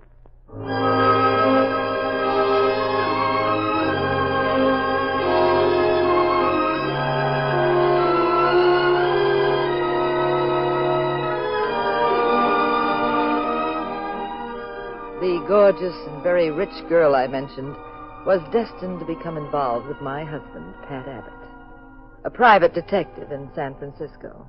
The best. Well, this case began on the top floor in room 4C of a shabby rooming house by the San Francisco waterfront. A thin, nervous little man named Wally Russell was puffing away at a cigarette. From time to time, Wally would steal a glance at a cheap alarm clock on his dresser. Wally had an appointment with an exquisite blonde. Oddly enough, he wasn't looking forward to it. Who's there? It's Kay Braddock. I'd like to see Mr. Wally Russell, please. Wally Russell? Sorry, he ain't in. Could you tell me where I might find him? I'm sure he was expecting me. No, I can't tell you. Well, could I trouble you to give him a package? Okay. Wait a minute.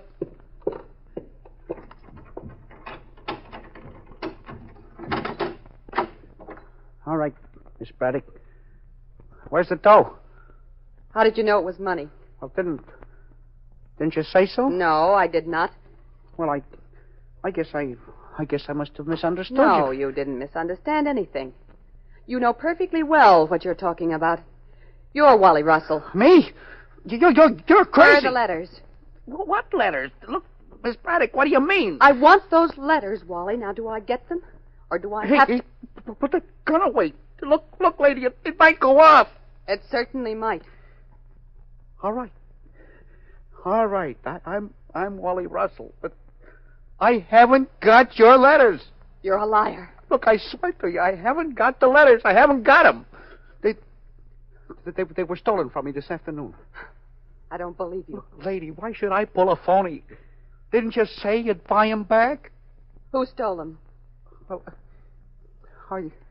I don't know. I'm warning you, Wally. I'll take this gun. Easy now. Easy, don't... It was Pat Abbott. Who's Pat Abbott? He's a private detective. Why should he steal the letters? Well, Look, he's had a bad run of luck lately. He's not been making any dough. He probably figured his price to you could even be higher than mine, you see. Well, then he gives you a cut, huh? No, so help me, he don't. I got nothing to do with him. Heaven help you if you've made this story Wait up. a minute, Miss Braddock, where you going? To see Abbott. Well, you don't want to just go barging in on him. Look, he might not be ready for you. He might get sore. He might use the letters some way you won't like. I want to catch him off guard, Wally. That's exactly what I want to do. Catch him when he's not ready for me.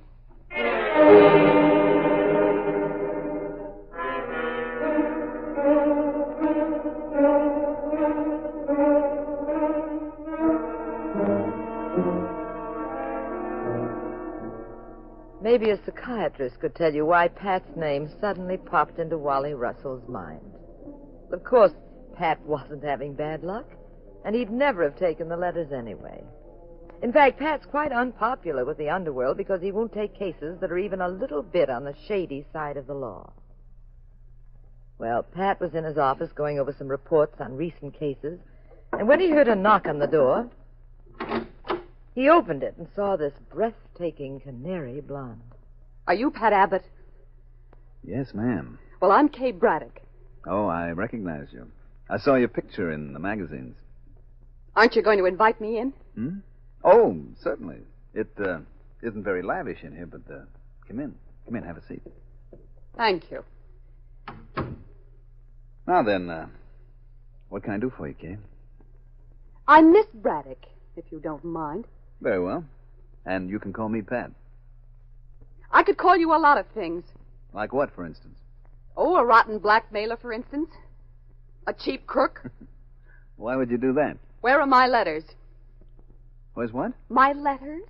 You speak English, do you not? Perhaps not well, but enough to understand simple words. What letters are you talking about? The ones you stole from Wally Russell. I'll buy them back. Look, maybe you'd better go outside and come in again. I lost my place. Stop stalling, Abbott. I'm warning you. I'll make one offer, and that's it. 25,000? I haven't the faintest idea what you're talking about. Would this make it any clearer? A gun? No. No, I've seen them before. And they've also been pointed at me before by overexcited females. So put it away. Look, I won't get hurt playing games like this, but you will. Wait, you unspeakable... All right, I'll take that. Let go! Let go! Let go of that gun. Let go. All right. I'm so desperate. I'll just keep it here in my drawer. This is National Safety Week. Kay, you all right? What's been happening? Harvey wouldn't give them to me. I told you to let me handle this, Kay. Why? Would you have been any better at it? Yes, my fine high-class Seamus. I would have been much better at it. Katie, you go on home. You leave me here with that. All right, Harvey, but please be careful. Must you leave so soon, Miss Braddock? You came in here, called me dirty names, cracked me in the face. It's been charming. I hate to see you go. Oh, that's very funny. See if you find Harvey just as amusing. Okay, Abbott. Where are the letters? Well, which ones do you want? The sad one that I wrote to the tax bureau or the happy one I wrote to Santa Claus? You're just full of side-splitting remarks today, aren't you? Because I'm a little peeved, if you don't mind, chum. I never heard of any letters. And a bunch of characters come marching in waving guns at me and asking for them. I just don't dig it. I want the 3 letters Kay wrote to me. She'll buy them back. Why should she? You both read them, didn't you? Because Kay is to be married, that's why. And if Everett, that's Lord Glenview, if he ever sees him, he'll call it off. Judging by all the signs, you shouldn't want the marriage to take place anyway. Looks to me like you're torching for Kay. What of it? She'd be much better off with him. He's rich, too. Famous, distinguished family. She's a blue blood. I'm nothing. I disgrace her. Now, where are the letters? I've told her and I tell you. I don't know anything about any letters. Now, stop acting like a child. If I had them and I wanted to sell them, I'd talk price, wouldn't I? She offered me 25 big ones. Wally Russell said... Well, whoever Wally Russell is, he's a phony. That was a line. I don't know why he mentioned me. He probably saw my name somewhere and got into a tough spot. Why should he do this, though? He's admitted stealing the letters from my apartment. I don't know why he should do it. I just came in myself. You know something, Abbott? I believe you. I'm deeply touched. Now, if Miss Braddock would like me to represent her, I could talk to this Wally Russell. Thanks. Never mind. Wally's one job I should be able to handle myself.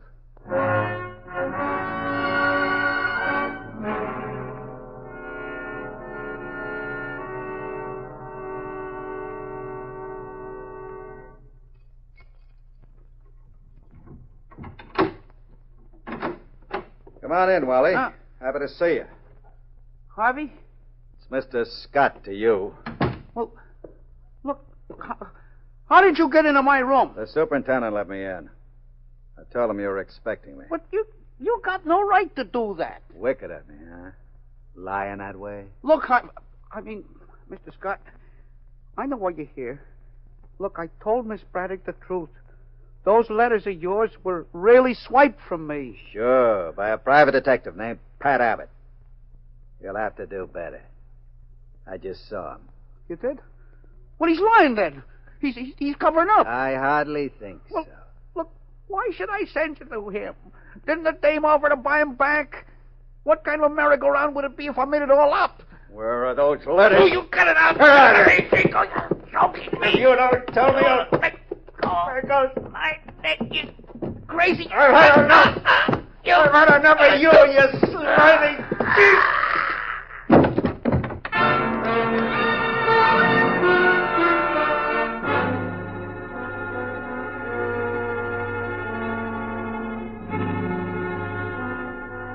Pat thought he'd heard the last of Miss Braddock and her letters, but apparently he hadn't. Several hours after Harvey Scott dropped in on Wally Russell, I was with Pat in his office. And why are you so thoughtful-looking, sweetie? Well, darling, the letters I wrote you. Remember them? Sure. I used to be embarrassed to go on mail call in the Pacific. Every Marine in the outfit waited to see me get your letters. You didn't read them aloud, did you? Of course not. But they knew the kind of stuff that was in them. Oh. They were beautiful love letters. Poetic, sensitive. And 6 cents short.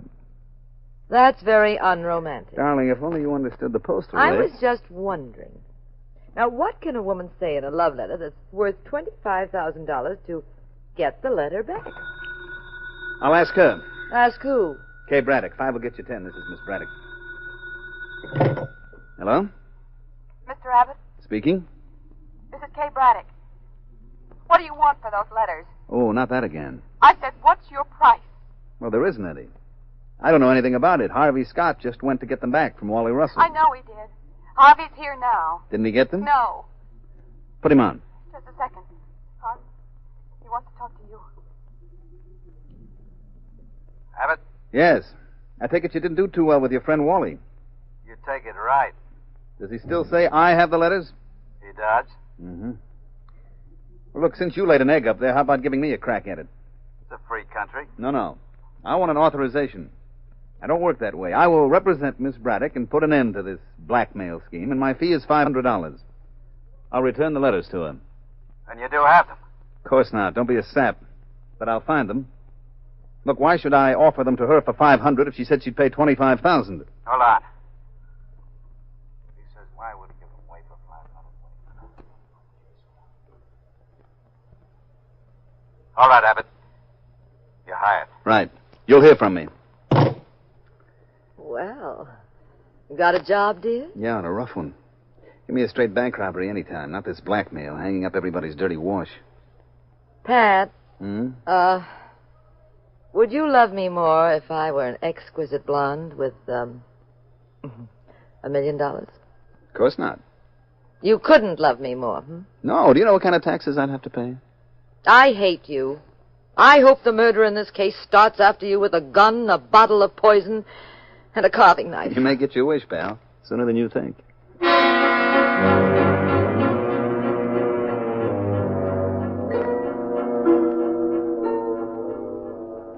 Pat decided to go over to Wally Russell's place, and, well, I persuaded him to let me go along.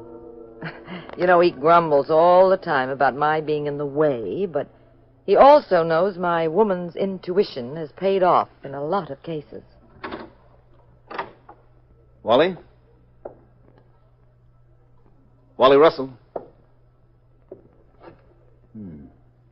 He isn't here, Pat. Wait a minute, I'll turn on this light.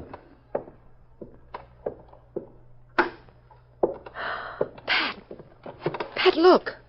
On the bed, under that blanket. All right, you just stay where you are, Jean. I'll take a look.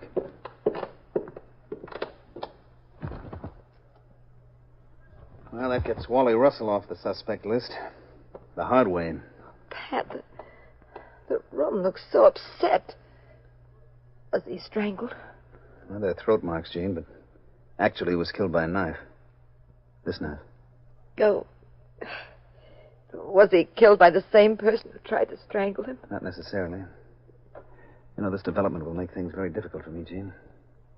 I was working for Kay Braddock. The police might try to detain me. Oh, well, darling, they know you're on the right side of the ball game. Yes, but if it's a very mystifying case, they'd need some action. They'd have to show some results. They might try grilling me for a while. Look around. Let's see if we can find any letters. I'll try, dear. No. Nothing much here in this drawer. There's nothing much in the room, I'd say. No desk, no cabinets. But, darling, where are you going? Come on, Jean, we'll report this to the police.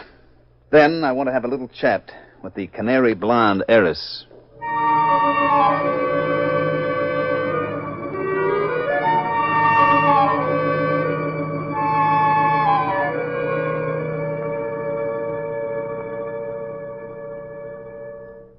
Kay, darling, Yes, Everett. you know you love England, especially my estate at Glenview. They say there's a legend. They say that honeymooners... Everett, I want to ask you something. Of course, darling. Suppose your family doesn't approve of me. Approve of you? Oh, why shouldn't they? I'm an American. I'm not royalty. Oh, please, don't be absurd. Well, it's probably the mailman. Why don't you look at a magazine, dear? I'll be right back. Very well, darling. 1 second, please. Just a minute. Oh. Hello, Miss Braddock. Remember me, Pat Abbott? No, I'm sorry. I'm afraid we've never met. What's that? I've never seen you before in my life. Oh, knock it off, Miss Braddock. You retained me to recover some letters that Wally Russell stole from Harvey Scott. Now, let's not play games, I'm getting a little impatient. I haven't the slightest idea of what you're talking about. Next, you'll be saying you never heard of Harvey Scott. It's true. I haven't. Then it wouldn't interest you to know that Wally Russell is dead. It would not. Particularly if you killed him. I must ask you to leave, Mr. Abbott. I may have to refuse, Miss Braddock. And that would be extremely rude, Mr. Abbott. Pat Abbott. Well, I'm Everett Seabury, Lord Glenview. Are you? The tone of your voice indicates you don't believe it, and I resent that. I'm afraid I can't be responsible for what you read into what I say. Well, my dear sir, I don't know who you are. I'm a private or detective. What you want, but you're obviously upsetting my fiancée, and I suggest that you leave. Well, I'm sorry, but there's been a murder. Don't listen to him, Everett. Miss Braddock wants you to go, Mr. Abbott. Well, that's too bad. You see, I have a little speech prepared, and I was hoping to make it. Well, you... Oh.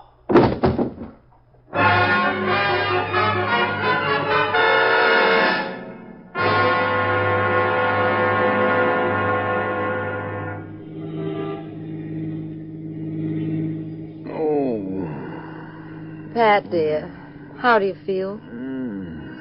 Like a big dope. Keeping my eye on that blonde. Well, I told you to cut that out. If I wasn't watching her, I'd have seen this Englishman coming with that Sunday punch. Come to think of it, I did kind of spot it coming, but he scored anyway. Well, he would have. Why? They don't usually get me. Darling, he used to be an amateur heavyweight champ. You did? When you first mentioned the case to me, I looked up Lord Glenview's background. He was on the English team in the last Olympics. No wonder. Well, they packed you off into the elevator. They left you in the lobby. I came along to pick you up and found you groggy but happy. Dumped you in this cab and... Well, you caught up now. Caught up on everything but who stabbed Wally Russell. Well, who did, Pat? I don't know who. I can guess why, though. Because of the letters that Kay wrote Harvey Scott. The killer must have them now. How can you be sure? Well, they weren't in Wally's apartment, and they're too valuable to destroy. In other words, find the fan mail and you find the boy. Let's go to police headquarters. Oh, darling, what for? Well, maybe I can persuade them that I can crack the case if they send Harvey, Kay, and Everett a wire to go to my office. But what for? That's elementary, my dear Jeannie. Gives me time to search all their apartments.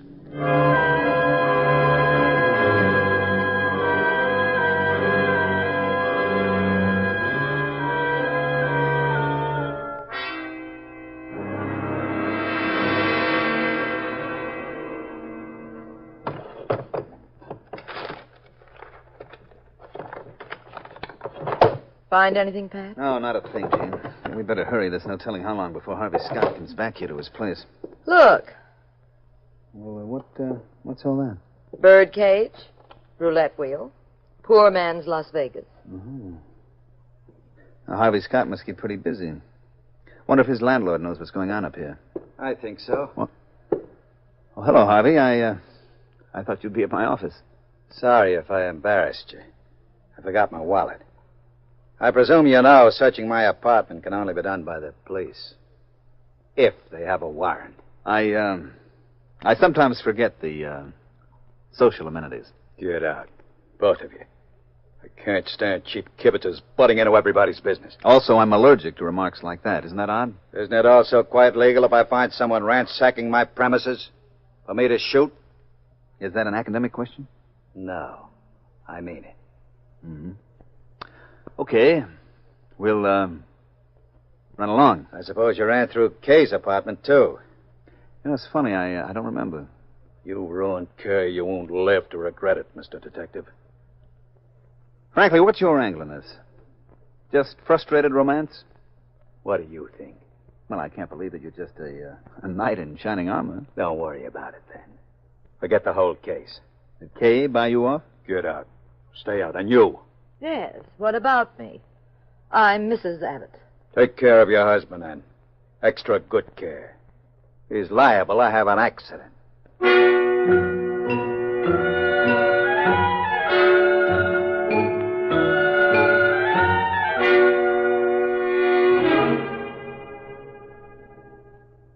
got the key, darling?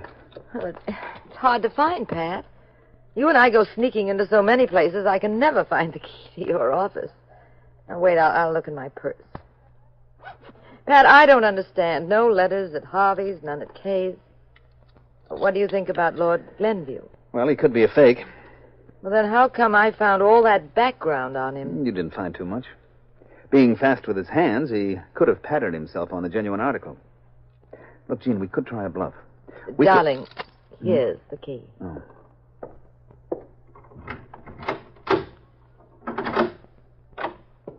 Well, Lord Glenview, how did you get in here?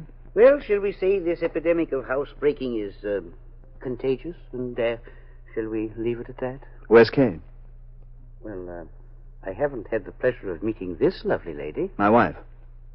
Where's Kay? How do you do? Well, I thought the two of us should have a chat, Mr. Abbott. She may be by later. Mm-hmm. Well, what would you like to chat about? I'd like to know why you are annoying Kay. I was working for her. So you said when we first met. Now, who is Harvey Scott? Why don't you ask Kay? Well, because I would prefer to get the information from you. Well, I'm afraid you're wasting your time. And besides, by opening up this little can of peas, you might run into some questions you won't like. Can of peas, eh? For instance? Well, suppose your title is a fake, and suppose Kay should find out. Yes. Go on.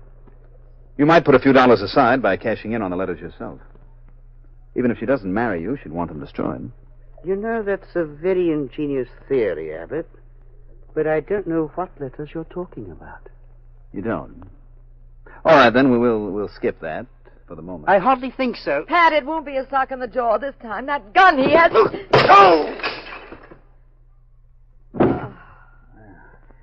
Oh. Well, this time, thank heaven, you were ahead of him, Pat. Yes, darling, but it's too bad I had to smash your favorite vase in my lord's noggin. Well, maybe I can find another vase. No, you'll never find one like that, dear. Why? You see what's inside? Hey, good girl. Letters. From Kay Braddock to Harvey Scott. I'll just relieve my lord of that gun. He'll be coming around in a minute. Pat, I'll visit you in the death house. What do you mean? Well, you said the killer was the man who had the letters. Well, you had him, pal, right here in your own office. In my favorite vase. Incidentally, I do wish you'd chosen another place to hide them. Oh, stop the clowning. I have to figure out who planted those letters here, and Perhaps we can assist you, Abbott. Harvey Scott. Everett. Everett, darling. My What's husband caused him, Miss Braddock. With a vase, inside of which, Miss Braddock, I found the missing letters. Let me have them. Just 1 second. You're forgetting something. You'll get money. I don't want the money. I want the killer. One of you charming people tried to frame me. It certainly wasn't Kay. How can you be so sure, Harvey? She was with me all afternoon. Where were you at 3:30? Why? That's when Wally Russell was murdered. I said she was with me. And I said, where were you? Well, we were having a drink at the Fraser Bar. Why don't you keep out of this, Harvey? Harvey gave you the answer. But it wasn't the right one. Now, let's face it, Miss Braddock, you don't have an alibi.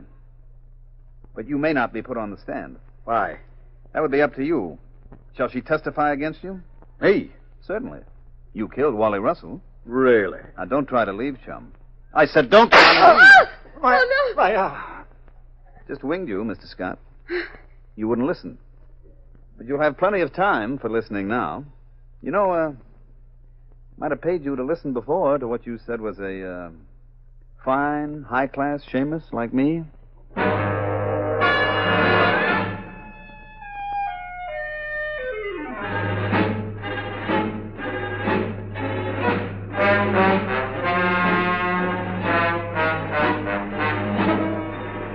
Harvey Scott was packed off to the clink. And a few days later, Kay Braddock came to see Pat.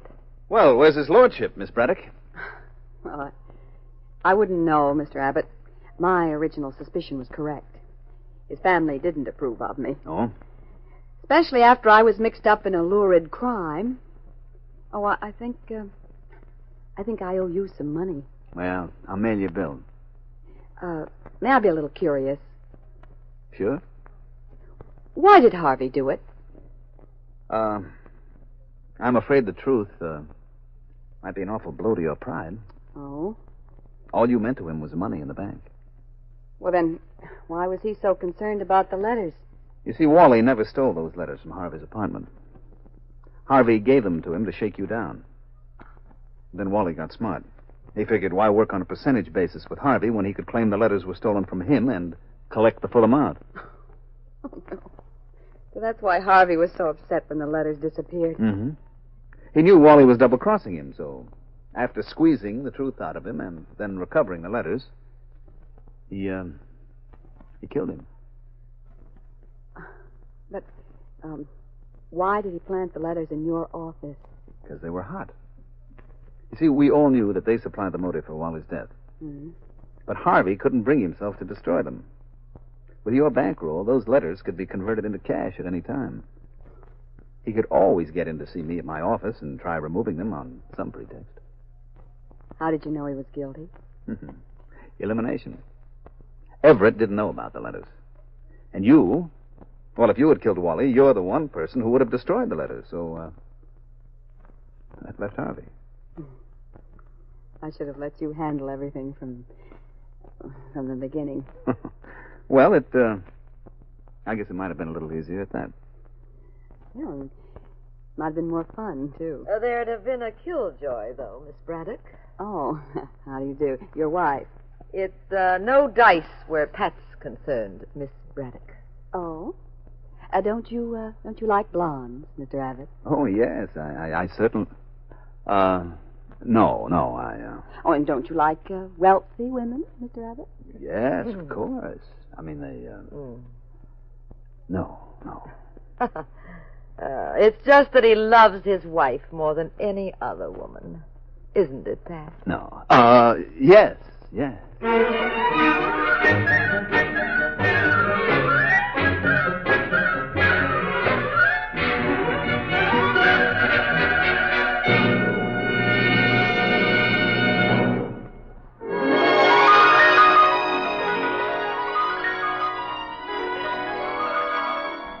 Adventures of the Abbotts has come to you through the worldwide facilities of the United States Armed Forces Radio and Television Service.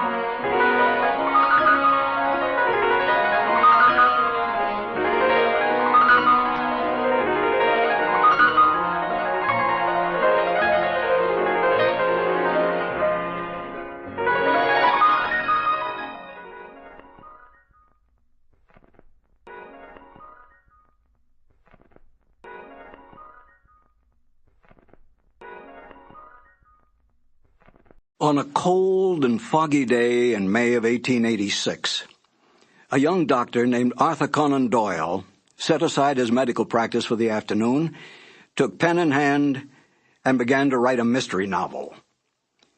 The doctor-turned-writer did not realize then what a lasting effect his works would have on literature. Hello, and welcome to 2 more new adventures of Sherlock Holmes. My name is Harry Bartell, and I'm proud to say that I was the announcer on the Sherlock Holmes radio series starring Basil Rathbone and Nigel Bruce.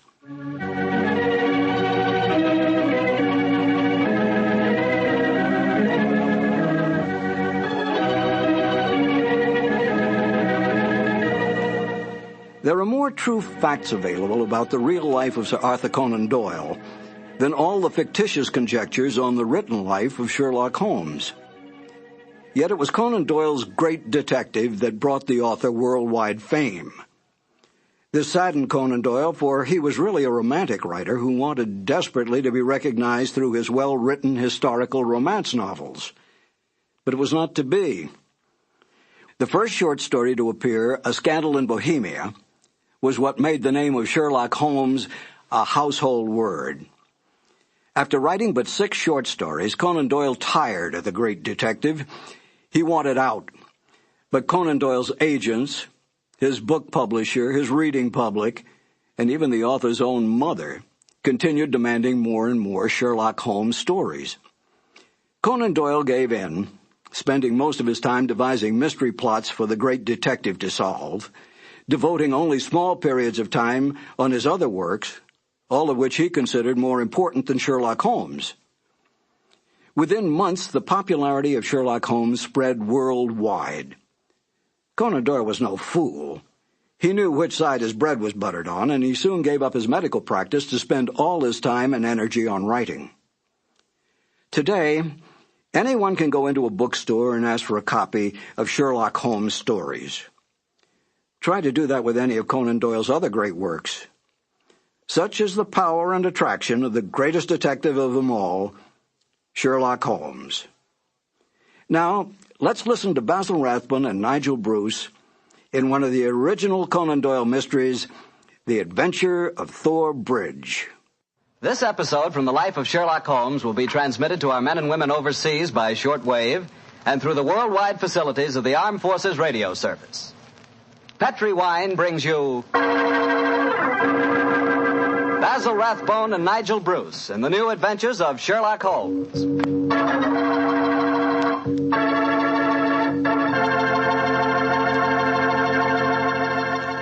The Petri family, the family that took time to bring you good wine, invite you to listen to Dr. Watson tell us another exciting adventure he shared with his old friend, that master detective, Sherlock Holmes.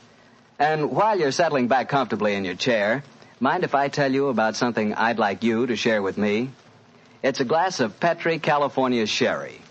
Of course, most people think of Petri California Sherry as the one wine that's really swell any time, but personally, I like a glass of that Petri Sherry just before dinner.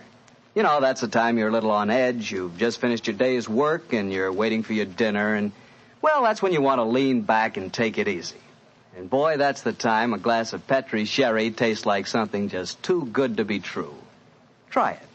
Petri Sherry's the perfect before-dinner wine. And incidentally, if you like your sherry dry, you know, not sweet, then you'll find that Petri Pale Dry Sherry is just made for you. The important thing is the Petri label, because when it says Petri, it always means good wine.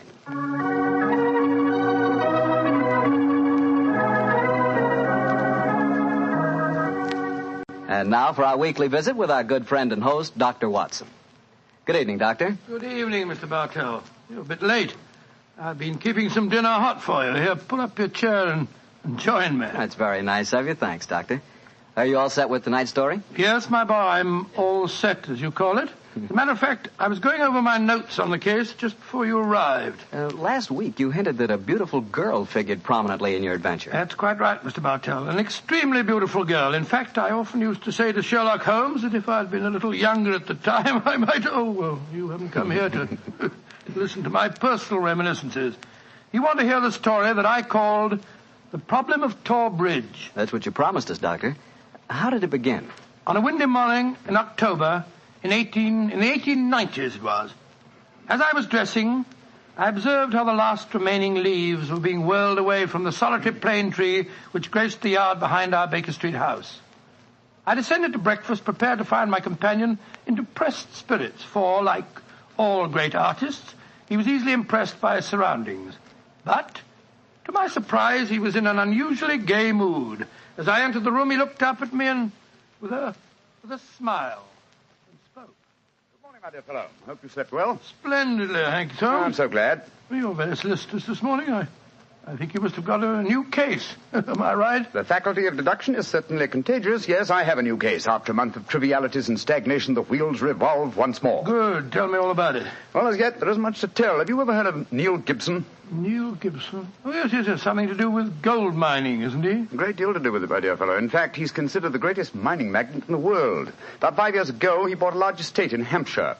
Perhaps you've read of the tragic death of his wife. Oh, yes, of course, I remember the case now. She was murdered by a jealous governess who was in her employ, wasn't she? That point will be decided when the lady in question, Grace Dunbar, I believe her name is, comes up for trial at the forthcoming Winchester Assizes. In any case, it's hard for me to see what I can do for my client at this late date. Your client? Oh, yes, I forgot I hadn't told you. I'm getting into your involved habit of telling a story backwards. Better read this letter. Came this morning. Oh, let's have a look. Dear Mr. Sherlock Holmes, Miss Dunbar is innocent. I can't see the finest woman in the world go to her death without doing everything possible to save her. I shall call on you at 10:30 tomorrow morning to discuss the matter. Yours faithfully, Neil Gibson. Good gracious me. There you have it, Watson. That is the gentleman I await. Do you know anything about his dead wife? Only what I've been reading in the papers. Apparently she was past her prime, which was the more unfortunate as this Miss Dunbar, who superintended the education of the two young children, is reputed to be a very attractive young lady. The eternal triangle, eh? Well, where did the murder take place? On Gibson's estate in Hampshire. His wife was found in the grounds nearly half a mile from the manor house, late at night, clad in her dinner dress, with a shawl over her shoulders, and a revolver bullet through her brain. Any weapon found near her? No, there were no clues found at the scene of the crime. What made them suspect the governess? Well, in the first place, there was some very incriminating evidence.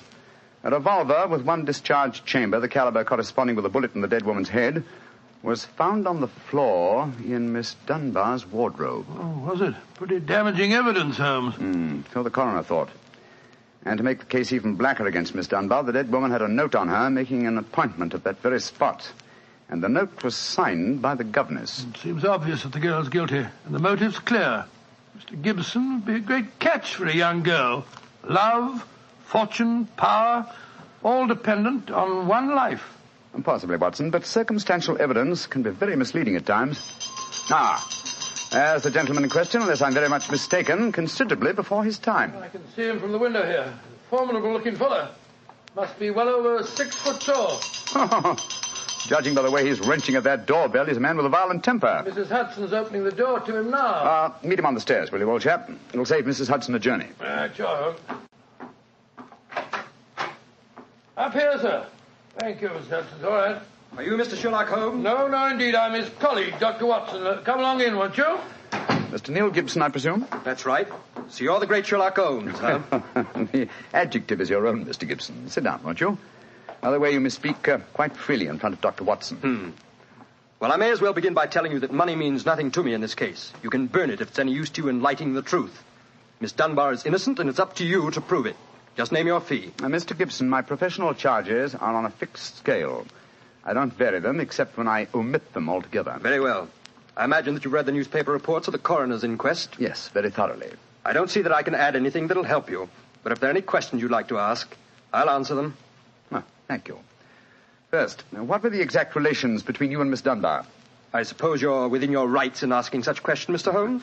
We will agree to suppose so, shall we? Then I can assure you that my relations with Miss Dunbar were always those of an employer towards a young lady with whom he never conversed or even saw, except in the company of his children. Oh. Rather a busy man, Mr. Gibson, and I've no time or taste for aimless conversation. I wish you good morning. What the devil do you mean by this, Mr. Holmes? My dear sir, the case is difficult enough without your giving me false information. Meaning that I lie, sir? I was trying to express it as delicately as possible, but if you insist on the word, I won't contradict you. Why, you confounded... Don't be noisy, Mr. Gibson. Please don't be noisy. I find that after breakfast, even the smallest argument is unsettling. I suggest that a stroll in the morning air and a little quiet thought will be greatly to your advantage. I suppose I can't make you take the case, but you've done yourself no good this morning, Mr. Holmes. I've broken stronger men than you. No man ever crossed me and was the better for it. Good morning, Mr. Gibson. You've a great deal yet to learn. On my soul, Holmes, You were unusually severe with him. I dislike liars, Watson, and I cannot tolerate arrogance, particularly when it's coupled with great wealth. Well, how did you know about his relations with the governor? I didn't. It was pure bluff. Bluff? It certainly worked. Think he'll come back? Oh, of course he will. He needs my help too badly. He'll probably change his mind before he's halfway down the stairs. Come in. Ah, Mr. Gibson. Just saying to Dr. Watson that I was certain you'd be back. I've been thinking it over, Mr. Holmes, and I feel that perhaps I was hasty in taking your remarks amiss. Just the same, I can assure you that the relations between Miss Dunbar and me really don't affect this case. Surely that is for me to decide, Mr. Gibson. You see, Mr. Gibson, my friend is like a doctor. He wants every symptom before he can give his diagnosis. Fire away, Mr. Holmes. What is it you want to know? The truth. I can give it to you in very few words. To begin with, I met my wife when I was gold mining in Brazil. Your wife was Brazilian by birth, wasn't she, sir? Yes, Doctor, and very beautiful. Well, to make a long story short, I fell in love and married her and brought her to England. After a few years, I realized that we had nothing, absolutely nothing in common. And then I suppose this young governess, Miss Dunbar, arrived on the scene. That's right, Mr. Holmes. Well, the story should be obvious to you from there. You, fell in love with this girl, I suppose, sir? Who could help it? Did you suggest marriage to her? Yes. Though I knew that my wife would never divorce me. I see. Then you made an utterly insincere proposition to her. Now, look here, Mr. Holmes. I came to you on a question of evidence, not of morals. I'm not asking for your criticism. It's only the young lady's sake that forces me to touch your case at all. Now, tell me, sir, what is your own opinion as to Miss Dunbar's guilt? It's very black against her, I can't deny that. One explanation of the tragedy did come into my head, Mr. Holmes. I give it to you for what it's worth. Pray continue, Mr. Gibson. My wife was bitterly jealous. She was half crazy with hatred. She might have planned to murder Miss Dunbar, or we'll say to threaten the girl with a revolver and so frighten her into leaving us. There might have been a struggle in which the gun exploded and gone off and shot my wife, who was holding it. Well, that possibility has already occurred to me. It's the only obvious alternative to deliberate murder. The revolver, Holmes, was found on the floor of the governess's wardrobe. Now, Mr. Gibson, I should like to examine your house and the scene of the murder as soon as possible. Certainly, Mr. Holmes. Sergeant Coventry of the local police is still down there. He'll give you any help you may need. Excellent. Watson, old fellow, out with the timetable. We're catching the next fast train to Winchester.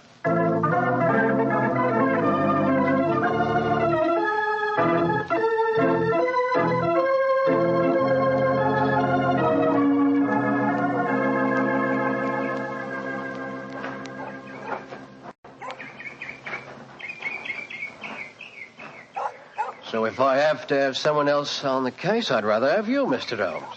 If the yard gets called in, then we local police loses all credit for success. Generally gets blamed for the failures. Now I've heard that you play straight. I don't appear in the matter at all, Sergeant Coventry.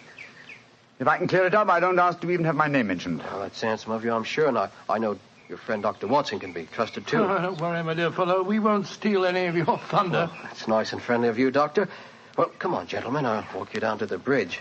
That's where we found Mrs. Gibson's body. It's not far from the house here. Well, I must say, Mr. Gibson has a beautiful estate. It must be 60 or 70 acres. Oh, nearly twice that, Doctor. The woods back of the house there belongs to him, too. Mr. Holmes. Yes, Sergeant?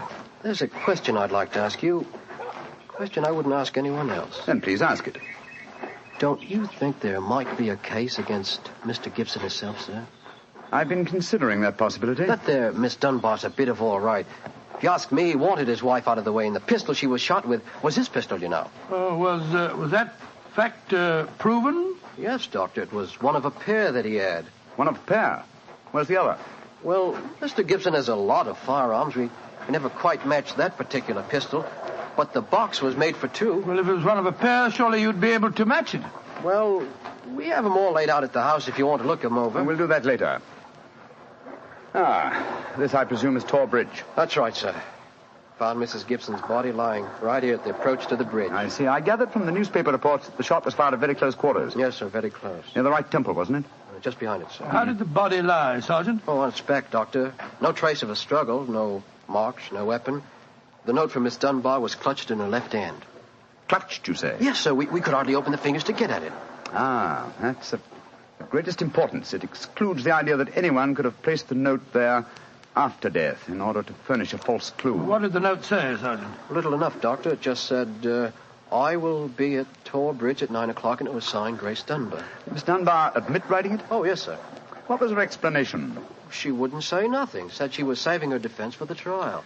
Yes, it seems odd that Mrs. Gibson was still clutching that note. Seems perfectly natural to me. Oh, come now, old fellow. Argue the thing out logically.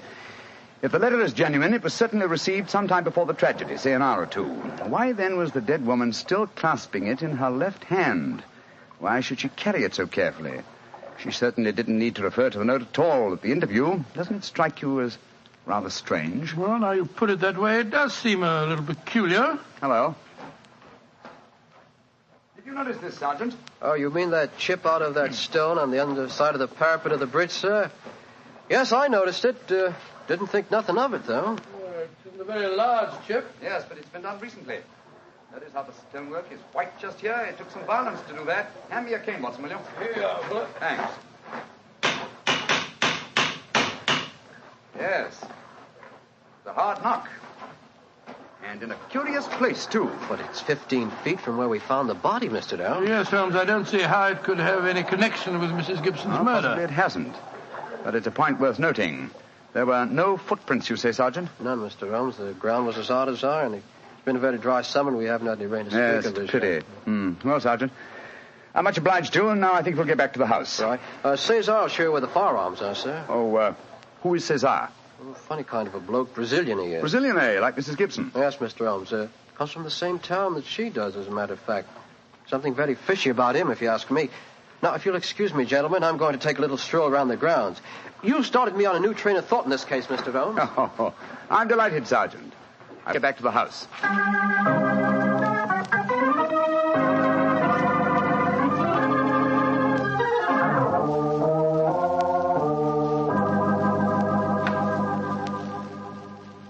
I see.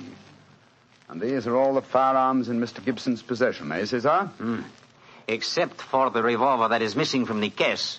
Yes, so I say I see him. I've never seen such a collection of guns and revolvers in my life. Mr. Gibson had many enemies, senor. He always sleep with a loaded pistol beside his bed. He's a man of great violence. There have been times when all of us were afraid of him. Did you ever witness physical violence towards Mrs. Gibson? No, senor. I cannot say that I have. But I have heard him say many terrible things to her. He would taunt her in front of we servants. I have heard him do it many times. Thank you, Cesar. That will be all. Muito bem, senor. You know, Holmes, I still think the case against Miss Dunbar looks very black. I should agree with you if it were not for one fact. The finding of the revolver in her wardrobe. On the soul, Holmes, that seems to me the strongest evidence of all. I think not, old chap. Huh? We must look for consistency. Where there is a want of it, we must suspect deception. I don't quite follow you. Suppose for a moment that we visualize you in the character of a woman who in cold, premeditated fashion is about to murder a rival. You've planned it. A note has been written. The victim has come. You have a weapon. The crime is well done. It has been workmanlike and complete. You mean to tell me that after carrying out so crafty a crime, you'd be so stupid as to forget to fling the incriminating revolver to the bottom of the stream? Or perhaps in the dense reeds that border it? Would you carefully carry it home and put it in the first place that would be searched? Your wardrobe? Well, perhaps in the excitement of the moment, one... No, my dear chap, I won't admit that's even possible. When a crime is coolly premeditated, then the means of covering it are coolly premeditated also. Well, then if Miss Dunbar didn't shoot Mrs. Gibson, who the devil did? I hope I can give you the answer to that question, Watson, when we've made one further visit. Oh, Lord. Where are we going now? To prison, old chap. Prison? Yes, we're going to Winchester Prison to call on Miss Dunbar. I'm certain that the key to this strange mystery lies in her hands.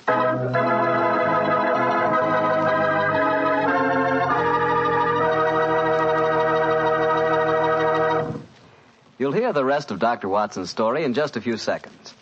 Just time enough for me to remind you that the easiest way to make good food taste better is to serve that good food with a good Petri wine.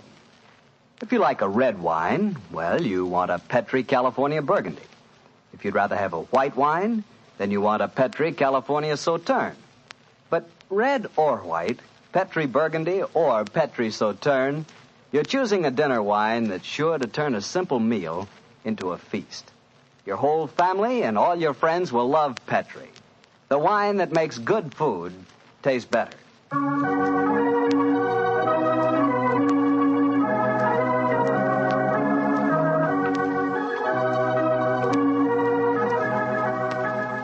now back to Dr. Watson and tonight's Sherlock Holmes adventure, The Problem of THOR Bridge. Well, Doctor, did you go to Winchester Prison and see Miss Dunbar? We did, Mr. Bartell. An hour later, found the two of us sitting in a dank and gloomy cell, talking to one of the most beautiful girls that I've ever seen. Her bright, flashing eyes and her air of quiet confidence seemed sadly out of place in such a setting. Holmes spoke to her quietly, soothingly. Dunbar, tell us of your true relations with the dead woman. She hated me, Mr. Holmes. She hated me with all the passion of her distorted mind. Please tell us exactly what happened on the evening of Mrs. Gibson's death. Well, I received a note from her in the morning. A note imploring me to meet her at the bridge after dinner that night. She said she had something important to say to me. Did you keep that note, Miss Dunbar? No, Doctor. She asked me to destroy the note, so I burned it in the schoolroom grate. I saw no reason for such secrecy, but, well, I did as she asked. And yet she kept your reply very carefully. It's interesting. Tell me what happened when you met her that night.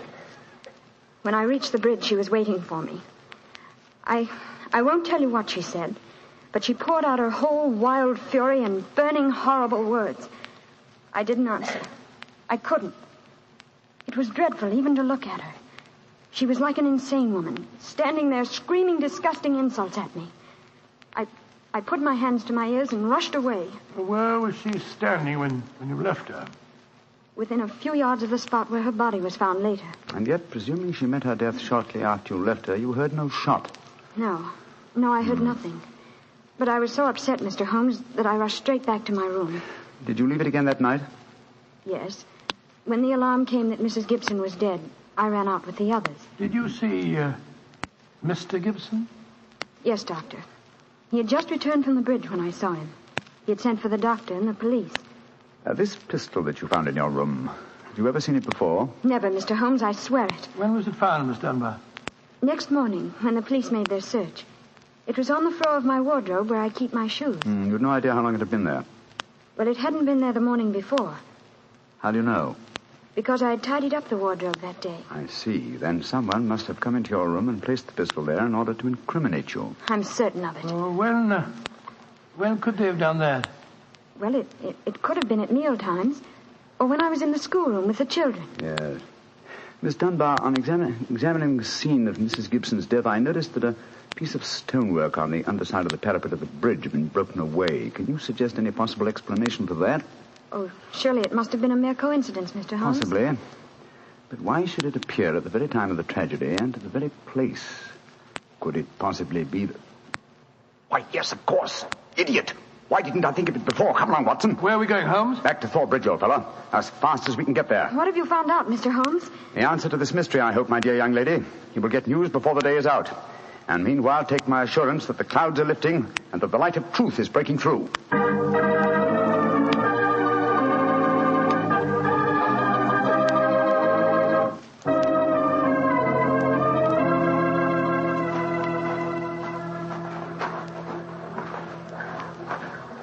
Well, Mr. Holmes, you're soon back here. What have you found out? In a few moments. You got my message? Oh, yes, sir. Here you are. Ball of twine. What you wanted for, I can't imagine. You'll soon see, Sergeant. Watson, I have some recollection that you usually go armed on these excursions of ours. Yes, I'm carrying my revolver. Why? Give it to me, old chap, will you? Thanks. I believe your revolver may have a very intimate connection with the mystery we're investigating. You're joking. Now, Watson, I'm very serious. We have a test to make. If the test is successful, Miss Dunbar will be free before nightfall, and the test will depend on the conduct of this revolver of yours. Yes, I'll take the precaution of unloading it. There we are. Now, Sergeant, ball of twine, please. Wish I knew what you was up to, sir. I tie one end of the twine like this to the handle of the revolver. So. Sergeant, see if you can find me a heavy stone, will you? Oh, right, you are, sir. Holmes, what are you doing? Trying to reconstruct the killing of Mrs. Gibson. But you've seen me miss the mark before, Watson. I have an instinct for such things, and yet it has sometimes played me false. It seemed a certainty when it first flashed across my mind in Miss Dunbar's cell. But one drawback of an active mind is that one can always conceive alternative explanations which would make our scent a false one. And yet, oh well, we can but try. Here's a nice stone, Mr. Holmes. Thank you, Sergeant. Yes, now, sir. I tie the other end of the twine to the stone. Wait a minute. Like that. Splendid. Sergeant, will you please take this stone and stretch the twine across the parapet of the bridge there, so that the stone will swing just clear of the water on the other side of the bridge? Right, sir. I'll stand on the spot where Mrs. Gibson's body was found. That's it, Sergeant. Over the parapet. How's that, Mr. Holmes? The stone swinging about 8 feet above the water. Splendid. Now, Watson, watch closely. I raise the revolver to my head. Careful, Holmes, careful. Don't worry, old chap's not loaded. Now, let us imagine I am the late Mrs. Gibson. I raise the revolver to my head and fire it. Instantly, my fingers release their grip and... There's your answer, Watson. Great Scott, the revolver flashed back out of your hand, struck the parapet of the bridge, and then the weight of the stone flipped it over into the water. Was there ever a more exact demonstration? Come on, old fellow. You're a bloomin' magician, Mr. Holmes. That's what you are. A bloomin' magician. Look at that. Observe the second chip on the stonework, the parapet here. Same size as the first. Then the murder of Mrs. Gibson... Wasn't murder at all. It was suicide. What? We can follow the various steps quite clearly. A note was extracted very cleverly from Miss Dunbar, a note which made it appear that she had chosen the scene of the crime. Mrs. Gibson, in her anxiety that the note should be discovered, somewhat overdid it by holding it in her hand to the last. That alone should have excited my suspicions earlier than it did. So she stole one of her husband's revolvers and planted the other one in Miss Dunbar's wardrobe. Exactly. After discharging one of the cartridges, which you could easily do in the woods without attracting suspicion, she then went down to the bridge, where she contrived this exceedingly ingenious method of getting rid of her weapon.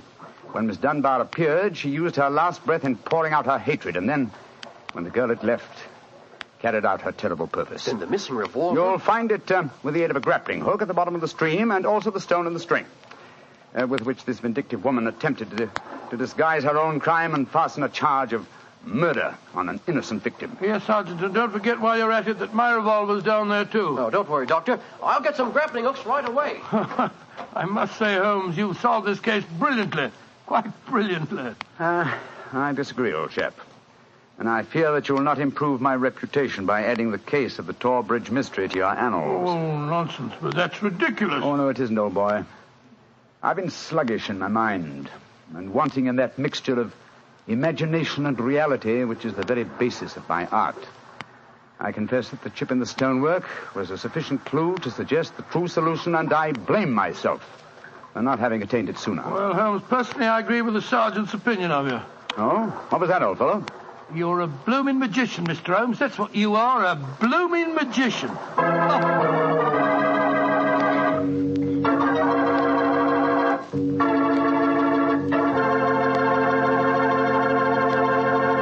Well, Doctor, Holmes really was a magician. That is, if you did find Mrs. Gibson's revolver and your own in the stream. We found them all right. You don't think I'd tell you the story otherwise, do you? Why do you take me for, anyway? Well, now that you ask, I'll tell you.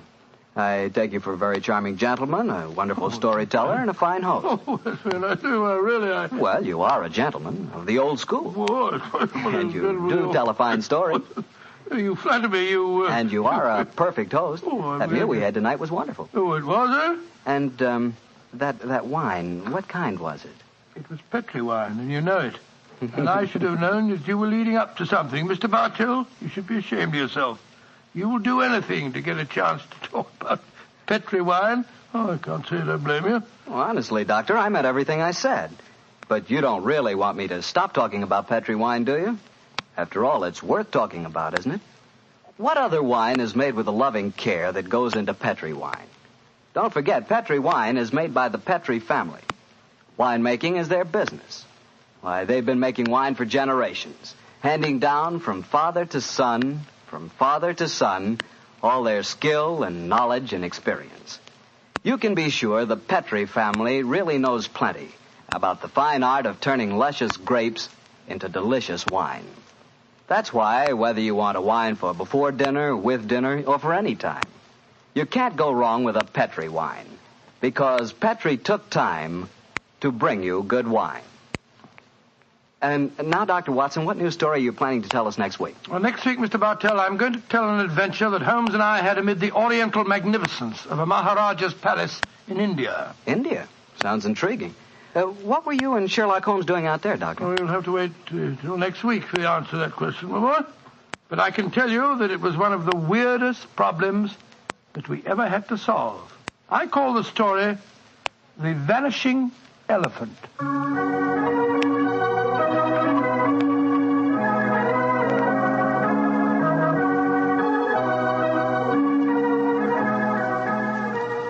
Tonight's Sherlock Holmes adventure is written by Dennis Green and Anthony Boucher and is adapted from the Sir Arthur Conan Doyle story, The Problem of THOR Bridge. Mr. Rathbone appears through the courtesy of Metro-Goldwyn-Mayer and Mr. Bruce through the courtesy of Universal Pictures, where they are now starring in the Sherlock Holmes series. The Petri Wine Company of San Francisco, California, invites you to tune in again next week, same time, same station. Oh, the Petri family took the time to bring you such good wine. So when you eat and when you cook, remember Petri wine. To make good food taste better, remember... Petri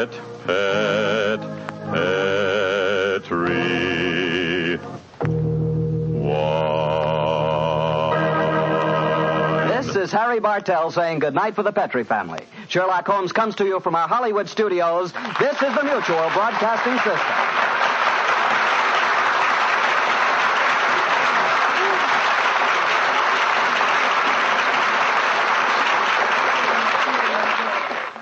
Of course, many of you are already familiar with this intriguing mystery story, but this is the first time in over 40 years that Basil Rathbone and Nigel Bruce have had the pleasure of once again entertaining you with Sir Arthur Conan Doyle's original story, The Adventure of THOR Bridge. This is Harry Bartell. I'll be right back with more notes on Sir Arthur Conan Doyle and another new adventure of Sherlock Holmes.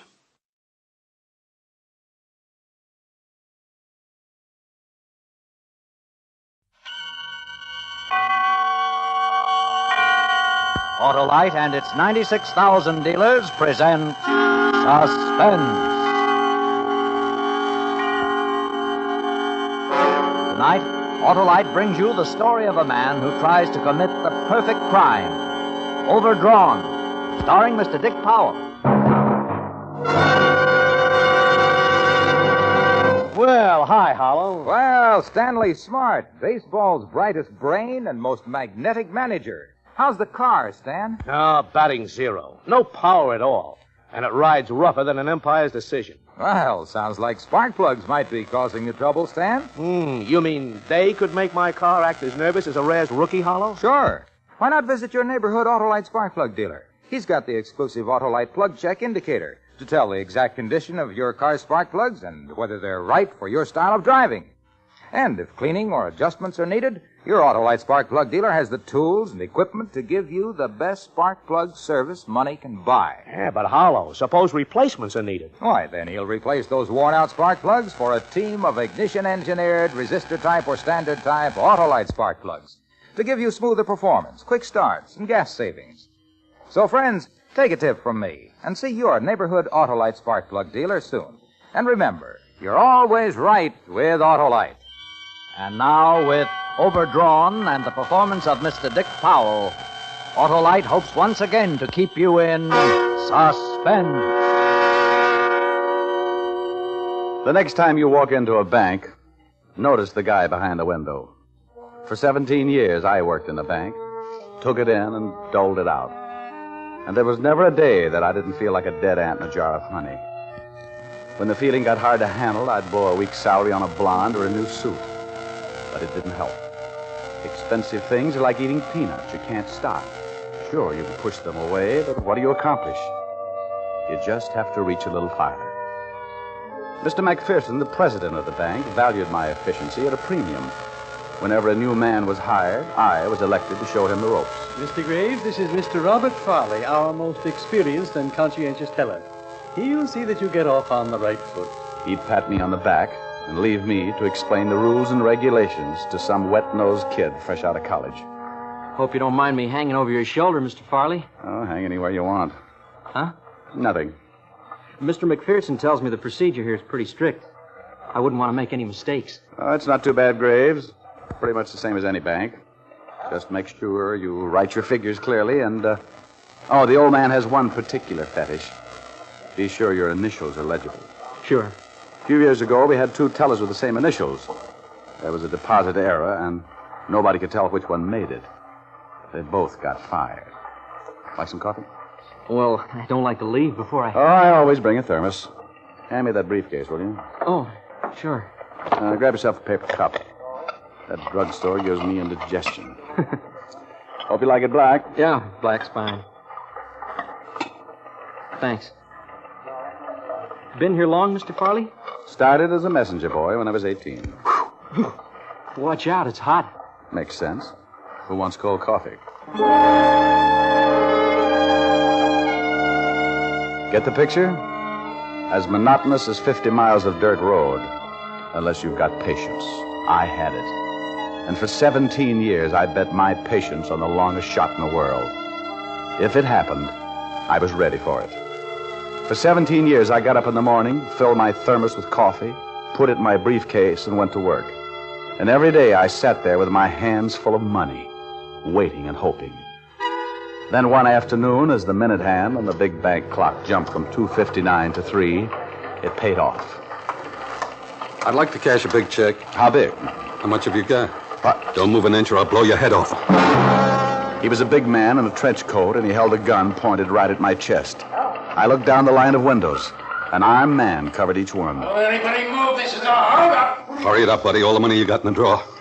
I reached for a stack of thousands and watched him rake the money into a leather bag. I kept handing him money, praying someone would get to the alarm. Come on, let's have it faster. Get that guy another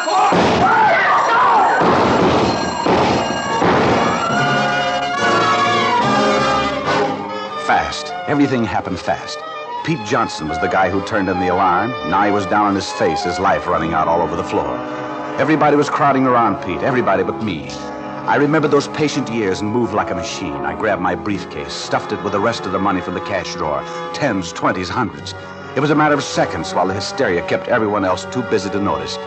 Then I closed the case, put it back under my counter. I took a deep breath and joined the crowd standing around Pete Johnson. What'd the guy look like? Well, officer, he had on a trench coat and a hat. What color was the hat? What color the coat? Well, the coat was tan, I think. The hat green or gray. Did you get a good look at his face? No. I was too busy looking at his gun. Well, we got pretty good descriptions. You can send everybody home. They got about 80,000. Your window took the biggest loss, Farley. Oh, well, he cleaned me out. I'm sorry, Mr. McPherson. Can't be helped. Certainly nothing for you to worry about. I'll see you in the morning. Yes, sir. Mr. Farley. Huh? What is it, Graves? I just thought maybe you wanted a lift home. No, thanks. I'm still a little shaky. I think I'll walk it off. Thanks just the same. Sure, Mr. Farley. Anytime. So far, so good. About a 50-foot walk to the front door, and I'd be on the street. Easy street. But I took my time. Too close to look anxious. Too close to attract attention. I closed the drawer, reached down, and stopped. My fingers inches away from the leather handle on the briefcase. At the front door stood 2 policemen. They'd stopped one of the tellers and were questioning him, asking him about a lunch pail he was carrying. They made him open it, and I got sick. I'd never make the street with that briefcase. Suddenly, everything seemed mixed up, confused. I grabbed my coat, headed for the door. I had to get out, run, forget the briefcase, and save myself. All the way across the bank, I kept telling myself, relax. Slow down. Hold it, mister. What's the matter? Just checking. No packages, huh? No. Okay, good night. Good night. Mr. Farley! Mr. Farley! Hey, you. What? Guy calling you. Mr. Farley, I forgot your briefcase. You wouldn't have had any hot coffee in the morning. Oh, yeah. Thanks, Graves. That your briefcase? Yeah, why? What's in it? An empty thermos. Better have a look. Mr. Farley. Yes, sir? I hope you weren't upset about your window. This officer wants to check my briefcase. Your briefcase? Oh, don't be ridiculous, Sergeant. I'll vouch for Mr. Farley. Been with me 17 years. Okay, Mr. McPherson. Thank you, sir. Can't trust you. Can't trust anybody. Oh, that's all I wanted to say. See you in the morning. Yes, sir.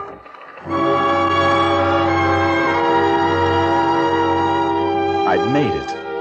A briefcase full of money, and for a bonus, can't trust you, can't trust anybody. I went up the steps of my apartment like a kid on his way to a taffy pole. Once inside, I locked the door and opened the case. I walked to the bed and dumped it. House Beautiful should feature it, a crazy quilt of money. I counted it. $28,311. I counted it again and took a nap.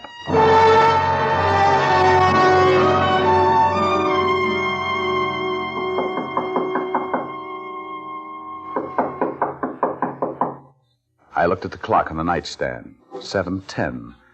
I'd been out about a half hour. Somebody was knocking at my door. I shoveled the money back into the briefcase and put it under the bed. Who is it? Graves, Mr. Farley. Can I see you a minute? Oh, I'll be right there. Oh, you've been asleep? Yeah. Didn't mean to wake you up. That's okay. What's on your mind? I stopped off at the corner market, bought a fifth. I thought they only sold milk and quarts. Oh, I thought maybe you'd want a drink. Now, why did you think maybe I'd want a drink? Oh, I'm sorry. I just wanted to talk. I'll see you in the morning. No, wait a minute. Come on in. Come on. I could use a drink. I'll get some glasses. Make yourself comfortable. Thanks. Now, what's the occasion? Oh, just thought you might still be a little upset after that holdup. Upset? Yeah. You were pretty nervous. Oh, yeah, I guess I was. You're a nice kid. Thanks. This okay? It's a blend. Sure. No soda. Water all right? Yeah, fine. Well, cheers. Cheers. Mr. Farley. Yeah? What are you going to do with all that money? What? That money you put in your briefcase. What are you going to do with it? You out of your mind? I saw you. If you haven't figured out what you're going to do with the money, I could sure use some of it. He sat across the table from me, smiling like a young rattlesnake in a rabbit pen. He took out a cigarette, leaned back in his chair, and lighted it. He blew the smoke across at me in a long, thin stream. I could feel the panic again. The smoke spread out and hung over the table. 50-50, Mr. Farley. I think that's fair.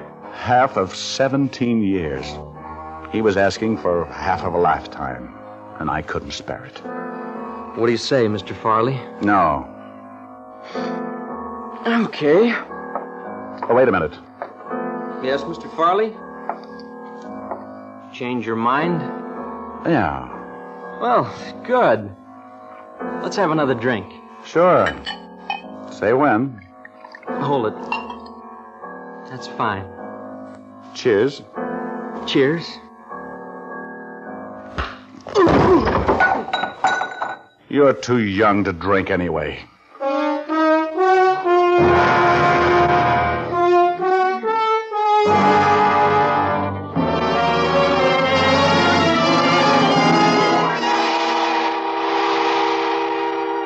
Autolite is bringing you Mr. Dick Powell in Overdrawn, tonight's production in radio's outstanding theater of thrills, Suspense.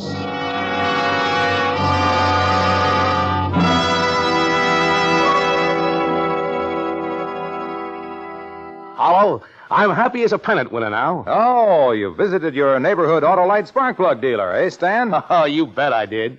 He checked my car's spark plugs with that famous Autolite plug check indicator. And he found that they were as worn as a catcher's mitt after a doubleheader.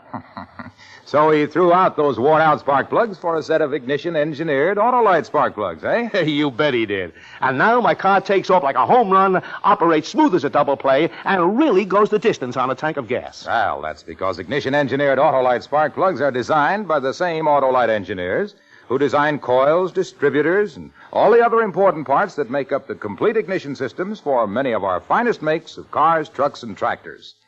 Autolite spark plugs are ignition-engineered to pitch perfect performance and catch the praises of smart motorists everywhere. You know, Harlow, I'm going to tell all my players to have their cars checked regularly by their Autolite spark plug dealer. Yes, Stan, and have worn-out spark plugs replaced with either standard or resistor type ignition-engineered Autolite spark plugs. Because, even as the umpire knows, you're always right with Autolite. And now, Autolite brings back to our Hollywood soundstage Mr. Dick Powell in Elliott Lewis's production of Overdrawn, a tale well calculated to keep you in suspense.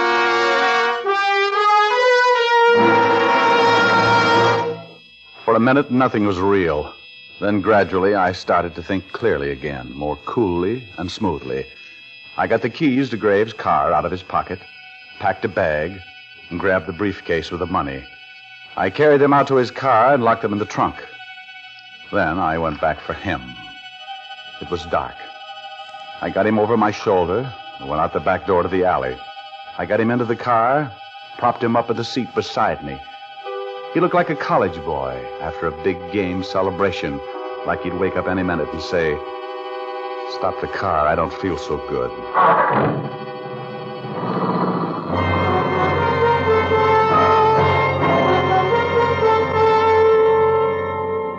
A few miles outside of town, there was a reservoir.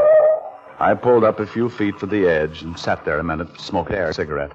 I didn't dare go too fast. Had to know the next move.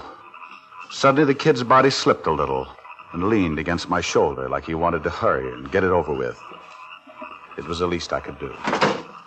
I grabbed my briefcase and bag, took the brake off, and shoved. The car slid into the water in a slow, smooth glide.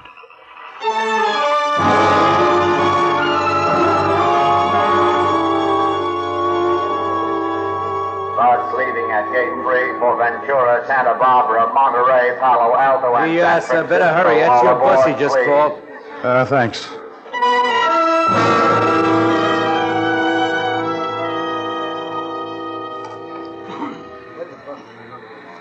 It was dark in the bus, and too many people were using the air. A baby in the back somewhere didn't like it either. I put a cigarette in my mouth, and as I struck a match, the glow lit up the face that leaned toward it from the next seat. Hold it, will you, honey? Thanks. Oh, stuffy in here, isn't it? Yes, it is. Going far? San Francisco. I got a cousin there. He runs a restaurant. One of those fish places on the wharf, you know. Well, I've never been there, but I've heard about them. You never been to San Francisco? Oh, you got a kick coming. It's not much when the sun's out, but at night it gets enough like New York to be just great. You'll love it. Of course, I don't know anything about you, but... Oh, you don't have to. We're starting even. What's your name? Betsy Clark. Mine's Adams. Arthur Adams. I'm a used car salesman from San Diego. I'm taking my first vacation in 5 years. And I'm glad to know you, Miss Clark.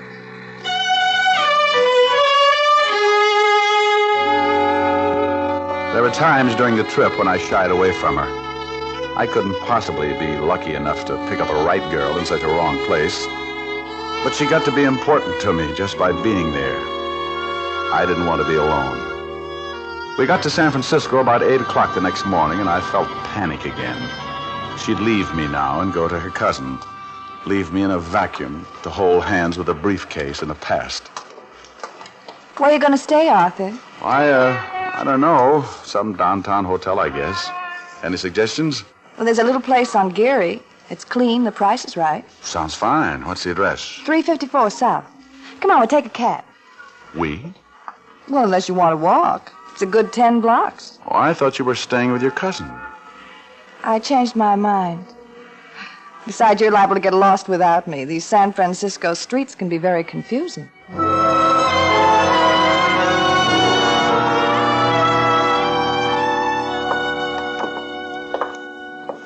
morning. Can I do... Oh, hello, Miss Clark. Hello, Pop. You got a couple of rooms? Sure. It's good to see you again. It's been nearly... This is Mr. Adams, Pop. Give him one overlooking the bay. He's never been here before. Hey, he can have, 411. Okay. How about me? 409? That'll be fine. I'll take you up. You call me when you're freshened up. There's a wonderful restaurant that serves stuffed grape leaves. We'll begin the tour with something exotic, huh? Oh, great. Let's keep it that way. I'll be ready in an hour.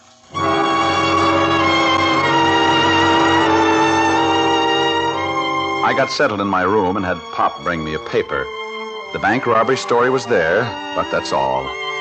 In a day or two, there'd be more. I dressed for dinner, filled my pocket with enough money for a couple of big weeks, then took the briefcase downstairs to the desk. Oh, can you put this case in the safe for me, Pop? Oh, sure, Mr. Adams. Just a moment, I'll give you a receipt. Is this a house phone? Oh, yeah. 409, please. Oh, hi. I'm downstairs. I had to put something in the safe. Okay. Here's your receipt, Mr. Adams.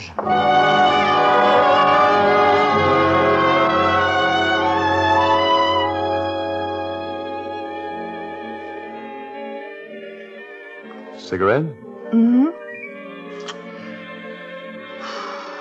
Oh, wonderful, Tinny.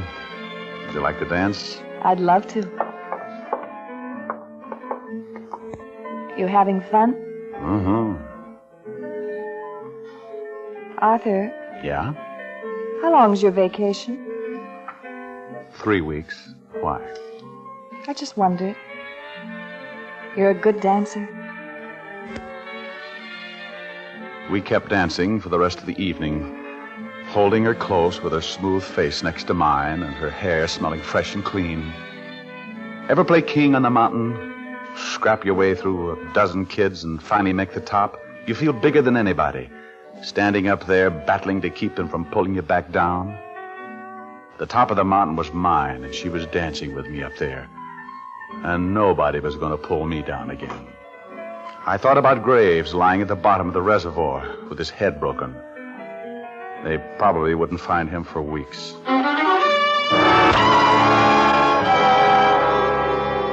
The next night, we went to the top of the mark.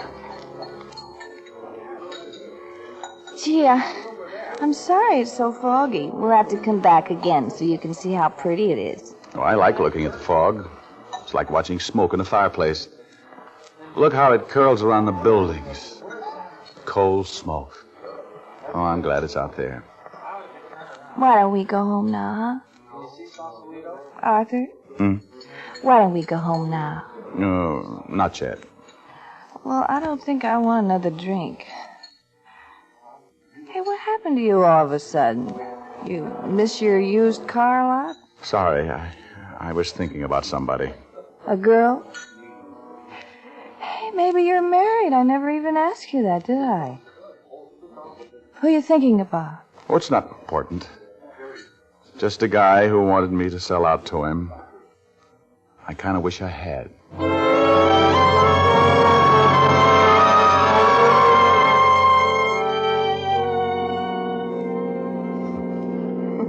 Had fun? Oh, fun, fun, fun, fun. Come here. Arthur, Yes, I think you're wonderful. I think you're wonderful, too. We better go in. Yeah.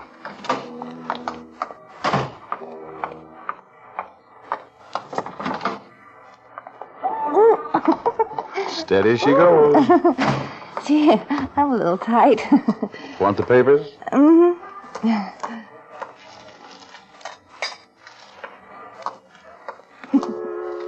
Give me your arm. Love it. What a wonderful, wonderful evening. What's in the papers? Well, Well, oh, nothing much. Another investigation in Washington. I want to be investigated. What else? The police want some man for murder. Oh, shame on him. 4th floor, garden supplies, camping equipment, lingerie. I used to run an elevator once. In a department store, I ran an elevator once. Well, you got my key. Oh. Wonderful evening. Good night, honey. Oh, I'll call you in the morning. all right. Good night, Arthur. Arthur, Yeah? you didn't give me my papers. Sorry. Is something wrong? Wrong? Don't be silly. I'll see you in the morning. You do that. Betsy, Good night, Arthur. I stood there in that lonely hall with the world coming down around my head. It was all in the papers. They had found the car with my fingerprints on the door. They had my description right down to the color of my eyes. They had even checked the bus station, and the ticket seller had remembered me. The last paragraph read, "It is believed that Farley is somewhere in the vicinity of San Francisco."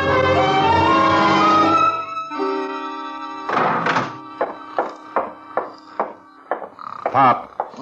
Pop. Oh, yes, Mr. Adams. I'd like my briefcase. Oh, all right. Come on. Yes. Oh, hurry, will you? Hurry. Here you are, Mr. Adams. Thanks. I'll have to have your receipt. Well, there you are. Just initial it. Hotel policy so we can show you got your case. Okay. There. Oh, thank you, Mr. Adams. I went up to my room, tossed the briefcase on the couch, and went into the bedroom to pack. Had to get out, clear out of the city. I thought about Betsy, and I wanted to take her with me, but I couldn't. How could I explain running, hiding? Sooner or later, she'd find out, and I couldn't take that chance. I closed my suitcase and went into the other room. Hello, Arthur. There she was, sitting on the couch, the open briefcase in her lap. So much money, Arthur. You must sell an awful lot of cars. How'd you get in? You left the door unlocked. It's all right. I locked it. Where'd you get it? I sell a lot of cars. While you're working in a bank? Thank you for buying me the papers. All right, Betsy.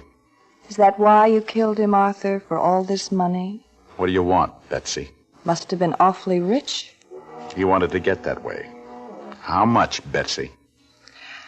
Well, I guess I'm the only one who could really tell the police. How much? How about all of it? Well, I'll need some to get out of town. All right, Arthur. You can call me Bob. I liked Arthur better.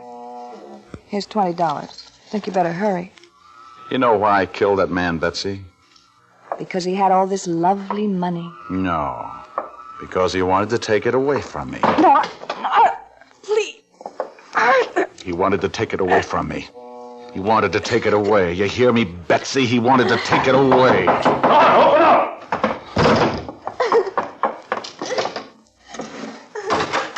Where is he? Oh, why, Miss Clark, are you all right? Hey, you, stop! Stop!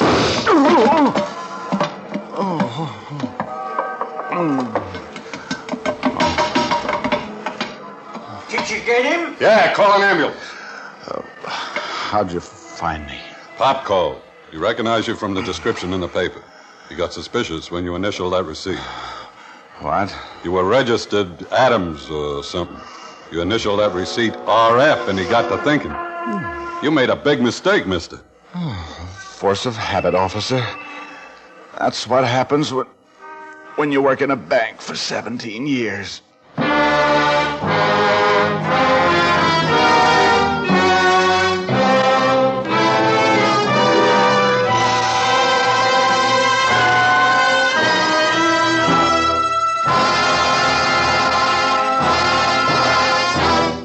Suspense.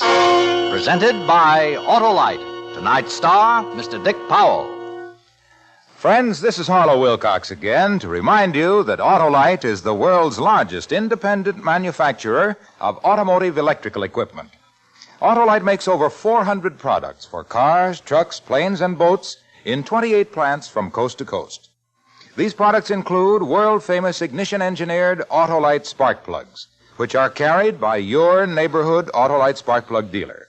See him soon and have worn-out spark plugs replaced with ignition-engineered Autolite resistor-type or standard-type spark plugs for smoother performance, quick starts, and gas savings. And remember, you're always right with Autolite.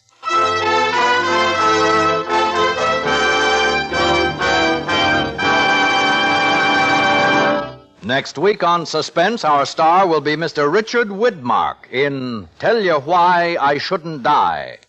to be followed on June 14th by Mr. Gregory Peck, who will tell you the truth about Jerry Baxter. All on Suspense.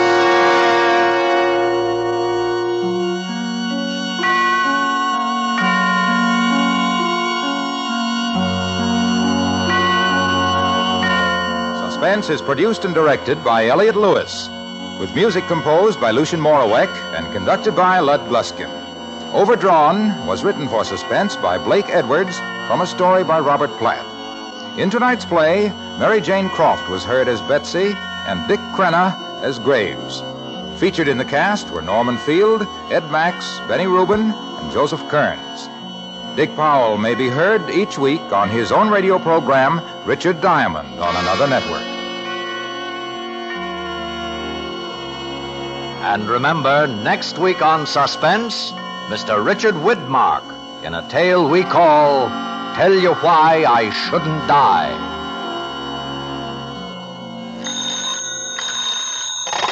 You can buy world-famous Autolite resistor or standard-type spark plugs, Autolite stay-full batteries, Autolite electrical parts at your neighborhood Autolite dealers. Switch to Autolite. Good night.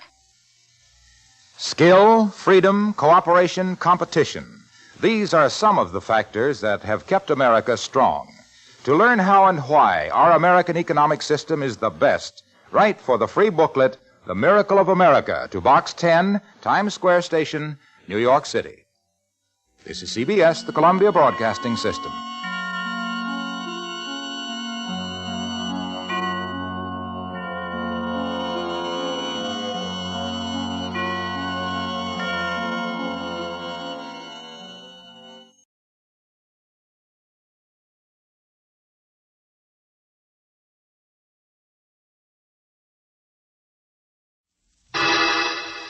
Personal notice. Danger's my stock and trade. If the job's too tough for you to handle, you got a job for me, George Valentine. Write full details.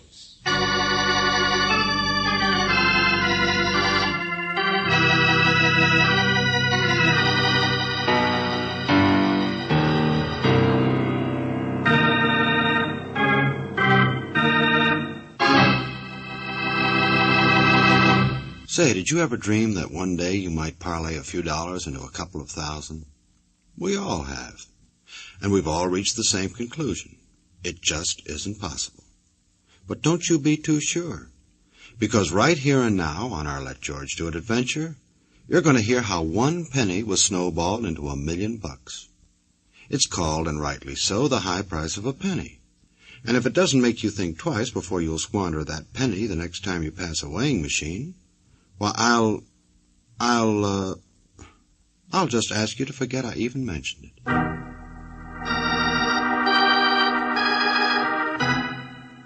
Dear Mr. Valentine, how high is the price of a penny? Well, how high is up? I doubt if you can figure it. In fact, I doubt if you'll be much of any good in the present case. And if you think I talk in riddles, you're right. However, Mr. Valentine, I'll waste my time by telling you the facts. I'm a prematurely retired lawyer and tax consultant. Neighbors of mine out here in the Fish Lake country, name is Mom, elderly man and wife, they spent a penny once, a number of years ago, on a lollipop. Let me tell you, the price of that penny is going to be more than $1 million. In plain words, those nice people are going to be taken. But just to really mix you up, I think you and I can stop the swindle with a diamond bracelet. Now, here's what I'd like you to do. Telephone the Moms. Tell them you're friends of mine and would like to come visit the country. I'll lay the groundwork. They know there isn't room for you to stay in my place anyway.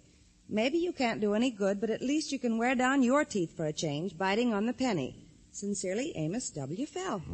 Spoken like a lawyer. He certainly has a lot of faith in you, doesn't he? $1 million penny, diamond bracelet, lollipops. Faith in your curiosity. Well, come on, Brooksy. Hand me the phone.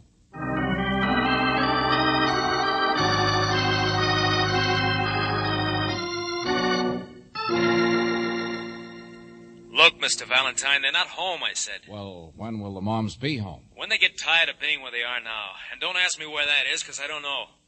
Playing 500 maybe, or helping somebody pickle some peaches. I don't know. They get all kinds of fascinating ways to spend their time. Well, who's this speaking? One of the servants? Mister, just call back later, will you? But I'm a friend of Mr. Amos Feld, and I wanted to And the talk to... housekeeper isn't here either, in case you're thinking of beating Feld's time with her. Sure, Mr. Valentine. I'll be a good boy. I'll write it all down. You're too kind. Yeah, and don't be insulted. I'm right in the middle of a poker game, and my luck isn't good. My name is Clifford. I'm the mom's nephew, come to live here for a while, so don't worry. They'll get your message all right. Clifford, huh? Yeah. Good night. Keep 'em rolling. Oh, let's see. Maybe there is a penny. A bad penny. Name of Clifford? Yeah. Come on. We're not going to wait for an invitation.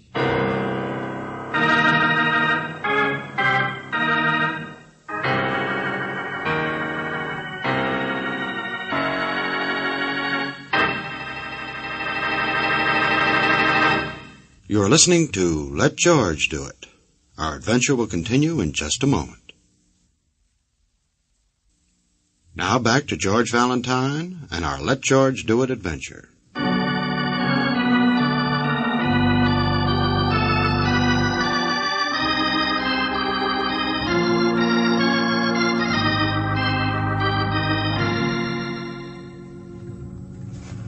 Oh, yeah, the mom's place is around here somewhere. Road to the right, I think, mister. How about Mr. Amos Fell? He has a small cabin or something. Gosh, I don't know. It's kind of late. My mother will be Well, mad. Fish Lake, you must know where that is. Kid your age in the summertime. Oh, sure, mister. That's where I was today. Well, I'm so late walking home. I got a bet on with another kid, see? And using only worms, I got 3 of the best looking... Yeah? Trout? Well, where are they? Well, anyway, it's the road to the right. First turn to your left. It's pretty far. I hope you have better luck than I did, but I'll bet you don't.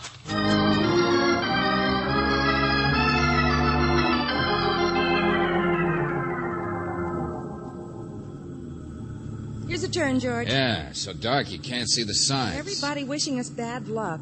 I doubt if you can do much good, says Mr. Fell. And that boy, there was something funny about the... George! See that? What was it? Down on the brush there, I don't know. It looked like lightning. Somebody with a flashlight, maybe. There, again. I'll find out quick enough. George, be careful. Easy. Yeah, take your own advice. Those rocks are loose. Hey there, stand still. You're messing up the scenery. The birdie don't like it. What in the... Oh! All right. Pass on, pass out. I don't care. Flashbulb, that's what it was. At this time of night, for heaven's sake, taking pictures It of ain't what? for nature study, lady. Stand away from the fender there, will you? The George. Yeah. Used to be a fender. Brother, what a wreck that must have been. The car must have rolled all the way down from the curb. I know. It's horrible, but stand back. That's it. You've got to get it from this angle. Car didn't roll, lady. It bounced. What about the people? There's blood in there. It's a bad corner. Over it went. That blacktop rolled slippery in the evening. Oh, they hauled them out hours ago. Hauled them out dead. Oh, no. George, it's such a big car. Should be. Belongs to the Morms. What did you say? Man and his wife live up the road, sole occupants of the car. Mr. and Mrs. Frederick Morm, real nice and real rich. Only long about sunset, they clipped their last coupon. But listen, Buster, we were on our way to see the Moms. Say, who's been there? Who investigated? Highway Patrol and the city police, both. Now, if you'll let me finish up, get pictures of the skid mark. Well, what did they say? What did they find? He was driving, that's what they said. Mrs. Morm killed instantly, sitting beside him. You know how it is. Steering wheel gave him a break for an hour or so, I guess. What do you mean? Found his body where he crawled back up toward the road to flag a car for help, I guess. Only trouble is there aren't any cars on this road, so he just died there. But why? An accident, my friend. No other traffic. They just slipped going around the corner. Ask the police if you don't believe me. Phone in the next house down the road half a mile. Slow down, will you, Buster? Why'd they leave you behind to take pictures if they were so sure it was just an accident? I'm losing my sleep for the insurance company. They want pictures to close their report, and they'll want to know what I see nosing around. And you know what it is? Nothing. Not nothing. Now you happy? No. Come on, Brooksy. This was no accident. If it's murder you're thinking of, you won't do any good around here. Waste your time being wrong, that's all. It's an accident.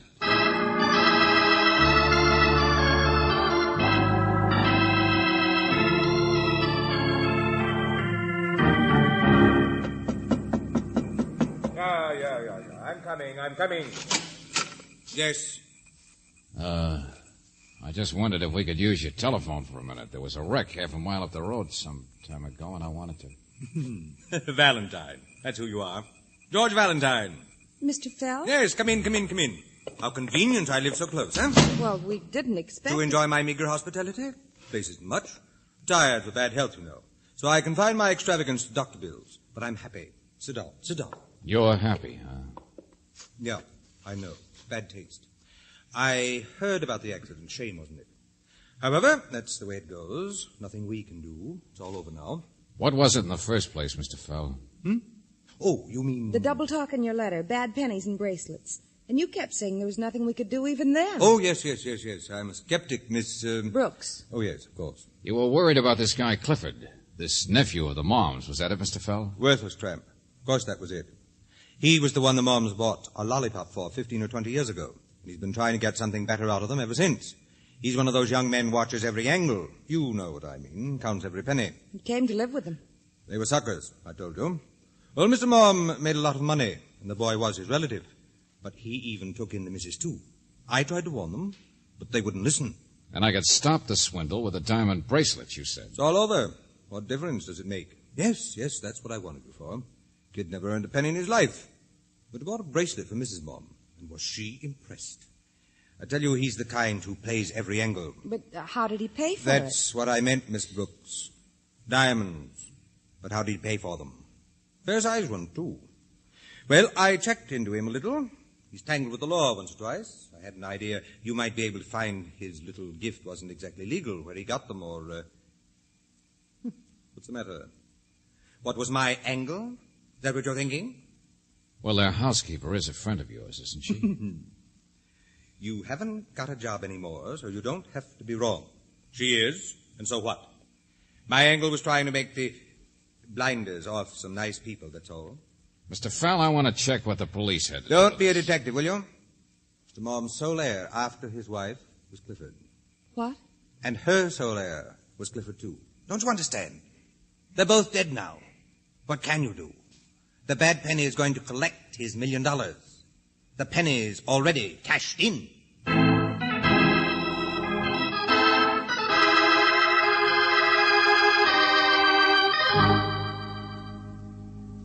I know it looks fishy, Valentine. Look, Lieutenant Riley. The best accident men on the force say there's not one chance in a million that it was anything but an accident. This Clifford may have figured his chances, and there are some other angles we don't know about. No. The doctors and lab men were in on it, too. Injuries sustained in the accident were what killed them both. First her in the front seat, they figure. Then him when he tried to make it up to the highway for help. Well, what made their car go over? A normal skid at normal speed. Now, look. You can't tamper with a car to make it go over at a certain point, can you? No, but you... You can't scare somebody off the road without making them jam their wheels sharp so it'll show, can you? I tell you, Valentine, it was absolutely nothing. I know, an accident. My client says there's no more job for me. You say go home and forget it. So maybe I can't do any good out here. Or can I?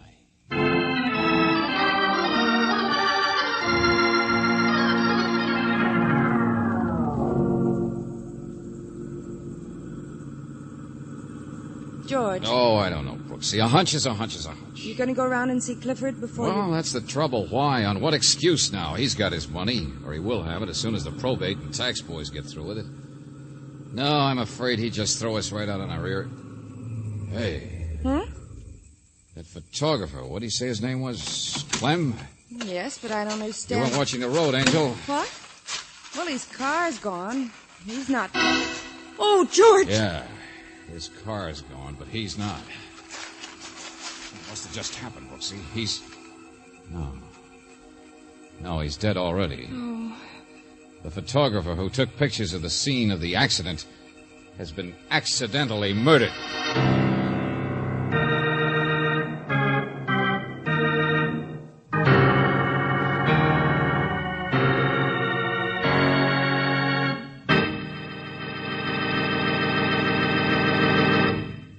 You are listening to Let George Do It. Our adventure will continue in just a moment.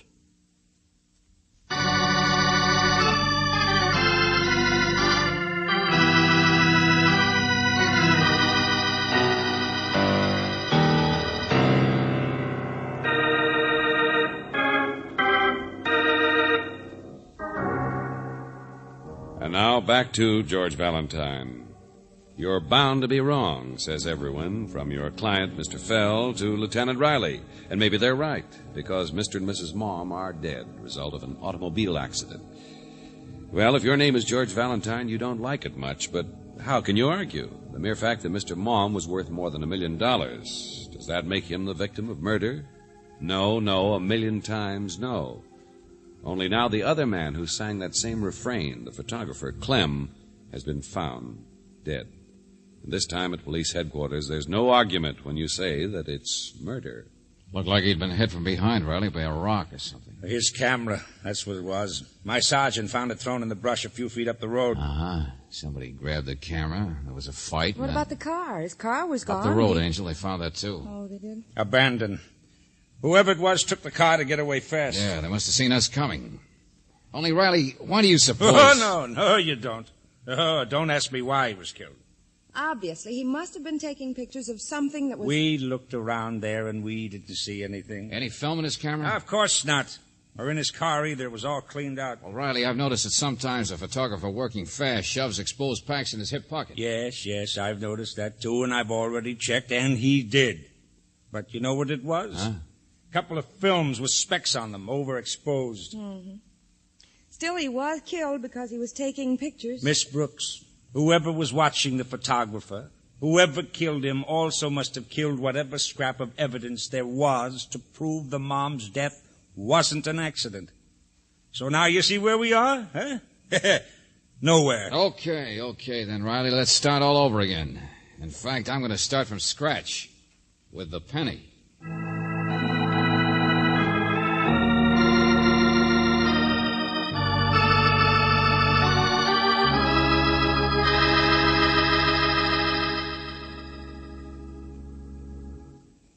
Clifford, I want to see that bracelet you gave your aunt. All right. Isn't much. Must be someplace around here, my answer.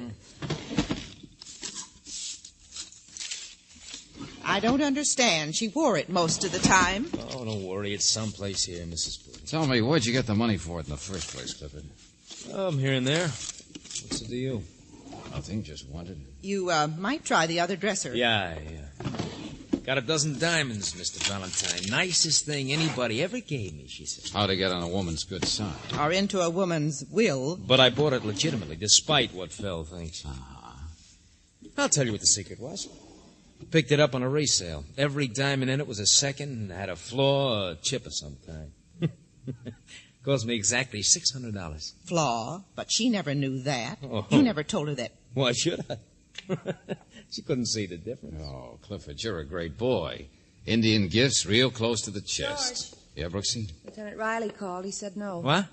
Look, what's all this? Clifford, you better keep looking for that bracelet. Miss Brooks means that they didn't find it on her body. Your aunt wasn't wearing it when she... Can't find it, yeah, I know. Well, maybe I'll find it myself.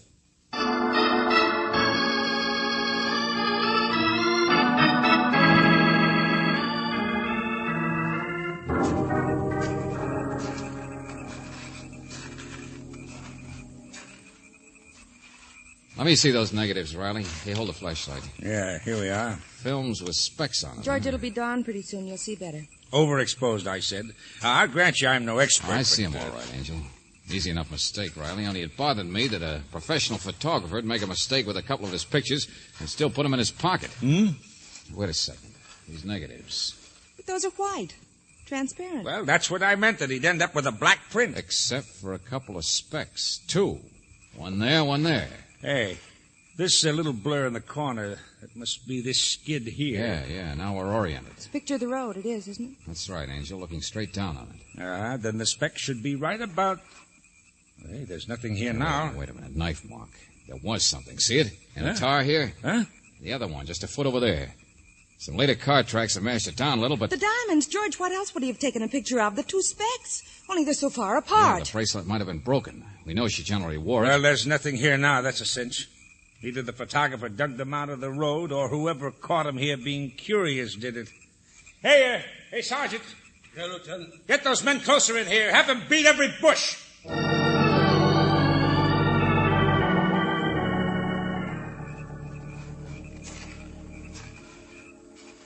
Not much luck, Lieutenant, unless you call this luck. What are you talking about, Sergeant? It's a long way from water, but they're beauties, all right. What?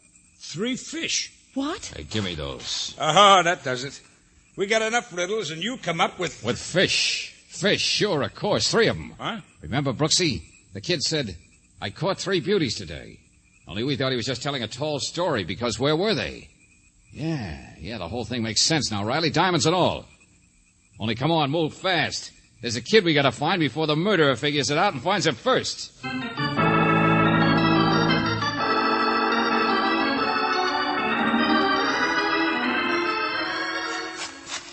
Hey, there he is, fishing. Hey, you. Hey, you'll scare him off.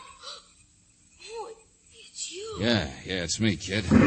What in the heck Well, that's nothing. Just somebody shooting. Game warden will get him.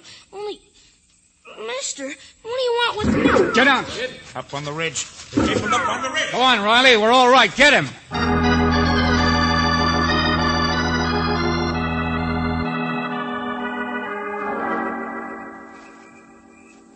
Sure, Mr. Valentine. I'll tell you anything. Okay, kid. Let's see the diamonds. I didn't know they were them. I would have told somebody. Sure. You didn't know who they belonged to. 6, 7, 8, 9 of them, huh? They were just scattered there by the side of the road. Not any of them down the grade where the wreck was? Oh, no, sir. I didn't think there was any connection with that.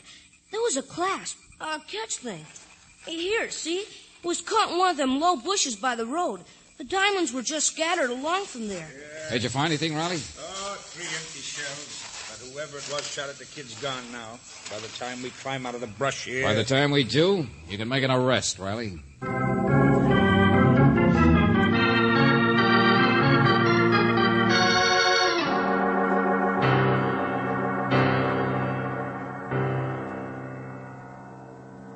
Mr. Valentine, before you say anything to Clifford here, I think you ought to know that he couldn't have killed his aunt and his uncle. He was playing cards at the time of their death. Well, I was playing cards with him. What's all this? And so were some other men. Oh, Valentine. Here we go again. The whole case hangs on the mom's death not being an accident. On all this other stuff being a cover-up for the fact that it wasn't one. Riley, take it easy, will you? It was an accident, all right. There's no argument. You and the experts persuaded me a long time ago. What's that? And Mr. Feld, you told me a lot of other things, I believe, too. That Clifford here'd do anything for a few pennies. Get as much money from his aunt and uncle as possible. But how in the world... The whole case hangs on a few low-grade diamonds, Riley. That's why the photographer was killed. That's why Clifford tried to get at the kid. Only we beat him to it. And that's why you're a sucker staying around to listen to this, Clifford. Go on, Mr. Valentine. Sure. You're just counting on one thing that we'll never figure why that cheap bracelet is so important. Well, I know why. Double inheritance tax. What? Yes, What's that? That's right. Every penny counts. Every $100,000. It's the location of the bracelet that tips it, isn't it, Clifford? Is it? It's who died first, your uncle or your aunt. But we know that she did, remember? She was in the front seat, and he tried to get up to the road for help. Finally, that accident wasn't discovered for several hours. Huh? Well, suppose it was discovered first by the ambitious miser here. Suppose he was all happy about seeing him dead. Until he noticed a terrible thing. The uncle was in the car. The uncle died first. Hey, and it was Mr. Mom's money. So legally his wife would inherit, and then it would be passed on to Clifford. Now you're getting it, Riley. No matter how close their deaths were, a few minutes or an hour, both wills would have to come into play when the estate would be settled. And that means 2 taxes. You know what the tax is on $1 million inheritance? You weren't out just to save pennies, were you, Clifford? Because what you found was your aunt up by the side of the road. Now, wait a minute. How else could her bracelet have got caught and broken on a bush? Unless she was the one who died last, who struggled up that embankment for help. So it's pretty simple, isn't it? All you did was change the bodies around. So we think she died first, and Clifford would inherit from his uncle, And we would think It that was he a had body outlived switch, Riley. A little investment in his future, that's all. Only the interest got compounded, didn't it, Clifford? You overlooked a bracelet. And then a photographer didn't and began to get curious. He might have even figured it out. And when you counted the diamonds he'd found mashed into the road, there weren't enough. So you had to run frantically someplace else, someplace we almost led you. To the kid who'd picked him up and couldn't see any harm in keeping him. Yeah, a gun makes a lot of difference, don't it? Go on, talk away, Mr. Valentine. Talk to yourself for a change. You won't get away with this. Let him go, Riley. But he's got a car. I said let him go. As if there were any argument. Much obliged, friend. Keep him rolling. Valentine of all this. Cool off, will you? Keep him rolling, he says. There's a laugh. I can see him from the window here. He won't get it very far in that car. What's that? He's got a flat tire, Riley. Yes. 9 diamonds from the boy, 2 mashed into the road. That makes 11. But there were 12 in the bracelet. The high price of a penny. The extra diamond. He's got a flat tire. He found it.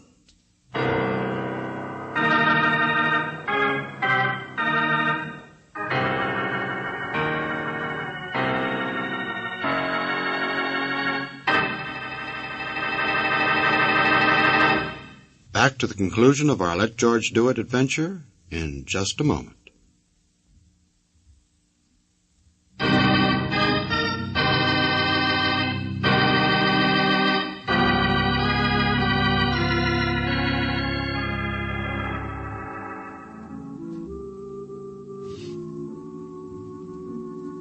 Mr. Fell, I grant you that a diamond is sharp enough.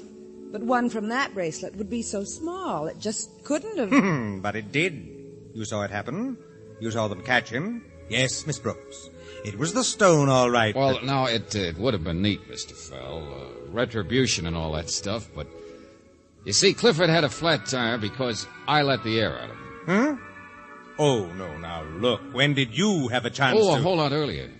You see, I took the precaution, that's all. But how did you know then that it was he who... Oh, I played safe and let the air out of your tires, too. Oh. Mr. Fell, we're skeptical of clients who keep insisting we're bound to be wrong. Oh.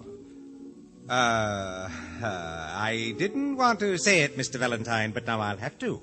This business of double inheritance tax. Oh, sure, I know. It's your field, not mine. There was a recent ruling. You made the same mistake Clifford did. I mean, about saving all that inheritance tax. What? Oh, it's a perfectly logical mistake. You and he would have been absolutely correct until recently. Courts decided in a case like that the same money can't be taxed twice. Oh. Then Clifford didn't have to move the bodies or kill the photographer. That's right. And it's only because I was wrong that I was able to put myself in Clifford's place and figure out his motive. That's right. But what difference does it make? Lieutenant Riley caught Clifford and he confessed, and now one thing's sure. George, you and I are going to have this dance and forget all... Oh. No music. Angel, this seems to be the kind of case where everybody's bound to be wrong.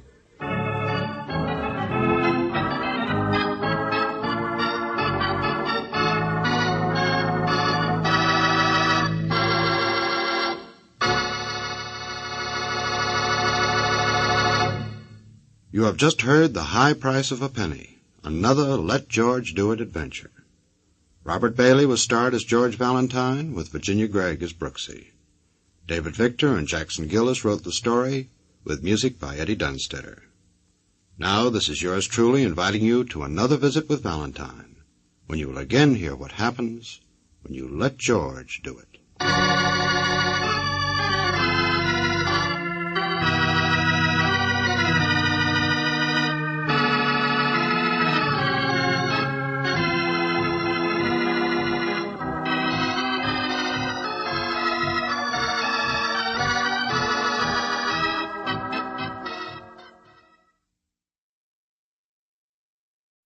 Wheaties presents Nightbeat.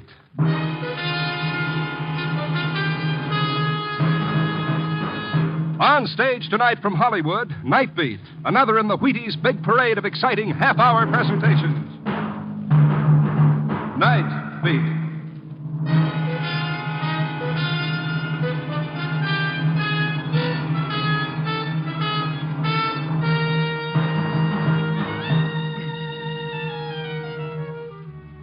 Hi, this is Randy Stone. I cover the night beat for the Chicago Star. Stories begin in many different ways. This one began with a strange little man who claimed a most remarkable power. The power to kill with his mind. Night Beat, starring Frank Lovejoy as Randy Stone.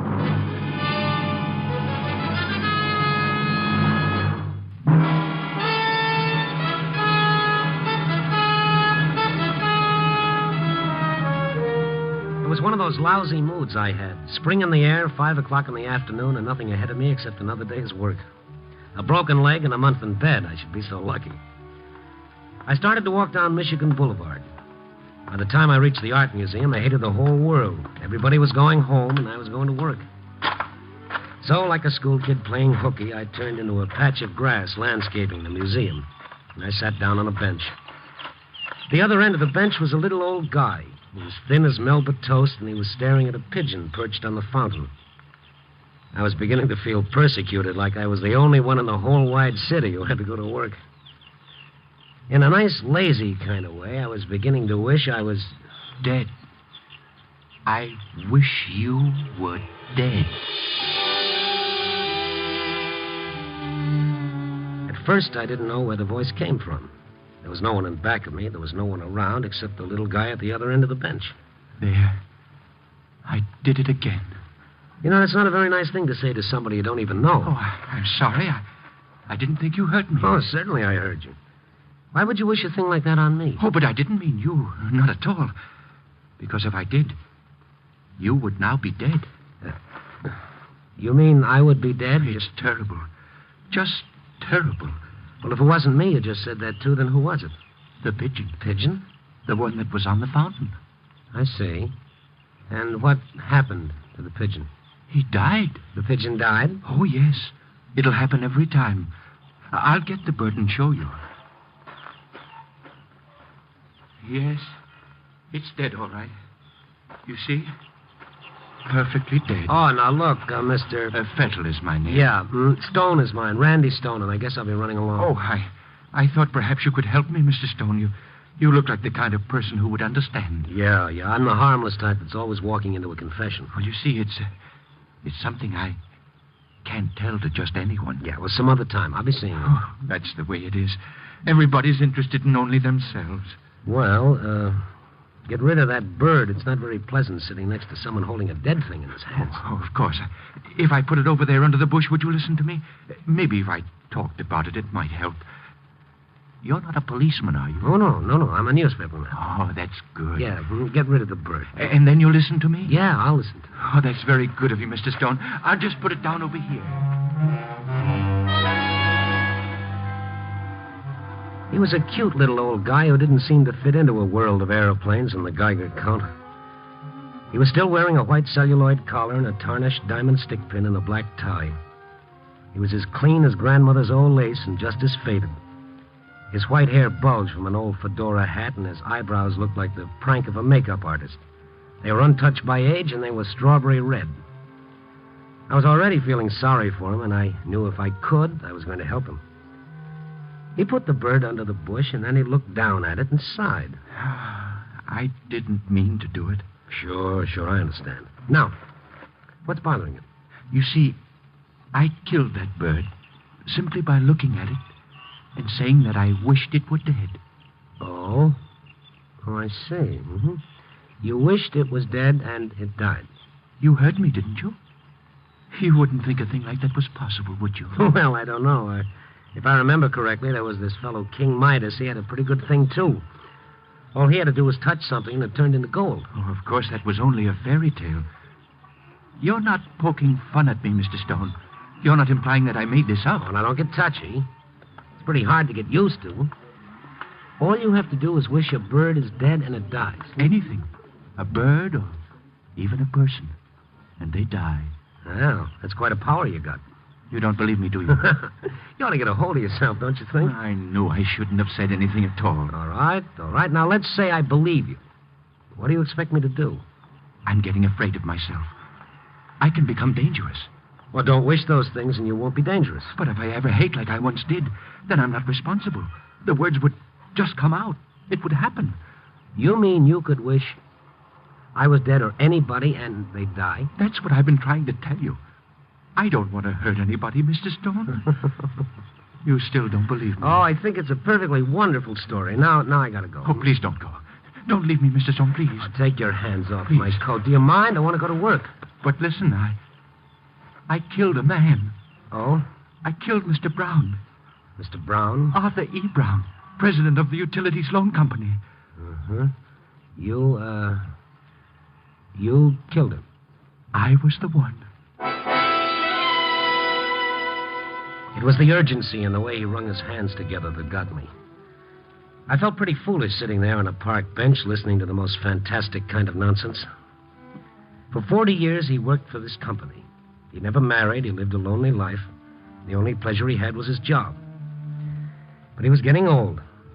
And then one day, it was on a Friday, he got his paycheck from the head bookkeeper. Thank you. Oh. But this is a mistake, a terrible mistake, Miss Johnson. This check is too much. Let me see. Oh, I don't think so, Mr. Fettle. Oh, but that's 3 weeks' pay. 2 weeks more than I've got coming. It's not my vacation, you know. I always take mine in July. Yes, I know, Mr. Fettle. Well, then you better rectify it, Miss Johnson. I'm sorry no one told you. On the back of the check, Mr. Fettle, that slip of paper. Oh? You mean this? Mm-hmm. Why, that's a 2 weeks' notice. Oh, that's a terrible mistake. I hope so, Mr. Fettle. Such a stupid thing. Imagine my being here so long. Why, everybody knows.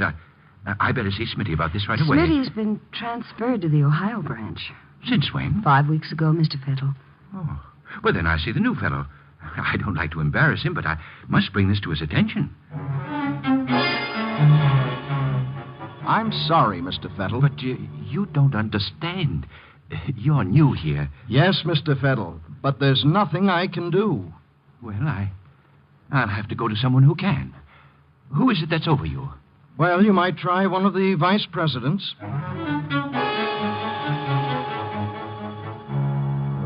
Of course, Mr. Fettle, you realize I had no idea. Why don't you see the treasurer? I'm really quite sorry, Mr. Fettle, but really, it's out of my hands. I see. No one will take the responsibility. No one cares. Sending me from one to the other like I was some kind of thing being volleyed about. I'm going to the president. I'll tell Mr. Brown. Mr. Fettle went up another flight of stairs running, right through a whole pool of minor executives, straight into Mr. Brown's office. Brown was sitting there in an enormous leather chair, a very huge, fat man. His face was red and puffy. Instead of breathing, he seemed to gasp. He was that mad when Mr. Fettle walked in unannounced. What are you doing in my office? Mr. Brown, I just had to see you. There seems to be no one to take the responsibility for this. You see, I've been here so many years. They just don't seem to realize how long I've been here. I wanted you to straighten it out for me. Get out of here! But it's so unfair. Get out! I said get out of here! The hatred that had been piling up in Mr. Fettle had now found a target. He looked Brown squarely in the eyes and said it right to his face, right out loud. I wish you were dead. You what? I wish you were dead. Oh,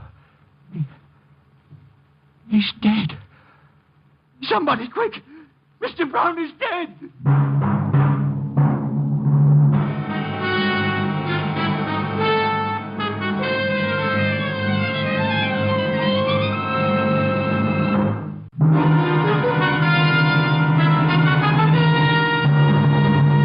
And now back to Night Beat and Randy Stone. Sure, we've all thought about the idea at some time or other in our lives. And we could look at another person and wish he were dead, and bingo, it would happen. But then we all grew up and we forgot about it. But here was this little old guy, Mr. Fettle, who not only believed this phenomenon about himself, but was determined to prove it to me. That's what I get for stopping on a park bench when I should have been on my way to the paper. So you see, Mr. Stone, that's how it all started, day in the office. Well, don't worry about it, Mr. Fettle. Coincidence. Oh, I wish you were right. But what about the flies? I'll bite. What about them? I'd hold them in my hand and say it. And then they'd stop buzzing and keep real still. Dead. Oh, you're taking yourself too seriously. Stop squeezing flies to death and stop telling yourself you're Superman. But what about the bird? It was perched on the fountain. I wasn't even near him. And I looked at him, and I said it. And then, just like that, it fell to the ground. Dead. Mm-hmm. First it's Mr. Brown, then it's squeezing the flies, and finally the pigeon. Oh, go on home, Mr. Fettle. Go on home before I begin wishing you were dead. I knew I shouldn't have told you. Now I don't know where to turn. I've got the strangest feeling, a terrible need to test everything. Just to go around wishing things were dead. I'm sorry I took up your time, Mr. Stone. What's that? Wait a minute, Mr. Fettle. That kid over there. Uh-huh. See that boy with the BB gun? See him? How's that? If I can prove you didn't kill that bird, will you go home and forget about the whole thing? Those boys they're picking up the bird. They shouldn't do that. Hey, kid. What are you doing with the BB gun? Nothing. You shot that bird, didn't you? It was an accident. Honest, mister. We didn't mean nothing. Come here now. Bring it over here. Run, Jerry, run. He's going to get us in the... Hey, come here. I'm not going to do anything. Come here. Well, they're gone, and they took the bird. But now you know, Mr. Fettle, it wasn't you. The kid did it with the BB gun, okay? You mean they thought they did it? I see. Okay, so you want to believe you did it. Makes you feel important, doesn't it? Important? Yeah, it gives you a feeling of power, doesn't it? Oh, no, Mr. Stone. I feel like a murderer. Well, if you feel that way, why don't you turn yourself into the police? I've thought of that. But I'm not a stupid man. They'd either laugh at me or put me in an institution. And I'm not insane, Mr. Stone. Yeah, well, I'd like to help you, but I don't know what I can do to convince you. I can't sleep. I haven't eaten. And I'm in no condition to look for work. Oh, look, Mr. Fettle, we're going to put a stop to this nonsense right now. It's getting late. I got to go to work. Before I go, I'm going to settle this once and for all. Oh, anything you did, I'd appreciate. All right. Now, here I am sitting right next to you, right? Yes. All right. And now I'm standing up. See, I'm healthy. Nothing wrong with me, right? Well, of course. Now look at me. I don't think I understand. Just keep looking at me. Well? All right, go ahead now. Wish that I was dead. Oh, but Mr. Stone, why should I do anything like that to you? You want to be able to go home and get a good night's sleep? You want to be able to eat and start living like a human being again? All right, go ahead. Wish I was dead. I won't do it. I won't. Because you're a liar, aren't you? Don't say that. You're a liar, Mr. Fettle. You're a liar. Keep away from me, please.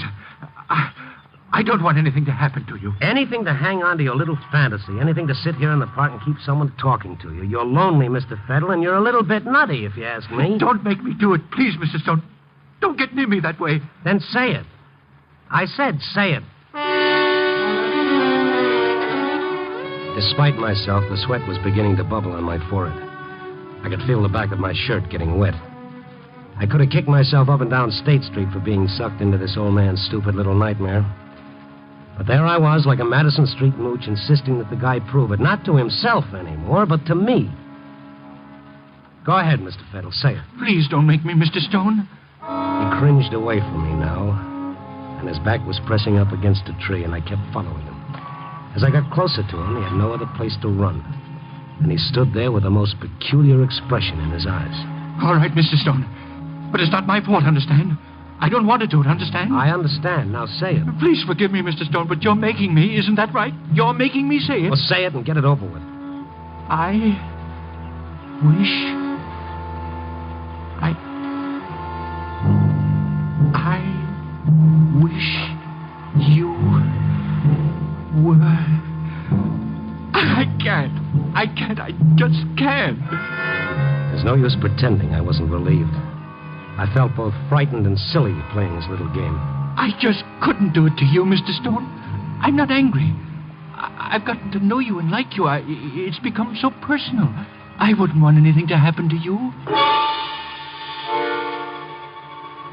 As he talked, his eyes became fixed on the building opposite the park. It was a tall building, and way up high, about the 18th story, there was a man up there washing windows. You see that up there? You see him? Oh, the window washer? There's nothing personal about him, is there? Just a speck crawling on the side of a building watching windows. You're going to start that all over again. Well, there's nothing personal about that. That speck up there is there. Now, look, you're not going to drive me batty. Well, if you'll only believe me, I'll try to show you. You mean with the window washer? He's pretty far away, and it's so impersonal, and, well, it may not work. Of course it won't work. That's what I've been trying to tell you. Well, I mean my not knowing him. Maybe I have to know the person, or be real close. Maybe I have to have an argument with the person, or not like him. Yeah, like the pigeon. Oh, well, that was different. I actually looked into the pigeon's eyes, and he looked at me. And that's when I said it. Yeah. Oh, why don't you go home and go to bed? Read a good book. Forget about yourself. You're going? That's right. Oh, wait. I'll do it. I stood there watching him. He stared at the man on the 18th floor for a long time. As the man started to change his safety belt to move from one window ledge to the next, just as he took off one rope from the bolt in the window frame, Mr. Fettle started to whisper. I wish you were dead. It all happened in a split second. The moment he said it, the man on the window ledge lost his balance. First, the bucket came clattering to the ground. And then, the man hung suspended, dangling by one rope and clawing at the air to get back on the ledge. And then the rope broke. And the man fell to the ground. When it happened, I ran over to the building and got what few facts were available. The item appeared in a late edition, about 10 lines on page 8. Naturally, I said nothing of the little old man on the park bench, or they would have thought I was as insane as I felt the little guy to be. But I couldn't get the amazing Mr. Fettle out of my mind. When I started to feel that I, in some weird manner, were indirectly responsible for the window washer's death, then I knew I was involved up to my neck. I went downstairs to the newspaper library. I found the item I was looking for. Arthur E. Brown, president of the Utilities Loan Association, had succumbed to a heart attack and was pronounced dead upon the arrival of his personal physician, George Watkins. The first thing next morning, I went to see Dr. Watkins. I'll be glad to give you whatever information you want, Mr. Stone, but I'm also rather curious as to your reasons. Well, in a very general way, I'm interested in certain types of death. Oh, coronary, heart fatalities? You might call it that. What is it you wanted to know? Well, as I understand it, there was someone present in Mr. Brown's office at the time he died. I believe so. One of his employees. I'm wondering if this man could have in any way brought on the heart attack. It's possible. But that particular day, not at all probable. Why not? Mr. Brown had complained of a severe constriction across the chest, and his secretary had already called me before that man was in his office. In fact, I was on my way over to his office before he succumbed. Mr. Brown's secretary was in the first aid room getting him some medicine. You mean Brown was already dying before the man even got into the office? Mr. Brown was already dying of the effects of an extraordinary lunch. With the kind of heart condition he had, his death was just as inevitable as tomorrow's sunrise. It couldn't be any plainer than that. Coincidence number one had been taken care of quite neatly. But that window washer still had to be dealt with. For a man who'd been washing windows for so many years to slip off the windowsill and then for the rope to break right at the time my amazing Mr. Fettle wished he were dead, well, that's a pretty touchy thing to reconcile to coincidence. I went back to the building and located the engineer who was in the basement replacing a steam valve on the hot water tank. At first, he wasn't very cooperative. I suppose you're another insurance man who wants to know more about why we don't have safety measures for our window washers. No. I just happened to be a newspaper man who was sitting in the park when it happened. Well, if you saw it, you know more about it than I do. He worked for you, didn't he? Yeah, that's right. Well, what happened? Why should that man's rope break? I'm tired of answering questions. That's all I've been doing is asking questions. Well, look, mister, I'm not here to make trouble for you. I don't want to give you any bad publicity. I want to know why it happened, but... Of course, if you don't want to tell me, then I've got to believe that the building was responsible. If I warned him once, I warned him 100 times. His equipment was rotted through. I told him he couldn't go to work on my building unless he bought new ropes. He was pretty sore, but he went home. At least I thought he went home. What happened was he got lost in one of the bars on Clark Street, and when he was good and drunk, he came back. Without me knowing it, he went to work. He was drunk, that's what he was. It was nobody's fault but his own. If it wasn't for the fact that somebody else had suffered, the whole thing would have been funny. It was the most ironic joke that coincidence could play. On a pathetic old man who thought he had some kind of strange power, and on me, a sucker for anybody's story if they insist they've got one. I got Mr. Fettle's address from Miss Johnson at the place he used to work and went over to see him. He lived in an old boarding house. His landlady was a nice old gray-haired woman that was as interested in knowing where he could be found as I was. He hasn't been home since yesterday. And that's not like him. 15 years he's lived here. And he never spent a night away from home. But does he have any relatives or friends that he could have gone to? Not a soul, sir. The loneliest man I ever knew. But the nicest. Why, he just wouldn't hurt a soul. Well, I've got to find him. Oh, but something's wrong, isn't there? No. I've got a pretty important message for him, and it'll make things a lot easier on him when I tell him. I see. Can't you tell me? No, it's rather personal. Here's my number, though. You can reach me at the office. No matter what time he gets in, if you have any regard for him at all, please call me. I certainly will, sir. And nobody has better regard for him than I have. He's been getting awful thin lately. Yes, you'd think a man wouldn't starve himself just because he was out of work. Now, would you, sir? Well, you call me. It'll be a lot different after I talk to him. I went to the office by way of Bughouse Square. I inquired here and there about an old gent with the white hair and the strawberry-colored eyebrows. They knew who he was, all right, but they hadn't seen him. I was getting worried about him. A nice little guy somewhere in the city running away from himself, thinking he was a dangerous killer. When I got to the office, there were no messages. I put my feet on the desk and I waited. And I started to do my column with coincidence playing the villain. I got halfway through, put my feet back on the desk and dozed off. 2 o'clock in the morning, the phone rang.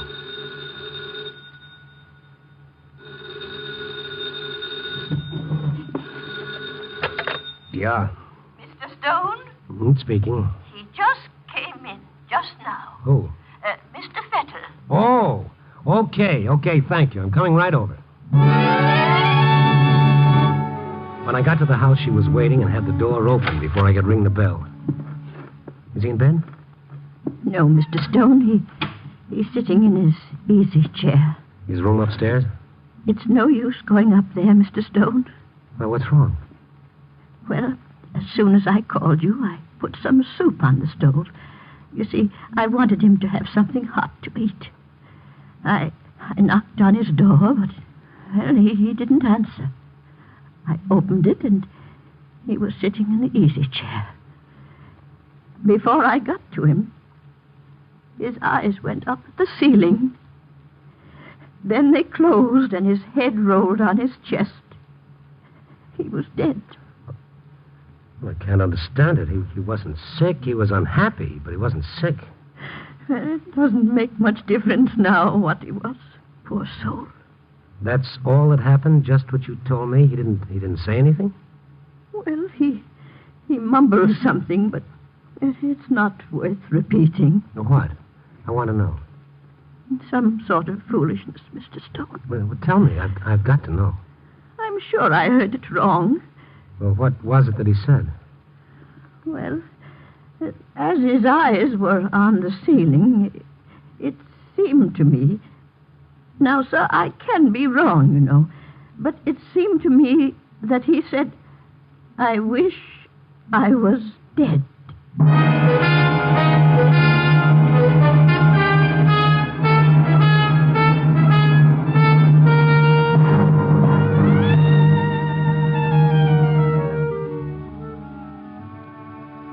Sitting on a park bench in the warm sun doesn't always lead to peace of mind.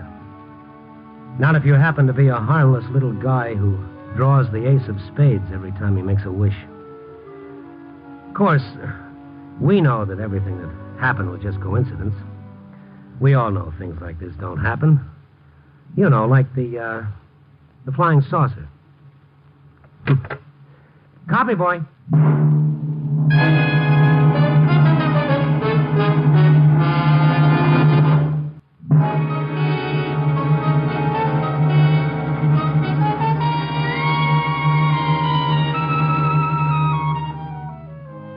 Nightbeat, starring Frank Lovejoy, is produced and directed by Warren Lewis and edited by Larry Marcus. Tonight's story was written by David Peltz, with music by Frank Worth.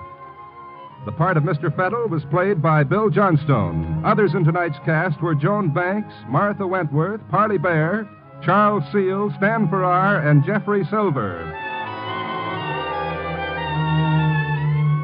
Listen next week at this same time and every week as Randy Stone searches through the city for the strange stories waiting for him in the darkness.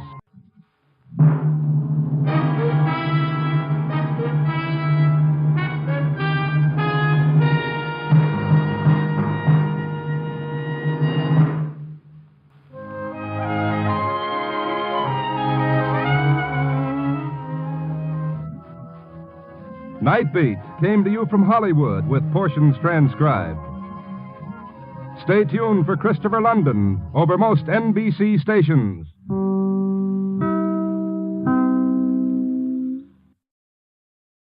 From Hollywood, it's time now for Johnny Dollar. Pat McCracken, Johnny, Universal Adjustment. Oh, hi, Pat. What's on your mind? The sleek, lovely, beautiful Ellen Deere. On the strength of that description, I'll take her. And she's loaded.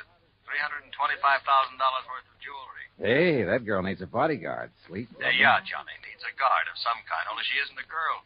She's a boat. I've just lost my enthusiasm. What's the matter with the old tub? That's what I want you to find out, Johnny. That last crack suddenly got me interested again. Okay, Pat, I'll be right over.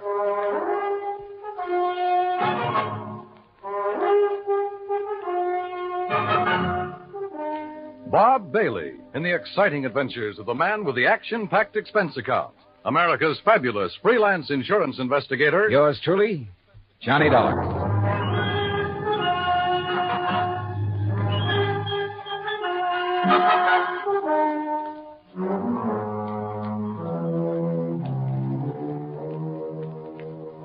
Expense account submitted by Special Investigator Johnny Dollar to the Western Maritime and Property Insurance Company, Los Angeles, California. Following is an account of expenses incurred during my investigation of the Ellen Deere matter. Expense account item 190 taxi from my apartment to the offices of Universal Adjustment Bureau in Hartford. Pat McCracken's usual smile was noticeably missing when I walked in on him. Come in, Johnny, and sit down. Thanks. Oh, and you're to bill Western Maritime and Property on this one instead of us. Okay, but how are you involved? We handle all their claims that are of any size. Story. You ever hear of Randolph Berman? I know of a jeweler down in New York. That's the one. And if you know him, Johnny, you've been putting too much gravy in your expense account. I said no of him. Didn't he bring in the Star of Cape Town and the Kamandu Emerald? That's right. Everybody seems to think he's a crook, and yet somehow he manages to handle some of the finest jewels in the world. How can an honest man afford it? This time it's the Bettenhouse collection. It's out of Hungary. Oh, yeah, I read about that. Only I thought somebody down in Mexico owned it. Yeah, a fellow named Rigo Mariani, down in Guadalajara. He's the one who sold it to Randolph Berman. Okay, now. Is this Ellen Deere you mentioned Berman's wife? No. Former wife. He's on about his fifth. All beautiful, dumb dolls. But more important, it's the name of his 72-foot motor cruiser. And the Bermans have been traveling around in it, down the coast, through the canal, along the coast of Central America, and so on. Anyhow, when he got word that the Bettenhouse collection could be had, he wasted no time in getting to Guadalajara. And that's where Western Maritime and Property comes in. Right. They had already written a policy on the boat for $52,000.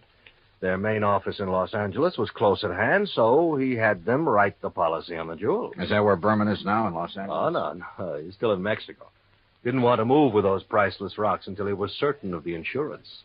And before Western would write it, of course, they wanted the collection appraised. Naturally. But who in Mexico? Jacques Jean-Pierre, famous gemologist, was right there in Guadalajara, to look over the collection himself. So he made the appraisal. The policy has been issued. $325,000.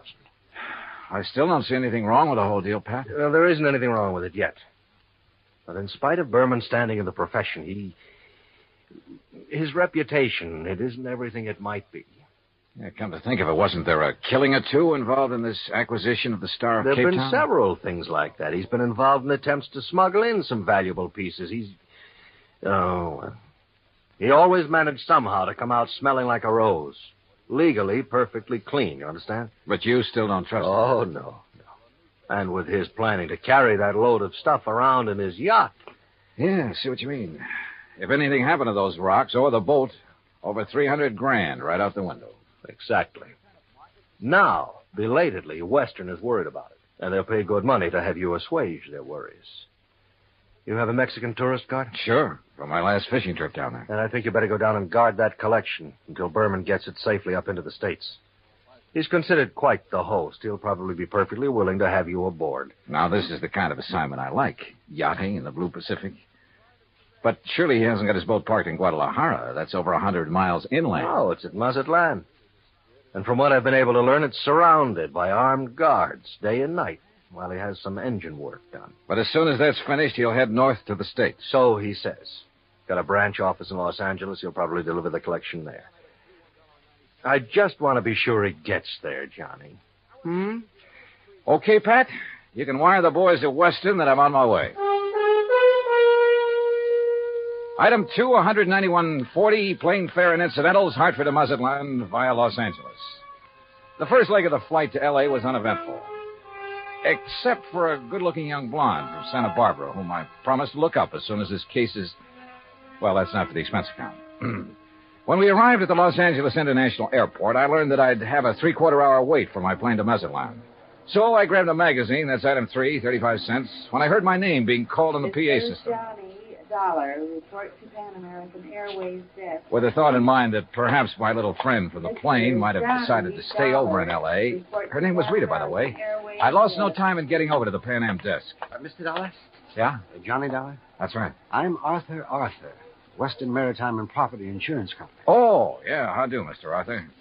Planning to go on down to Mazatlan with me? No. But, meet Monsieur Jacques Jean-Pierre. Monsieur Dollar, I am honored. How are you, Mr. Jean-Pierre? This is the gentleman who appraised the Bettenhouse collection for us. Oh, yes. I am an they could expert. issue the policy on it to Mr. Berman. Oh, yes. Yes, he's done this sort of thing for us many times. Oh, I do not now, have I'm any... afraid that he's brought us rather bad news. Something's already happened to the collection? Well, not exactly. Not for the whole collection. No, not the whole... Please. That is, I'm not quite sure. What I mean is... Yeah, just what do you mean, Mr. Arthur? Perhaps I should explain to Monsieur Dollar, eh? Well, I think somebody better. Yes, you go ahead, Jacques. Yeah, very well. And while you're doing it, I'll cancel the rest of Mr. Dollar's reservation to Mazatlan. Yes, I'll do that. Oh, clerk... Oh, no, wait a minute. First, let me find out what this is all about. Oui. Oh, very well. Jacques here was in Guadalajara when the Bettenhouse collection became available for purchase. Yes, Monsieur Dollar. I had gone there in the hope that some of the pieces might be purchased separately. So? Alas, such was not the case. The Mariani firm decided to dispose of the collection only as a whole. I see. Well, what's this bad news you have? I am getting to that. Yes, you see, it's this way. Please. Well, then go ahead, Jacques. Thank you. Monsieur Dollar, interested as I was, I looked over the collection very carefully, each individual piece. And you must believe me, to an expert like myself, every facet of every gem has a character all its own. A precious stone is like a face to me, always to be remembered. Yeah. Well, go on, please. I simply wish to make it clear to you, monsieur, that every item in the Bettenhouse collection is completely familiar to me, as are many other important gems throughout the world. You know, each is like a friend. And each stone in them is like a face. Precisely. Always to be remembered. Yes. Hello. Well, The collection is purchased by Monsieur Randolph Berman. Yes, please. He wishes to insure it in Monsieur Arthur's company. Yeah, I know all that. Well, Monsieur Arthur requests by telephone that I appraise it. $325,000. Then you know. I know. So I stay at Guadalajara a few days to wait Monsieur Arthur's check for my service. You want to be sure the check was right. Please. I visit some of my old friends among the jewel setters. And then, on the third day, what do you think happens? You tell me. Johnny, this is it. In the shop... No, please, monsieur. I'm sorry. In the shop of my friend Garcia Hernandez, I watch him work on the mount for a beautiful diamond. And suddenly, I see that the stone is an old friend. One from the Bettenhouse collection? Oui. The Calabar diamond that was supposedly in the possession of Monsieur Berman. You're sure of the identity of that stone, Mr. Jean-Pierre? Oh, please. As I told you, monsieur, a precious stone to me. Yeah, it's like a face to you. So what you figure, Arthur, is that you've insured a boatload of $300,000 worth of gems on the way to the USA, and maybe they're not on board. Exactly. Unless, of course... Mr. Jean-Pierre, did you tell Mr. Berman about this one stone? Oh, I went immediately to Mazatlan, where I knew he had his boat, the LND. Well, what did he say? Alas, he had sailed away. Did you learn his destination? Oh, yes. Los Angeles, Johnny, right here. He has a branch office. Well, has he had time to get here yet? I don't think so. Have you tried radioing to his yacht? No, I've done nothing. You see, I didn't learn about this until Mr. Jean-Pierre arrived just a few hours ago. Yes, I came up on the aeroplane, the better to arrive and speak with Monsieur Arthur before Monsieur Berman would arrive. Do you know where Berman plans to dock his boat? Well, I'll tell you. Probably the port in San Pedro, if he's coming here. But who can be sure? Usually on vacation trips, he docks down the coast at Balboa, the yacht club. Or who knows, he might even... Yeah. He might have no intention of coming up to the States at all. He might not even have the jewels with him. Arthur, do you know where his branch office is? Oh, yes, it's in Los Angeles. Well, actually, it's in Beverly Hills. Got a car? Yeah. Then let's go. Though he couldn't quite put his finger on it, Arthur was convinced that Randolph Berman was up to something and that his insurance company was going to have to take the rap. On the way into Berman's Beverly Hills office, we dropped Jean-Pierre at the Beverly Hilton and told him to sit tight in case we needed him again. Berman's office was in a nice modern building on South Beverly Drive, tastefully furnished with pictures of various famous jewels on the walls, but with nothing of particular value in evidence. However, I did notice that one wall held a built-in vault big enough for a reasonably sized bank. We were approached by a hand-rubbing, obsequious little character dressed in striped pants and cutaway coat and wearing thick glasses. Good morning, gentlemen. Is there any way I may be of service to you? Yeah, I think there is. Are you the... Mr. Arthur, forgive me. I didn't recognize you for a moment. Mr. Corello, this is Mr. Johnny Dollar. Hi. How do you do? Is there something I may show you, Mr. Dollar? Some little bauble, perhaps, for a charming lady? Well, not at the moment, Mr. Corello. Oh, Mr. Arthur, there's no reason to mail this to you. Let me see now.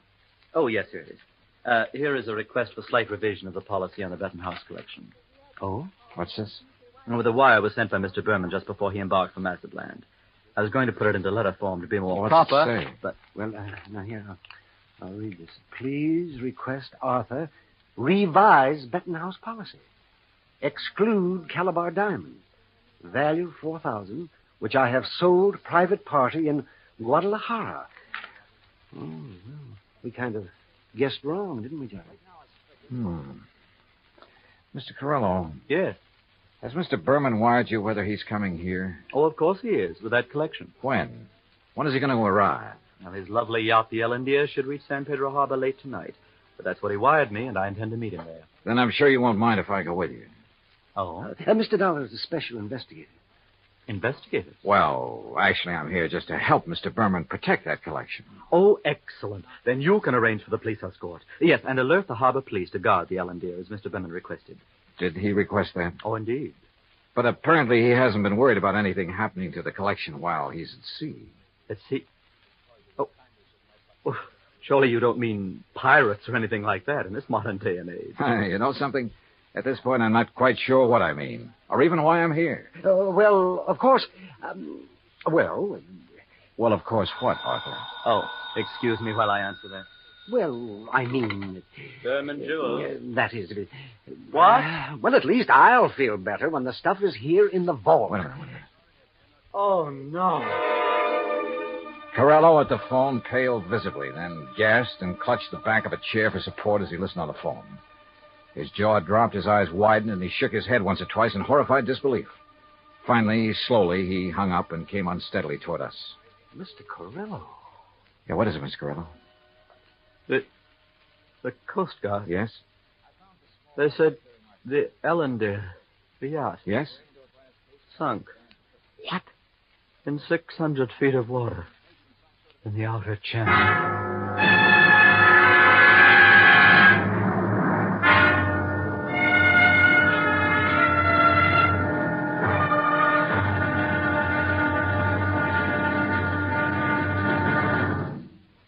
Act Two of yours truly, Johnny Dollar, in just a moment. Democracy. What has it to do with money, the medium of exchange of mankind? A couple of thousand years ago, it was said that money alone sets the world in motion. That's one way of saying that money and economy are virtually one and the same thing. The economy of a nation depends on its commerce. Commerce depends on manufacturing and services.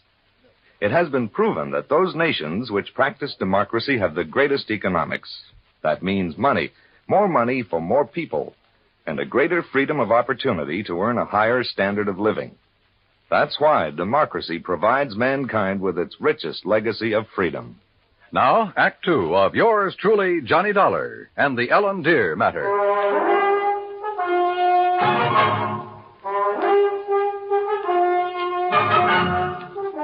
Expense account item 4, $7 even for a fast taxi ride to Coast Guard headquarters in San Pedro, which is really the port of Los Angeles. By dint of elbowing my way in, I got directly to Captain Barney Thorson. Afraid you got only half the story, Mr. Dollar.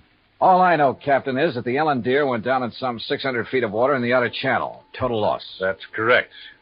However, what you don't know is that the passengers, Mr. and Mrs. Berman, and the crew were picked up and brought in here. Oh? Outside of a little soaking and a little scare, they were perfectly all right. You see, the Ellen Deer had apparently had some engine trouble before she left Mazatlan. Yes, so I understand. Mexican authorities, with whom we fully cooperate, notified us we'd better keep an eye out for her. So when she reached the channel, we weren't surprised to get a radio call from her asking us to stand by that Universal joint was kicking up. Is that what happened? By the time one of our cutters got within hailing distance, she was on the way down. That propeller shaft had whipped loose, torn through the hull, and the Ellen Deer was sinking fast. Ask me, that boat was overpowered, Dollar. How do you mean? Well, it must have been because sheer torque tore the whole engine loose from its mountings. And it plowed through the bottom along with everything else on board that was heavy. There was a big safe, for instance, anchored amidships. There was a what? A safe, you know, a small, heavy steel vault. Yeah, I know. That went down, too? With the engine. It was all our boys could do to keep the owner from diving over after it. It was crying like a baby. You'd think he'd had the crown jewels in it. Maybe you're not too wrong at that. What? Not the crown jewels, perhaps, but a collection worth something over $300,000. Now, what about salvage? Salvage operations in 600 feet of water in that channel? Oh, yeah. No, Dollar. Salvage, even if it were possible, it'd cost a couple of times the worth of that stuff at least. The only passengers were the Bermans, huh? That's right. Crew 3. And they weren't able to save anything? Nothing. Not of any consequence, that is. One of the crew didn't even have his shoes and his shirt on. What about Berman and his wife? It's funny what people will do in an emergency sometimes. What do you mean? Well, you've heard about the man whose house catches fire, he gets panicky, throws all the china and the glassware out the window, and carries out the mattress. What are you getting at, Captain? The only thing that Berman saved in his excitement was 2 beat-up old hats and a fishing rod. Oh, yeah, I see what you mean. And all his wife brought along was a handful of nylon stockings. She was hanging on to them for dear life. Oh, yeah, a big hat box with an evening dress half hanging out of it. And that's all? That's all. Hey, you know, that Mrs. Berman's quite a dish. Not too bright, but a real looker. Where are they now, Captain? They're headed for Beverly Hills. Beverly, Wilshire was the hotel, I think. In any event, Dollar, I'm afraid your company is going to have a big, fat claim to pay. On the yacht, yes. What's that mean? What do you think? Item 5, 320, long-distance call to the police in Mazatlan. I wanted to be sure that the Benton House collection had been on board the Ellen Deer when she left port down there. Inspector Romulo assured me it had, that he'd checked the safe on the boat himself before allowing it to sail. Furthermore, he had insisted his own maritime service keep tabs on it up to the point where it made contact with the U.S. Coast Guard. In other words, the loot couldn't very well have been passed to someone else at sea. Item 6, 580 cab fare to Beverly Hills, where I dropped in at Berman's office. No, Mr. Dollar. He and Mrs. Berman are at the Beverly Wilshire. I'm sure you understand it's been necessary for them to buy a lot of clothes and things. Yeah, but he will come here. Oh, yes, indeed. From his last phone call, I'd say he'll be here within the hour. All right, then I'll come back. Please ask him to stick around and wait for me if he doesn't mind. Of course, Mr. Dollar, I shall be glad to. Oh, incidentally, he has had me phone Mr. Arthur and ask that claim forms for both the Benton House collection and the loss of the cruiser be brought here to the office just as quickly as possible. Yeah, I'd figured as much.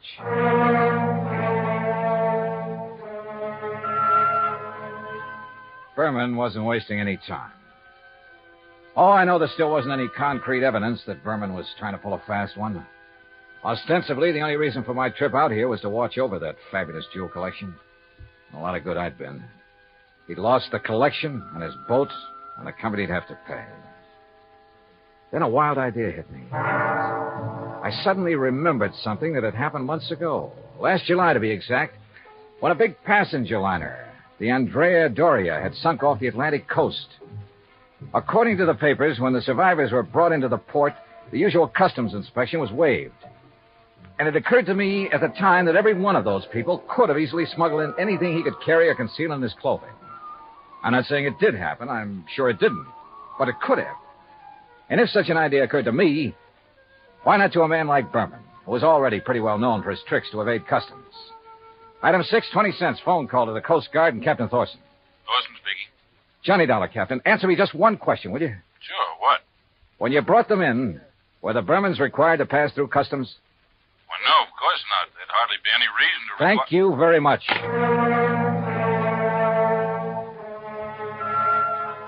Item 7, 10 cents, another call. This time to Arthur at Western Maritime and Property Insurance.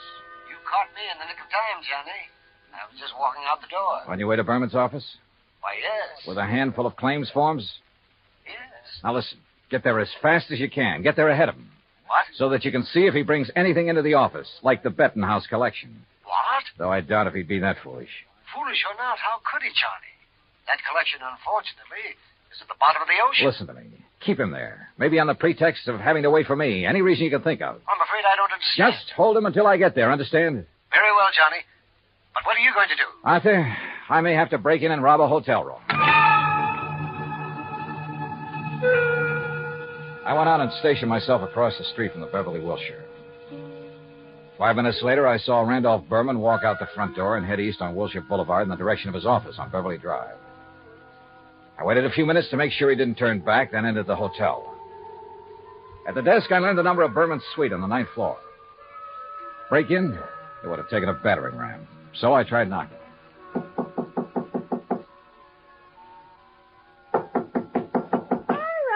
right. You don't have to bust down the door.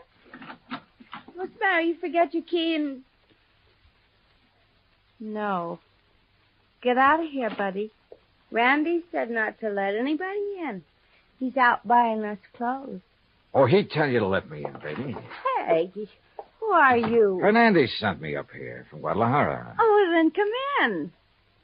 Oh, you are in? Yeah. Well, have a drink then. No, thanks. A girl's entitled to a couple of drinks after that dousing in the ocean, and you might as well... What about Hernandez? Your husband sold him the wrong stone from that collection. Sold? Oh, he gave it to him. Oh, then you know about it. Oh, sure. So he could make a legit-looking change in the insurance and convince everybody he was on the up and... You sure you're from Hernandez? You kidding? How else would I know about the whole deal? I don't know. Hey, Randy said not to let anybody in here or he'd kill me. Dumb blonde, he called me. You? A smart, beautiful girl like you? Oh, hey, you're okay. My name's Vi. Come on, let's have a drink. No, thanks. Listen, Vi. I've got to get the right stone from that collection, the caliber diamond. Then I'll leave this one I've got in my pocket here. Which one you got? Let me see it. Oh, no, only Mr. Berman. And only when he gives me the caliber. Well, which one you got there, huh? Well, never mind. I'll show it to Mr. Berman. I just want to see it. Not until I get the caliber from the collection. So, if he isn't here, if he's taken it to the office, I'll just... You think he's crazy? Let everybody know he... Let me see the one you have, huh? Look, I just told you. Anyway, how do I know I can trust you? I didn't even see you in Guadalajara. Oh, now you sound like Randy. Dumb blonde, he says. Keep the door locked. But I let the bellboy in with the drinks, and I let you in, didn't I? Well, let me see the one you got. Will you, if I get you the other one? From the hat box that didn't have to go through customs? How did you know? Hey, you're a cutie. I bet you read about the Andrew Dorsey, just like Randy did. Come on, now let's take Where's a the look. hat box, Vi? Now, wait a minute. Maybe I am dumb. Who did you say you are? Where's the hat box? No, I won't tell you. You get out of here. Now, without the collection, Vi. No, you can't. Randy would kill me. He'd kill me if he even knew I let you in here. Who are you? Johnny Dollar, insurance investigator. Oh, please, Johnny, get out of here. The stuff in the bedroom? You can't go in there. I mean it. He'd kill me. Sorry, but that's your worry. Oh, no. Stop it or I'll set your eyes out. Now Hey, you get... pull in those claws, baby. No, you... Well, I hate to do this, but... No, help! Oh, yeah, that's right. Get the manager up here. Get the police up here. Police? Oh, no. Oh, yes. Then you'd really be in trouble.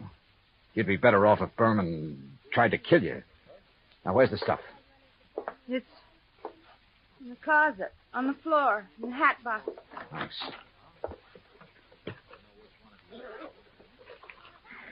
Well. Just a handful, but worth a fortune. Well. Oh, now, wait a minute, girl. Put down that bottle. I gotta stop you. He'd kill me, don't you understand? Just for letting you in here. You don't know him. Look, baby, you're in this thing deep enough as it is. Don't try to make it any worse for yourself. But when he finds out that I... He's come back. And I open up. Get my hands full. What'll I do? Where'll I go? Right here, behind this closet door. Quick. Johnny, Just stay there. Hang on to that bottle and think over what I told you about getting in deeper. Hi, where'd you get these drinks? You got somebody in here. Bellboy? Why, you half-witted bird brain, I told you. Who are you? The name is Dollar, Mr. Berman. Insurance Dick? I just dropped by to pick up the Bettenhouse collection. Put it down, Dollar. I'm a good shot with this thing. Yeah. And it wouldn't be the first time you killed over a handful of jewelry, would it? That's right. Won't be the last. But you'll never know about it. Now, where's Vi? How should I know? She let you in here? I'll murder that dizzy blonde. That dizzy blonde is a lot smarter than you think. Where is she? What do you mean? By helping me, she has a chance of getting out of this mess you've involved her in, of getting out clean. That dirty two-timing... Dollar, I'm going to kill you. You'd even like to involve her in that, too, wouldn't you? Thanks for the idea. I'll make it look like she killed you. Oh, no, you...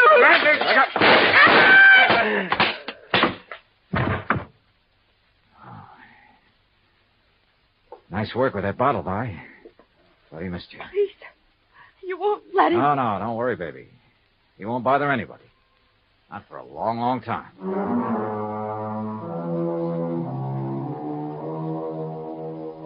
Item 8, $245 even. Incidentals during a couple of days of relaxation under the California sun and transportation back to Hartford. Expense account total, $453.95. Remarks? By way of getting off as easily as possible, Vi sang like a canary, and incidentally cleared up a couple of other of his shady deals. Result? By the time his prison term runs out, he'll be too long dead to collect the insurance on his yacht. End of remarks, end of report. Yours truly, Johnny Dollar.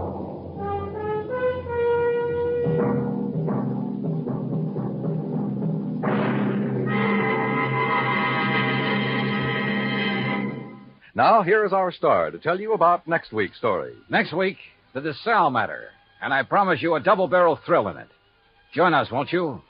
Yours truly, Johnny Dollar. Yours truly, Johnny Dollar, starring Bob Bailey, originates in Hollywood. It is produced and directed by Jack Johnstone, who also wrote tonight's story. Heard in our cast were Virginia Gregg, Lawrence Dobkin, Howard McNear, Jay Novello, Jack Edwards, Barney Phillips, and Raymond Burr. Musical supervision is by Amerigo Marino. Be sure to join us next week, same time and station, for another exciting story of yours truly, Johnny Dollar. Dan Kimberley speaking.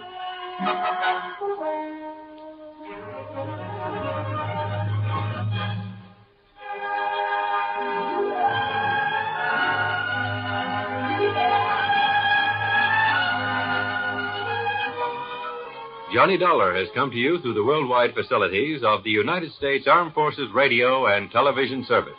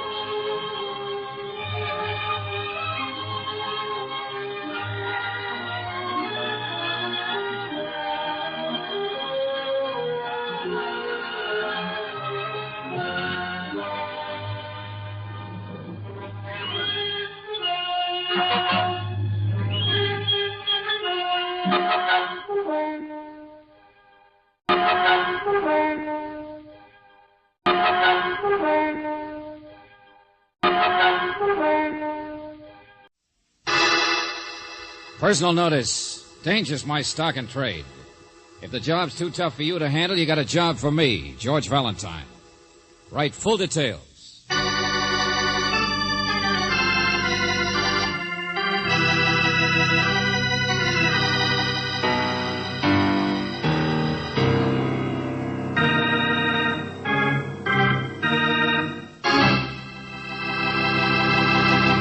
You know, for the last 2 days, I've been beating my typewriter trying to think of a way to let you in on our adventure without spoiling the plot. But after using up several reams of paper, I find that it just isn't possible. So you know what I'm going to do? I'm not going to tell you a thing, except that this is let George do it. And if you like to root for the underdog, you better start pulling for old George.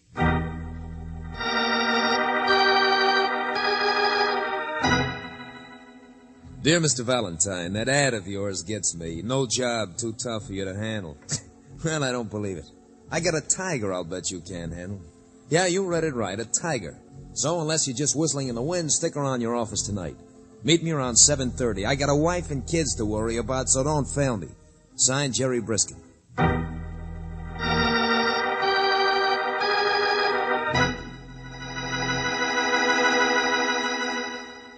Signed, Jerry Briskin. 7:30. No, around 7:30. Uh-huh. How many stripes on a tiger? 40, George. He's only 40 minutes late. That's not so bad. Probably hired Frank Buck instead. We make a lot of sense, too, don't we? Huh? Want to play gin rummy? Oh, why is it, Brooksy, we never get letters that tell anything? He's got a case. Why doesn't he say so? Change his mind, maybe. Who knows? Jerry Briskin. Want to bet he never even shows up tonight? $5. I'll bet $5. Give me that phone. Hello? Valentine, it's Briskin. You're late. I just want to make sure you're still in the office. I got held up. Couldn't get into your building because of the crowds. Slow down, will you? What crowds? Hey, look, just sit tight, will you? I'll be right there. Honest, I will. Sure. Bring your tiger, too. But what's this about? Oh, just a crowd. I don't know. Something going on. Police and everything. But I'll come around the back way. Hey, look, Briskin, you... Well, you owe me $5, don't you? Not yet, I don't. What are you going to do? Jump out the window to avoid paying me? Oh, George, what's going on? I don't know. The street seems to be roped off down there. There are no fire engines. Yes, there is. One small one. See it? Yeah. And they got a searchlight pointed at the... What in the name of... Brooksy, look. Around there to the right. It's a woman on the ledge. She's the one who screamed, George. That's not all she's doing. Hey, look at the way she wobbles. They've got her in the searchlight. She's gonna... Here, maybe she can hear us from here. Hey, lady. Still 10 or 15 feet away. Lady, can you hear me? I'm over here. Hey, look, this way, will you? Oh, George, she sees you. She stopped moving. Shh. Yeah, hello there. Now, look, keep your eyes on me, lady. Don't mind all that noise down there. Now, keep your eyes on me and just keep moving toward me. It's all right. The ledge is wide enough for you to get here. No, I won't. George, she wants to jump. She wants to kill herself. Look, lady. Nothing can be as bad as this cold wind up here. Now, come on. Easy does it. Don't come near me. Oh, George, what can we do? I'm all right. I'm fine. I'm not scared. Oh, Brother Looney is a coot. Oh, listen. People are coming out in the hall. Yeah, and it's liable to scare her, too. What are you talking about? I've walked all the way around the building. Do you know that? I bet you would be afraid to do that, wouldn't you? No, I don't think so. George, what are you doing? Get back in here. I don't get dizzy very easy. But I'm probably not as clever as you are. Oh, George, please. Are you coming to walk with me? Yeah, sure, that's it. Little stroll in the park. I've never been dizzy. There's nothing to this, see? Look out, lady. Don't have to hold me. My, you're good looking, too, aren't you? Only... Oh, it's all right, lady. Those are just firemen to the rescue in my office, that's all. Come on now. Easy does it. Yes. Just another step. Only I feel so... Hey, look. I got you. Oh, lady, what a time to faint. Hurry up, George. Here, I can help you. I got her all right. That's it, boys. Get it. Get that picture. Photographers. Hey, clear out of here, you guys. This All right, is no hold time up a little higher, will you? That's it. Where have I heard your voice before? Come on, Buster, give me a hand My with name this. is Briskin here. Now remember, boys, when you write captions, call her the Tigers of the Trapeze, world's greatest aerialist. World's great... Hey, what in the name of I heaven... told her I wasn't scared. Were you, darling? Huh? No, don't drop me. Hold me tighter. That's it. The lady fainted. Publicity. So that's it. Why, you That's dirty... it, that's it. Get it, boys. Get him, too. Get the expression on his face. Ah! Wonderful, wonderful. And thank you, Fearless Fosdick.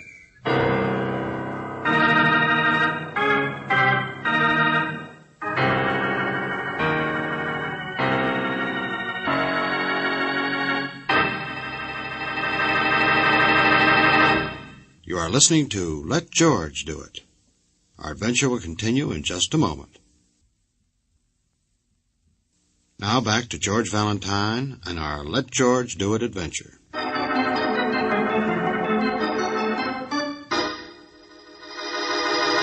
Oh, now let me go, Valentine. Let go, I said. She got plenty of money. 100 ain't enough for you? Okay, we'll make it 2. It's worth it. Press agent, $5,000 couldn't stop me Look, from stop it, I said. I got a wife and kids. Oh, you shut up. It's a job, that's all. I got rid of them all, George.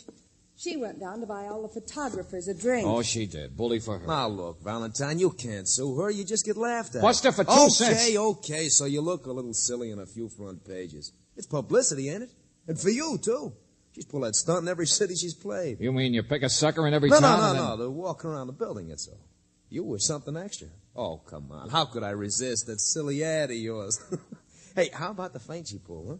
Oh, I tell you, she's a great little artist. Briskin, that silly face of yours All is about to right. be... Pay you $250. Will you cut it out? Huh? Wow. Brooksy, I thought you said you got rid of everybody. I am here, yeah. But I wait. Well, let me go. Go on, friend. Beat it. I wait to see you. You hold her. Huh? I follow. I am here. I see everything. Who are you? A man going crazy. Beat it, you big moose. The party's over. Go on, get out of here. Get lost. Hold it. Hello. Your name's Fedor, isn't it? Yeah. Leave us alone. I see how this man hold her. In the name of Wait a heaven. minute. Fedor's a husband, I think. 3rd or 4th and slipping fast. Well, husband. Another tiger, I suppose. Well, look, Fedor, just shut the door quietly and don't get your tail pinched as you leave. George! Oh. Upset about something, aren't you, Fedor? I traveled 200 miles to get here. Who are you? You said that before. Never mind who I... Jealous. Is that it? Didn't like the way I held it. I can see. I have heard the talk. Who are you? It was his idea, you know. Yeah, that's right. This guy, this Jerry Briskin. He and your wife are just like that. Who? Probably her lover, for all I know. So long, everybody. No, wait. Fedor, I'm very pleased to meet you. I mean, well, I got a wife and kids, you understand? I'm your wife's new press agent, that's all. Keep talking, sucker. I do not understand. Neither do I, big man, but then I only met your wife tonight when he brought her here. So, you know how these things are. Talk it over with him. Him? Briskin? Valentine, this guy had an accident once. Fedor, my name is Briskin. Our new press agent, that's all. Look out! George! Hey, cut it out. Wait a minute. Cut it out, you guys. You crazy big baboon. What's the idea? I'm sorry. Leave me alone. Leave you alone? What about me? He is the one. You said he is the one. He and my wife. Oh, well, it wasn't true. He just made it up. I don't know anything about your wife or about this guy who deserved to get kicked around a little, so who cares? Or for that matter, about any of this cockeyed business. I am sorry, I said. I am so tired. I travel all day. I make fool of myself, yeah? Yeah, that's right. So, good night. Valentine Fedor's her husband, Estella's husband. That's her name, Estella. Only had an accident a couple of months ago. That's as I understand it. Yeah. I am strongest man in circus. Only you got dropped on the head. Oh, Be careful, George. Look, he's been in a hospital, hasn't been with the circus. Look. I don't care who's been where. Now get out, both of you. Please, I love her. She's my wife. All right, sure, that's great, that's fine. Every man to his own mistake. On the telephone, she said she's too busy to see me. She's my wife. Well, take it up with Dorothy Dix. And now you say that Fedor, man... we've been through that. He told you it wasn't true. It's not me. I'm a press agent, not her partner. Her partner? So? Oh, now look, both of you, Be will you quiet. please? She work with partner now. Is that true? There is partner? Look, will you just leave me out of it, Fedor? I work for a living. No, tell me. Get your hands off him. What do I have to do? Point a gun at you two to get you out of here? Okay, Valentine, we'll leave. I'll go first. No, not yet. Okay, if you guys think I'm kidding. No, please. You don't have to threaten. I'm sorry. It is lonely in hospital. I'm all confused. I need help. The man's bored with your story, Fedor. So long, Valentine. I'll send you a check in the morning. Wait, I say. Mr. Valentine, you don't have to get behind your desk like that. I don't, huh? I don't know what to do, but it would be easier with gun. Oh, watch him! Hey, get away! Right off, cut it out, you! Yeah. Easier with gun. Yeah. Thank you. Goodbye. Put that gun back here before I... Holy smoke. There is a lover, you know, and Fedor's got your gun. Now look what you started. Look what I started. What did you say? Well, somebody's liable to get murdered. Well, brother, I should have finished this part of it earlier, shouldn't I? All right, Brooksy, don't look at me like that. First a sucker, then a sourpuss. I know. I just don't like being thrown into the middle of a three-ring circus, that's all. Not with all the animals running loose.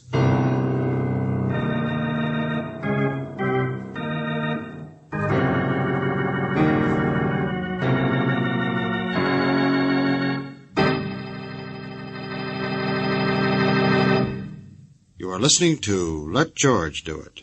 Our adventure will continue in just a moment.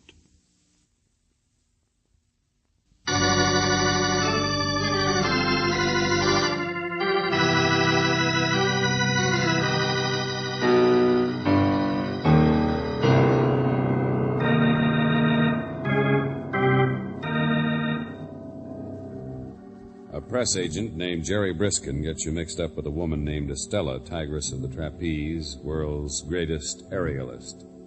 Yes, if you happen to be George Valentine, and sometimes you wish you weren't, you're picked for a sucker in a publicity stunt. The only trouble is you can't get out of it because the Tigress has a mate, and he has your gun. Well, it isn't the price of a gun that bothers you. It's the thought that you may never get it back because sooner or later it may be tied up as Exhibit A in a murder case. And so you decide you'd better find out about the corpse elect. Who it might be, for instance. All right, this way, ladies and gents. See the girly show. Her partner, huh? Ask Estella herself. She'll tell you who her boyfriend is. Today's boyfriend. Quite a man-eating tiger, that girl. She's doing her act over in the main tent, huh? Yeah, great performer, lady. Great. What's the name of this partner? Stella, she's got nerves like iron. A picture of her walking around the outside of a building in the newspaper. You seen it? What's the matter, Mike? You got nausea or something? It makes him dizzy just to think about it. Just tell us where we can find this partner of hers. Well, he's busy catching her, naturally. That's the act. That's always been her act. 3 flips and she lands in his arms. A lucky stiff king for a day. Hey, right this way, gent. See him shimmy and shake. His name's Forelli. Flying Forelli.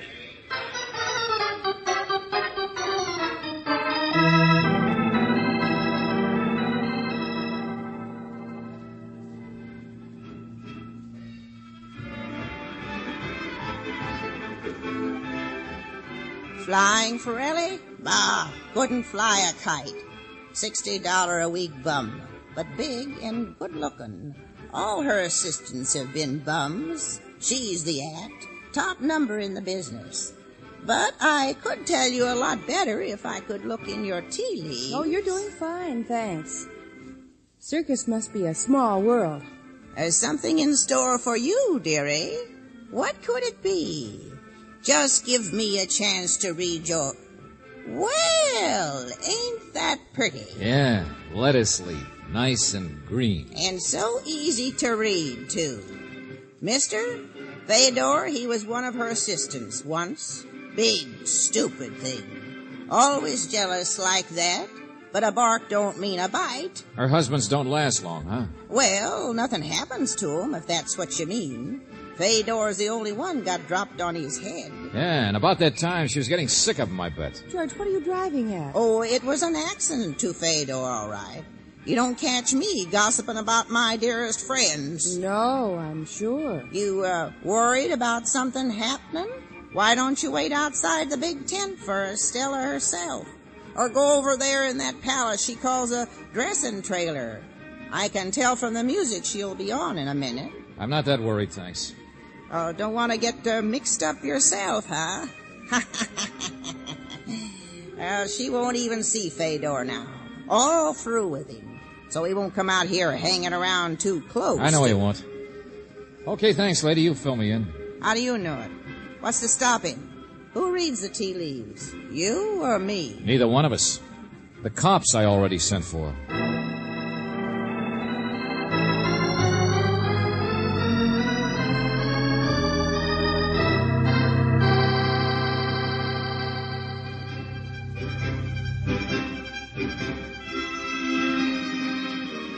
Tigress and the trapeze. That's quite an act she's got. Yeah. Even wears a tiger skin. Yeah, not much of it. George, what did you mean back there asking people about Fedor as though you thought his accident was... Nothing, Angel. I won't question his accident. And I think he's ugly, too. But when you throw away all the trimmings, this is nothing but a love triangle. Check? Well, nobody will thank us for interfering. Yeah, not even Briskin. And he's on the outside. But you know, sometimes in a triangle, Brooksy, the guy who looks like a villain is really the one who's liable to come out on the short end. Oh, here we are. Come on. Well, she's not even through taking bows yet. Look at her. Blowing kisses Never mind. We'll do without. Uh-oh. Here he comes. Oh, the other part of the triangle. Yeah. He doesn't stay for the applause, I guess. Uh-huh. Kind of in a hurry, too. Excuse me, Mr. Ferrelli. Sorry, no time now. Hey, wait a minute. Sorry. But I want to talk to you. I'm sorry. What on earth? Now he's running, George. Got out fast, didn't he? Looked like he'd seen a ghost. Say, maybe there is something brewing George, out here. behind you! Look out!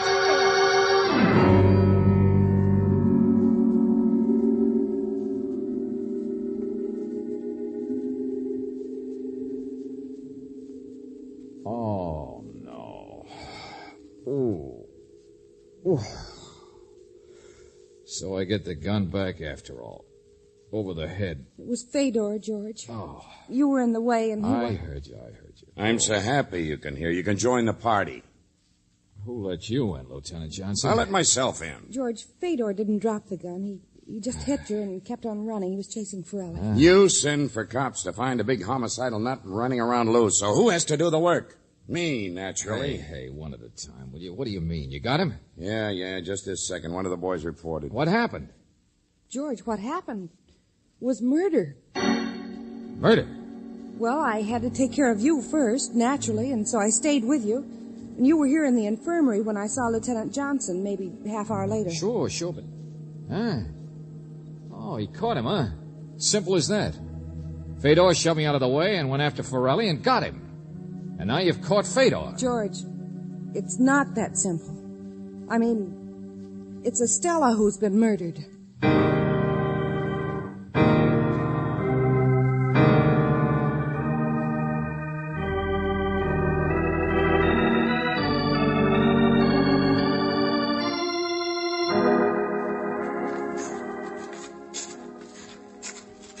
Right here, sir. Through the gate. What's over there? Elephant, sir. Oh. Where's Estella's body? It's not out here in the dark. Back in the trailer, George, her dressing room. Hold it. I'll tell you later.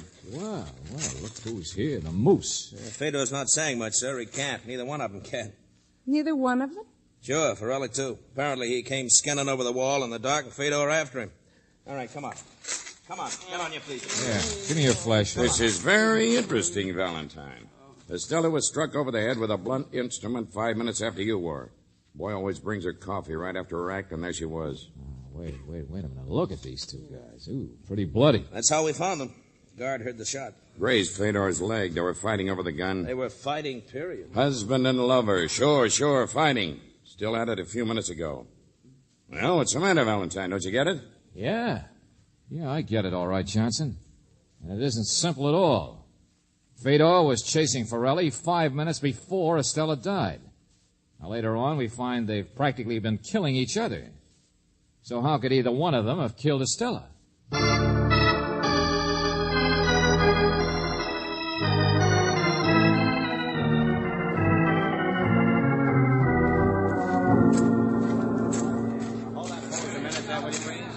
Ah, please, boys. No pictures, I said. No pictures. It isn't good for the circus. What's the matter, Briskin? For once you don't want publicity for the tiger? Look, stop it, will you? I got a wife and kids. Get your pictures later, boys. Let's get in here. Okay. Sure. Quite a night, huh, Valentine? You should know. You started it. This where she was found, Johnson? Yeah. Okay, Sergeant, you can let those punching bags sit down. Wait a minute, somebody. I'd like to say something. Well, it speaks. Make it snappy, Forelli. He wasn't with me all the time. Huh? What's that? No, you see, I spotted him in the big tent at the end of the show. You see, one of the clowns, he told me that Fedor just found out about who I was and everything. Anyway, I see him come after me. I know what kind of a guy he was from Estella, but he don't catch me. I mean, well, I run, but it was not until 10 or 15 minutes later that he caught up with me. So you weren't together when she was killed. Now we're getting someplace. You're a real nice guy, aren't you, Forelli? Huh? Now, you listen to me. You ran, and then you skinned over a high fence to hide in that elephant enclosure. In the dark. And in the dark, he wasn't following you. But somehow, later on, he just managed to find you anyway. Lucky, maybe. Well, I mean, he must have a... Well, you see me... No, not that simple. A couple of nice guys. You want to try to hang it on him now, Fedor? I do not understand. Hey, this room been gone over yet? For fingerprints, sure. No prints. That's not what I meant, Johnson. The drawer and this bureau sticks. Let me see. I can do it all right. All right, so it sticks. It's been shoved in too far. That's what I mean. Been slammed in. Somebody in a hurry wondering what's inside. Nothing. Jewelry. Where's jewelry? What's that? Jewelry. Bracelets around the neck and things. I'm her husband. I know that. Everybody knows that. Jewelry, huh? Pretty wealthy, wasn't she? Yeah. Hey, wait a minute, you guys. The stuff isn't there. Whoever killed her must have taken it. I mean, that's why she was killed. Holy smoke, that spreads his case wide open. A robbery, killing? I don't believe it. Oh, why not? Means lots of people could have done it. If these two guys were really fighting at the time And anyway... you've got a wife and kids to worry about. What? What's the matter, Briskin? I make you nervous? Press agent. But you really admired that Estella, didn't you? What? Oh, wait a minute. Oh, skip it. If this wasn't a robbery killing, then it was a real cold-blooded murder. Gloves, so there'd be no fingerprints. Something stolen to make it look like robbery. But that'd rule out the hotheads over here, too. Neither one of them was in the mood to be cold-blooded, even if they hadn't been together at the time. A while ago, I said it was a triangle, and I still stick with it. All right, Fedor, your wife was going to throw you over, wasn't she? Yeah. Yeah, she was very wealthy, a lot more than just jewelry. Yeah, but I never seen any of it. Forelli, you were the current boyfriend. But if you had half a brain, you could see the handwriting on the wall. Even if you became the next husband, you wouldn't have lasted very long either. Nobody does. And you wouldn't have seen any of the fortune either. You can say that again. Valentine, what in the name of... I'm trying to play a different tune on the triangle, that's all, Johnson. Okay, Forelli, let's get back to how Fedor found you in the dark. Why you tried hiding from this monster in a place where nobody could even hear your call for help. But I don't know he was so close. I don't know he could see me go over the fence. Then how did he know you did? How did he know where to find you? But I did see him. I was right behind him. Oh, no, he don't. Oh, well, wait. No, come on. Make up your minds, boys. No, listen to me. The Triangle Club.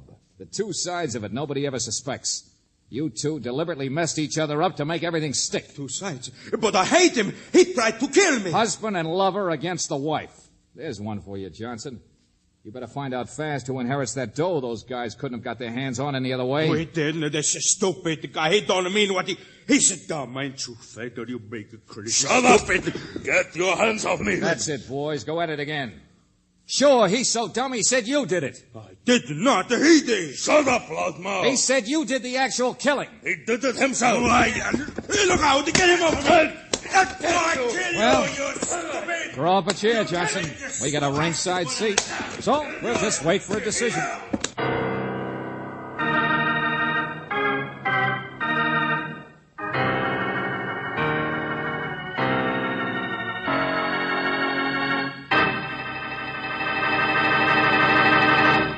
Back to the conclusion of our Let George Do It adventure in just a moment.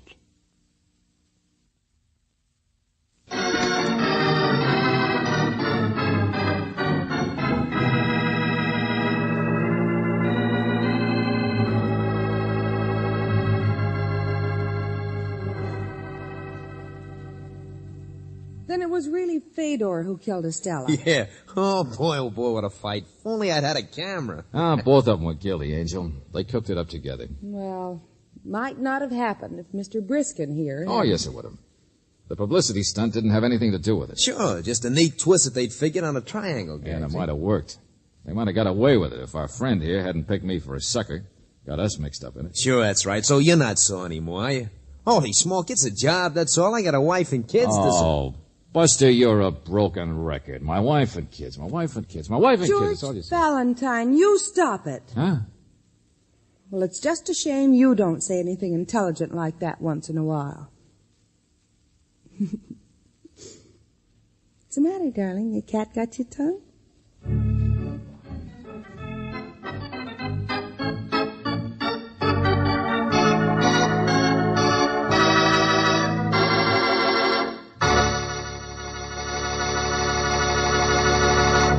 You have just heard Tune on a Triangle, another Let George Do It adventure. Robert Bailey was starred as George Valentine, with Virginia Gregg as Brooksy. David Victor and Jackson Gillis wrote the story, with music by Eddie Dunstetter. Now this is yours truly inviting you to another visit with Valentine, when you will again hear what happens when you let George do it.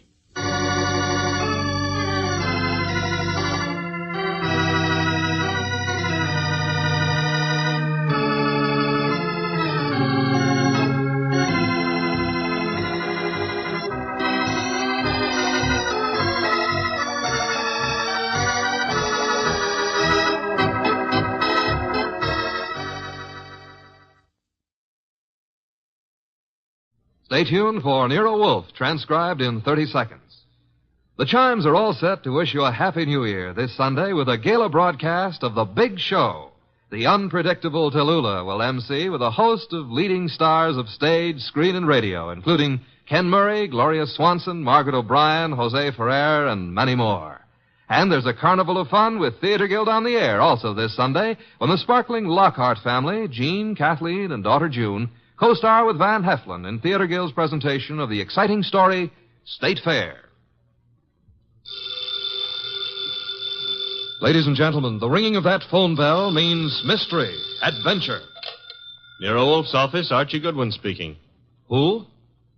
Oh, I see.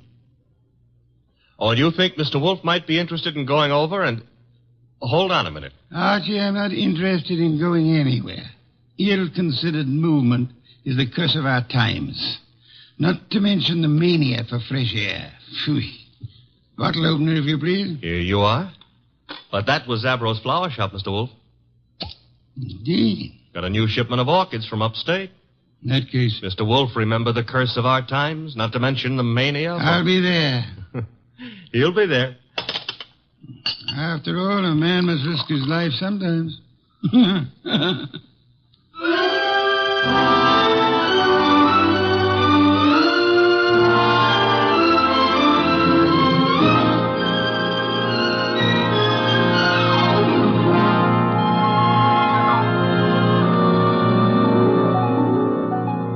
Ladies and gentlemen, it's the bulkiest, balkiest, smartest, and most unpredictable detective in the world. That chairborne genius, Nero Wolfe.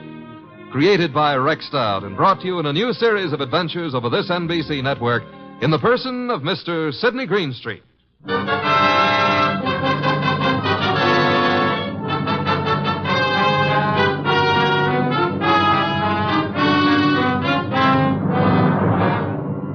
Orchids don't grow up overnight. They have to be carefully planted, tended, watered, and watched. And the same thing goes for murder. Take Zabro's flower shop minutes after we got that phone call. Zabro! Oh, Mr. Hansen, I did not notice you are here. I'm here, and what's more... You like the way I display your orchids, hmm? I don't like the way you've been avoiding meeting your obligation. Please, it is better not to shout. It'd be still better if you paid me what you owe me. Mr. Hansen, business has not been so good. I will pay. You'd better. I intend to... My lawyers aren't going to be satisfied by intentions. Your lawyers? I've no particular desire to own a flower shop, but it looks as if I'm going to, unless you raise some money. Mr. Hansen, I have worked years. I have given of my blood to make a success of this establishment. You cannot take him from me. You are a rich man. I intend to stay rich, too. You've got 24 hours, Zabro. A man can accomplish a lot in 24 hours. Yes, Mr. Hansen. Even maybe murder.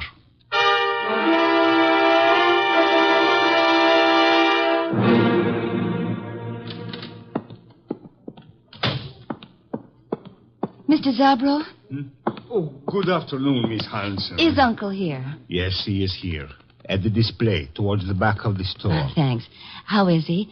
Oh, I mean... He is the way he always is. Hard, vindictive. Mr. Zabro. I am sorry. Excuse me now. Uncle? What is it, Enid? Have you seen my display? The lilies? Uh-huh. Yes, pretty. Well, thank you. He's not here. Well, I didn't say... You didn't have to. John Arndt is not here. Why he is not here, I don't know. His job was to look after my display. Perhaps he doesn't need a job anymore. You know he does. Fiddlesticks. After all, if he marries my heiress... Uncle! My dear girl, John Arndt is a fairly capable man with orchids. Outside of that, I have no use for him whatsoever, especially in the role of your husband. Isn't that for me to decide? Of course it is, except that, pretty as you are, John Arndt is seeing you through a golden haze. To be precise, the money that will come to you from me when I die. That's nasty. It's the truth. Well, you can't know that. I'm going to find out. What? I saw my lawyers this morning. Among other things, I instructed them to draw up a codicil to my will. A codicil to the effect that all my money goes to you on one condition. Oh, you couldn't. I did. The condition was that you refrain from marrying John Arndt, either now or at any time in the future. Well, that's not fair. It's a very good way of discouraging Mr. Arndt. What'll you bet his ardor cools off quickly, You told him? Yes. Probably why he hasn't appeared as yet. He's sulking. You really signed that codicil? I will, as soon as the papers are drawn up. Where are you going? I don't know. I've got to get away someplace and think. Very well. Think about forgetting John Arndt. Best thing in the world for you. Uncle, do you really think you can manage other people's lives for them? I don't see why not. No? Well, people don't like to be managed. They get desperate sometimes. And sometimes they kill.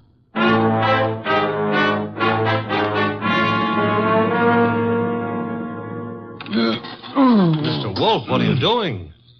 Getting up. I'm up. Well, that makes you eligible for the Explorers Club or something. My coat and muffler, Archie. I got him here. Thank you. You're really going out into that weather outside? Archie, must you try to be witty? It amuses me no end. Haven't you seen enough of those weeds yet?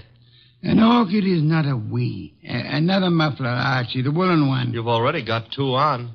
Please, fresh air clogs the lungs, Archie. Sure, everybody knows that, but they won't admit it. Of course not. The conspiracy of silence. Archie, I'm ready. You sure? I can see a square inch of skin showing. Come. You're driving me to Zabro's. Mm-hmm. All right, careful. And take a deep breath. I'm going to open the door. You ready? Yeah, very well. Open it. Be brave, Mr. Wolfe. We'll keep the car window shut, and maybe you'll make it. Careful. The risks one takes. In you go.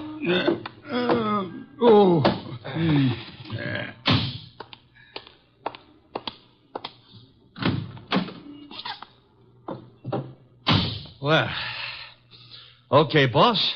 Now, where is Zabros? 45th Street. Gee, 10 blocks.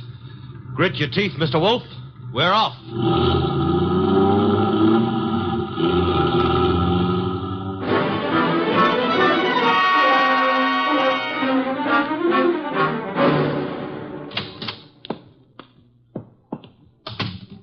Oh, Mr. Wolf, I'm glad you are here. Those orchids you wrote me about had better be worth the trip. The trip? But I think you live only a little way from here. Don't forget it had to be made in the open air, Mr. Zabro.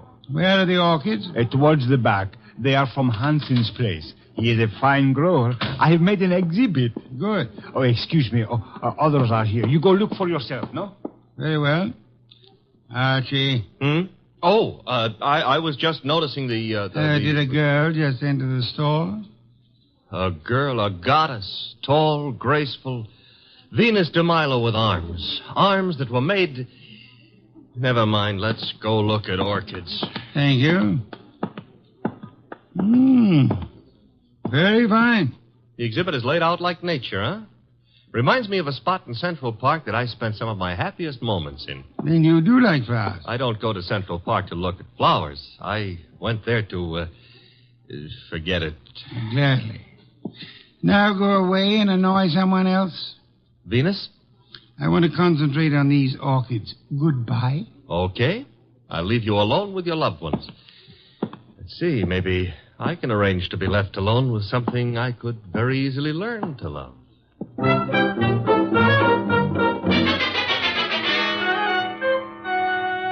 Hey, boss. Don't bother me, Archie. Oh, this is serious. There's a lily display just like this one over at the other end of the store.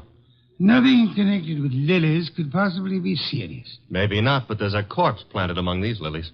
Indeed? A lot of ferns were banked up in back of the display. I saw a foot sticking out, so I slipped back, lifted a few ferns, and found a body.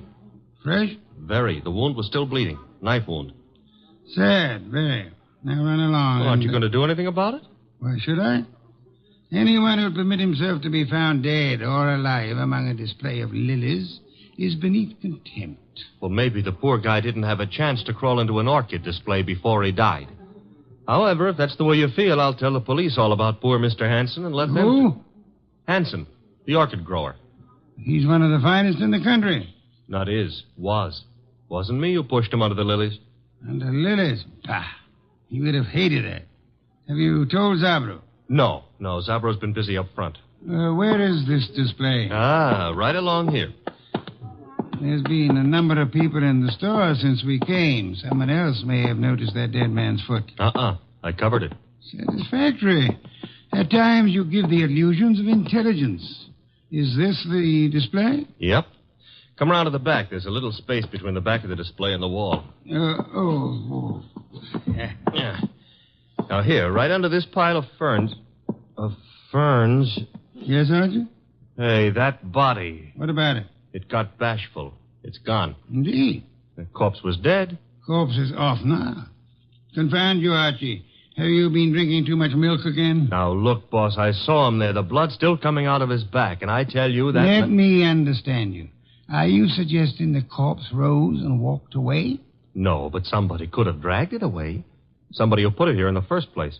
Pictures, no doubt. Come along, Archie. If this is some half-witted trick to distract me from the orchid... Oh, no. I never come between a man and his love. Hey, wait a minute, Mr. Wolf. Yes? Do ferns bleed? Let me see. Oh. Indeed. Yes, there is blood. Fresh arterial blood on these ferns. Bright red color. Which means there was a wounded person among these lilies recently. Thanks for the late vote of confidence. Whoever killed Hansen apparently found a better place for him. Took him home to put him over the mantelpiece. Unlikely. Hansen wasn't very decorative. Okay. Now shall for the police? You have nothing to show them except a fern leaf covered with blood? No.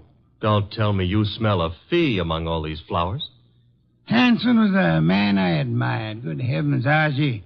The number of first-rate orchid growers is small enough without one of us being murdered. Mm-hmm. Unsportsmanlike, huh? Okay, we won't stand for it. What next? The body was removed from the building. How?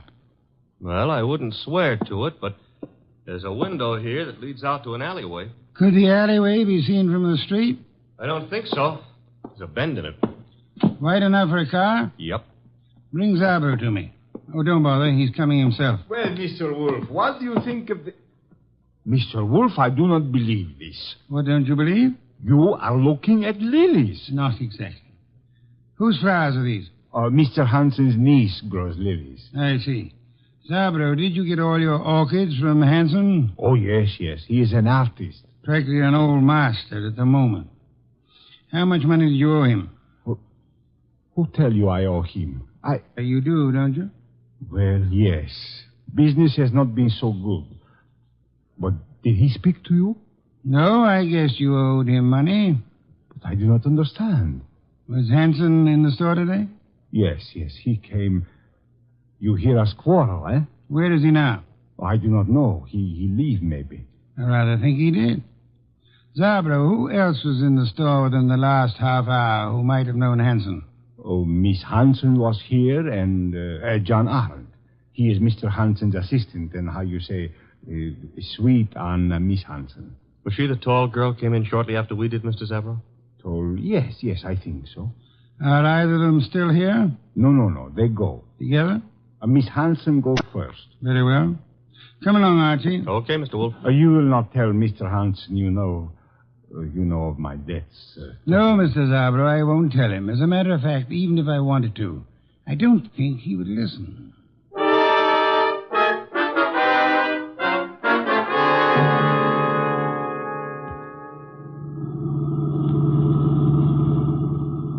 I love these long drives in the country.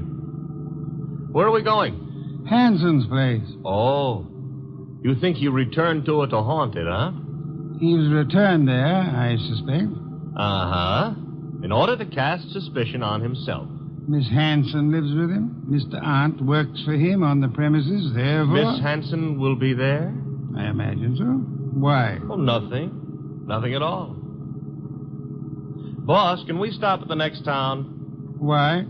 I want to buy a book on lilies. This sudden... You mean Miss Hansen grows them in there? Uh-huh. You see, that way we'll have something in common. Perhaps, but Archie, is an interest in flowers what you want to have in common with her?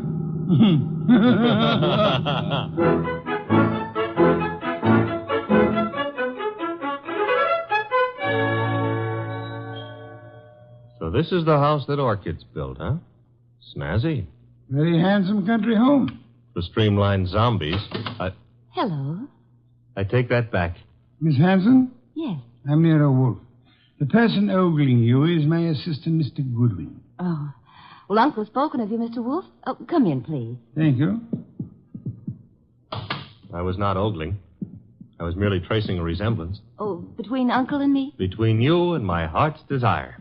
Archie, stop being poetic. It doesn't become you. In here, please. My uncle isn't at home yet, but... Oh, John, this is Mr. Wolfe, Mr. Goodwin.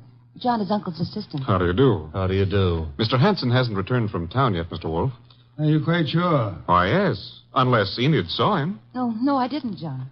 Indeed. In that case, if you don't mind, we'll wait for him. Well, of course, we'd be delighted. Sure. Excuse me, won't you? I've got some work to do. On orchids or lilies? The orchids. Well, then go right ahead. See you later.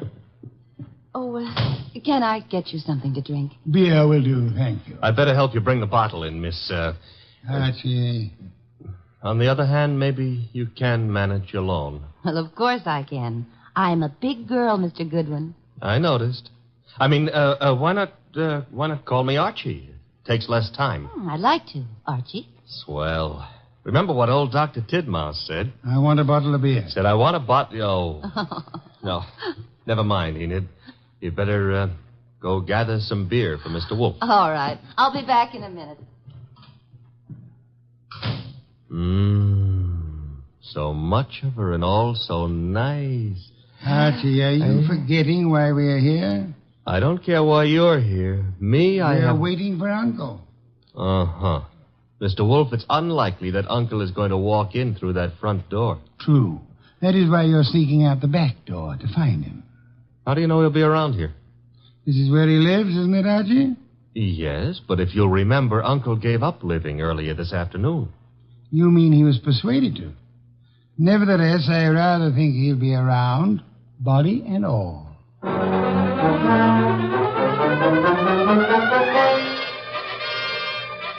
He wasn't in the house, so I tried the conservatory, hothouse, what have you. It was hot in that steam-heated orchid paradise. Also, it was full of orchids. Unfortunately, it wasn't full of Miss Hanson. I wandered hither and yon for a moment, dreaming of her, until I noticed a foot. Same foot I'd seen back at Zabro's, and peculiarly enough, the same corpse was attached to it. Uncle's. I was bending over to take a closer look when I felt a thud. I realized that thud was the sound of something hitting my head, and I began to realize, too, that I'd been knocked almost unconscious, which the second blow did.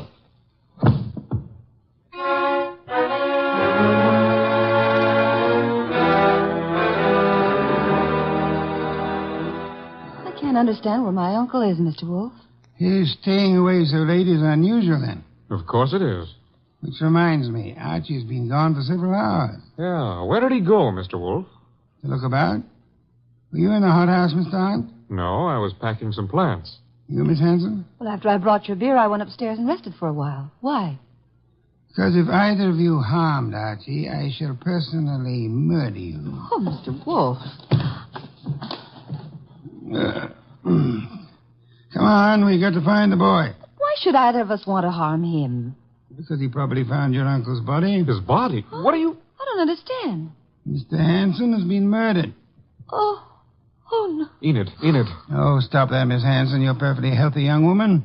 There's no reason for you to swoon. Now, look here, you. Besides, I rather suspect she lost no love for him. Am I right, Miss Hanson? He was my uncle. You're aware of the fact? He opposed your marriage to Miss Aunt here, huh? That's none of your business. Which means he did oppose it. Mr. Aunt, Mr. Hanson was a friend of mine. I intend to find the murderer after I find his body. It shows a lack of proper respect to transport a corpse about the countryside. Come, both of you, we must find Archie.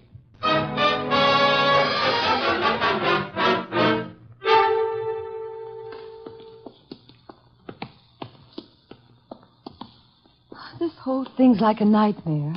If you can't wake up from it, let's go on with the search. Oh, look, there on the ground. Archie. I'll see if he's all right. Why, this is fantastic. Mr. Hanson stabbed to death, and now Goodwin. He's just been stunned, thank heavens.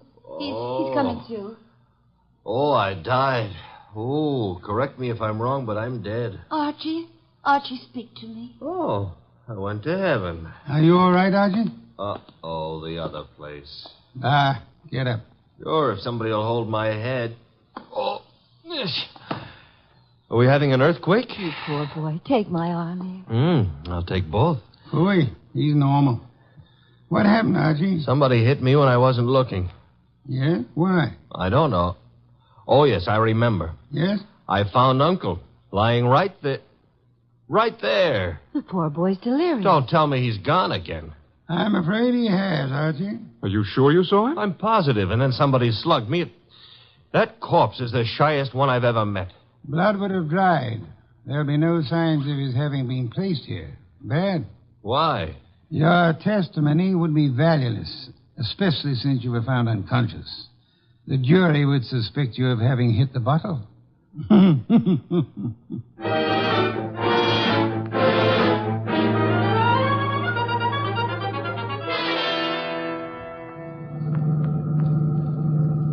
Why didn't we stay the night? I'm a sick man. Enid would have nursed me. You're not sick. And I won't have you taking advantage of that girl. In my condition, I couldn't have. But maybe she would have taken advantage of me. Fooey. Is that what they called it in your day? It's Zabros. Stop the car. Okay. Dum-ba-dee-dum-dee-dee-dum. Here we go. No, I can manage. I'm not entirely helpless. Place is closed. Dark. I was afraid it might be. Don't tell me Zabro's gone traveling, too. Possibility, Archie. You mean he killed Hanson to cancel the debt he owed him and then followed us out to the country house and dumped Hanson there, hoping to pin suspicion on Enid and John? Perhaps. Uh-huh. Slugged me when I found the body too soon, and then... Uh-huh. Guess we better get into the joint. Door's locked? A guy I know got out of jail the other day. Yeah? He's reformed, so he gave me all his skeleton keys. You have them with you? Mm-hmm. And we'll find out in a minute just how good a burglar he was. Very good. Will you come in? Shut the door. Okay. Now. What's that? Somebody's been hurt. The lights. Nothing up front here. Back of the store where the exhibits are. I'll go see. Maybe you better stay here. Nonsense. Oh, where? Oh, among the lilies again, but this time there are two bodies there. Sabro. Quick, Archie. Mr. Zabro? Mr. Zab? He's been shot, boss. Bad. He's trying to say something. In the lilies. Mr. Hanson. Yes, we know about him. Who shot you? From the window. Alleyway. Came in. Mr. Zabro, who? He inherit money. Inherit. Down, Mr. Wolf, quick. Somebody shooting from that window.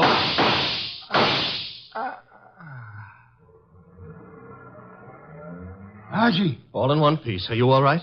Yes, that car. It's gone. Brought the body here and... Zabro. He couldn't duck. He's dead. Yes. Police, boss, this time we've got more than a fern leaf smeared with blood to show them. Not yet, Archie. I'd prefer handing the murderer over to them along with the victims. I'm going home. Archie, get Miss Hanson and Mr. Arndt there as soon as you can. Well, suppose they don't want to come. Knock them unconscious and drag them there. Not Enid, boss. Enid's... Hey, what Zabro said about inheriting. Don't anticipate, Archie. When you get them to my office, we'll identify the murderer then.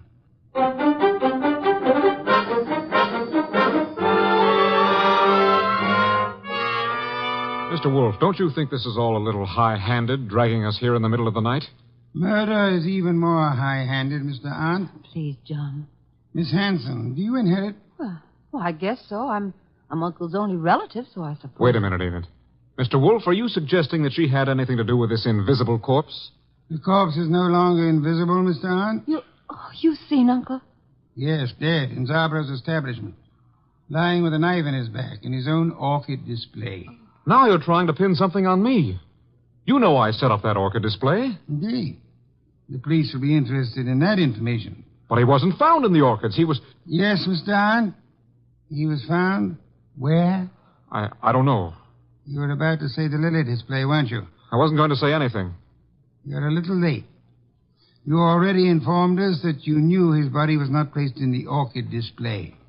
How did you know? I just guessed. The jury will be very much impressed by your remarkable clairvoyance, especially since, Archie asked Mr. Zabro to come in. Mr. Zabro? Okay. Don't bother, Goodwin. John, that gun. Shut up, you little fool. Enid's a big girl. I don't know how you tumbled, Wolf. Lucky guessing, maybe. Oh, come now. Neither of us has indulged in guesswork. You killed Hanson, placed his body in the lily display to attract suspicion towards Miss Hanson. You felt sure she wouldn't be convicted, so you were safe. She would inherit, you would marry her, a marriage which your uncle opposed. When you saw that Archie had discovered the body too early for you to establish an alibi for yourself... Then he sneaked the body out of the window into his car and then dumped it in the hothouse. For time. Go on, Mr. Wolfe. He didn't intend it to be discovered there, which was why he knocked you unconscious, Archie. Oh, I'm so glad he had a good reason for it. He had a body on his hands. He decided to double back, put the body in its original place, and carry through his plan. But Zabro caught him at it, poor fellow. I thought Zabro was in the other room. Lost you fool. Do you think I, too, am addicted to carrying corpses about? Zabro is dead. And you've given yourself away unnecessarily. Archie? All right. Archie, quick. Let go, Edith. I've got his arm. I'll give him mine with a fist attached. Very satisfactory, Archie. Now call the police. Inform them you have 2 corpses and a murderer for them.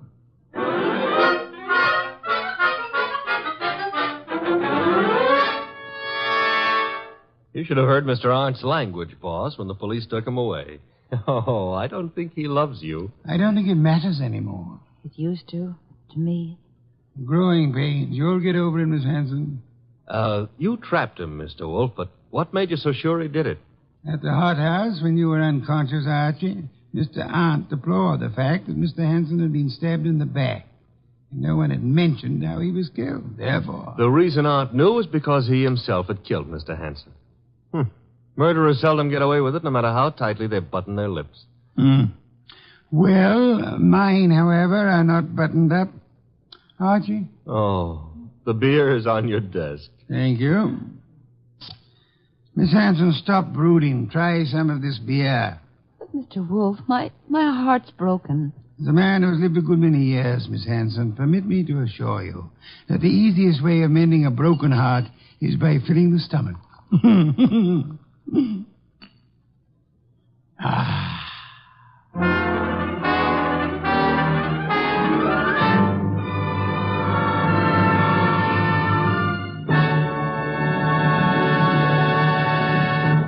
You have been listening to The New Adventures of Nero Wolfe, starring Sidney Greenstreet.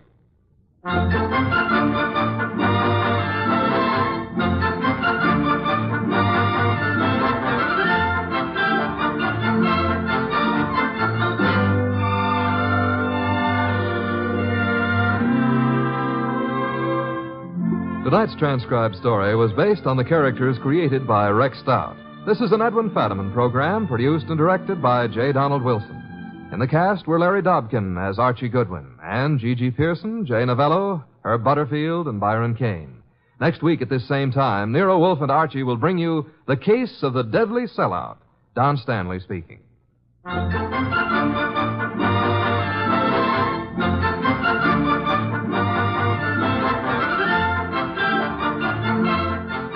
Three chimes mean good times on NBC. Friday means another visit with that entertaining eating establishment Duffy's Tavern.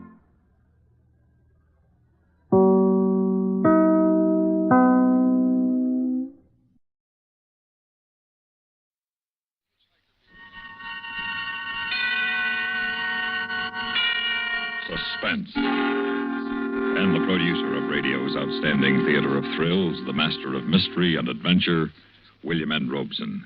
The most lurid of crimes is the crime of passion. No mere bank robbery or stock swindle can compete for newspaper space with a nice, juicy love nest murder. Our story concerns itself with a murder which criminologists would classify as a crime of passion. But we feel that it is just the opposite, a crime of no passion, a negative murder committed because passion had fled and love was dead, a homicide without hope. Listen then as Miss Kathy Lewis stars in A Statement of Fact, which begins in just a minute. And now, A Statement of Fact, starring Kathy Lewis. A tale well calculated to keep you in suspense. I'm sorry, no comment. Let me through, please. Will you let me through? Sorry, I have nothing to say at this time. Oh, hiya, Chris. You didn't waste any time. I can't afford to. How'd the press get in on this? The sheriff called him after I told him you were on your way down. Publicity hound, huh? Well, every little bit helps in an election year. Yeah. Where's the prisoner? In there with him. Where's she been hiding these last 3 days? I don't know. She isn't talking, at least to me. She'll talk to me. Just a minute. The sheriff left orders that he's not to be disturbed. What's your name? Deputy P.G. Thaler. Mr. Thaler, I want you to go and stand by that door over there. Huh? No one, absolutely no one, is to come through that door until I say so. I take my orders from Sheriff Morrow. Oh, you do? Thaler, Hey, I thought I told you I didn't want anyone around here. Morning, Sheriff. Who are you? Dale Christian, Deputy District Attorney. Oh, we can handle this situation all right, Mr. Christian. Is Mrs. Dudley in there? Yes. She's guarded? No need to guard Get in her. there, John. Don't take your eyes off her. Right, Chris. Now, look here. Now, you look here, Sheriff. You're going to do as I say. Just a minute there, Bradford. He has no right to go into my office. He has every right to go in there, and I'll show you why. Yeah. You see this? It's a warrant issued yesterday afternoon for the arrest of Ellen Randall Dudley. When you see that seal and that signature, your authority is automatically superseded. No one comes in here and tells me how to run my job. I'm telling you. You're trying to get your name and picture in every newspaper in the country at the expense of this case. I'll have no more of it. This is no pressman's holiday. If you have any brains at all, you'll take Mr. Thaler here and go outside and get rid of those reporters as fast as you can. I'll take action against you for this, Mr. Christian. You just do that, Sheriff, and see where it'll get you.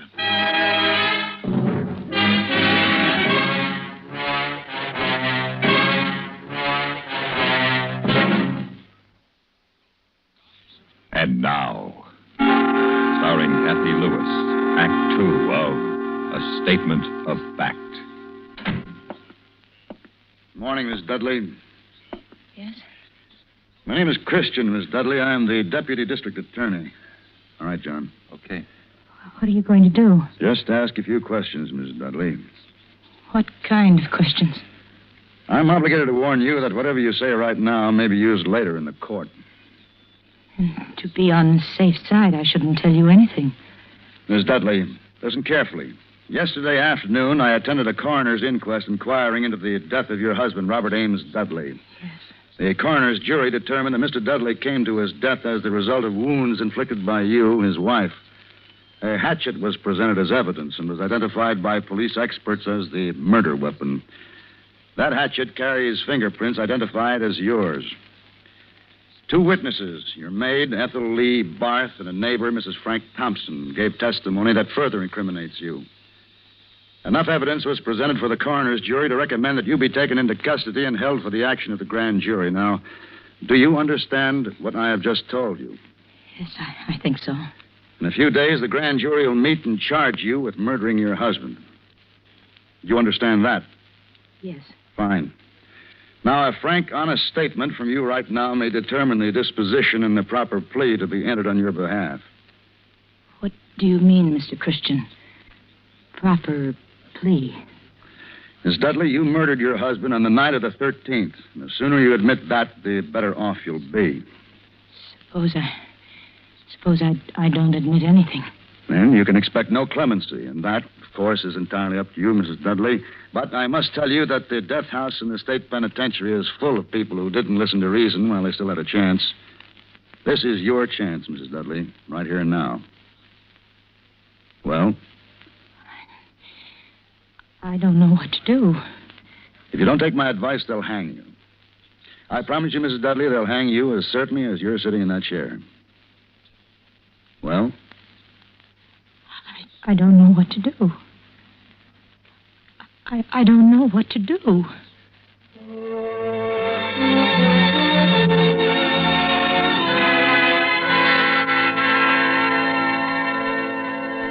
And now, starring Kathy Lewis, Act 3 of A Statement of Fact. Now, suppose we begin at the beginning, Mrs. Dudley. The beginning. What was the beginning? I don't know. Well, let's say, where do you meet your husband? Seems to me I read someplace that it was in Europe. Yes, that's right. In the south of France, I had a villa on Cap Ferrat that summer. And what summer would that be? 1950. 50. Meet him through friends, did you? Yes, at a gala at Monte Carlo. We were married 3 weeks later at the Marie in Grasse. Rather a short engagement, wasn't it? Seemed an eternity at the time. I was fed up with European gentlemen, I suppose, tired of having my hand kissed, bored with the kind of men who put all women into 2 categories, possible wives or possible mistresses. Roger seemed only interested in me as a wife, and he was so refreshing, so healthy, so American. But the marriage didn't work out the way you expected. I understand you and Mr. Dudley have been having trouble for some time. Oh, yes. For years. I soon found out that although he wanted me as a wife, he wanted every other woman as a girlfriend. And he drank? He drank. Now, if you'll just start with the events of that night. What is today? Friday. I'd be playing bridge this afternoon. There's a dog show tomorrow evening I wanted to go to, but I won't be able to go anywhere now. Do you feel sorry for me, Mr. Christian? I beg your pardon? Do you feel sorry for me? Makes no difference how I feel, Miss Dudley. You're an accused prisoner, and my job is to get a statement of fact from you. That's why I'm here. Oh. Miss Dudley, I'm your friend here. In a courtroom, I'll represent the prosecution, and I'll do everything I can to see to it that you hang unless you make a complete confession now. Is that perfectly clear to you, Miss Dudley? Yes. And if you have a record of always getting a conviction, that'll help when you decide to run for district attorney, won't it? Miss Dudley, my professional career has nothing to do with this. If I weren't here talking to you, someone else in my office would be here. It's a job that has to be done, and I happen to be the one who's doing it. But wouldn't it be better for you if you had more of an audience than Mr. Bradford over there? Wouldn't it be much better if you had me in a courtroom with reporters and photographers Miss Dudley, around do you to see? want to talk to me I don't now? mean to make you angry, Mr. Christian, but if all you've told me is true about what happened at the coroner's inquest and what will happen when the grand jury meets, you can hang me right now. I certainly can. And yet you're here to get my story. You must be uncertain about something.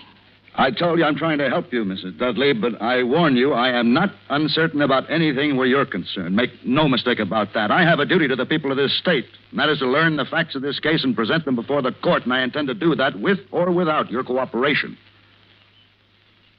Well? May I talk to you alone? You understand why Mr. Bradford is here? Yes, but I'd like to tell it to you alone.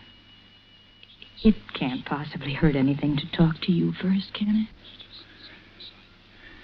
it? All right, John, wait outside. I'll send for you when I need you. Right. Thank you.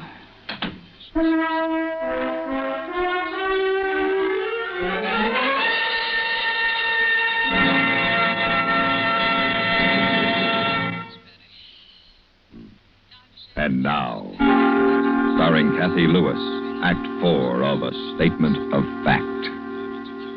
All right, Mrs. Dudley, we're quite alone.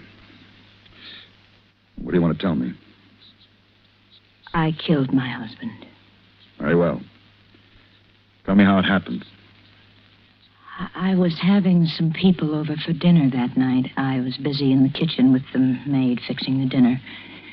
When Roger came downstairs, I asked him to do a simple thing, just a little thing. I asked him to start a fire in the fireplace. Go on, please. Well, he took so long down in the basement getting things ready for the fire, and our guests were arriving at 7:30. So I asked him to come up and make some martinis and let the fire go for the minute. He called me a name. Why? I never knew why he did things like that. I went downstairs to ask him why he was so angry, and he called me another name. It wasn't just the name or him being angry. It was all of the things he'd done to me before, the arguing and the fighting and the insults. When he started up the stairs, I picked up the hatchet and I hit him with it. He fell down. Then what did you do? I ran upstairs and put on my coat and left the house. Where have you been these last 3 days? I never left town. I took a room at a motel, and last night I decided I better get away, go east, maybe. Somebody recognized me at the bus station. Why did you kill him? He took my life away from me, Mr. Christian.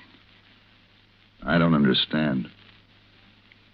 When I went down the stairs that night and saw him standing there, I suddenly realized all he had taken from me. Everything that was young and fresh and wanting. And I despised him for it. So I killed him. Why? Why did you have to kill him? You could have divorced him, left him. Don't you see what he had taken from me, Mr. Christian? There was nothing left for him to steal from me, or nothing left for me to give to another man.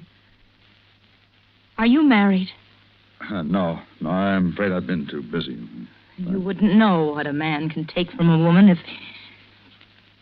Mr. Christian, am I someone you'd want to be married to If this terrible thing hadn't happened, am I someone you'd be proud to have for a wife? You might be. That's all a woman needs, is to be wanted. Am I old and ugly and unattractive? Am I shallow or flighty? Look at me, Mr. Christian. I am. No. Stand up, please. Look at me. Close. Yeah. Would you want to be loved by me? You're very beautiful, Mrs. Dudley. Have you any idea what it means to be a beautiful woman, Mr. Christian? To be admired by every man and envied by every woman, and never to be sure of why? How many times have I heard those words, I love you? Wondered what they meant. What was loved? My face? My figure? My artificial makeup? My Dior gown? Or me? Maybe you can give me the straight answer, Mr. Christian. I haven't been able to get to the hairdressers recently. I've run out of lipstick. I'm afraid this suit needs pressing. Would you want to be loved by me, Mr. Christian? Yes. Yes, I would. Well, I was nothing to Roger Dudley, nothing. And my love was nothing to him. I was a fixture, a decoration, an animal. And he took all of it. My love and my life, and then he stood at the bottom of the stairs and called me a name. Mrs. Dudley. Mrs. Dudley, now, listen to me. Listen to me. Now, no one saw this happen. The maid was upstairs in the kitchen. Mrs. Thompson only heard it from next door. Now, no, listen to me, please. You can claim that you did it in self-defense. He came at you, and you picked up the hatchet, and you hit him with it to protect yourself. Now, you tell it that way when Mr. Bradford comes back here. There are a dozen good men in this state who'd be glad to represent you in court with a story like that. I'll be opposite them, but you can get off. In the end, you'll be charged with second-degree murder, and at the most, you'll get a suspended sentence.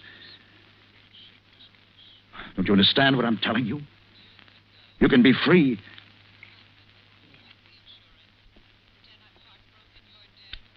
Yes, Mr. Christian.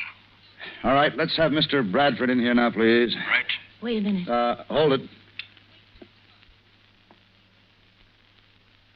I can never be free. What are you talking about? You haven't understood a thing I told you, have you, Mr. Christian?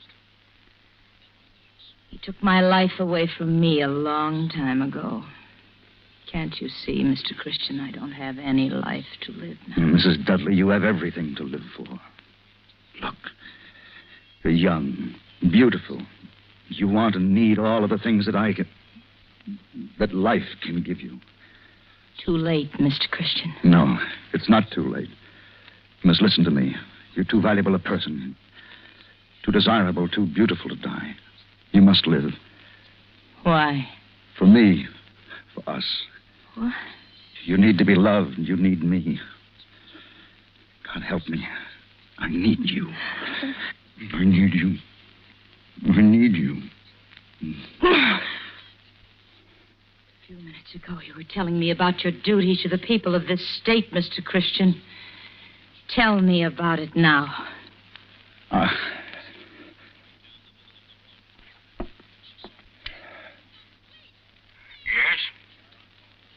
All right. Send in Mr. Bradford. I wanted to talk to you alone like this to make sure I was right. You're no different than he was, Mr. Christian. You'd take a woman and do the same thing to her that he did to me. Until you kissed me just then, I wasn't a person to you. I was an animal, a trapped animal. And if I let you help me escape from this trap, I'd just be escaping into a smaller one, a worse one. With you. You're another Roger Dudley. Okay, Chris? Chris? Are you ready to make your statement of fact, Mrs. Dudley? Yes. All right, John, take it down. From the beginning, Miss Dudley. Just as it happened.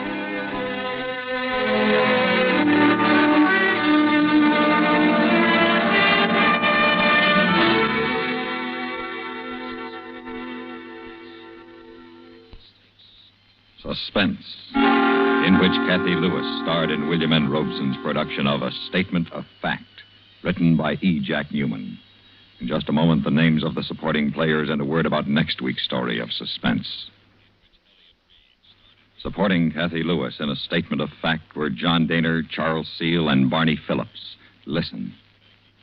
Listen again next week when we return with another tale well calculated to keep you in suspense.